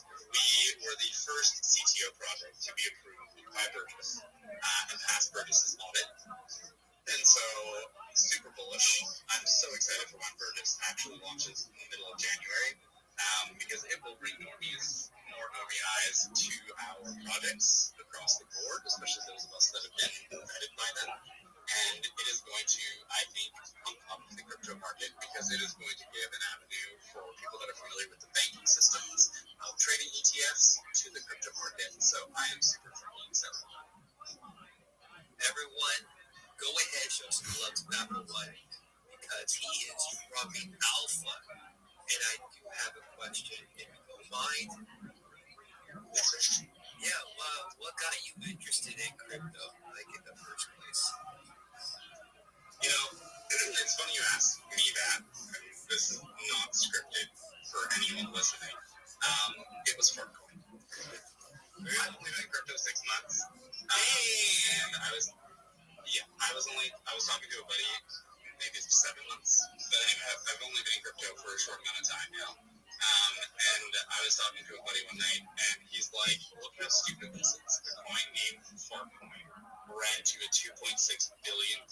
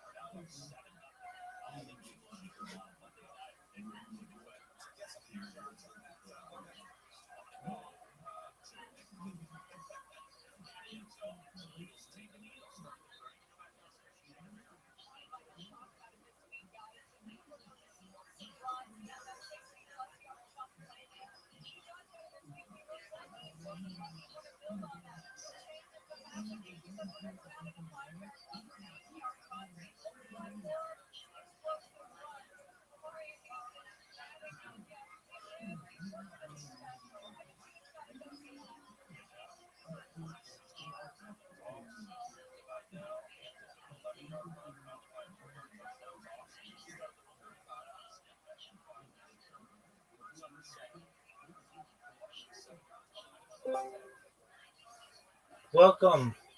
What up, Clement? How are you? Can you hear me?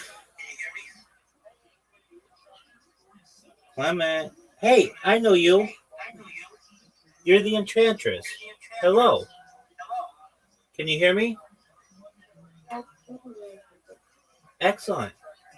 Okay, so I know I sent you a lot, but if you read through it, it should make sense to you. So you are a voice actor, and you are a person who is a Web3 storyteller, content creator, right? Yeah, I'm a voiceover artist. Okay, Storyteller. Yeah, Web3 storyteller. excellent. Do you have a Fiverr account? Fiverr.com? No, but I tried to create one, but I was having issues based on my Based on your what? I don't put it badly. Some of these platforms do not allow people from the country, and from Nigeria. Oh. But I was having issues with it. Oh, I beg to differ. I've helped 50 people from Nigeria in the last month register for the majority of these websites. And then at least on Fiverr as well, I've personally paid people from Nigeria. So I don't know if it was necessarily because of your country. I know this works for people. Have you tried to create a Fiverr account? I can try that again. Oh, yeah. Absolutely. Why don't you try again? And if you have issues, come back to me. I'll help you through them. And then what you want to do is create your link tree. And what that's going to do is, and connect your social media to it, it's going to give you more opportunities for people to be able to know what you do, for you to be able to promote yourself, your clients, for you to be able to get more business. It's going to allow you to populate social media, search engines, AI, and then it's going to make it more difficult to impersonate you. Does that make sense?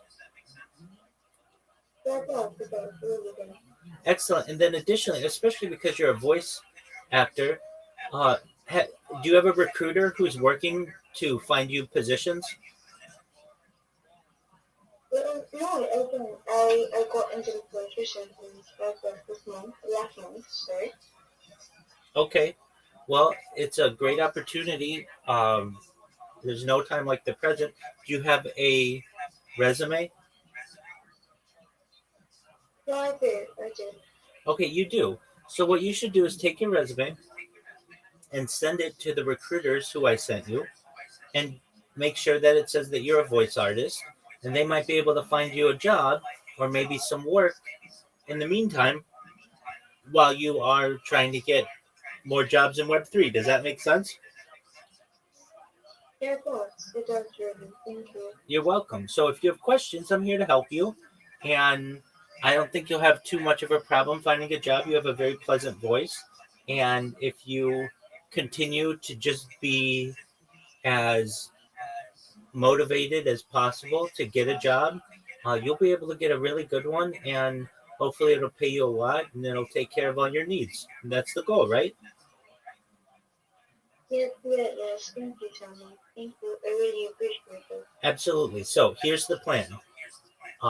Here's what I'll help you with. I've sent you the list of recruiters, so you're going to upload your resume to that. Okay, then your link tree. I know it seems like a lot that you've got to create 30 different accounts, but again, that's going to help you to be able to promote yourself, your clients. It's going to allow you to get more clients, open up more communication channels. It's going to allow you to dominate AI, social media, and search engines, and it's going to make it hard to impersonate you. Once you're done with that, you're going to send it to me. I'll look it over. I'll make sure it's good. Then we're going to populate it with just some basic video. We're going to make using Grok, just AI video, so that you just don't have skeleton accounts. When people search for you, you'll have some content there. Then I'll help you to join different X communities, different Discord communities, different Telegram communities of like-minded individuals who want to hire you, perhaps, or just for you to be able to network. Because as you know, your network is your net worth. I'll also help you to be able to join spaces, to get a Fiverr account, and how to shield yourself in spaces. Basically, getting a 30-second pitch down, a 60-second pitch down, and a 3-minute pitch down. And in time, you'll be able to find a job. Does that make sense? It does really good. Excellent. Okay, so Thank you. you're welcome. So from here, upload your resume to those different recruiters so they're working for you. Then create a link tree and start creating the accounts on Linktree. You don't have to download all the apps. You can create most of them in a browser. And if you have trouble creating any of them, let me know and I'll help you. Okay? Sure. I'll look at that right now. I'll do that. Excellent. All right. If And you excellent. And if you need anything from me in the meantime, I'm always here so long as I'm awake. I'm happy to help you. Okay? Thank you so much. I really want to appreciate you for this opportunity. And I've been looking for it for a while because I was doing other papers and we just got things stuff. Yeah. So thank you so much. You're welcome, Enchantress. All right, you take care, and I'm here when you need help, okay? Sure. Thank you. You're welcome. Take care.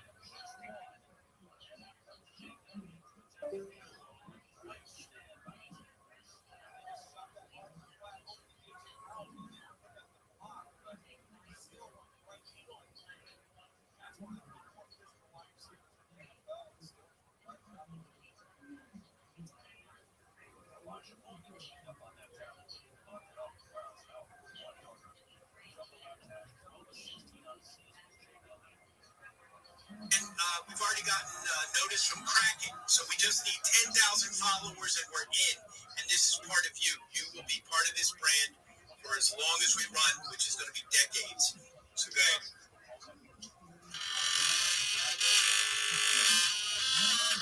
I'm here with Joe Ray, director and production designer. He invented a new word for the science of popular culture. Joe Ray, how are you? Good. Having the popology. It happened in a dream. Popology happened in a dream? Yeah. Got me thinking into what is the science of popular culture? How I stumbled on the word due to my past experience of shaping popular culture. Building spaceships from Backstreet Boys, Spice Girls, and Austin Powers to take popular culture quite serious. Popology ultimately a metaphor for what makes us happy. It's the coagulator of agreement, parallel or direct to the science of happiness, like a so this dream is so real. To me, popular culture is the final frontier of human connection. Most people think that pop culture is like bubble gum or ways where we can express many concepts through popular culture and identify what we see. We can actually make statements about ourselves. Give me an example of something that's come out of pop, like the world speaks you great. The computer is what revolutionized our ability to access and deploy micro-broadcasts of our personal identities and visions, curate and create our own content, put it in one micro-broadcast, and ultimately build an audience. We create each one of us our own micro-broadcast of what our life and views are. We don't need to know that for us. Popology is your study in science and popular culture deployed as a popologist, which I think we're all popologists. I like that word. Yes, that's another trademark. If I can show that we can actually make a living at inventing words, creating a language that we connect with, that's a great picture. So what's the direction of popology? I like to say media literacy. It sounds a little, not so exciting, but it's a foundedness in connecting with science. A form of sociology centered on the influence of popular culture, a doorway into mass media education, the objective of aiding the population towards paths of self-discovery, coinciding with the market of the media, subsequently inspired them into mastering their identity. So do you think somebody like Madonna or somebody else major in pop culture would be an asset for popology? Yes, and all of them. We really need to source our living legends a lot more to bring together what we want to see in the world, right? And she's doing it. I love the directions from her. Madonna, thank you so much for your time, man. It sounds incredible. I can't wait for the world to hear that word. Let's let the last word at the beginning of a lot of months. Popology. All right. Yo, follow Popology if you thought that was entertaining, friends. We're doing it. We're making a real social movement, a social fi movement, underpinned by blockchain.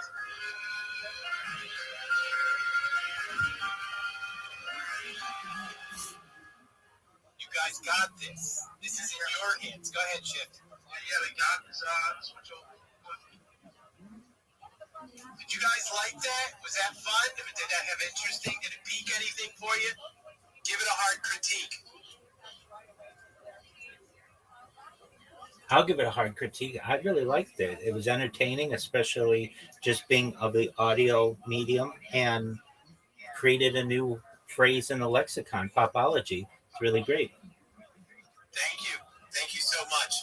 And friends, I'm a content creator. If you go look at there's actually an animation to go with that. But the big idea here, that was done a couple years ago. And I'm a lot tighter with, it was the ideas of podcast peer stream, ledger to the blockchain. I've come up with knowing the business of blockchain and the separatism of the crypto project, which is the financial instrument portion of it. And more importantly, you ledger digital rights and get paid for it by curating your story form of a podcast. Literally, it is so multi-layered that it's a sure win in the media landscape, but it's powered by you. And that's the most important part here. That popular doesn't work unless it includes everybody. And it is a new idea in the lexicon. Think about biology.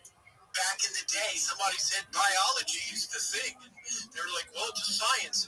I never heard biology, Well, today we're so branded that science doesn't even get, unless you're actually in the world of science, they call things newologies all the time. Popology is the science of popular. It's something we need. And more importantly, it's how we get to own our online experience without, I guess, empowering ourselves from the rhetoric and the monopoly of data and the monopoly of bias in the media. So I put a lot of work into this. I really thank Chip for making shared his audience, his hard-worked audience. And I recognize a lot of people have great projects, so I want to turn it to you. But if we come back to talking about Popology with questions when you guys are ready, but please follow us. We're getting a lot of great press. We need 10,000 followers before Christmas. That's what I'm asking you for Christmas.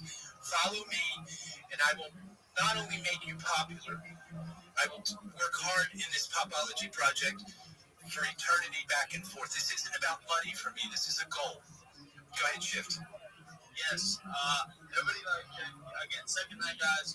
Follow Popology. Go check out the ongoing games. Those guys as well. Hit that request as well. Again, I know that the algorithm is buggy today for some reason. We still got some people in here. I don't know what it is. It's not showing me the X spaces and all this other thing you're making for guys. Drop the comments down below. Michelle, those resource wise, people that are. See the purple bill. I got my bro Rabbi Rapstraw. We got John Lee. We got Battle Rise Con. Cookie Nerd Dragon. Dexel, Dicey, Rob, and we got Dave Wizard. Everybody drop some comments down below. Let me shout them out. Also, Max Cage, post above, and follow Popology. For everybody new to the stage, Popology, would you like to explain what Popology is? I'd love to. Simply put, Popology is your science of popular, your ledgering of your online behavior first. So all the platforms you belong to, you bring to the platform, and all of your data framed in a framework, not held on a server. The framework pipelines the data so you are actually getting access to it. And that framework is allowing you to earn for it.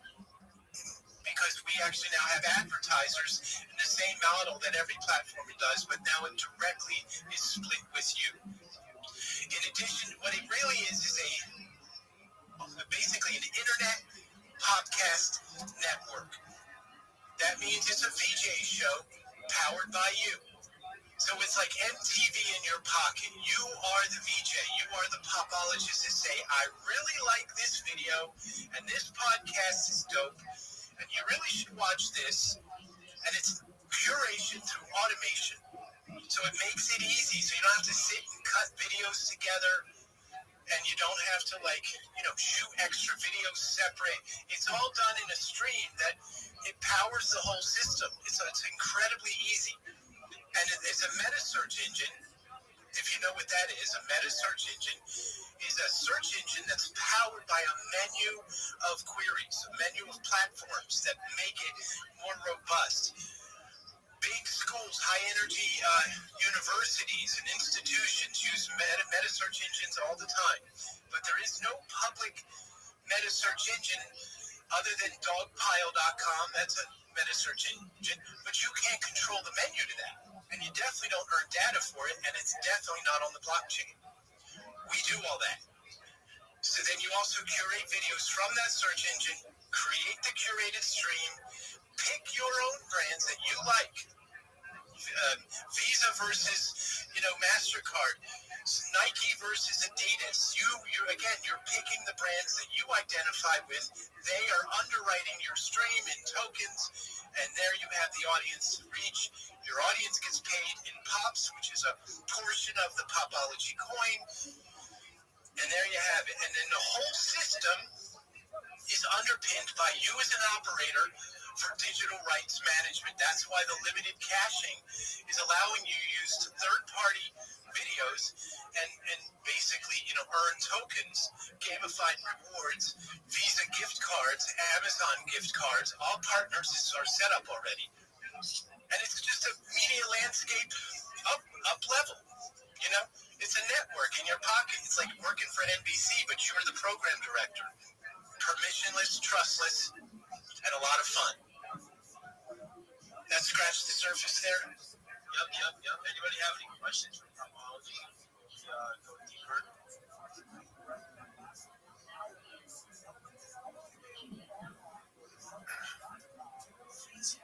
You answer a lot of questions. Well, here about this question. Can we ask him what popular means to them? Yeah, of course. Yeah? Can we ask, what does popular mean to you? Is it something that we don't care about? Is it something you that's an interesting conversation. Yeah, of course. Yeah. All right, let's go to Rabbi Bradshaw. What is popular to you? Certainly, generally, it means something that's widely liked or appreciated. And I really like the term popology. It's essentially popular culture studies at an academic level that has been summarized in the word popology, and I could see it really taking off in the future. I love that. Very good definition. You're a popologist already, my brother. Oh, 100%. Yeah, I like that, Rabbi. I'm already following you, so I appreciate you a lot. It is taking an academic approach to something that's a wild horse. Pop and pop culture is popular. It's different for each of us, but the best part is until we create a blockchain ledger that is our popular in the collective, we're not giving it away now. We give it away right now. They tell us anything is popular. The real truth, you ever hear this term? The history is written by the winners. Okay, well that goes the same with popular. Whoever has the most money makes it popular. Am I right? You said whoever has the most money is the most popular? No, whoever has the most money makes the popular. See, when a label puts $50 million behind a music video, I'm sorry, but we're going to watch it because we're programmed to do so. Okay? And there are a lot of products and ideas and songs that never get heard because they don't have the marketing muscle behind it. And popular's manufactured. The only place it's really not manufactured is in your heart and your soul and your essence of self. I have a question. You're saying the marketing budget behind the music video, let's just use that analogy, right, is the engine, right? Yeah. What if they're marketing to the wrong demographic?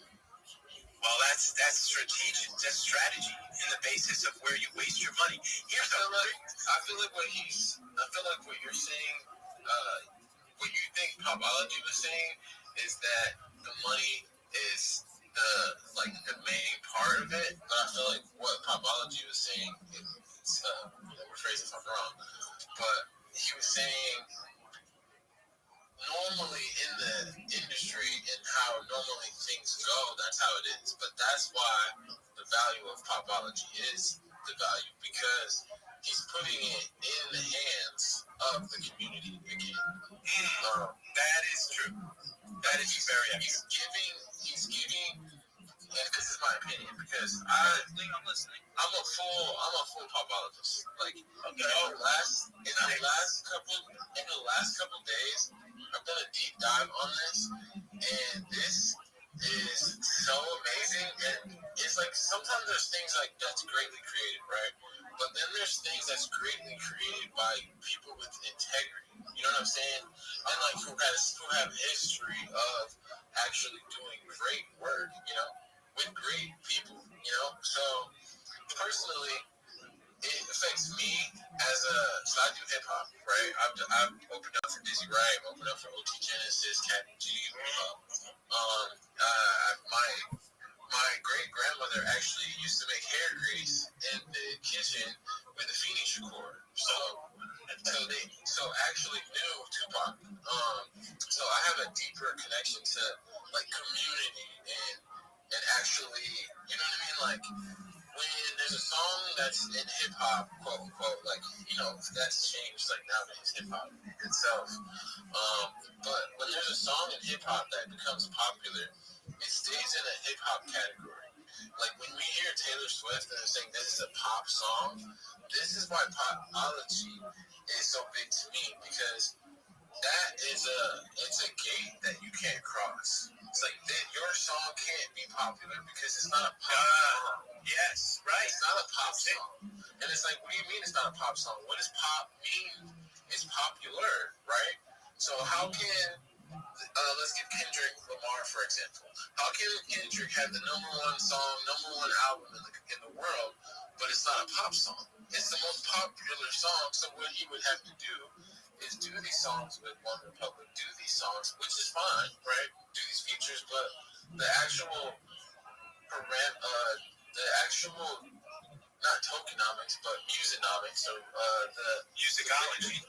Yeah, the way the musicology is in the industry, there's gates to where music genuinely can't go certain places, videos can't go certain places, certain media can't go certain places because of these things and parameters that's been set. Here's a good question, and not to interrupt, that is so awesome, and I want to go back to you in this point.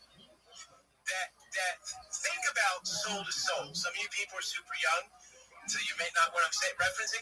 Think about the R&B movement that sparked, like, you know, the R&B movement and the early hip hop that had a melody and a liberation.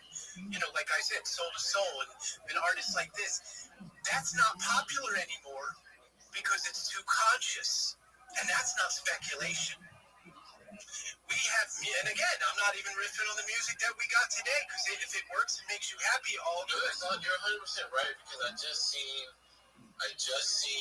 a post that said this is the first time, I believe, in 20 years that there hasn't been a hip hop song or conscious song in the top 10 or the top 100. It's like the last 50 years or the last 100. It's something like a wild number. So that's scary. You know? So here's the thing for the audience. First, you have to have a sense to believe what we're saying is real. And I'm a music insider. I'm a music video insider. Directed Backstreet Boys, Spice Girls, Leanne Rhymes, Busta Rhymes, Dr. Dre. I can keep going. Tony Braxton, Mary J. Like lots of video work. Brandy. And it is a funnel. It is a very much manufactured, sculpted to be the product in the eye of the needle. And there's a very limited and finite realm, and now it's changing. It's changed over the past 5 years, 10 years of the independent artist is now taking the stage more than ever. We also have the influencer market. You're taking the world by storm, but it's still highly limited. Highly, that the sense, if you believe what we're saying, and I want you to know it, not believe it, that Popular's manufactured by an elite financial group, except we have something they don't have, and I don't mean because I'm on that side. I love music video creation and commercial creation, but what we have is audience, the bond together of the individual value. Yes, that's what we've been on the other side. And we've seen the inner workings of these things, because I'm yours. I'm here. That's another thing. Is like in building communities and doing like vending shirts, like groundwork outside, selling CDs, passing out flyers, like real music artist groundwork. It's hard to everyone wants to build these things, but you don't have the resources, you don't have the knowledge, how to write, some people don't know about ASCAP and BMI. Yeah, here's a hook. You brought up something really good. So I worked years and years for a company called Rough House Records out of Philadelphia. Rough House Records, Chris Schwartz, total friend of mine, was Schoolie D? He goes back that far. Okay, now if you like rap, man, Schoolie D is like the beginner of it, okay? And he sold those albums by the trunk of his car, and then he picked up Cypress Hill, then he picked up Crisscross, Weedy Weedy Whack, those guys. He picked up artists like the Roots, what is her name, Miss Lauryn Hill, and when I got to work on Ready or Not. Okay, so what I'm saying is that through my friend Chris Schwartz, Rough House Records, I heard first up the struggle and how finite it is, and how, of course, he's a giant now in his archival history, but he did it just like Izzy just said, selling records out of the back of his. In fact, Will Smith did the same thing. And one of our partners of Popology worked for Will Smith, doing very, very much the same job. So you got to hear that we come from a real traction. We might not be like the super crypto, geniuses, if you will, but we've taken the market of what it is and the model and turned it into something you can use, which actually might be something you should listen to, because it's something you can use. Nothing against lore, nothing against Dogecoin coins and Purpose coins, and I got a friend of mine who does Dogehead coin, and Dogehead is for paying your ex-wife and parking tickets. That's his lore. Hilarious stuff. Shift, I'll put him on, I'll bring him in, you can talk to him, and great project. But Popology takes the blockchain to a whole other level, to a place where it lets you ledger videos, which is why the value is there for the blockchain, but you get to tell the stories you want, ledger true popular, and you can get commercials to sponsor it. All automated by smart contract. This doesn't exist anywhere. And then the media player is unifying YouTube, TikTok, Facebook, Instagram, Vimeo, LinkedIn, Google, and asset. Look at the internet. Where does that happen? And you get rewarded? That's what it is. Yeah, that's it. We got pressed. Go ahead. Are you part of the Popology? I have OTP, but are you out of the community? The way, yeah, absolutely. So my answer is yes, because Popology isn't just a coin. Like, it's not a coin, bro. Popology, like you said, what does popular mean to you? What does that mean to you? To me personally, I've had people like, oh, you're my favorite artist, this and that. I've had the weirdest cases of stalking and all types of things, and it's based on the community and the heart that I put in my music and the lyrics that I write, right? But how does that get seen? How does that connect to people? How am I actually going to be able to profit off of this? And this is what an artist, a true artist, not just people who are making music to get popular. You know what I mean? They're using their heart and soul to actually connect to people. And even like the way my brain works as a creative, because I'm working on, like, if someone let me from dreams, like I'm launching dreams, like to artists and things like that. So being able to use a platform like this to curate videos and to imagine doing like someone like the Russell, who has coming from all over the world, home in his backyard. What if he does like pop out in that backyard in real time? It's just like the best, dude. It's like you're sparking a lot of hands. Can we go? Dice had his hand up. Dicey, Graffiti. Oh, that's my boy, Graffiti. Graffiti clothes. Oh, we got to get Brent up here, guys. You got to hear him. Shift your call because you're the boss here. Yeah, no, definitely allow some other people to speak, because I personally seen this project maybe 3-4 days ago, and I've been doing a deep dive for 3 to 4 days, and it only gets more extensive. Like, this isn't something like you look at and you're like, oh, okay, this is market cap, and this is there's extensive years worth of tokenomics. There's 18 million market cap. 18 million. Yeah, this is absolutely one of the craziest things I've seen in general. In crypto and then in music and in connected, it's just like we're on the brink of new tech. Like, we have robots in our houses now. So who's gonna build the new infrastructure? It's us. It's us. It's right now. It's generally right this second. Like, we're in the future right now. Like, right now. So where do we go? We go to Dice? Can we shift? I mean, like, hey, look, I want to make sure everybody, make sure everything is so that you take the request. I want everybody to make sure that they're happy, how about get filed, make sure they're putting notifications on. They're eventually going to start running spaces, so you don't forget those. And any posts that they're going to be, dropping alpha and stuff like that. Therefore, make sure you file Popology. So it's as well. Oh yeah. So that's your in now, bro. I'm not kidding. That with a beautiful endorsement. I really respect you. You know deep dive on this, and we have a very serious data room that I exposed to Izzy, and I'll share it with others. We have our white paper launched today. Our MICA white paper means we're European approved. Can we talk to Graffiti? Bring up Brent. Yeah, Brent, what's good? Graffiti close. What's crackle-acting? like his language. Absolutely. Because I'm not approved. Yeah. Go ahead. We just roll with this. That's why I love you, man. You're real to real. So, Popology, it's more than a platform. It's a fucking movement. It's a revolutionized facts of mainstream.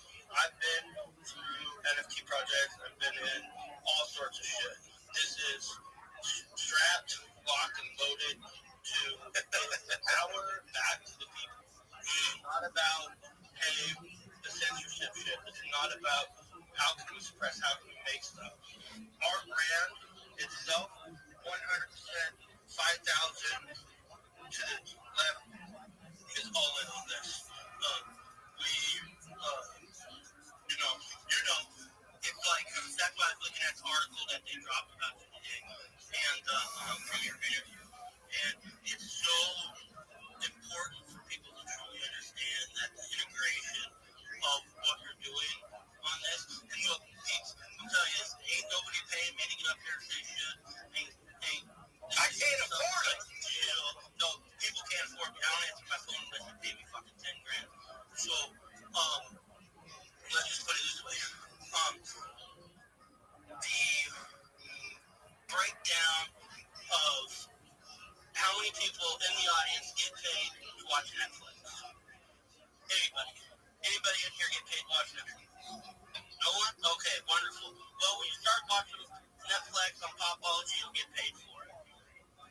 Oh, for viewers. Viewers get paid. That's for real. That's right. Right? Yeah.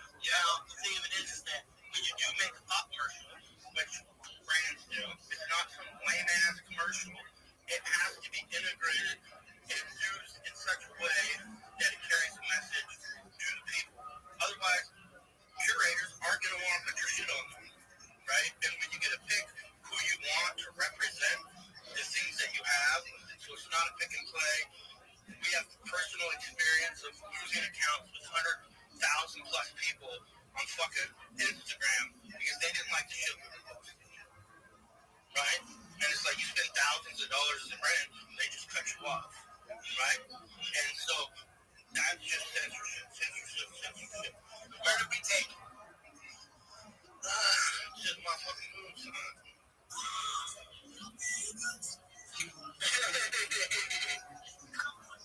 Oh, show. I mean, and the best part, guys, is there is unlimited dialogue with Popology. Unlimited spin, lore, conversational meat. Okay? Imagine any one of y'all talking to any one of y'all celebrities. Pretty soon, we're all going to be saying, and I'm not hyping here, what's your Popology?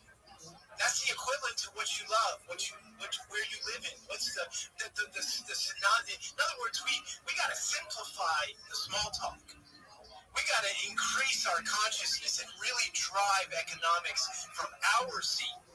And you're talking to a director, not to be egoic here. That means my head is too big. It's not. It means I'm driven, I'm directed. There's a big difference between control and direction.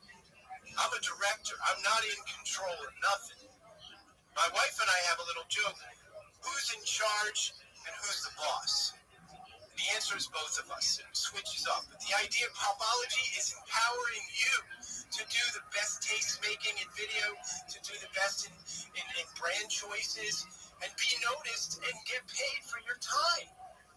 Imagine getting paid really for what this is now. In data alone, Popology offers this for real. Anyone? That is sick, bro. That is sick. What about Dex? Who's Dex? Dex. Yeah, Dex. What's good, Dex? What's good? Just barely. Yeah, I was listening to, Popology, and I was like, yo, bro, you guys are, cooking up a lot. So, yeah, I'm Dix, and I was like, why every single person was listening to Popology, they forgot to, engage on the pop appeal, the comment comment section. You do to keep engaging on the comment section. You can drop a lot of questions for Popology, and do make sure you request for the mic, come up, speak, ask your questions, and Popology. So I was like, me going to school tomorrow and sitting in the lecture hall, a lecturer comes in and be like, yo, so you're gonna be studying Popology today.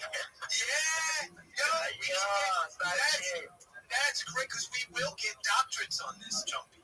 Doctorates is something you invent a science or study, and they give you grant for that. This science. Let me know your keyword. You bring this to college tomorrow. Just hear me out. The word popular, the kind of where it is everywhere. We're popular is this. The idea, though, is dualistically inclined, meaning that I love the color is a belief system. Meaning it's not truth, it's just my ideas of what I think, my belief system, hence you could call it religion. Believe religiously, I believe in that. That's my popular. In the mat of metrics and ask multiple people in the room, do you like taking a bath? And everybody says yes, no, maybe. Now it's science. So we have one word in the observation of popology that popular means religious science. The thing they tell us to keep away from each other. Popology is most bustably powerful to take back popular, to ledger our world, to create a motion and a movement through smart people. Okay, do you feel this? And please try to reinforce what I'm saying about popular being hands together. Singular and popular. Singular and science. Do you get the idea here? I love the color blue, and everybody loves the color blue. Well, that's first religion, and then the second is science. And don't tell me that religion of choice isn't a faith in self. I'm not trying to talk about God or be political or religious, but religious only means what you do habitually, and that's what the real term of religion means, belief system. So then you add plurality to that, now it's science, math. Maybe we discovered something here, friends. Maybe this is bigger than just me shilling a coin. Because that, I just learned that word, but I'm telling you, this is much more important. It's how movies get made. It's how ideas get validated in the what is it called? The government. When they try to get votes through legislation. This is the popular vote. Well, guess what? Why don't they allow our votes to be ledgered on blockchain? You know the reason for that. We don't even need to go into it because it's too clear. But when you go to Wall Street, they ledger those bank trades all on the blockchain. They didn't miss that one. So it's our job to do this. It ain't their job to do this and fix this. It's our job. So I'm not asking. I'm go follow popology. Go follow it. Do something that matters today that's not just based in crack-a-lack and lore. Something that's mechanical, something that's technical, something that's real, something that's patented, something that's in the industry of success. Power for the people. One. Yo, what song should be following that one?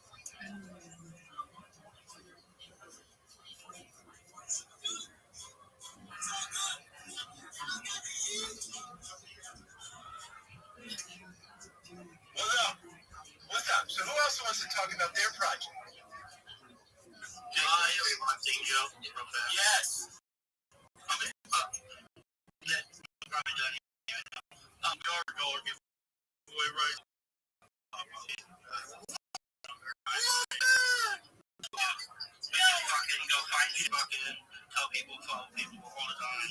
He does do that. That's why I can't afford him, because he gives it to me all the. Orlando, I'll add 3 people to my VIP private randomly as a giveaway for following Popology as well. Yo! Hold on!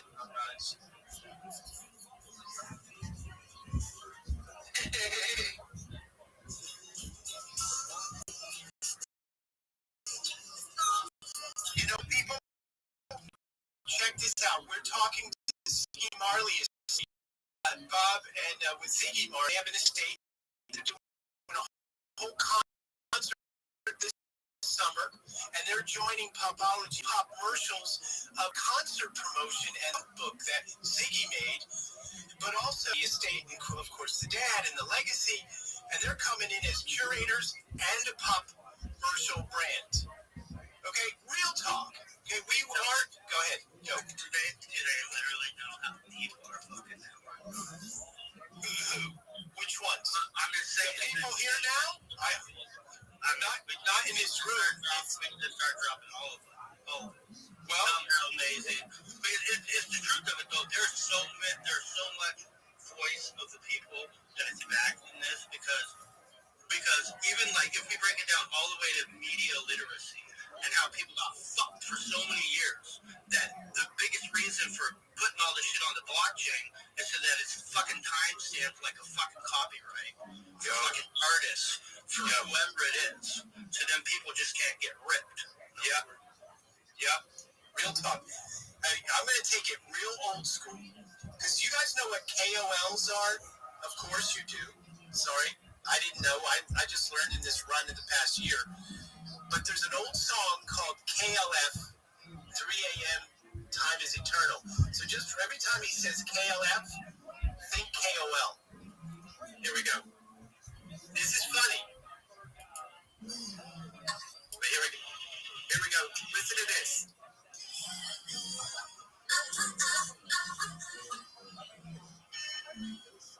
Just give it a minute, man. Let's see.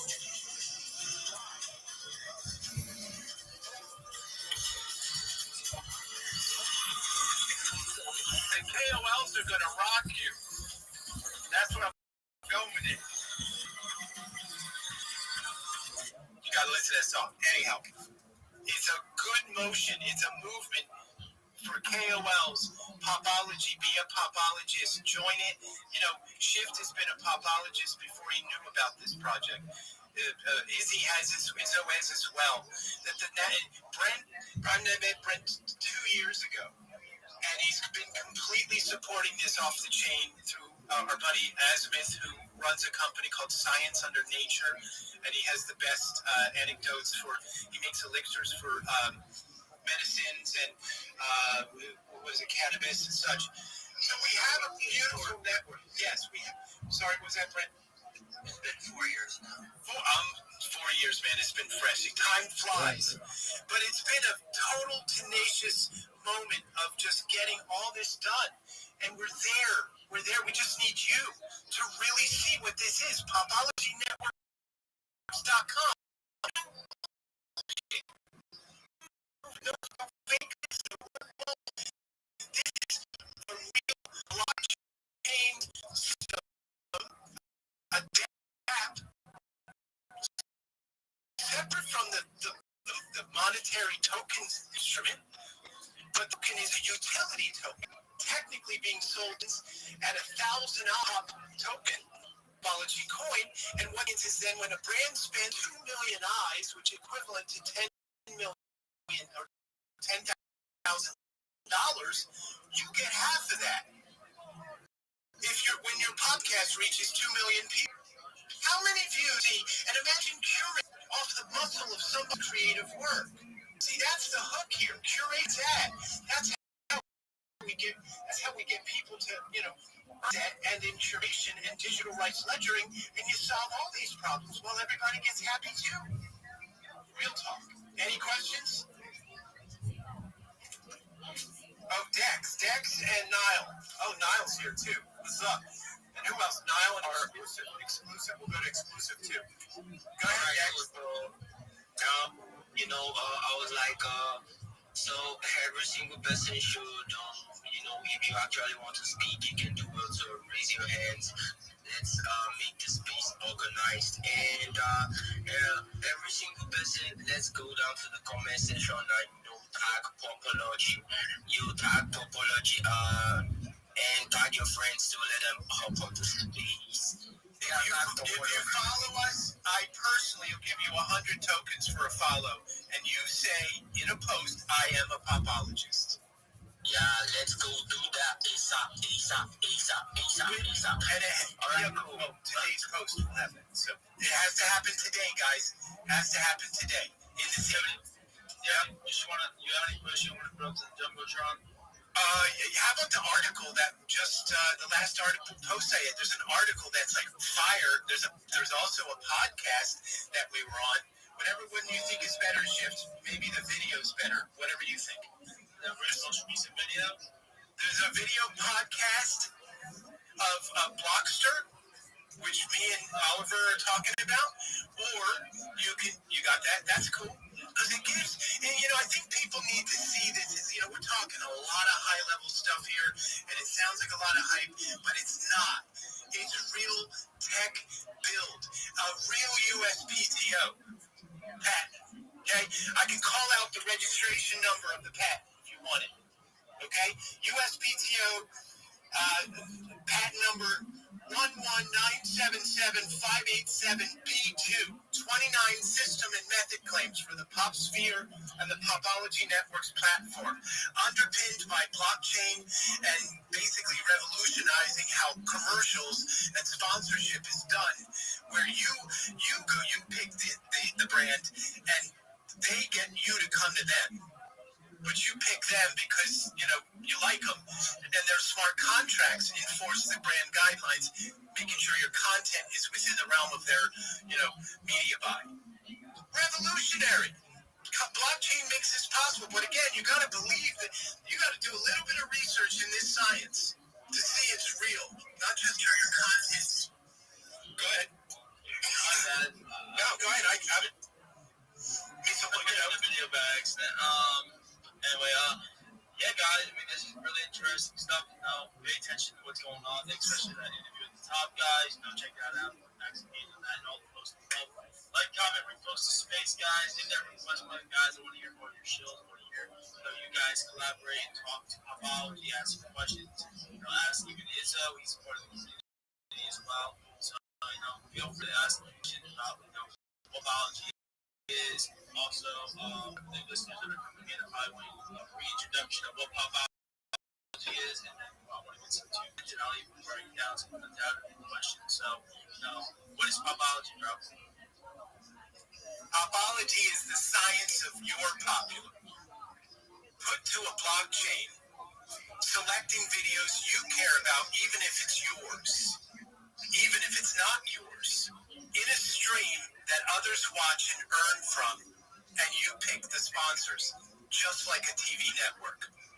Automated, clean, unifying the entire internet experience from all of these disparate platforms, not desperate, but disparate, meaning it separates us, unifies it so you are bringing your audience from all platforms to one place. If you're a mega celebrity listening to this is how you own your audience, short of going to a concert or having a movie, being in a movie. You're bringing all of your content, platforms, and audience to one place, producing a podcast people can watch, and basically put it even on the background of your watching day, and you're earning while it's on. Back in the day, we would watch MTV all the time. While we were at the office or work, MTV would be on all day. And if we were mining tokens while we were watching that would have been huge. I would be in a whole different situation in my life. But, again, I like what I'm doing here because this is the evolution of taking that experience and giving you something you can use. This is cross-pollinated for everything. This isn't just like a section of one's life that this affects. This is a broad appeal to mass adoption to blockchain. In the big picture, we call it democratization of media. Things you've heard rhetoric and people say and claim before. But you can't democratize something that's got copyrights attached to it unless you solve that problem too. Can I get an amen on that? Did that sound? Yeah. So you're the ledger. You're the ledger of digital rights. You're ledgering into the blockchain. Blockchain's new.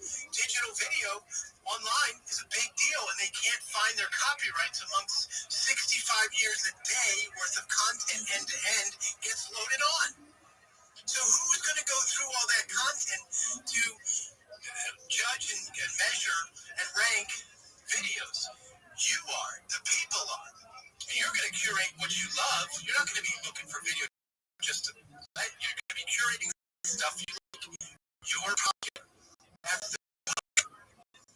It's really not complicated at all. It's the freedom of choice better.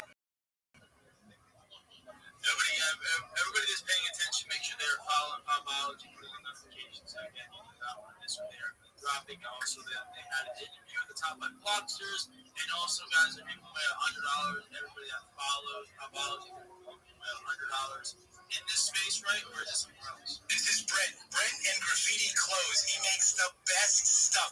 Those sneakers you just dropped, bro, are awesome. Brent, talk. What are those things about?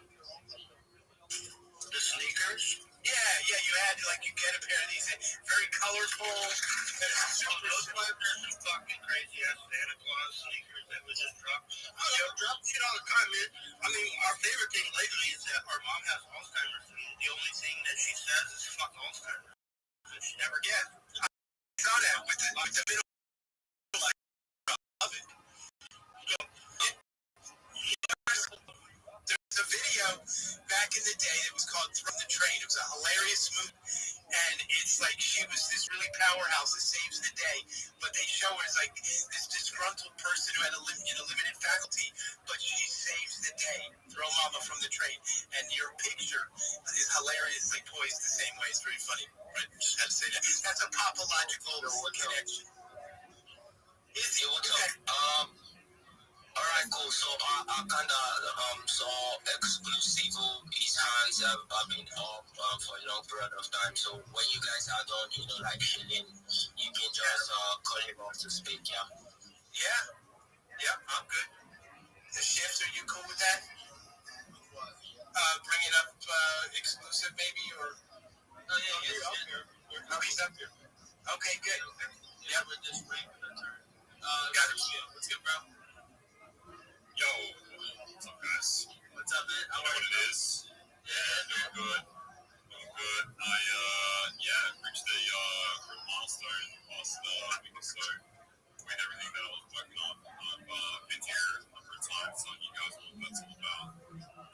And it's finally, all the pressure is kind of falling off my back, which I'm super happy for because it was such an intense build, time of my life, really. But it was a crazy time, man. So much engineering, R&D, development went into 4.5, really 5 months worth of design, and nearly 2 years or 3 years of conceptual development all up. Sort of led to this point only 5 or so, 6 days ago. And since then, all the people that have jumped in with us have led to our first NFT drop, minting out 52%. They realized the power and the real utility of our platform we're actually bringing to the space, and they jumped on board with us. So, it's not just another NFT project. We are an e-commerce platform, so you can legitimately open a storefront with us. You can get selling with Solana payments and credit card payments in less than 20 minutes. We are a lean e-commerce company, but we are agile and we are ready to fucking send it. So, if that sounds interesting to you, just hit us up.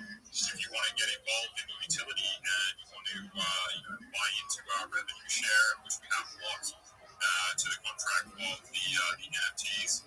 Like I was saying, these are not just another set of NFTs. They are representative of the utility layer of the entire ecosystem that we have for you guys. So, and it's built on the literal launch pad that we constructed as well. So we built and re-architected our own branded launch pad that you can access through the Whisper platform.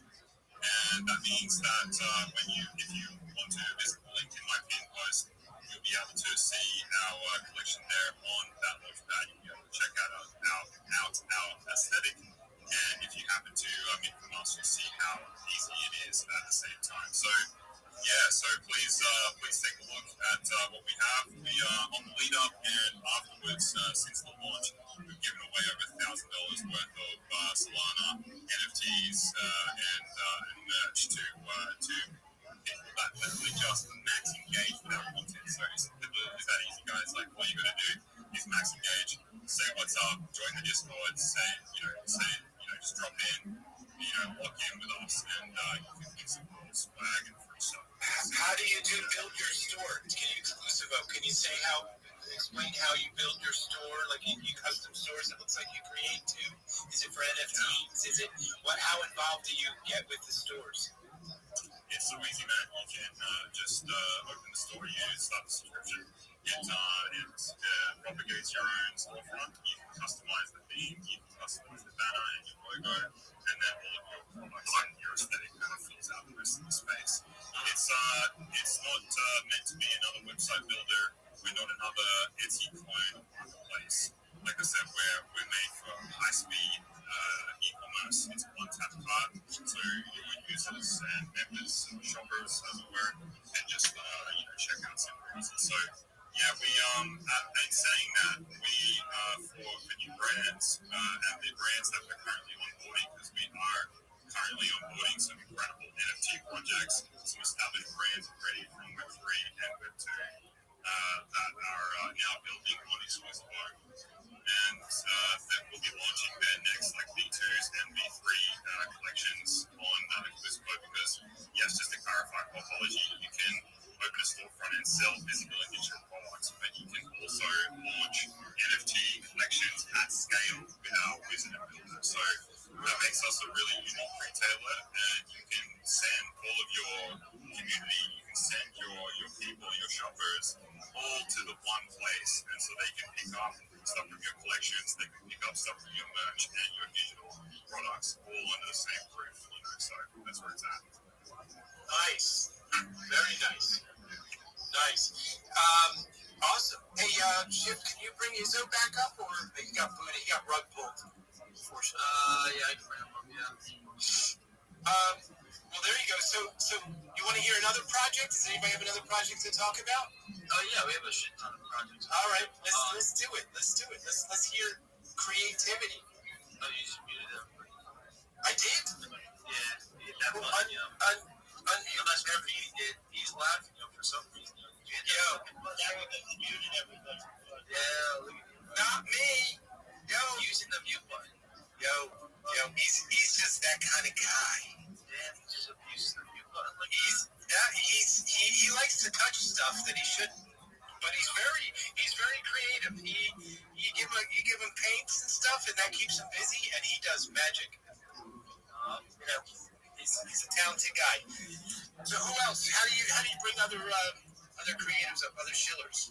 Well, there's only a certain amount of on stage. So we're gonna go to.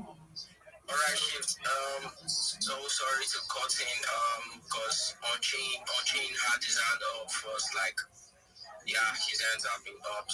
So sure they got this hand. Yeah. All right, we'll go to chain. What's good, bro? Yo, Twin Shift. Yo, shout out to you all. Glad to be here, monkey. I'm happy to be here. Give you guys a follow. For those still in the listening session, the least you can do is to post the space and let people see it. So that's the least you can do. And apology, shout out to you. I want to be popular as well. So I'm going to check out your platform and see what it's out. You are popular, man. You are popular. It's the that's the best part about this word. Popular is you. Why else, when you post a piece of something you ate and your cute dog, and all of a sudden all the data companies want to know why and what you do? Think about that. You post a picture, everybody, all these platforms are hungry for your information and your pictures and you are popular. And this is the best reality, that we're all curious about each other. We really really are, regardless of differences in, shapes and sizes. The concoction of I put it this way. This is a more technological way to say it, and it's with a little bit of humor. What's the opposite of artificial intelligence? What's the opposite of it? Okay? The opposite of artificial intelligence is naturally stupid. And what that means is we're not naturally stupid people. We're humans with different emotions, and we created the artificial intelligence. Maybe I personally didn't, but my breed did. And the books that are in it, Mark Twain and Mickey Mouse, and all the copyright that you can digest, and the free copies, and all the information and the language modeling, we did this. It took your parents trillions of years to get you on this planet. Think how hard it is to be a life form here. I'm sorry, there is no such thing as artificial intelligence. Is a hammer artificial force? As a tool? No, artificial intelligence is a tool. And it's something that we wield and we create higher consciousness of us, which means you are popular now. Don't let anybody tell you differently. And in popology, you will rule. That's for sure, bro. That's for sure. So thank you for that, man. So I'm gonna check it out. And let me give a bit of off all year. So you can see the GC logo of PFB. I work for Glitchcraft Studios. As you all know, you might be seeing the PFD with the GCs flying around the flags, and we are in the studio based in the Saudi Arabia, and we create games. We make our own games as well. Games for projects and platforms. So, nice. I'm gonna stay close, bro. There's a lot of room for any developers in our opportunity. So, and we just left Dubai. We went to a couple blockchain conferences there. Love Dubai. Beautiful place and incredible technology there. Thank you. That's all. For you to know more about what we do, I don't want to take much time, so we can still have time to speak. But partner with a couple of projects in space, and currently, if you're familiar with the Movies NFT, you're building a card game for them as well. Oh wow! Okay. Launching our flagship early next year, we're launching our flagship game. So, to make it simpler, so I'm running the giveaway currently. It's my pin post. I'm giving out 0.1 soul to one lucky winner, and all you just gotta do is join our communities, and that way you can get more information and know a lot more about us. And just go to my people and download your permission. I can put it on the Jumbotron if you don't have an issue with that. And everyone can connect and become families. And who knows, we might be partnering, we might be making a games for you soon. Right. Nice. I love that. Hey, this shift, there's all these requests. What do you do with these? I've never done this before. There's 5 requests. What do you do? Just gonna select I usually go around the person, whoever. Oh, got it. Do your thing, bro. You're the boss. All right, guys. Like, comment, repost the space. We're almost at 100 comments down below, guys. At 100, I'm gonna be shouting to people out in space. And whenever he's in Max Engages, post some love as well. Follow Topology as well. He's doing a $100 giveaway, so follow him. That support. But yeah, guys, I want to go on to let's go on to 2%. Bro. Hey, can y'all hear me? Yeah, I can hear you, man. Fantastic. Good evening. No. We're gonna do some token giveaway tonight for participants. Okay. And just want to encourage everybody to come out. We're gonna empty out the creator wallet, and we want this to go a little bit bigger than it started. It's a personal story. It's one that starts with tragedy, from someone's fall all the way to homelessness, all the way to junkie, and all the way back to dev, writer, and soon-to-be publisher. All right. So what is 2%, Robert? 2% is your commitment to sobriety. It's your commitment to change the addictions in your life that cause you to fail. Nice. Go ahead. I'm sorry for interrupting. No, you're good. You're good. You know, my personal addiction was always drugs, and it's horrible. And I've watched so many family members go through it. I went all the way to state prison and worked my way back up to where I'm at today. I've been clean 10 years, and this is a project that we're taking grassroots. We're writing our congressman about common sense decriminalization of hemp. We're writing our congressman about legalization of hemp in the United States. These are the things that we're going to try to do with our movement. It looks like you're doing it. You're doing it. Yeah, I felt like I made just a huge mistake just jumping in without more thought, but I had watched the space for so long and had been I would just literally take me on projects. I enjoyed that as my first stage into crypto. I'm a former gambler, so it made sense. Then I caught on and I realized what was going on in the world. What was going on and what crypto was going to do to the world. And I said, there's just no way I cannot.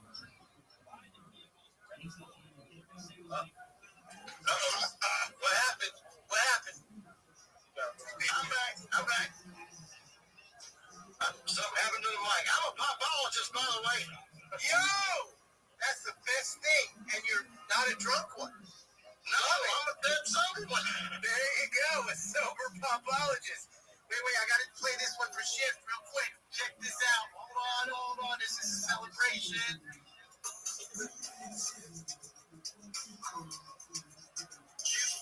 Did you get that? On the night shift. I know that one. I'm 40. On the night shift. Right up my alley. Yeah, that was an elder song. That's right. Shift don't know nothing about that. I'm trying to introduce him to older stuff once in a while. That's right. Hey, my kids listen to stuff from the 50s and 60s.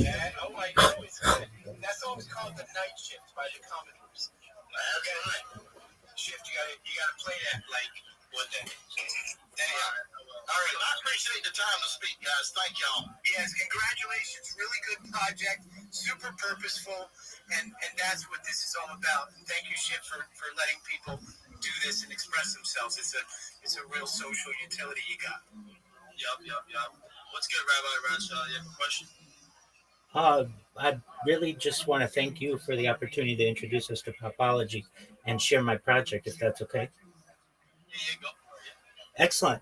Well, first off, if you haven't followed Popology, please do. Let's get them to their goal of 10,000 followers as soon as possible. Just to kind of review, Popology, I think, is just a brilliant word, and I think it's a brilliant project.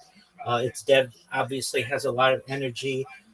This is the systematic study of pop culture. It's just a matter of time until people stop using the phrase pop culture studies and start using popology. So I really want to thank you personally, Popology, for introducing this term into my vocabulary. If you don't know who I am, I'm Rabbi Rothschild.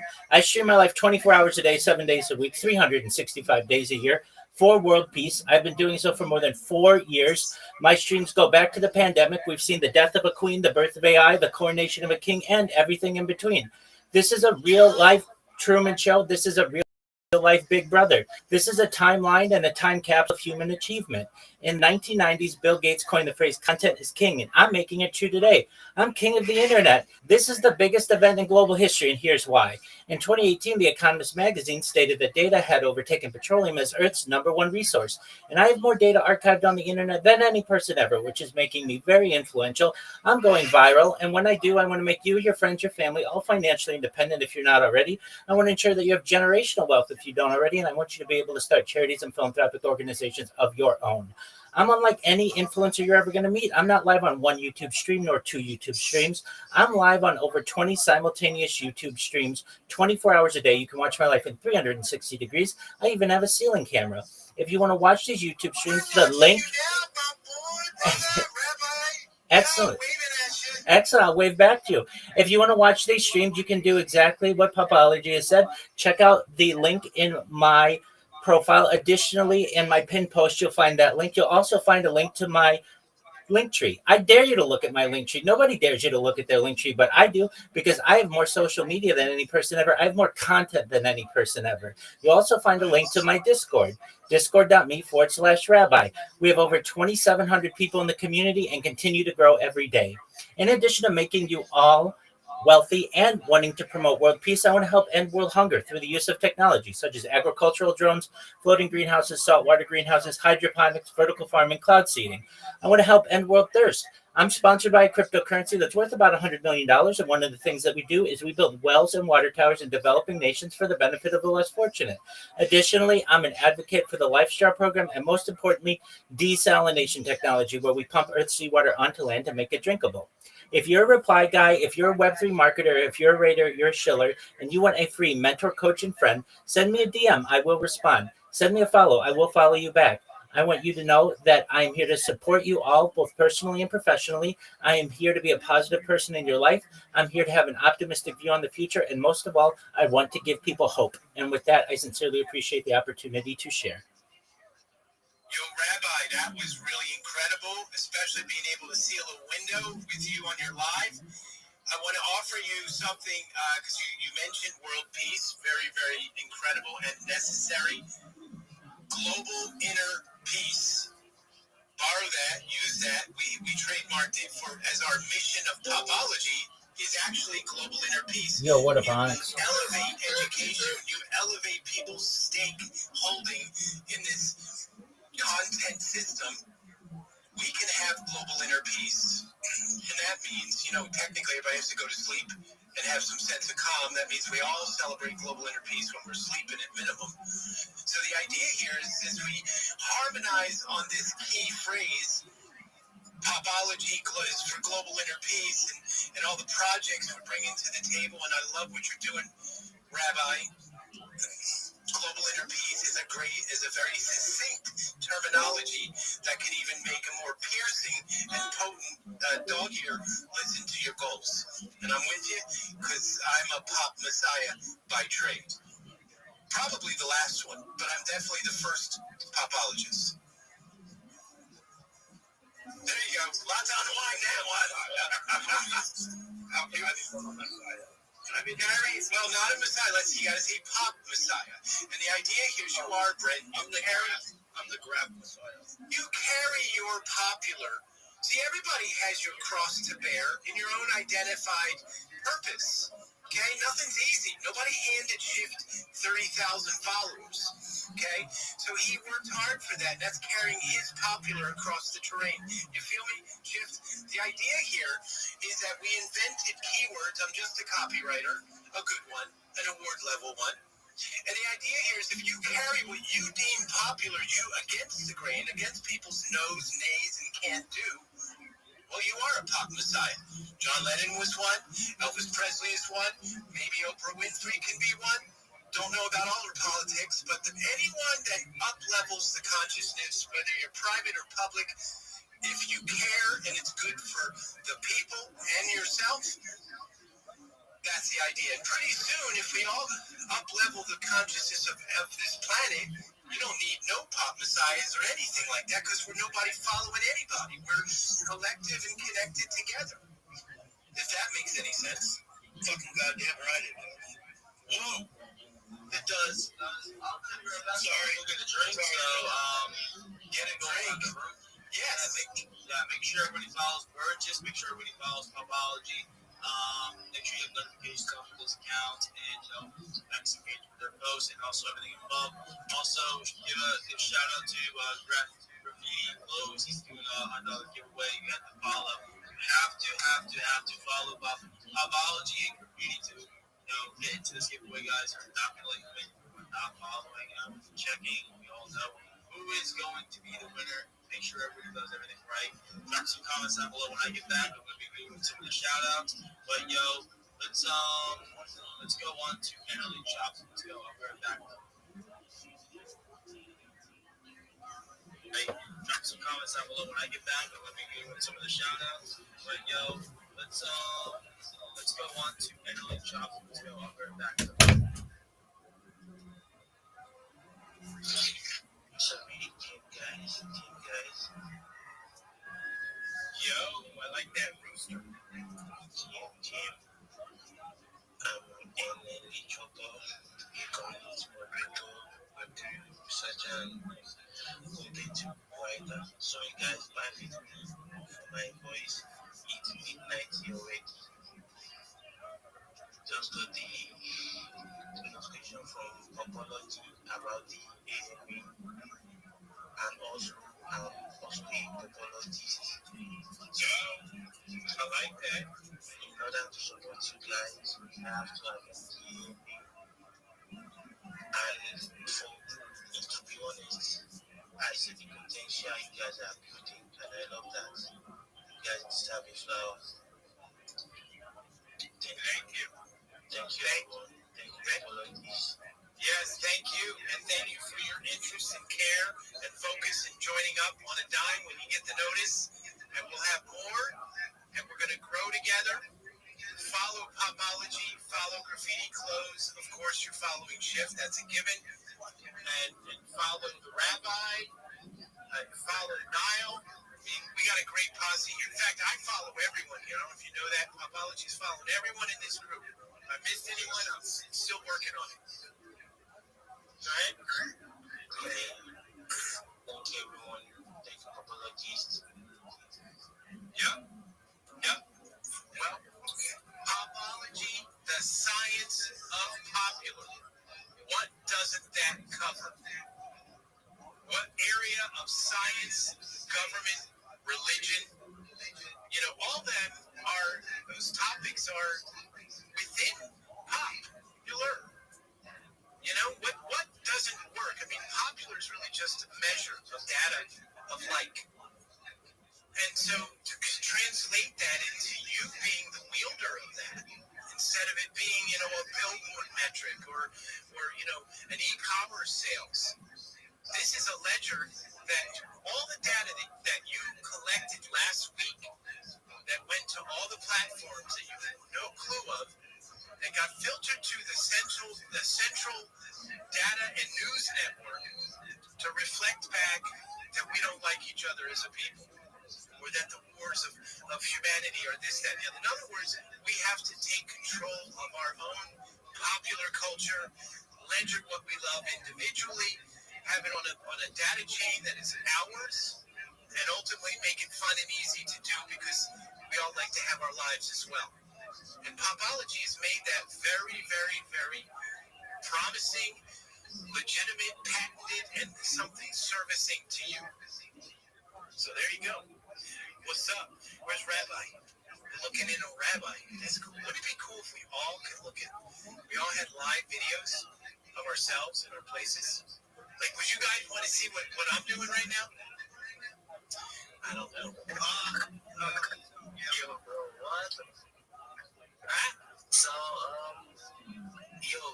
we actually hit 100 comments. Yeah, you all are doing great. So why you guys are listening? Yeah. Nice. I hear applause. That's a really big news. Either that or a really big candy bar. Go ahead.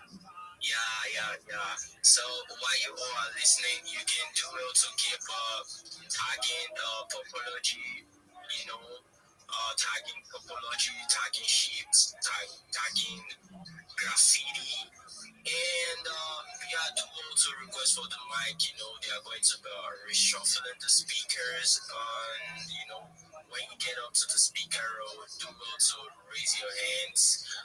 Let's make this space organized. Raise your hands, then either Topology or Shift will call a shout out to you and give you the permission to unmute your mic and speak. Yeah. I like it. Who's next up? I just want to know the other 581 people that are listening. I can't see who they are. Are they all computers? I think there's a little shifter on the bottom of the screen. Let me see. Only the top 1K guests can be shown. Share with people outside of X. Yeah, so like what happens is it only shows certain kind of people in the room, and then the rest of the people show as listeners. Wow. So this is It's delicious. God. Yeah, you really are.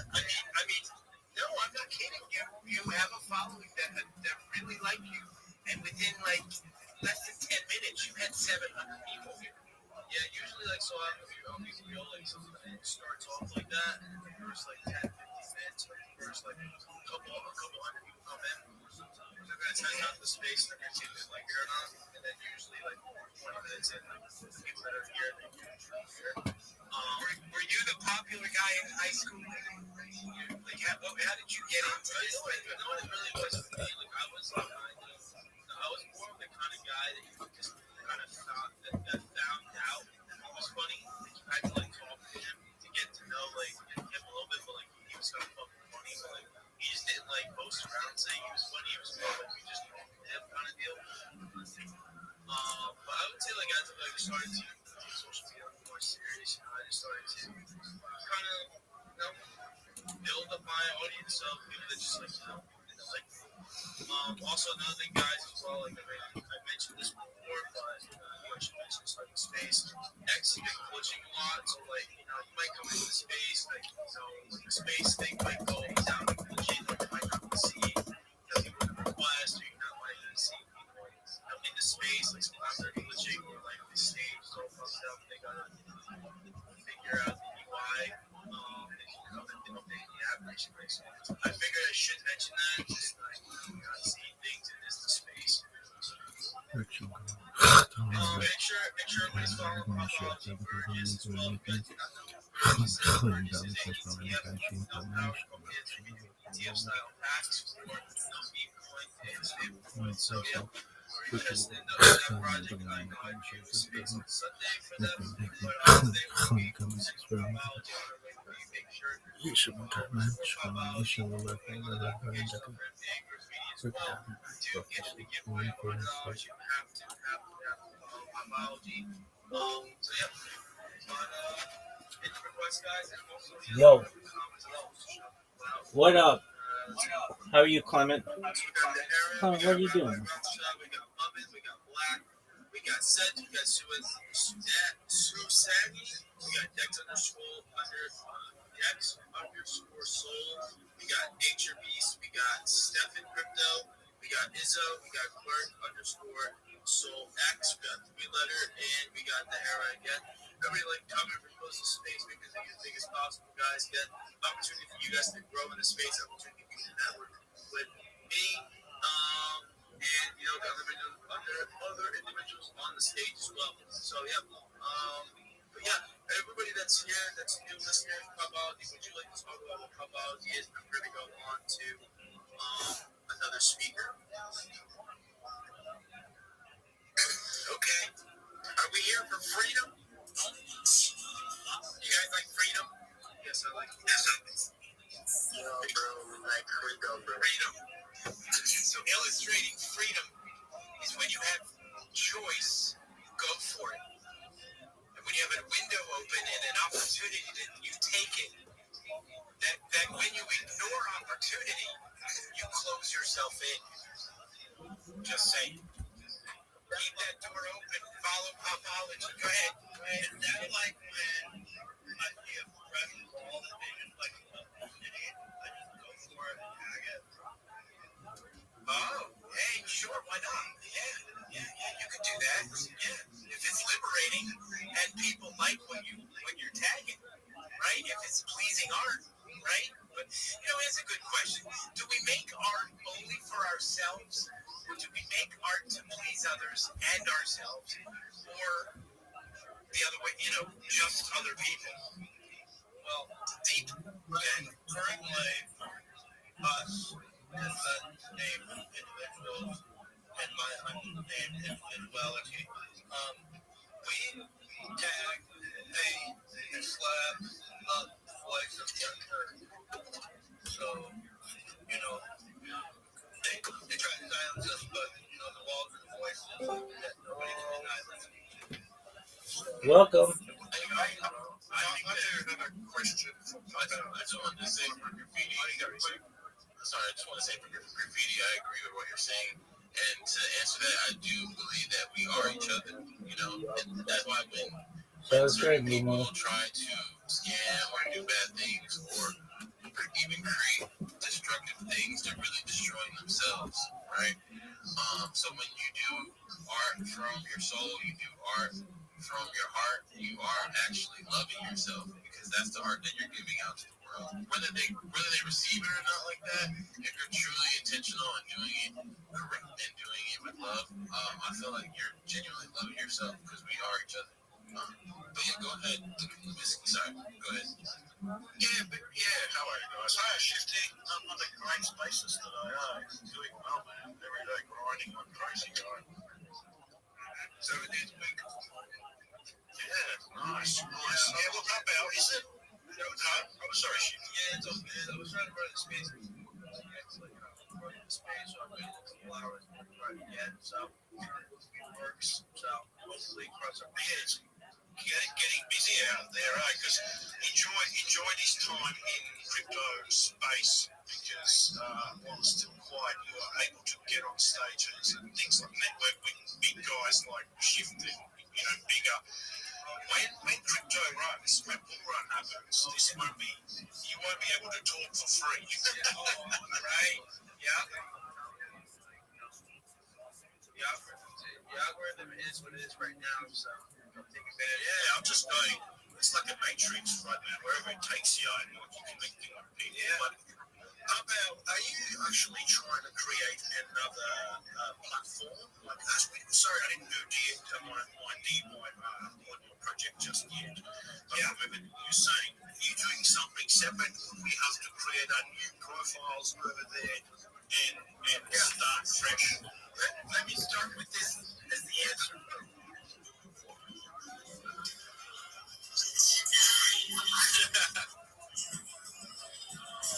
I know where you're going now. I've got my here's how it works. All you do is bring a minimum of 3 platforms, maybe your YouTube, your Facebook, and your LinkedIn. This validates who you are automatically. So the profiling is already registered and locked in. We know if you're 15 years old. We know if you're 42. The profile is you on 3 platforms. That's the point of the platform, is to unify the disparate platforms so you earn data from all of them you bring up to 20. And then you fuel the meta search engine with these platforms and search for video-only assets to curate onto the blockchain. Whether you made it or not, it's a curation station if there ever was one. And then you can also curate your own content. Like the rabbi can curate his streams and his content as well. I recommend you endorse other podcasts and things you like that's within your brand of popular. And then after you curate and save that timeline, let's ledger to the blockchain in what we call a public trust ledger that is ledgering digital rights in all of your data behavior. You save the timeline and go pick your pop commercial brands. If you pick 15 tiles across the internet in your stream, you're going to pick 14 pop commercials. That's how you get paid. Those 14 commercials, we split the ad revenue with you and your audience. So all I have to do is sit on the Twitter like I'm doing now 24/7 and produce content. I feel like I'm being farmed. Well, no, you're farming in. Right. It goes the other way. You get paid.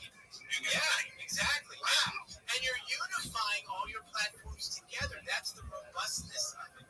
It's not. Right, when do I start? Sign me up. Okay, well, then go to topologynetworks.com, sign up to the wait list, which is right. We launched a test net or a beta in April. Of course, that's probably going to start a little sooner, probably like late February. We're going to have a lot of details pulled together, like the Marley people are going to come in late February, March to do their podcast and also their pop commercial stuff.